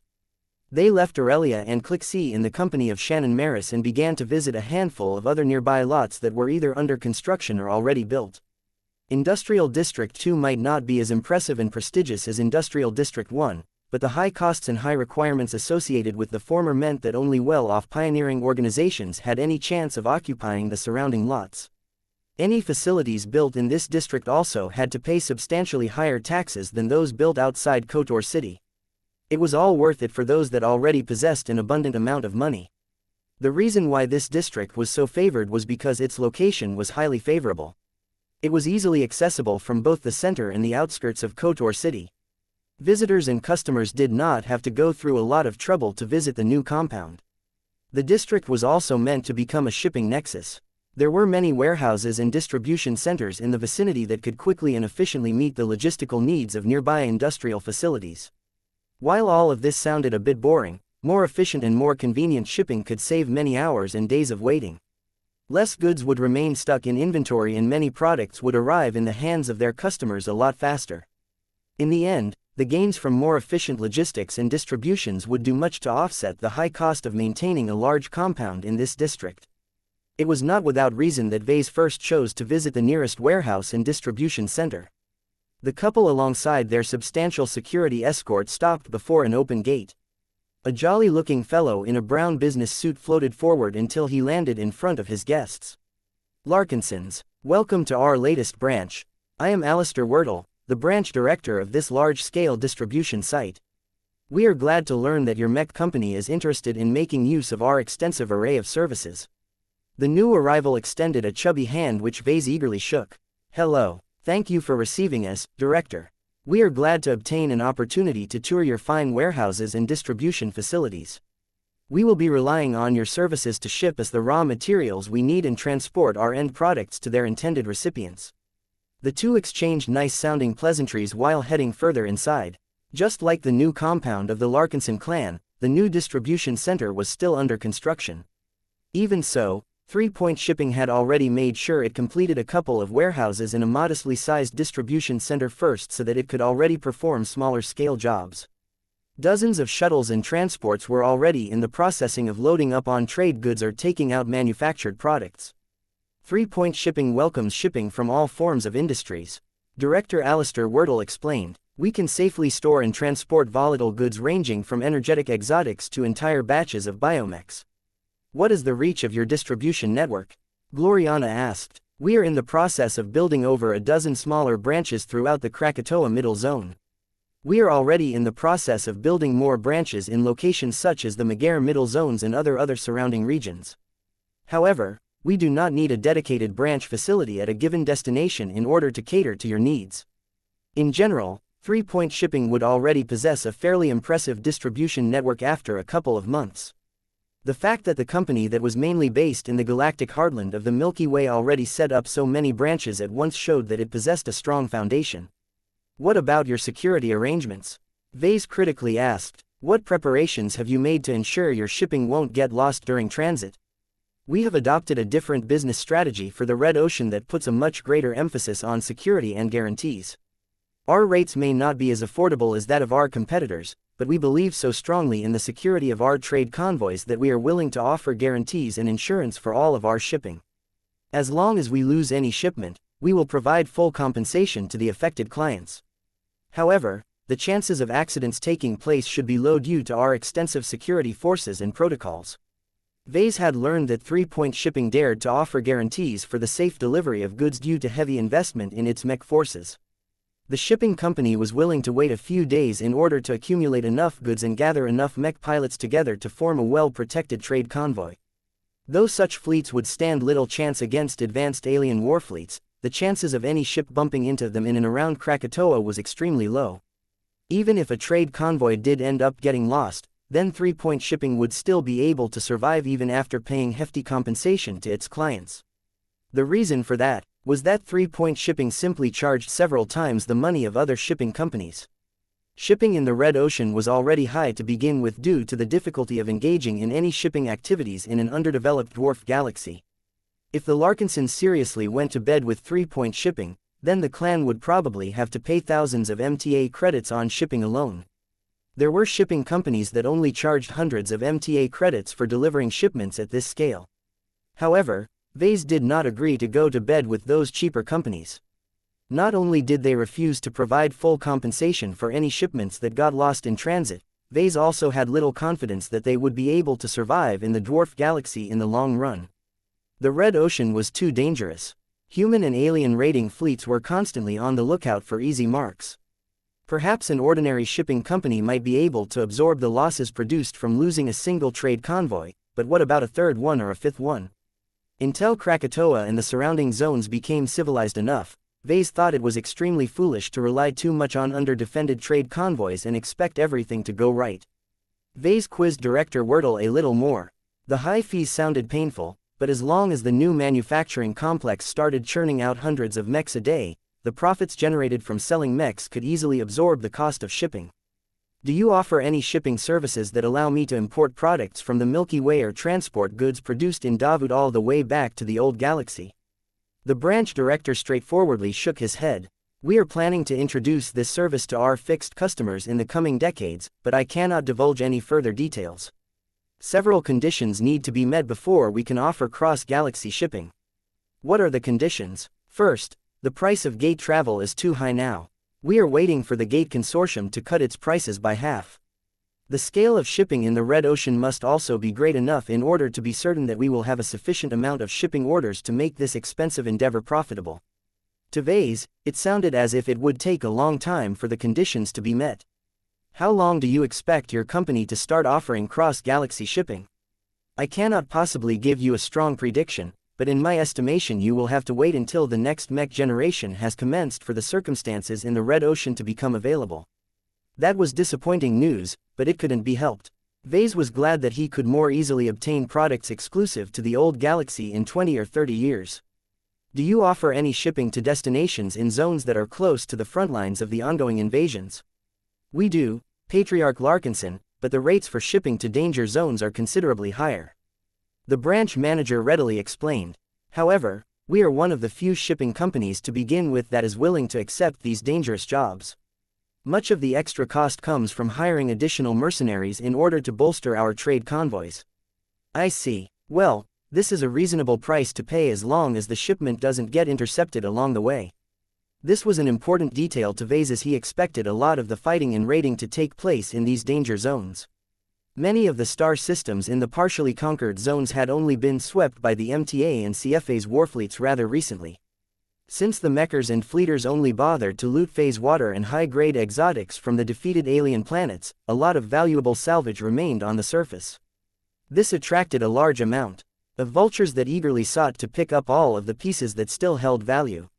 Naturally, salvaging under these conditions was dangerous business, so the demand for powerful mechs would certainly be high. Chapter 4044 Cat Nest. Vase enjoyed the visit to the nearby branch of 3 Point Shipping. The company charged high rates for its services, but they weren't a big deal to Vase. The Living Mech Corporation had always pursued a strategy of competing in the upper end of the mech market, at least when it came to its business operations in the Yenis Star Cluster. The competition was much tougher in the Red Ocean. The LMC could only reluctantly compete in the middle segment for the time being. Even so, the product margins from selling the upcoming batches of commercial mechs should be high enough to retain a sufficient amount of profits. Vase did not expect the gains to be too high at first. The business environment and industry conditions were too harsh at the moment. He was even willing to settle for breaking even if that was what it took to expand his brand and get his mechs in the hands of more and more customers. After he and his wife bid farewell to Director Wordle, they visited a couple of other addresses. They stopped by the local works of a recycling company, a metal producer and a couple of rival mech companies. Vase and his group even moved past a facility that belonged to ZZR Heavy Manufacturing. Naturally, he did not choose to visit it as his relationship with the CEO of the company was not exactly the best. He doubted that Tiana Delcrost was willing to talk to him again. In any case, Vase and his wife had opened their eyes to the efforts of their rivals and potential business partners. The Larkinson clan may have been on the rise, but there were many other pioneering organizations that had entered the new frontier with considerably more funding, assets, manpower and business competences. There is still a gap between our clan and those other companies. Gloriana told Vase as they finally returned to their unfinished compound.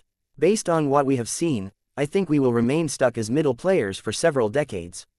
It is difficult for us to outgrow our immediate rivals in Davut unless our mechs are truly able to take off in a major fashion. Vase was confident that he and his fellow Larkinson mech designers could design and publish at least one bestseller in the Red Ocean. The previous design round showed a lot of promise and the current one was fully dedicated to commercial mechs. If that didn't work, then he had the next couple of years to work on other projects. He had so many new and interesting ideas in his head that he looked forward to surprising the people of the Red Ocean with his most creative works to date. After concluding their tour of the local district, a few days passed by as the new industrial and residential compound continued to take shape. Gloriana spent a lot of time at the Genesis lab in order to make sure that her future workplace was built and set up exactly according to her specifications. Vase on the other hand paid more attention to the other facilities at the compound, such as the fabrication plant and the housing for the clansmen who were temporarily or permanently assigned to this branch. The issue of housing was a fairly difficult matter to resolve. On the one hand, his clansmen desired to live in a residential district or neighborhood. No one would choose to live among a lot of busy factories and logistical centers. Even if the companies that owned them did their best to make their facilities look more pleasant, that didn't change the fact that these were not the most ideal places to live. Vase had a different opinion, though. I don't approve of buying another plot of land at a nearby residential district just so that we can build houses, he told Chief Minister Raymond Billingsley Larkinson. This is a needless expense to our clan. The cat nest is already large enough to fit as much housing as we want. Have you forgotten all of the times we got screwed while we were stuck on a planet? If we concentrate as much of our assets on this planet in a single location, then we can more easily defend everything against enemy attacks. Having much of our people in a single place also makes it a lot easier and faster to evacuate them all from this planet in a hurry. For some reason or another, the compound that was still far from completion had already started to attract an increasing number of cats. A lot of cats brought by Larkinsons that were stationed at the compound converged inside the Ascension Gallery at first. When those cats weren't getting spoiled by their owners, the animals started to roam around and pass on word to other sentient cats. These Larkinson cats at first managed to persuade a dozen foreign cats to visit the giant totem of the golden cat in the center of the Ascension Gallery. Nobody was bothered by the arrival of these foreign cats. They were all smart enough to know when they had to leave and return to their own humans in order to get their food and companionship. The problem was that those foreign cats started to pass on word to other foreign cats. When the Larkinsons first started to observe this snowball effect, already a lot of foreign cats started to make the industrial compound their second home. This was why the people working there started calling it the cat nest. Though the cats weren't allowed to roam too close to the manufacturing plant and other important areas, they were still free to roam around in the more public places, hence why more and more people mistook the industrial compound as a cat sanctuary. Vase kind of liked the name, though, so he did not push for a change at all. It was as good a name as any for the clan's important branch territory in Davut. You will also be putting all of our eggs in a single basket, the elderly chief minister retorted. If a powerful enemy manages to detonate a powerful bomb in our cat nest, then we will instantly lose everything and everyone at once. Vase shrugged. That is true, but we will just have to make sure to beef up the defenses of our new cat nest as much as possible. The threshold to inflict damage to our clan must be as high as possible to deter troublemakers. It makes little sense to split our attention and resources across multiple facilities. There is also the Open Consortium, you know. We built its headquarters in the financial district a few months earlier. There aren't a lot of Larkinsons assigned to the Open Consortium. We should easily be able to replace the losses if any incident occurs. He did not budge from this issue no matter how much Raymond and the other Larkinson leaders pleaded to provide a better housing location. Vase even gave up the opportunity to buy and build an opulent mansion in the most elite and expensive district of Kotor City. He would be lying if he claimed that he wasn't tempted. Gloriana had been nagging him to build a classy mansion at the austere district that was located in the very center of the capital city. This was where most of the founders and major leaders of the various pioneering organizations made their homes. Despite its contradictory name, the austere district was filled with excess and splendor. The luxury shopping mall that Vase and his wife had once visited was typical of this expensive area. However, the reason why he eventually rejected this option was because of security concerns. Vase and his immediate family might be living in one of the most protected areas of Davut, but he would have to put his trust into the local military and security forces, which was hardly reassuring to someone who got backstabbed on a regular basis in the past. The rules in the industrial district were much more generous in comparison. The Larkinsons were allowed to station a much more formidable security garrison in the cat nest, which meant that Vase could rely on the protection of his own troops if he decided to settle in this compound. Vase reached out his hand and patted Raymond's shoulder. Look, I know you are close to retiring. I can fully understand that you wish to buy a quaint home to reminisce about the past with fellow retirees who live in the neighborhood. However, only a small proportion of our clansmen are at retirement age. There are plenty more who have a lot of years of work ahead of them. If the star system is under any threat, I want to be assured that we can quickly evacuate our clansmen with minimal delay. Have you forgotten about events such as the Sand War and the outbreak of civil war on Prosperous Hill V? I don't want our clan to ever get caught like that again. In the end, his paranoia outweighed everyone's desire to live in greater comfort. Vase at least approved of greater efforts to make the cat nest more livable and pleasant. The abundant greenery and the attraction of lots of cats had already done wonders to lift the moods of the first batches of clansmen to arrive and settle in the temporary dormitories that their clan had rushed into completion.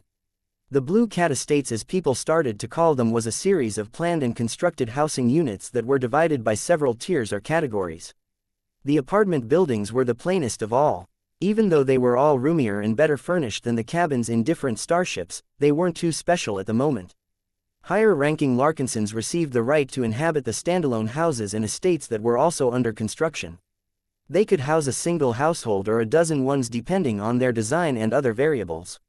Someone like Chief Minister Raymond Billingsley Larkinson or his grandson might choose to live in these classy estates if they were stationed on this planet. Of course, there was one mansion that stood far above the rest. It was situated on a low hill that was supposed to be surrounded by a small forest. Its traditional architecture along with its excellent location caused people to refer to it as the Royal Mansion. Vase wasn't so sure whether he wanted to keep this name for the opulent estate, but he hadn't come up with a better alternative at this time. The Royal Mansion was where the director of the local branch of the Larkinson clan would reside under normal circumstances. If Vase had stopped by for a visit, then he would be taking it over for as long as he remained. In practical terms, that meant that the Royal Mansion would essentially be Vase and Gloriana's primary home for the next 5 years. He had paid a lot of attention to the design and planning of the Royal Mansion. In order to make sure that Gloriana became happy enough to settle for the place, he had allocated a lot of money to make it look more impressive. He even planned to add a few totems and handmade artwork to it to truly turn it into a grand abode that was fit to house the leader of a growing clan. All is going well. Vase smiled as he swept his gaze across the cat nest and surveyed all of the rapid construction efforts. Although he didn't particularly like the phrase, he had to admit that it was truly satisfying to build a business empire. He had done it before in the Yena Star Cluster, but Vase didn't really take his business activities in his former home region seriously. Back then, he had been extremely reluctant to enter the second-class mech market. His eyes glinted in determination. This time will be different. This time I will properly compete against rivals who can match or exceed my efforts. The cat nest played a crucial role in his upcoming plans.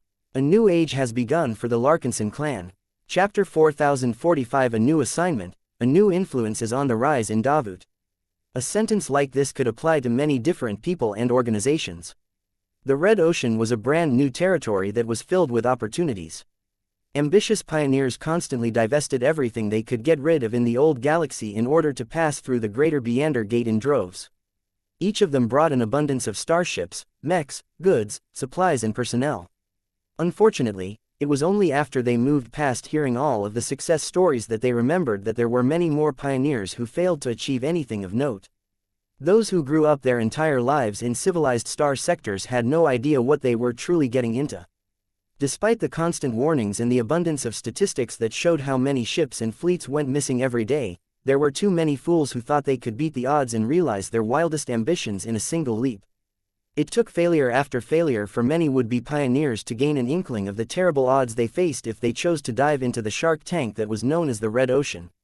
It was through these repeated failures that the success stories increasingly stood out from the background. The Larkinson clan was one of them. Led by its young and eccentric patriarch, its public record was filled with improbable victories and wild adventures. The fact that it had managed to return with a haul of hundreds of kilograms of phase water after conducting only a single expedition had become one of the legendary tales of the new frontier. As the Larkinsons settled on Davut 7 and steadily put out one product after another, the locals and the players that operated on the same planet began to grow more familiar with the immigrants from the galactic rim. Whether it was their iconic living mechs, their increasing entanglements with religions or their odd obsession with cats, the Larkinsons were definitely among the more colorful groups of people that had chosen to establish a base in Davut. Their allies also merited a decent amount of attention. Due to their association with the Larkinson clan, they exhibited a number of familiar traits. Compared to other pioneering organizations in the Red Ocean, the Glory Seekers and the Cross clan both exhibited an abnormally high degree of unity and loyalty. No member had ever defected from the partners that made up the alliance. Aside from that, the two also began to field a number of living mechs. The Glory Seekers particularly embraced them whenever they could. With iconic mechs such as the Valkyrie line, the Glory Seekers had quickly established a formidable reputation within the martial circles of Krakatoa. The Cross clan on the other hand fielded a different style of mechs that did not make heavy use of living mechs. The only exception was their high-ranking machines. As the Crossers slowly outfitted their new and existing expert pilots with machines that corresponded to their rank, they fully embraced the power of living mechs to their most powerful champions. Though the Larkinson clan had already developed a high reputation for the strength and quality of its expert mechs, the Cross clan was not any worse. The latter's expert mechs were just as good, but their expert pilots were more experienced and oftentimes much more skilled and aggressive in battle. Whenever detachments of the Golden Skull Alliance ventured out of the Davut system in order to fulfill the requirements of their mercenary contracts, the Larkinsons, Glory Seekers and Crossers earned a lot of respect and fear among their fellow mercenary colleagues. No matter whether they fought against remnant alien stragglers or enemy mech forces, they utilized their numerous unique advantages to dominate their opponents. From the beginning of the establishment of the Larkinson Army's Mercenary Hall, different groups of Larkinson mech units had pounced on the opportunity to stop wasting their time on monotonous practice so that they could brave their lives in battles with actual stakes. The eager Larkinson mech pilots exhibited an odd selection strategy. They never paid too much attention to the rewards of a mercenary assignment. They did not pick the safest and most boring assignments. They eschewed missions that were located too far away from Davut or demanded too much time to complete. They also did not mindlessly accept the riskiest and most dangerous assignments. They never selected missions where they were the only mercenary groups to respond to the call. Though there had been times when the Larkinson mercenaries got scammed or lured into an ambush, the clan had always found a way to retaliate in one way or another. Whether it was the sudden death of the mastermind behind the mission or the inexplicable disappearance of the ships carrying the mech troops that conducted an ambush, the Larkinson clan showed that it was not an easy bully target. As the Larkinsons began to conduct more mercenary assignments, they became more familiar with the surrounding region. Other actors operating in the same region became familiar with the Larkinson clan as well. Both of them forged an increasing amount of friendships and business relationships between each other. Slowly but surely, the Larkinson clan became a fixture of Davuti's community. It was hard for outsiders to believe that the Larkinson clan had become a strong and established player in a rising colony that had the potential to become the center of a new state. Tristan Wesseling, journeyman and Fredaman, repeatedly read through the intelligence reports and compilations of public information. Years after the turbulent end of the Komodo War, he no longer possessed any obligations to serve along the armed forces of his victorious state. As soon as he was released from compulsory service, he applied to travel to the Red Ocean immediately. Of course, getting there was easier said than done. The cost of transit was so prohibitively high that few ever got the chance to get aboard a ship that could bring them over to the new frontier. It did not surprise Tristan the slightest when the higher-ups rejected his initial applications. He did not give up, though. He applied at every interval he could. In the meantime, he diligently worked and contributed to the pacification of the conquered territories that used to belong to the Hexadric hegemony. That state existed no more. Its name had turned into a taboo in his native star sector. Even so, the former Hexar state still created a lot of headaches for the Friday Coalition. The conquered populations were so brainwashed by female supremacists that they constantly resisted against the efforts of the Fredaman to undo generations of extreme indoctrination. Not only that, but outside groups frequently wandered into the Komodo star sector and stirred up trouble in various places. Under these circumstances, the Friday Coalition still hadn't been able to stand down too much from full mobilization. So many Fredaman were needed to control and rebuild the conquered territories that Tristan had been bouncing around numerous Hexar star systems for years on end. It was only recently that he received a call from his master. Tristan still recalled his reaction towards the responsibility that his master had suddenly heaped onto his shoulders. When Tristan entered a secure communication room and accepted the call, the projection of his master appeared in front of his body. Age had practically left his master untouched. As an accomplished mech designer who had lived over 2 centuries old, Master Katzenberg did not completely look a major contributor to the Friday Coalition's eventual victory in the Komodo War. Despite the long hours and despite all of the stress she endured during the infamous war and its troublesome aftermath, Meredith Katzenberg still looked like an unassuming middle-aged housewife. If not for her brilliant eyes and her abnormally confident posture, even Tristan would find it hard to believe she was one of the Friday Coalition's most strategically valuable technical experts. "Good evening, Tristan," Master Katzenberg amiably greeted. "How is the reconstruction of Tetalin 3 proceeding?" The journeyman mech designer shrugged. "Our progress isn't good. Our requests for shipment of goods, materials and soldiers have been delayed yet again. The Hexer population aren't fighting against our occupation troops anymore, but their passive resistance isn't helping any matters. Many of them do not show up for work and others continue to sabotage the infrastructure that we are trying to rebuild." Katzenberg did not show any special reaction towards this story. "The former territories of our enemies are large and densely populated. Our state may have won the war, but the ruin that has resulted from it has depleted much of our reserves. We truly cannot send any more troops and goods." "I understand, ma'am. I am only passing on my observations. I do not mean to question the decisions made by our leaders." Katzenberg nodded in approval. "The war has left us with many burdens, but do not forget that it could have been much worse for us all. A modest amount of sacrifice is not an unbearable consequence." "I know, ma'am. I just feel like I can spend my time more productively. In the past few years, I have been assigned to work on one civil engineering project after another. I hardly have any free time to design any mechs or keep up with my studies these days. There is a great shortage of engineers and construction personnel, Tristan," his master explained. "The longer the conquered planets remain in ruin, the more they will drag down our economy. We must restore a semblance of their infrastructure as fast as possible in order to truly integrate them into our state. You have contributed much to that effort. You may think that it is a waste of your design talent to spend your time designing and supervising the construction of bridges, hospitals, strongholds and so on, but has your ability to design mechs truly stagnated from working on these infrastructure projects?" He frowned and thought for a moment. As a mech designer that had lived through half of the age of mechs, Master Katzenberg's wisdom was not to be taken lightly. Tristan was no longer a young and impulsive mech designer either. Whether it was the passage of years or all of the time he spent on participating in various infrastructure projects, he had gained a lot of experience in working under difficult and restrictive circumstances.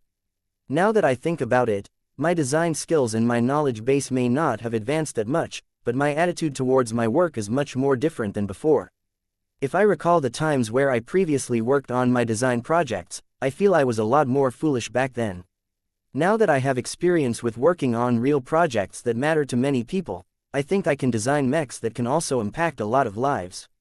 Katzenberg smiled. "I am happy to see that you have matured. I am much more confident that you will be able to catch up after you have tempered your passion. You are ready for your next assignment." That certainly caught Tristan's attention. "My new assignment? Did you not apply to relocate to the Red Ocean as of late?" "Originally, we did not intend to provide you with a quota, but the situation in the new frontier has deteriorated to the extent where we must take a more proactive approach. You are a part of our new plan." "Pardon, ma'am." Master Katzenberg's projection leaned forward a bit. "Have you followed the news of our colonial endeavors?" Tristan nodded. "I have always been interested in the Red Ocean. I always try to keep up with the news. It sounds as if our colonies aren't doing so well. Each of the coalition partners of our state are enduring pressure from multiple sources. The Komodo War is to blame for that." Katzenberg sighed. "Though our state has won in this star sector, the pacification and reconstruction effort has continued to impose a burden on us. We have not been able to dispatch too many pioneering fleets to the Red Ocean over the years." Tristan's eyes grew sharper. The defeated Hexers are in a different situation. Many of their elite groups and dynasties abandoned the hegemony early and evacuated to the Red Ocean in droves. They have founded a lot more colonies than us and each of their settlements are a lot more developed as well. "Exactly." Katzenberg grimaced. "While we have always been aware of this disparity, it did not mean much at first. Both Fredaman and Hexers had no choice but to direct most of their energy on developing their colonies. It is only recently that the Hexers have built up a sufficient degree of infrastructure to expand their reach. Do you know what they have decided to do now that they have built up their bases?" "The Hexers have begun to pick a fight with our colonists," Tristan answered. "Exactly. Though the Hexers are not yet able to deploy larger armies against our colonial holdings, it is only a matter of time before our old enemies initiate a war in earnest. Tristan widened his eyes. This would not end well for the Fredamen. What will we do? Can we send more troops? That is difficult, as you very well know. While we are planning to dispatch additional pioneering fleets to the Red Ocean to reinforce our beleaguered colonists, we cannot match the efforts of the Hexers in the short term. We need to buy more time if we want our colonies to stand a chance of staving off the revenge of our old enemies. How can we do that, ma'am? Tristan then recalled what she said a moment earlier. Wait, are you saying, yes, Tristan, we will be relying on you to help our colonists survive? Have you remained in touch with the patriarch of the Larkinson clan? Chapter 4046 Colonial States. Tristan had already visited several different occupied planets since he arrived in the Red Ocean. There was no direct transit route between Bridgehead 1 and Davut. In order to reach the latter, Tristan first had to board a passenger liner that brought him to the Vullet star node. There, he did not choose to take the next available ride to Pelissa, but stayed in Vullet for a week in order to tour one of the most important human trading hubs in the Red Ocean. The journeyman from the Friday Coalition quickly became overwhelmed by the excitement and optimism of the people that chose to seek their fortunes in the new frontier. He encountered immigrants who originated from the Galactic Center. He participated in a mech design tournament that caused him to lose badly due to his rusty design skills and lack of practice. He met groups of destitute colonists that had suffered far too many losses in their failed attempts to colonize different planets. Tristan rapidly absorbed what life was like in the new frontier. Despite all of his reading and despite his psychological preparations, it turned out that life in this dwarf galaxy was so much harsher.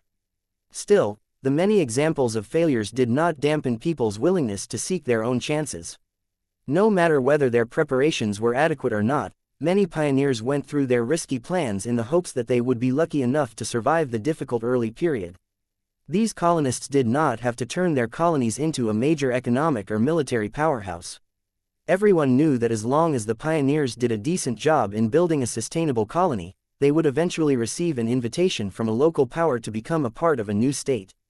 Once the most dominant groups founded their states, the lesser pioneers automatically received protection in exchange for pledging their loyalties to their new masters. Few players had the power and the opportunity to proclaim themselves as the kings of their own state. Many smaller players were already happy with becoming the dukes, counts or barons of those states. As long as everything went well, their bloodline and lineage would always maintain hold of their colonial holdings. This was a dynamic that became increasingly more prevalent in the Red Ocean. When different colonies decided to band together, a peculiar pattern emerged. Compared to working together with a bunch of strangers who originated from completely different star sectors of the old galaxy, it was a lot safer and more reassuring for those with similar backgrounds to combine their forces. There were too many advantages to this. Cultural clashes were kept to a minimum. The parties already possessed a high degree of understanding towards each other and they could already make use of existing relationships to develop a deeper understanding. Due to this, both the Fredamen and Hexer colonies were already on the verge of consolidating their colonies into cohesive states. Once that happened, both of them would eventually be able to build up enough strength to go to war against each other. Normally, wars did not break out instantly under these circumstances. Colonial states were not as strong and deep as their counterparts in the Milky Way. If two colonial states directly fought against each other with all of their strength, they might weaken themselves only for third parties to swoop in and finish them both. There should still be time before total war breaks out, Tristan Wesseling quietly stated as he waited for a passenger transport to bring him to the surface of Davut 7. Normally, the Hexer and Fredamen colonists should have kept to themselves at this time. It took a lot of time, effort and resources to bind hundreds of colonized star systems into a single, unified state. How could they possibly have any attention left to spare on foreign attacks? There was also quite a bit of distance between the two groups. The earliest wave of pioneers had opted to found their colonies in the Megair Middle Zone at the time. This caused subsequent waves of pioneers to settle in nearby star systems of the same middle zone. This way, the new colonies could receive at least partial protection from their nearby neighbors. As the years went by, both sides colonized hundreds of star systems, all of them clustered at two different areas. The first Hexer pioneers arrived first and decided to plant their flags on the west side of the Megair Middle Zone. The early Fredaman pioneers that arrived a little later chose to settle a healthy distance away from their acrimonious archenemies. The latter all knew that they would definitely suffer years of grief and harassment if they chose to become neighbors to the female supremacists once again. While the Fredaman and Hexers both wanted to squash each other's colonies at all costs, they were not ready to come to blows when their nascent colonial states were still too fragile to support a full war effort. The Komodo War taught a lot of lessons to both sides. Even the eager and vengeful Hexers knew better than to pull the trigger too early. Normally, the two sides should have merely been throwing hateful stares at each other, but the Hexers did not play by the rules. Though outright war was out of the question, the Hexers who possessed a distinct numbers advantage in the Red Ocean started to employ various means to attack their old enemies. From conducting raids on under-defended colonies to ambushing trade convoys shipped over valuable goods, the Hexer raiding forces had begun to terrorize the Fredaman colonists. This was also the reason why Master Katzenberg and a few other higher-ups entrusted Tristan Wesseling with an important responsibility. When he thought about his new mission, he felt an enormous weight on his shoulders. It sounds absurd. How can I stop all of these hostilities by talking to a single mech designer? He's not even a Hexer. Even though Tristan said so, he knew quite well that his old friend Vase held an unusually high status among the former citizens of the Hexadric hegemony. He did not know how much he should believe and how much he should dismiss as hyperbole. The son of the superior mother. The brother of the daughter of death. The ultimate good boy. These were just a few of the identities that Vase had acquired among the Hexer diaspora. Though all of them sounded silly and nonsensical, the difference was that Vase possessed actual weight among the Hexer colonists. The reason for that was simple. His living mechs are too effective. The Friday Coalition already became highly familiar with the power and the abilities of so-called living mechs. Though the Fredaman managed to overpower all of these gimmicky Hexer mechs during the Komodo War, the circumstances were different this time. The living mechs were even more effective in smaller-scale scuffles. The Larkinson clan had published a flood of new models, some of which the Hexer colonists embraced with great enthusiasm. While the Fredaman colonists made use of quality mech models that were not necessarily weak, the true problem was that their opponents had too many mechs and mech pilots to spare. If this pattern continued, then the Fredaman colonies would inevitably suffer and slow down their development. Once a true war finally broke out, the Hexer invasion forces would easily be able to smash the weakened Fredaman colonies without encountering as much resistance as before. Even though the leaders of the Friday Coalition were mostly preoccupied with consolidating their gains from winning the Komodo War, they did not wish to lose their colonies in the Red Ocean so easily. While the significance of a Fredaman colonial state was not that great at the beginning, this would definitely change in the future. Whether it was coming in touch with many powerful groups from the Milky Way or gaining a reliable channel to import phase water to the Komodo Star sector, the coalition partners could not afford to give up their vulnerable colonial holdings. This was why Tristan finally received his chance to move to the Red Ocean. The only issue was that he did not get to settle in one of the colonies founded by the Carnegie Group. His mission also had nothing to do with putting his design skills to good use by doing his part to design new mechs that were adapted to the circumstances of the Red Ocean. Instead, Tristan had to take on a diplomatic role this time. The reason for that sounded confounding to his ears. The Hexer colonies in the Red Ocean are nominally led by the remnants of the 6 matriarchal dynasties. Master Katzenberg explained at the time. However, the old Hexer order does not necessarily apply to the current situation anymore. The Woden dynasty has been on the rise and already shows faint signs of overtaking its former superiors. Because the designer of the Valkyrie Redeemer and all of those other living mechs is associated with the Wodens. Correct. I cannot state the importance of this relationship to the geopolitical developments in the Magare Middle Zone, Tristan. No matter which dynasty a Hexer colonist hails from, he or she always looks up to the superior mother, or the daughter of death. As the mech designer who introduced these supposed gods to the Hexer people, Patriarch Vase Larkinson most definitely wields a great amount of influence over them. He is effectively the ruler of the future Hexer state by proxy. While Tristan found it hard to accept this chain of logic, he could not bring any arguments to refute it. Even if his old friend Vase did not possess the authority to boss around the Hexers, his influence among their people was undoubtedly great. This was why Tristan did not reject this assignment in the end. As long as he managed to meet with the former Brighter and persuade the man to let bygones be bygones, the Fredaman colonists would finally have room to breathe. We will not send you to Davut without resources or support. Master Katzenberg told him, "You will receive basic training and instructions and also obtain assistance from liaisons that we assigned to Davut 7 beforehand." "Why me?" Tristan asked. "Why not send out a professional diplomat?" This question had been bothering him for a while. "Only you can do this, Tristan. We already dispatched our diplomats to Davut a year ago, but all they accomplished was holding fruitless talks with their counterparts from the Larkinson clan. They never got to talk with the man in charge. How can you expect me to do any better?" Katzenberg smiled. "According to our analysis of the Larkinson patriarch, he values both personal relationships as well as material benefits. The way to reach him and win him over is to target both of those traits. We are sending you to Davut because we believe that Patriarch Vase is sentimental enough to meet with you directly. As long as you can speak, please like and follow the Cultivation Audiobooks channel with him directly, you have a chance of sparing our colonies from Hexer aggression." "How do you expect me to convince him to bring the Hexers to heel, ma'am? He bears quite a grudge against our state if I recall. It has been years since he has last been wronged by our state and people. He has long moved past those incidents and fully invested his attention to his current and future endeavors in the Red Ocean. As long as you appeal to that, you will gain his interest. Your ultimate goal is to use the bargaining chips that we will provide to you to melt the hatred between him and our state. As long as you can make this crucial step, the rest of us can take over and work from there. Is that understood?" "Not completely, but I will do my best to take advantage of my friendship with Vase, though do not expect too much from me. We haven't met each other in years. We are merely distant acquaintances at best. Let us see whether you can arrange a meeting with the Larkinson Patriarch first." Chapter 4047 Growing Wealth and Influence. Tristan Wesseling's first impression of Davut 7 was that it was a booming economy. This trade junction is doing extremely well. The blonde mech designer with a maturing face noted with surprise. Though he already read a lot of articles about the increasingly more important economic hub, many of those were already outdated. The actual situation of Davut 7 was a lot more prosperous than a few months or years ago.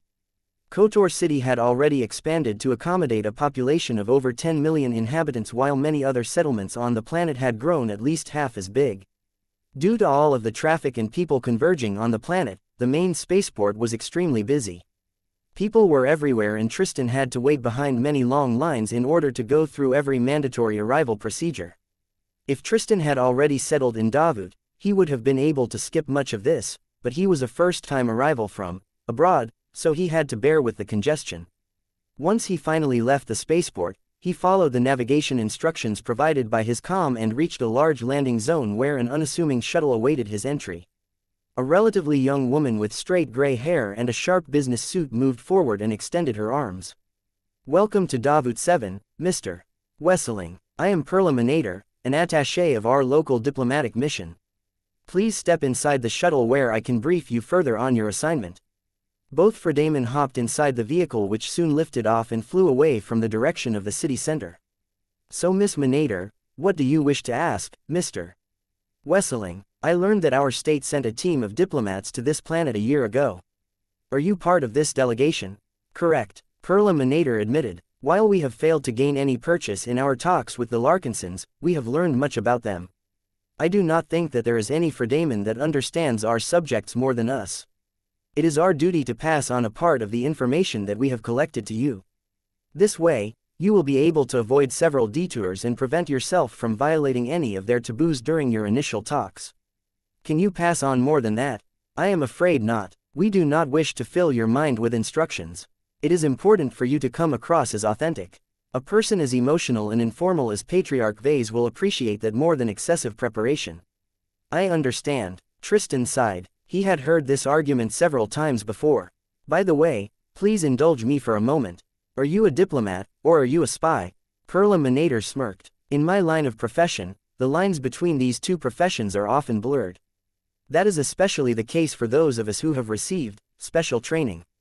It is remarkable to think how much the skill sets and responsibilities of the two overlap. We can be whoever we want to be depending on the situation." That was a frank explanation.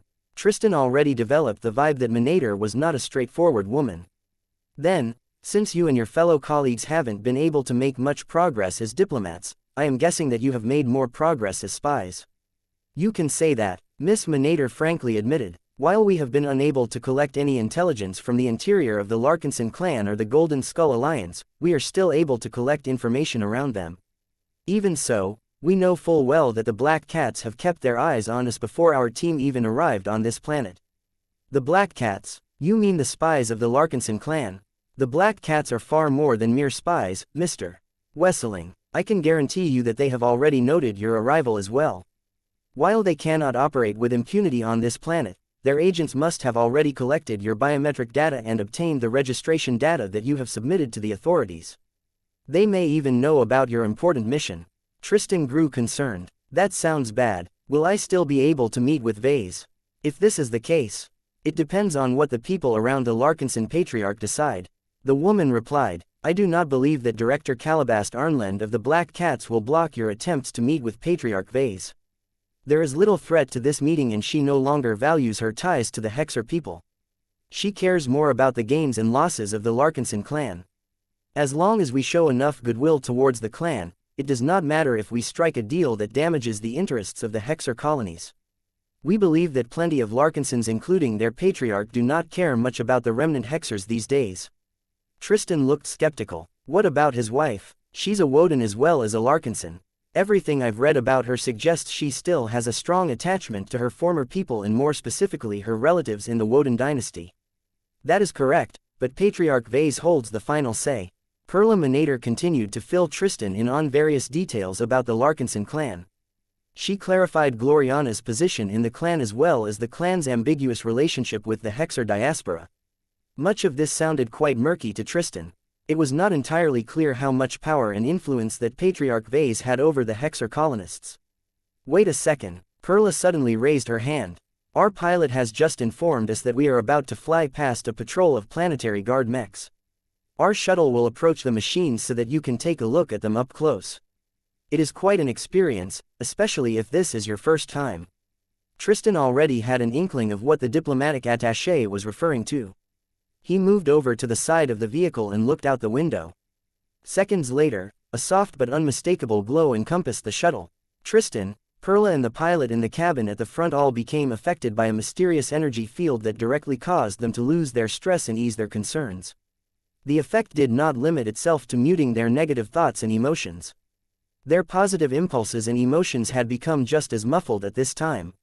Fortunately, the planetary guard mech responsible for propagating this glow had put it at a modest setting. If this glow was hitting you at full blast, it would be so strong that you would find it challenging to maintain your wits. Miss Manator stated in a tone that was only mildly flatter than before. A journeyman such as you will still be fine for the most part, but ordinary people such as myself require special training in order to resist the most potent effects of a glow. The Fredaman had fought against the Hexers so many times for so many years that they were intimately familiar with the strengths and weaknesses of glows and living mechs. There were hardly any other groups of people that possessed a greater understanding of these phenomena. It was because of their great familiarity with the design solutions of the Larkinson clan that the Fredaman urgently sought reconciliation with its patriarch. The reason for that was because continuing to fight against living mechs was too unpleasant. They weren't necessarily stronger than mechs sold by other companies, but those who fought against them had to endure a lot more mental pressure and take many additional variables into account. Any fight that involved living mechs was at least twice as exhausting to the Fredaman mech pilots. It was already bad enough to fight against mechs with suppressive glows a couple of times. The Fredaman had discovered that subjecting their mech pilots to living mechs for years on end induced so much mental damage and exhaustion that a lot of soldiers wanted to quit their service early. This was the pervasive aspect of fighting against an opponent that made unscrupulous use of the Larkinson clan's most iconic products. As Tristan experienced this new glow that was rare in his home star sector but increasingly more prevalent in the Red Ocean, his thoughts turned grave. The combination is too effective. A glow that can reduce any form of agitation, aggression and excitement is just too effective when paired with a mech designed for peacekeeping duties. I can clearly see now why the pacifier line has taken the Red Ocean by storm. Tristan was able to observe the frame of the living mech up close. It was a fairly modestly sized mech. He could see even without referencing the spec sheet that the famous copy of the pacifier VK13500PFO possessed a limited amount of mass and volume. Normally, law enforcement mechs that were built on the skinnier side were not that threatening to rogue mechs.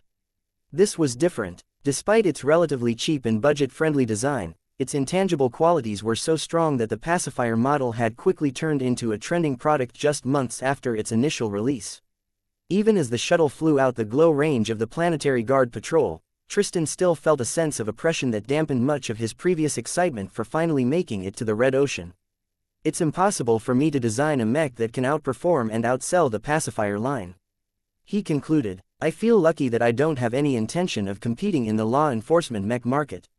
I feel sympathy for all of my colleagues that have already done so. There is no way they can compete fairly against the pacifier model and its variants. Tristan could not imagine how much money and influence the Larkinson clan had obtained from selling this mech line alone. The Larkinson clan only received a modest proportion of the proceeds from the sale of the pacifiers. Perla Minator explained, however, the increasing volume of sales means that the Larkinsons continued to increase their war chest with each passing month. What is even more ridiculous is that their business partner, the Voikin family, has actually agreed to hand over the same proportion of earnings generated by the sale of the rest of their mech ecosystem. Tristan nodded. When I read the regional mech publications during transit, I have regularly come across articles that praise the Lavoie system. More and more Planetary Guard units and other peacekeeping organizations are thinking about switching over to it. If not for the fact that many of them have already bought into the mech ecosystems of other competitors, they would have switched over already. The Lavoie system was the rather simple name for the Voikin family's mech ecosystem dedicated to peacekeeping and law enforcement purposes. Although the name sounded rather odd, it was easy enough to figure out that the L came from the Larkinson clan and the Voi came from the Voikin family. According to the articles, over half of the people residing in both the Megare and Krakatoa middle zones knew what the Lavoie system stood for.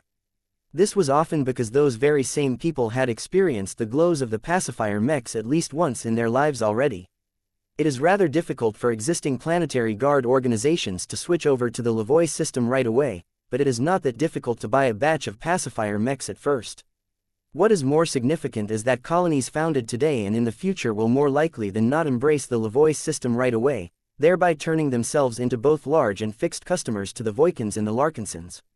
The breakout success of the pacifier mech line and the Lavoie system was not good news to the Fredaman. The Larkinson clan had grown even faster after this success, which made them stronger and more difficult to assail. The pacifier model did not just bring them a lot of money. The new possibilities they granted to their users also won the Larkinsons a lot of approval from the Planetary Guard units of many different planets in the surrounding regions. So many peacekeepers had fallen in love with the pacifier mech line that they did not want anything to happen to the Larkinson clan and its most famous mech designer. If anyone attacked or said anything bad about the Larkinsons, a surge of angry customers who had become addicted to living mechs would quickly rise to the defense of their providers. This was what Tristan had to stop. Oh boy, this is not going to be easy. Chapter 4048 Pacifier Project. Much had changed over the past years. The Living Mech Corporation had gone from an obscure mech company that was indistinguishable from other ones to a rising market player that intimidated many market competitors. Leveraging Patriarch Vase Larkinson's unorthodox design philosophy and unique glows that provided tons of utility, the living mech models that the LMC published with increasing frequency quickly became famous, or infamous in various circles, for their ability to affect the minds of people. Whether it was their supportive glows that lifted the morale of soldiers or suppressive morale that ruined the concentration of enemy mech pilots, the glows associated with LMC products quickly became one of the more famous features of the products of the Red Ocean. Though paranoid critics and disgruntled competitors often brought up accusations that the Larkinsons exploited illegal brainwashing technology, such news only gained a moderate amount of traction. One of the key reasons why these legitimate-sounding concerns did not completely tarnish the LMC's brand and reputation was because the Mech Trade Association never issued any statement regarding the controversy. The MTA merely reminded every inquirer that it had already issued proclamations regarding glows in the past. The Mechers saw no need to provide any additional guidance to the Mech community. In the end, regulatory action or inaction did not become a factor in people's purchase decisions. While there were plenty of mech buyers who turned away from the LMC's product catalog, there were also others who swore by them and made great use of the unique range of mech models. The owners of living mechs often possessed a competitive advantage over their rivals and enemies, causing them to win more battles than they should, especially when their opposition had not made any preparations to fight against this new phenomenon. In addition, More and more customers had begun to discover the more profound benefits of living mechs. Their glows may have caught their attention from the beginning, but many mech pilots who had piloted their living mechs for months or years refused to part with their battle partners due to all of the growth they experienced together. Due to all of these reasons, the Living Mech Corporation became the only mech company led by a journeyman to break into the consciousness of the mech market and become a known brand. The start of the LMC's major success in the Red Ocean began with the design of the Pacifier project. As a collaborative project between the Living Mech Corporation and Voikin Industries, its development trajectory was different from ordinary projects. Vase and his fellow Larkinson mech designers were already accustomed to collaborating among themselves. They also accrued a decent amount of experience working together with external consultants such as Master Moira Willix and Professor Benedict Cortez on powerful expert mech design projects. This was a different form of collaboration, though. During the very first virtual meeting between the two principal mech designers, Professor Teigen Hermann Voikin made it clear who was in charge of the Pacifier project. I believe that you and I already possess a clear understanding of each other's competences. He spoke. Your strengths lie in designing living mechs and adding useful glows to them. My strengths are based on my extensive exploration and mastery of different types of non-lethal mechs. Professor Teigen Voikin was over a century older than Vase. If not for the fact that he and his family held high expectations for the unique design solutions of the Larkinson Patriarch, he would not have bothered to address him as an equal. The large generation, rank and experience gap made their initial moments of cooperation rather awkward. Vase was quite aware of how much a powerful and experienced senior had to alter his behavior in order to maintain a harmonious atmosphere during their collaboration period. Vase casually waved his hand and made his stance clear. I have no objections to allowing you to take the lead. You are the authority on law enforcement mechs here, and I agreed to cooperate with you exactly because I do not need to provide any input on how to put such a machine together. I will not pretend to possess any expertise on law enforcement mechs, so I do not intend to get in your way. The Voikin senior responded with a genuine smile. He had been afraid that someone who shot up as rapidly as Vase might have developed an arrogant or conceited personality, but it appeared those fears were unfounded. In truth, Vase didn't want to fight with Professor Teigen on this issue because he was short on time. How could he possibly have the hours to spare on trying to push his own vision onto a senior who started designing law enforcement mechs long before he was born? Vase might be confident, but he wasn't a fool. That is reassuring for me to hear. Professor Teigen smiled as the tension between the two had dropped. As long as we develop clear rules and make our division of responsibilities clear from the beginning, we will be able to avoid many problems. What aspects of the Pacifier project do you wish to provide your input? Vase paused for a moment in order to think about exactly how he wanted to contribute.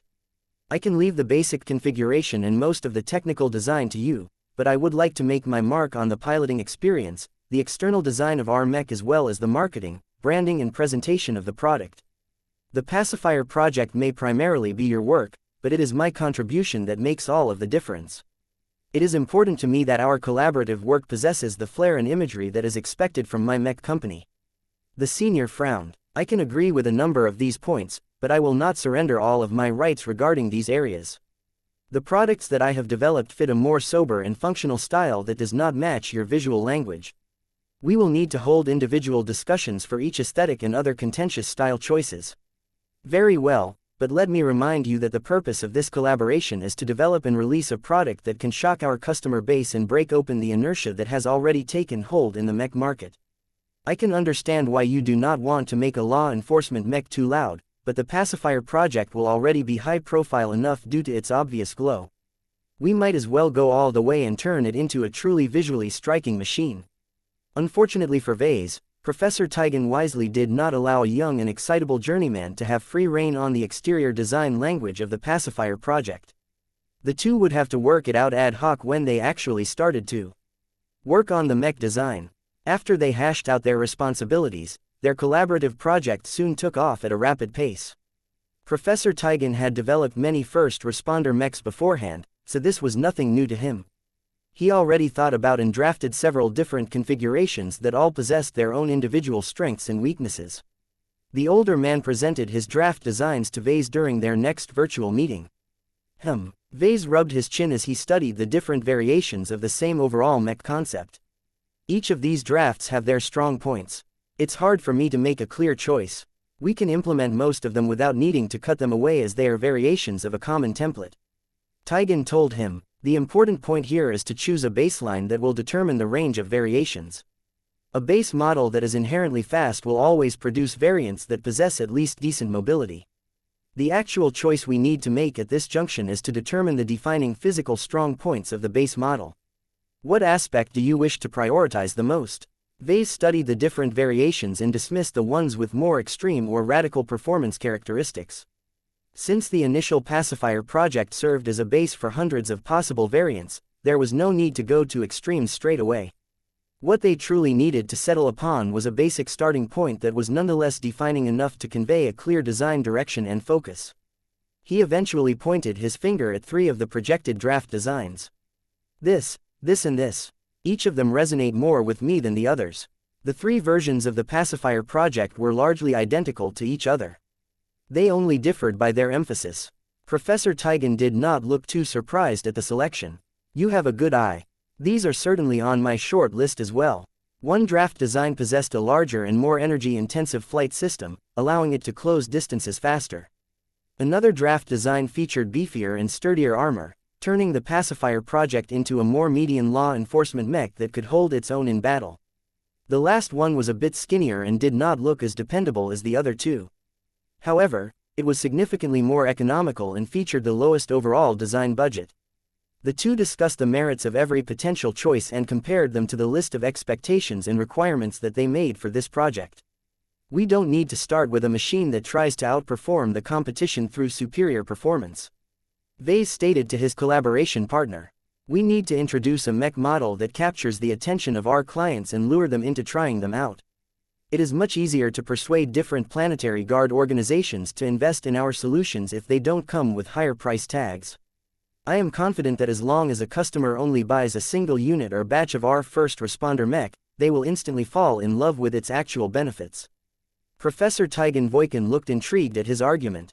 Your argument makes sense, but if your glows are not strong enough to make a difference, then our pacifier project will turn into a low-quality, low-performance product that will not impress any law enforcement agency. Many peacekeeping operations have standards, and they can be quite high in the red ocean. A race to the bottom is a losing proposition to us. We do not have access to infrastructure or cheaper raw materials to win a price war with our immediate competitors. Don't worry, Professor. The glow that I intend to impart on the pacifier project will be anything but weak. We just need to make sure that my input on the mech design is sufficient enough for me to qualify as a contributor. Though Professor Taigen was not completely convinced that they had made the right choice, they settled for designing a base model that was more affordable than most of the prevailing alternatives on the market. They settled for a design budget of around 1 MTA credit. The low design budget made it difficult to design an adequate aerial mech for peacekeeping purposes while still earning a decent chunk of profits. The real cash cow is the rest of the mech ecosystem that I intend to design around our pacifier project. Professor Taigen told Vase, if we commit to designing the cheapest and most affordable base model for our starter product, then we need to adopt the opposite approach for other main products. My colleagues and I can take care of that ourselves. Our greatest priority is to make the pacifier project as attractive as possible so that it can drive the sales of our more expensive offerings. It's a good thing that we signed an agreement that allows my mech company to earn a share of the earnings of your entire mech ecosystem. Vase smirked. Vase would have objected to this business model if he was only entitled to a share of the profits of the pacifier project, but fortunately this was not the case.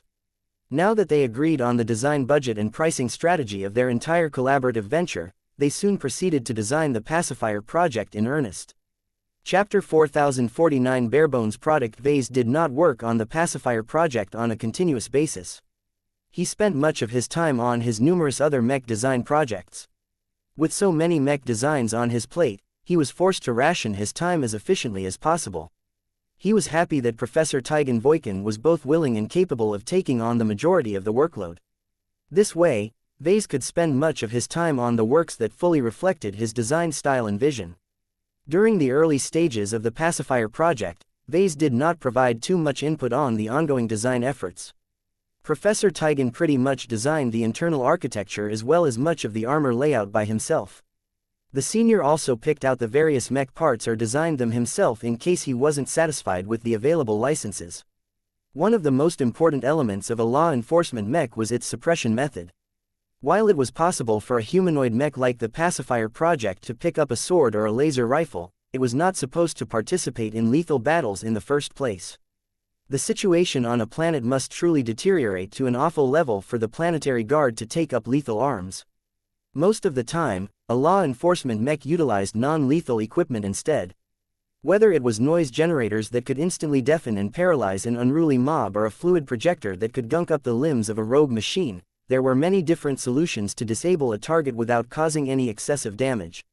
Naturally, Professor Tigan designed the Pacifier Project around a fluid projector system, which was the most standard solution for these kinds of mechs. Fluid projectors were similar to flamethrowers, but they spat out a special formula of foam or goo instead. While it was difficult for a single fluid projector to disable a mech straight away, they had an advantage in that multiple mechs armed with the same system could rapidly disable a target mech. The more fluid projectors in action, the faster and easier it was to disable a rogue mech. This was why planetary guard units often conducted patrols with multiple mechs. 2 machines were considered the minimum, but it was much better to have 4 of them acting in unison. Pretty much any rogue mech could be subdued in as little as half a minute when 4 fluid projectors were brought to bear. The time needed to pacify a dangerous machine could be even faster if the target happened to be standing still. It would be great if fluid projectors were also effective in actual battle. Vase sighed. He understood why they didn't show up in actual battles. The capacity of fluid projectors were too low. A typical law enforcement mech might deplete a third to a half of its capacity to disable just a single opposing mech. This was not a big deal when it came to law enforcement. Unless an outright riot or insurrection took place, most incidents that required the intervention of planetary guard mechs usually amounted to a single mech going on a rampage or a couple of mechs having a scuffle against each other. Even a more budget-conscious mech like the Pacifier Project would have sufficient capacity to handle these isolated incidents.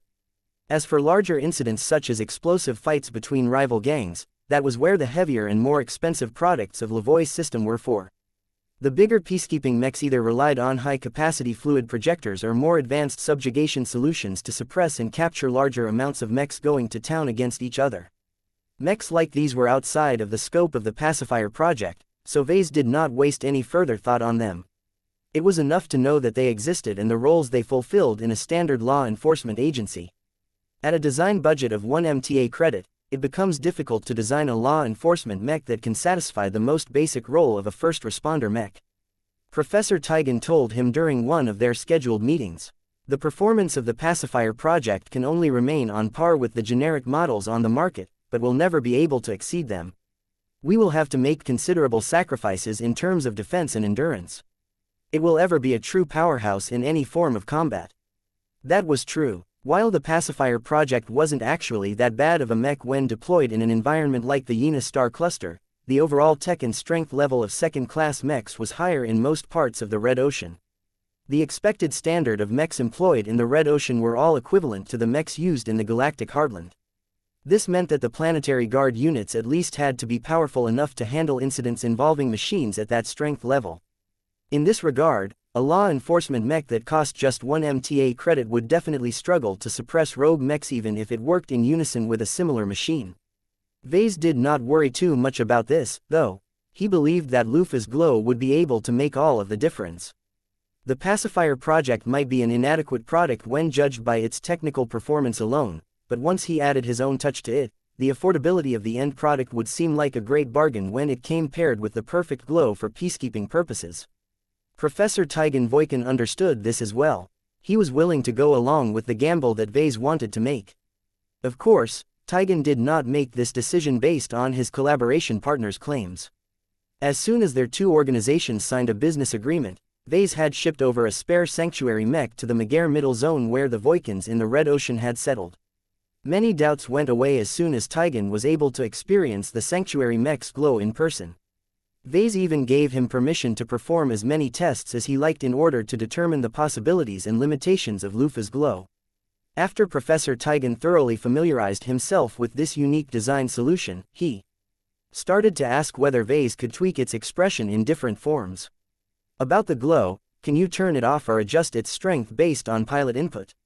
It is too strong and can cause serious harm to nearby people if used without any restraint. Vase nodded. I have already started to include this function in my mech designs. Is it possible to concentrate the energy field and extend its range? That is possible, but I do not think we should include this function for the pacifier project. What is your reasoning for this decision? The normal version of the glow is already sufficient. Most law enforcement mechs need to get fairly close to their targets in order to hit anything with their fluid projectors. It just so happens that the effective range of a glow and a fluid projector happens to match fairly well. It is still a useful function to add the ability to extend the range of a glow.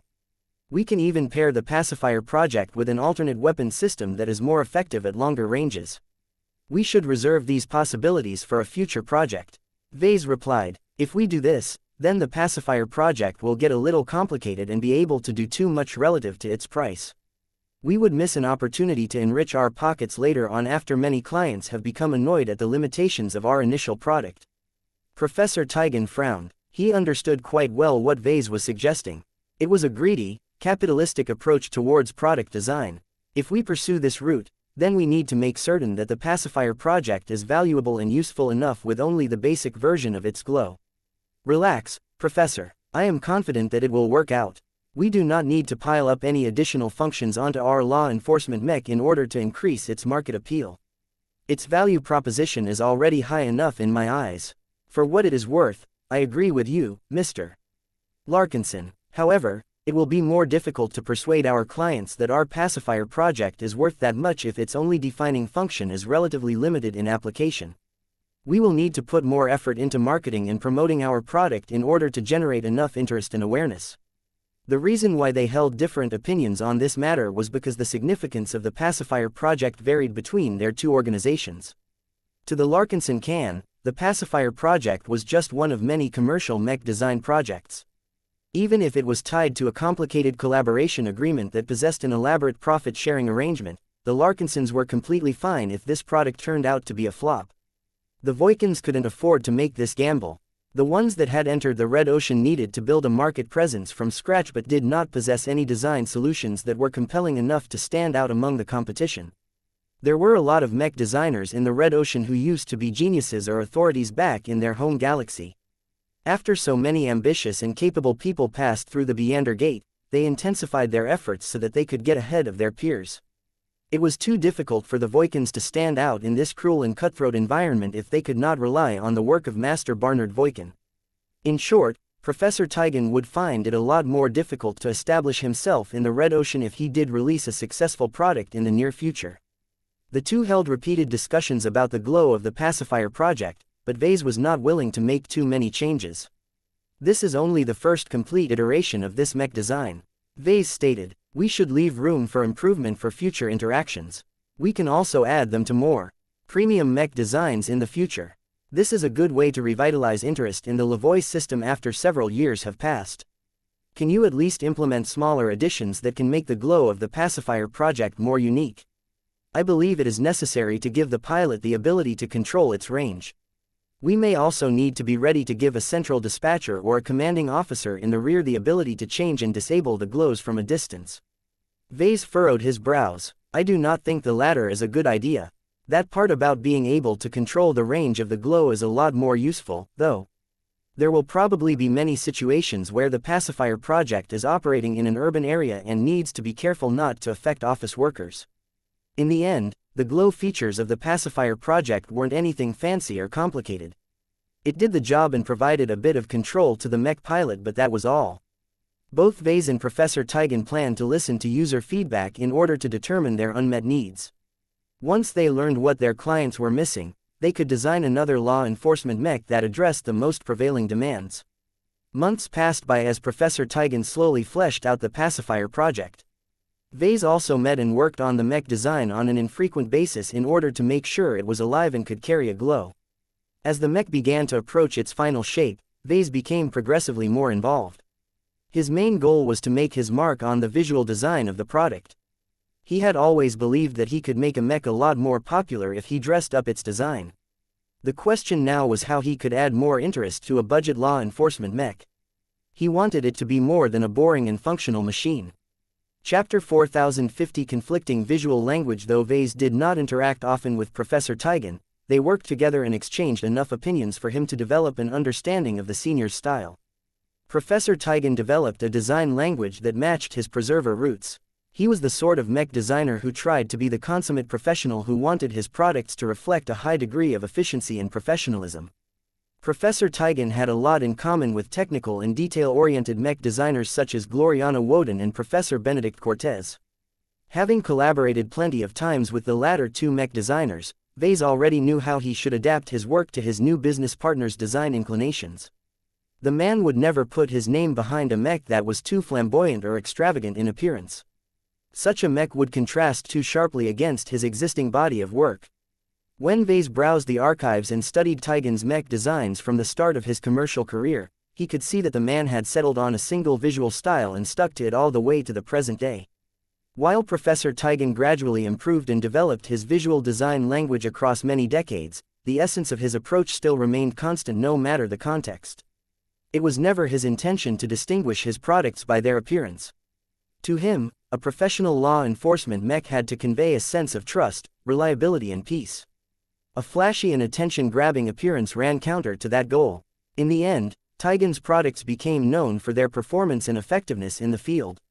They never won any appreciation and awards for their visual designs, and that was completely okay to the senior. Vase did not exactly agree with this philosophy. It's too boring. Mech design held a different meaning for him. While Professor Tigan was happy if his products were able to blend into the background, Vase wanted his mechs to stand out from the crowd. There were so many mech designers already that were accustomed to designing and publishing mechs that hardly looked any different from each other. They embraced the image of a standard mech because they believed that a design that featured a deviating appearance was a sign of immaturity and amateurism. Vase did not care for this opinion. He wanted to apply his own style to a mech that would carry his brand, but the difficult part was that he needed to take his collaboration partner into account as well. Ultimately, Vase had to find a middle ground that would be distinctive enough to satisfy his artistic tastes while at the same time remain professional enough to meet his partner's approval. I have to do more with less. I can't let myself go as much as before. In order to determine an acceptable visual design of the pacifier project, he first developed a look of his product that completely fit his style and preferences. Taking inspiration from the Angel of Tranquility's theme and appearance, Vase transformed the pacifier project into an angel-like arbiter of justice. While he couldn't add too many flamboyant elements to the design due to its relatively limited size and lower design budget, he had creatively altered the contours of its armor system to reflect both peace and justice in equal measure. When Vase took a step back and admired his artistry, he could clearly imagine how it could reassure distressed citizens while deterring criminals from fooling around any further. Its silvery metal surface and its lack of distracting colors gave the impression that it was pure and incorruptible. He put special attention in sculpting and carving numerous engravings on the armor as well as the optional riot shield. Motifs ranging from angel wings to the scales of justice made it seem as if the pacifier project descended from above in order to mete out justice to the guilty. This is the perfect look if I was solely in charge of this design project. Unfortunately, this wasn't the case. Though Vase didn't see anything wrong with it, a more professional mech designer would think that it was no longer a functional product but rather a work of art. Vase was of the opinion that products could be both functional while also serving as a piece of art. Mech designers such as Professor Tigan were convinced that adding art to a product would only detract from its functional purpose. What Vase needed to do at this point was to tone down the distinctive artistic elements of his design and make it so that the pacifier project looked clean and professional while at the same time preserving the essence of his touch. This is going to be difficult. He had been working on many different design projects at this time, many of which presented a lot of difficult technical challenges. Both the Mars project and the Firestarter project gave him a lot of headaches. Yet despite all of those difficulties, the need to tone down the flair he wished to impart on the pacifier project was just as challenging. Vase felt as if he was cutting a piece of his own flesh whenever he erased a distinctive design element from his interpretation of the pacifier project. Each negation turned the pacifier project into a duller and less visually striking machine. Even so, Vase had tried to adapt whenever he could. He began to treat this as a test of frugality. By replacing more complex and extravagant visual elements with simpler and more restrained alternatives, he was able to make the pacifier project look a lot cleaner while preserving much of its identity. Visual cues such as the angel wings and the scales of justice became more abstract and less obvious. Vase had transformed them into clever background elements that did not scream out attention but would attract a lot of appreciation if people studied the mech for a longer period of time. Over time, he began to develop a liking for this subtler and more restrained visual design approach. This is quite an appropriate design language for a budget mech that mainly needs to look as strong and reliable as possible. When he showed off his work to Professor Tigan, the man had paused for a while before he issued his judgment. I would not have portrayed a first responder mech in this manner, but it is not as bad as I feared.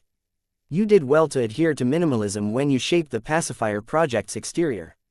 Vase smiled. I think the aesthetics of the mech will help enhance its performance. Think about how troublemakers will react when they see several copies of the pacifier project approaching from a distance. Professor Tigan might not agree with all of the design elements that Vase had added to the mech, but he knew that he needed to make compromises as well. This was far from his first collaboration, though usually the senior tried to avoid working together with a mech designer whose design approach deviated too much from his own. This was a special situation, though, so both of them had to make compromises that they ordinarily wished to avoid. After Vase completed the visual design of the pacifier project, they had completed the substantive and creative design phases. The remaining work that needed to be done mostly entailed optimization and testing work. Vase did not need to involve himself too much at these stages as Professor Tigan and Voikin Industries could handle this by themselves. The mech company of the Voikin family was just as well equipped if not more than the design department.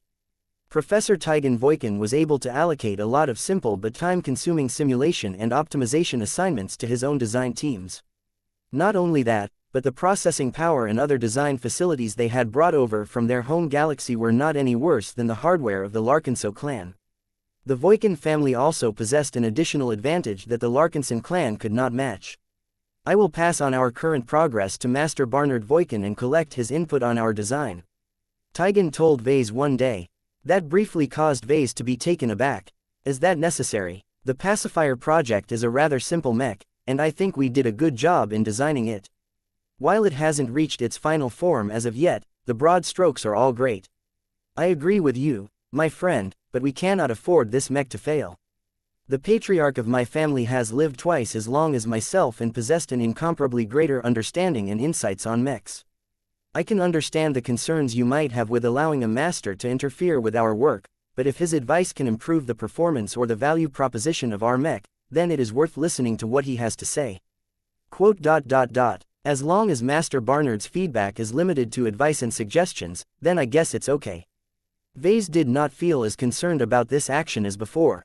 Now that he thought about it, what Tigan did was not that different from using the system's superpublish function to give a mech design an extra boost. Though Vase ordinarily valued his ownership in a design, the pacifier project was not completely his work to begin with. Professor Tigan was the lead designer and designed the bulk of the machine. This meant that soliciting feedback from a master would primarily affect Tigan's sense of ownership towards the pacifier project. As for Vase, his contributions would remain just as limited as before. Well, if you are willing to make this move, then be my guest. Our patriarch knows how much feedback he should provide. You do not need to show too much concern. What is important here is that the performance and design of the pacifier project is as sound and optimized as it can reach. The future of the Voikin family is at stake. Our product must succeed. As Vase directed his attention to his other design projects, the Voikins quietly polished their collaborative mech design. They conducted multiple rounds of prototype testing as well as simulation testing before making use of the collected data to solve minor problems and improve many different design elements. In order to make absolutely certain that its specs would not be too far behind compared to the competition, Professor Voikin had even transferred the design files to the Voikin family in the Milky Way. While Master Barnard did not directly insert his own design solutions to the mech design, he allocated his own design teams and facilities to assist with the optimization process. The greater might of the main Voikin family had been brought to bear on the pacifier project. In the end, the Voikins invested an untold amount of manpower and processing power in finalizing a law enforcement mech that had reached a degree of optimization that Vase had never seen in any of his other works up to his date outside of his superpublished designs. His eyes widened when he saw the final product. Though the changes weren't obvious at first, when Vase compared the current iterations to the ones that were months old, the differences were like night and day. If not for certain obvious design elements, Any mech insider who looked at the pacifier project would probably think it was designed by a master. This is better than expected. Even my wife would celebrate how close it is to reaching its perfect state. Vase gasped. I am glad to hear you approve of this iteration. If there are no further problems and requirements, this will be the finalized version of the pacifier project. That is great to hear. I have been waiting so long for our collaborative work to be put to use. When will it be available for sale? That is the issue, Mr. Larkinson. A law enforcement mech is a specialized offering that is usually produced and sold on commission.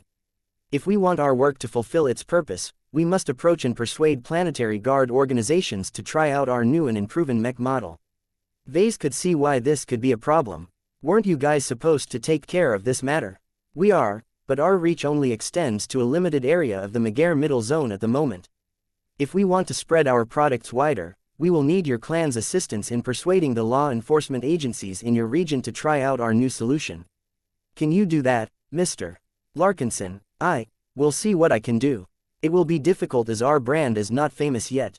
We will have to resort to different methods to catch the attention of potential clients.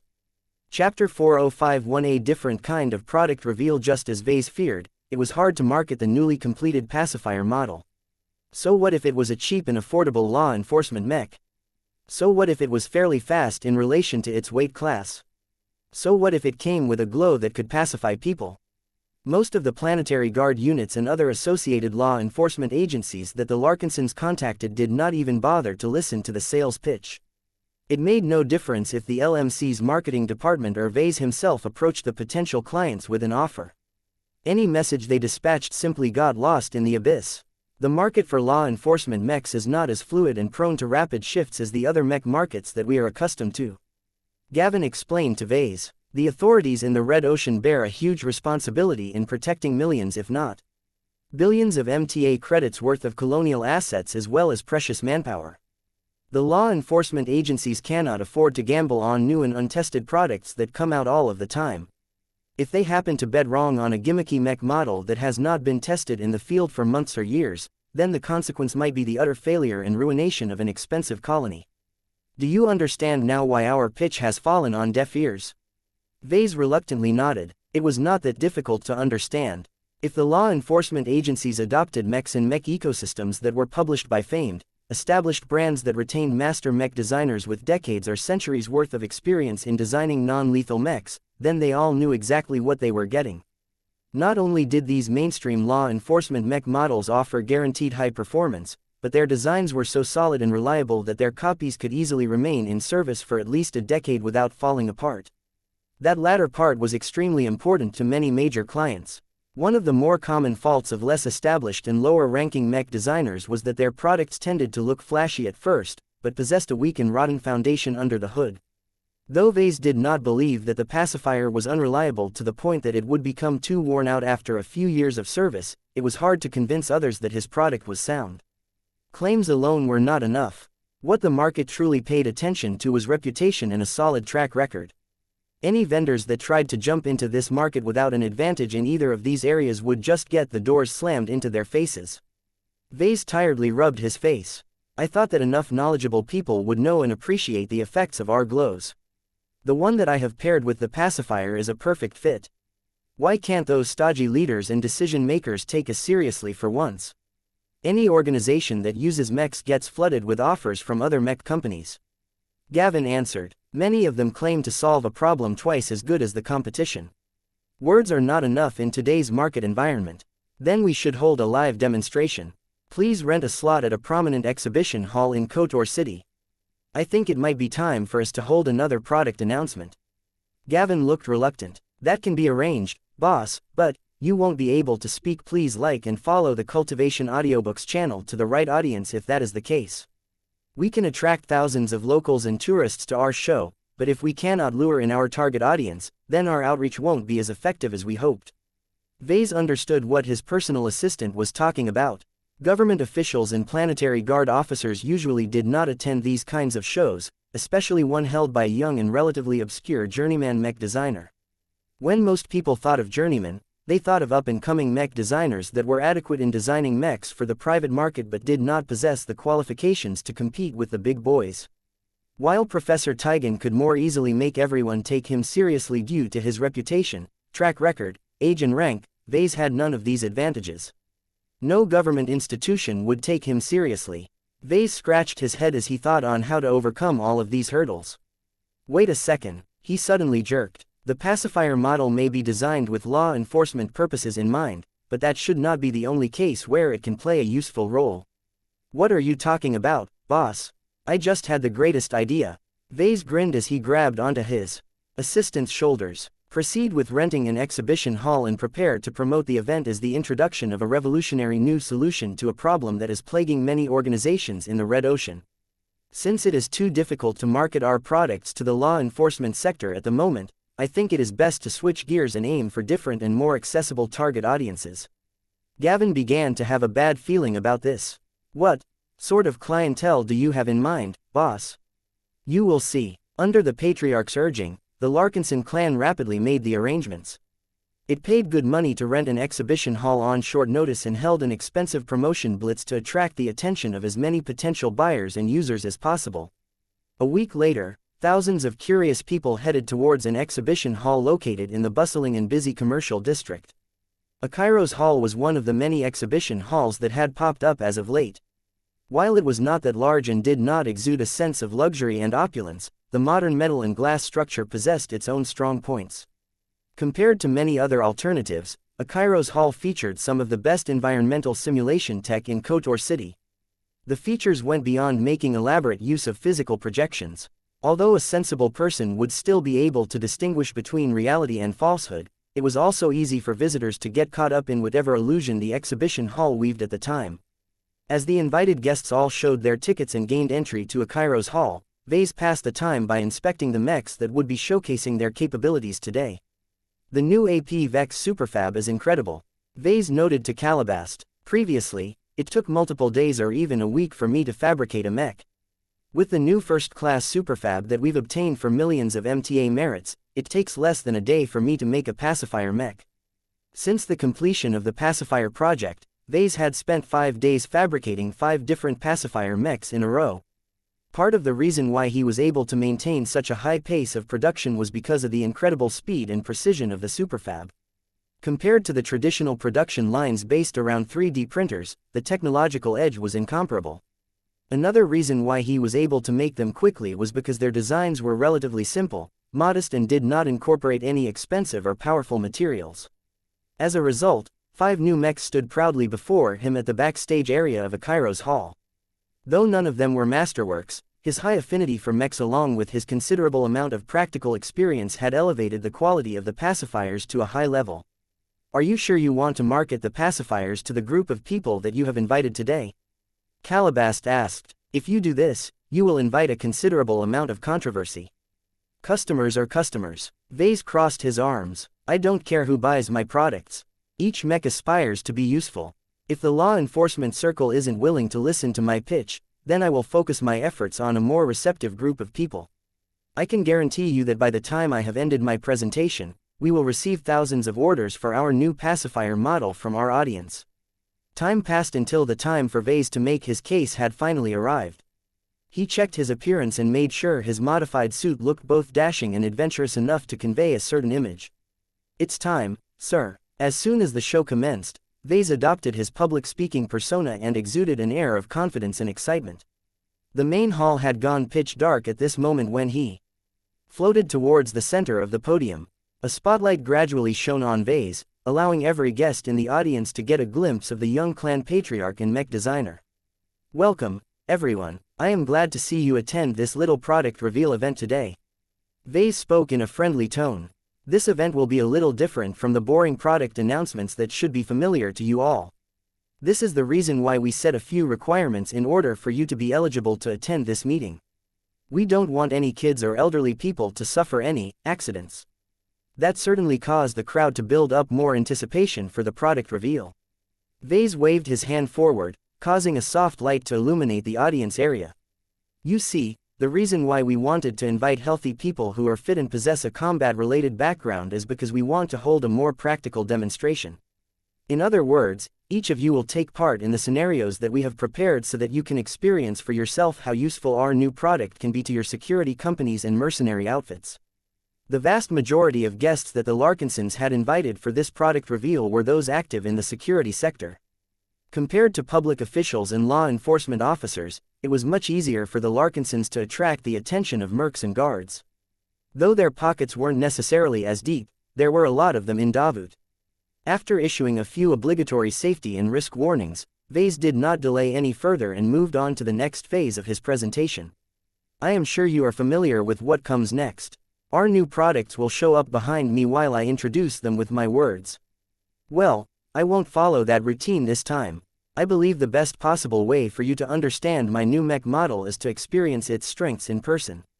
Vase waved his hand, causing him and the stage to completely disappear in sight. The advanced projectors and other illusion technology of Akairo's hall completely went active at this time. Before the guests knew it, they had been transported from a darkened exhibition hall to the center of what appeared to be a burning colony settlement. The visitors all looked around with varying degrees of wonder as they could feel the heat of the surrounding fires and smell the scent of burning metal and composites. As they turned their gazes towards each other, they all noted with surprise that their original bodies had disappeared. Instead, their forms had all been superimposed by projected bodies of colony residents wearing tarnished outfits. Their new selves also carried various firearms. As the attendees all tried to make sense of their new illusionary setting, the voice of Vase suddenly narrated the situation. This is Eptian 3, a real planet in Krakatoa that had been colonized by a pioneer who was way in over his head. The group responsible for erecting this colony was not prepared to face all of the problems and setbacks that occurred. Funding gaps, equipment failures and scarcity of goods, equipment and supplies has made life increasingly more unbearable to the colonists who signed up with the pioneering organization in order to attain a better life. Much to the astonishment of the guests, a glow suddenly began to affect them all. This glow gradually drew out their aggression and frustration. Combined with other stimuli such as the heat of nearby fires and the smell of burning structures and flesh, the mercenaries all began to get pulled into this imaginary setting. When the controllers of the colony finally went too far by limiting the amount of food that you can eat, you all decided to rise up and do whatever you can to overthrow the oppressive regime. You picked up your arms and you sabotaged their facilities in the hope that you could free yourselves from tyranny or escape from the settlement that your oppressors had turned into your prison.